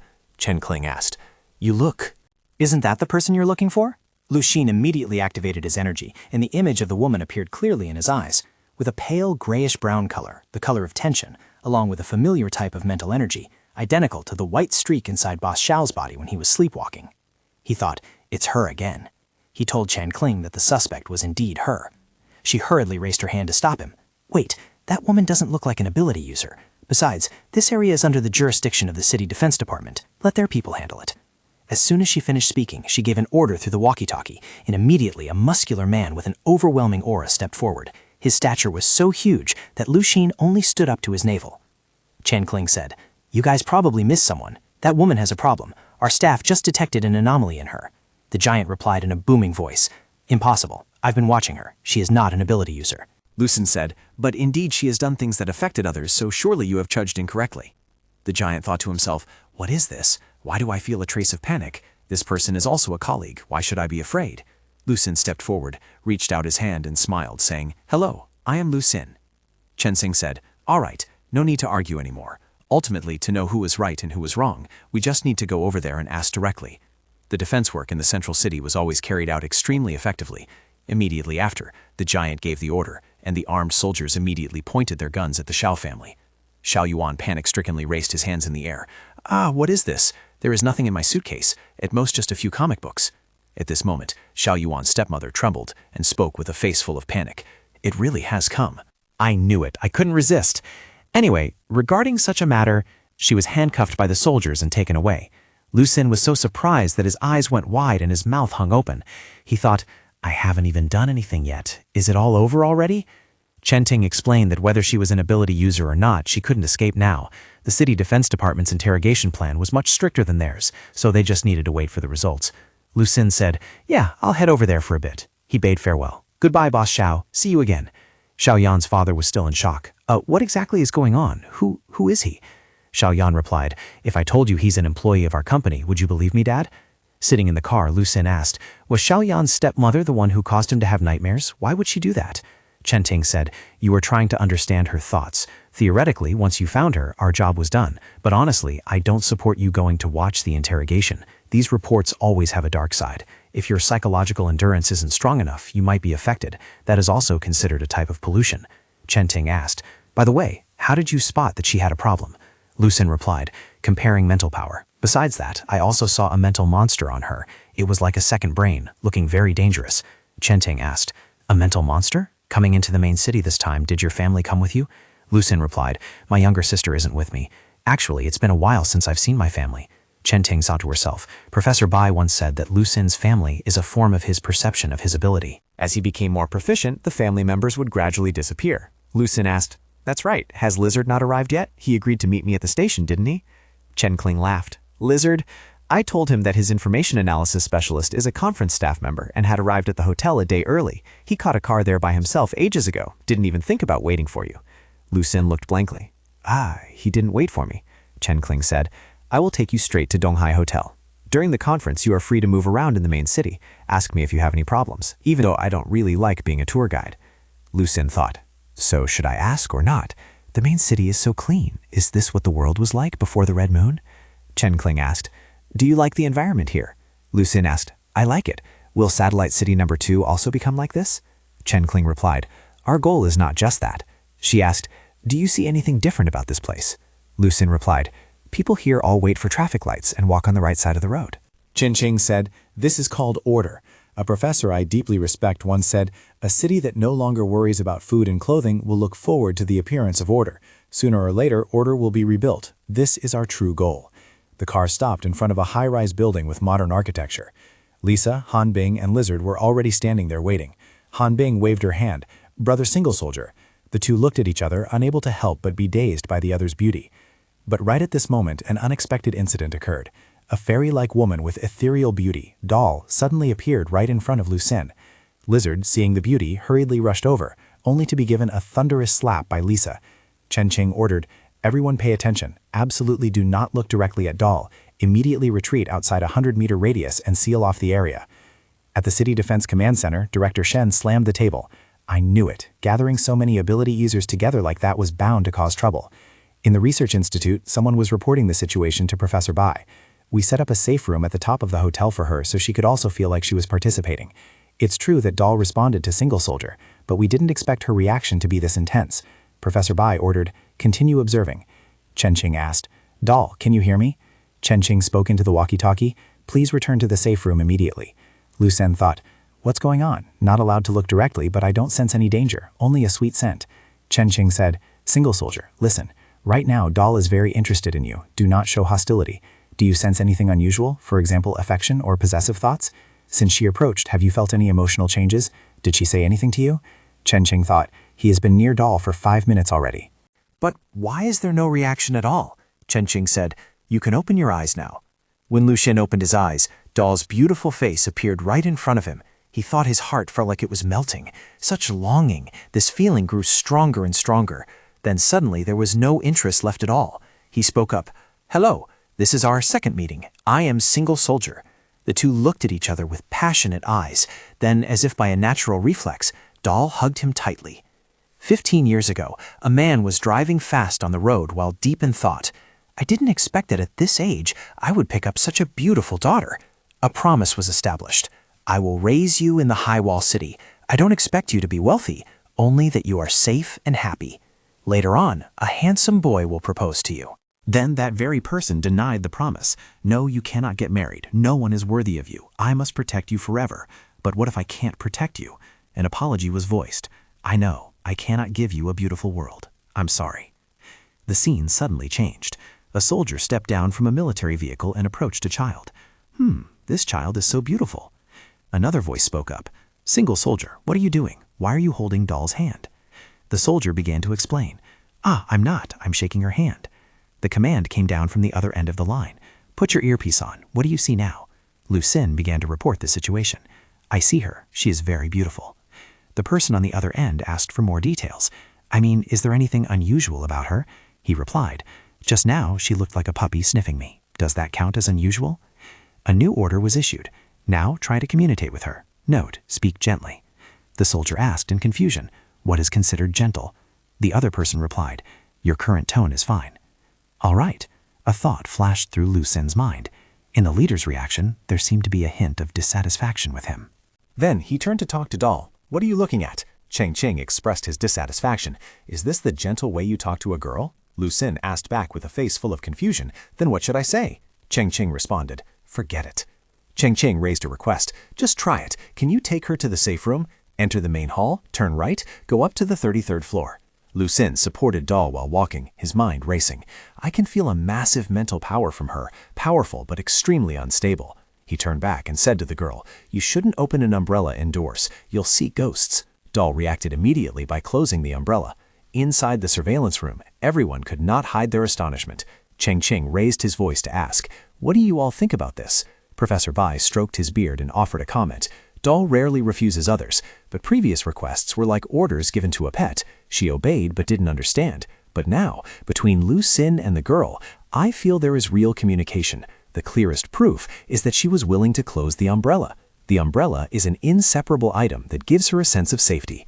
Director Shin raised his voice to question, why is Lu Xin able to do that? Professor Chen, the person in charge of research, put forward a hypothesis. Perhaps Lu Xin has replaced that umbrella, bringing a sense of safety to the little girl. Just let them go back to the room first. I want to observe the interaction between the two of them more. The elevator doors opened on the 33rd floor, revealing a space like a fairy tale world, Doll's room, magnificent and magical. However, a question arose in Lu Xin's mind. Why is it surrounded by glass? Chen Qing's voice echoed. Wait, you entered the room without taking off your shoes? That's right. Does Doll have any reaction? You guys can't see? Lu Xin's face blushed slightly. An explanation was given. In Doll's safe room, ordinary cameras are not installed. Quickly tell me, what is she doing? The young man replied, she is taking off her clothes. Lu Xin spoke with embarrassment. It's fine. She just took off her outer dress. Chen Qing asked, up to now, do you have any thoughts on what you want to do? He replied, yes, I want to put clothes on for her. Professor Chen did not hesitate at all, immediately calling Chen Qing, telling him not to act rashly. After the call, a thought crossed his mind. Clearly, this is the thought of a normal person, but why do I feel that he isn't normal at all? Lu Xin continued to report on Doll's gestures. She is watching TV. It's a commercial. Chen Qing exhaled softly in relief. Phew, then there is no problem. She issued another instruction. Now try leaving there. Lu Xin was just about to take a step when he suddenly stopped. It seems I can't leave. She is clinging to me. Chen Qing spoke up. Then stay there temporarily. Lu Xin turned to talk to Doll. I won't leave anymore. The little girl immediately returned to the sofa to watch television, and Lu Xin also sat down right next to her. What was showing on the TV was an advertisement for kidney tonifying and yang-enhancing medicine. Good news for men, only 98 yuan. Lu Xin made a suggestion. How about we change the channel? Doll did not hesitate to hand him the remote control. Lu Xin silently pondered. Lizard was right. She really is very innocent. A question was directed at Lu Xin. Lu Xin, do you feel anything unusual? He raised his voice to answer. I feel a bit stifled here. Chen Qing began to explain. As long as you don't have presumptuous thoughts about Doll, then it is normal. Doll is the person with the strongest ability among us, but also the biggest problem. Her ability is increasing with age and is about to reach the threshold of losing control. You are the first person who can truly communicate with her. This proves that you can influence her. Now answer me seriously. When you saw Doll, how did you feel? Lu Xin asked himself, should I use Mother's ability to observe her? No. What if it agitates her? He replied to the question just now. I feel she is very lonely. In the meeting room, Director Shen could not hide his skepticism. Doll was diagnosed with severe autism. Autistic people are not lonely, they just do not welcome others into their world. But what if someone actually manages to enter their world? Professor Bai began to offer an explanation. They would develop an unusual dependent attachment. The city master spoke up. I need everyone to give me a risk assessment report. If Doll and Lu Xin approach the threshold of losing control at the same time, how great will the consequences be? Professor Chen pushed up his glasses lightly. Indeed, this went beyond expectations. But for now, we do not need to be too afraid.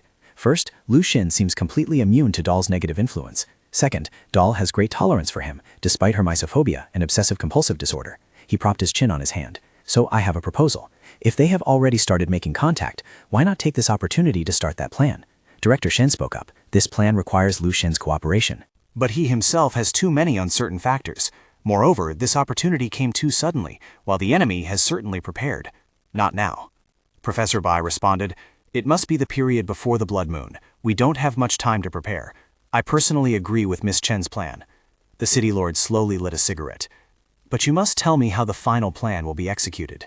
Professor Chen's expression did not change in the slightest. He replied with an extremely calm demeanor. First, we need to reconfirm single soldier's communication ability. Having said that, he reached out and lightly pressed the talk button on the control panel. Ask Doll 3 questions for us. Lucien received the signal from behind the tempered glass. He replied briefly through the communication device. Copy that. He took a deep breath. He walked towards the little girl sitting in the middle of the floor. He asked the first question with the gentlest voice possible. Are you satisfied with your current life? Doll seemed completely immersed in her own world, her dainty fingers arranging colorful wooden blocks, ignoring his question. Lucien's voice had some static interference when it rang out through the communication system. She has no reaction. Either she doesn't understand, or she doesn't want to answer. After a moment of silence, he tried again with a more familiar way of phrasing. What I mean is, living here, do you feel happy? This time, all of the little girl's movements stopped. Doll looked up, her eyes clear as a still lake. Then an innocent smile blossomed on her lips, along with a very slight nod. Lucien reported back, his voice unable to hide his joy. She nodded and even smiled. A voice spoke up. Very good. Continue with the second question. Ask her for me, does our presence and work sometimes bother her? Lucien immediately relayed the question. Doll shook her head slightly, but Lucien suddenly realized something. A thought flashed through his mind. Did she think that he was asking about yourself? He hurriedly explained, I'm not talking about me, I mean others. Hearing this, Doll froze for a moment, then nodded in agreement. Lucien transmitted the notification. She nodded, but the movement was very slight, almost imperceptible. I'm not sure what kind of tasks you usually assign her, but I can feel that among them are things that make her truly uncomfortable. A voice spoke up. You had to ask twice. This different reaction proves something very important.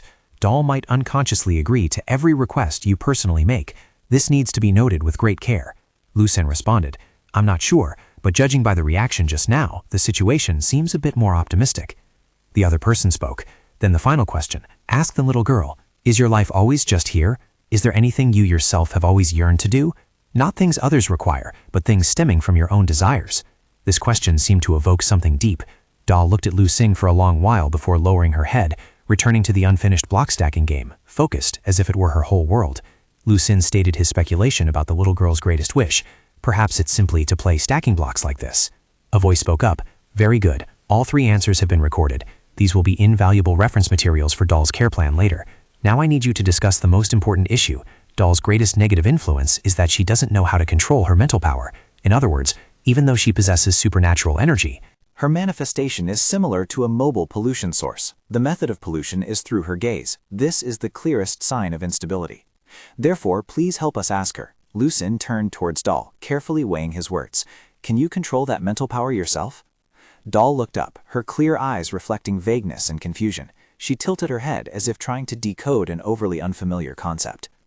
Lucien sighed softly and reported the situation. Perhaps the little girl cannot do it. Professor Chen immediately spoke up. Do not jump to conclusions.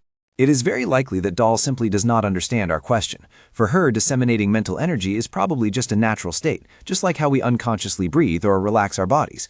Even if you can communicate, it is difficult for you to help her understand an abstract concept like mental control.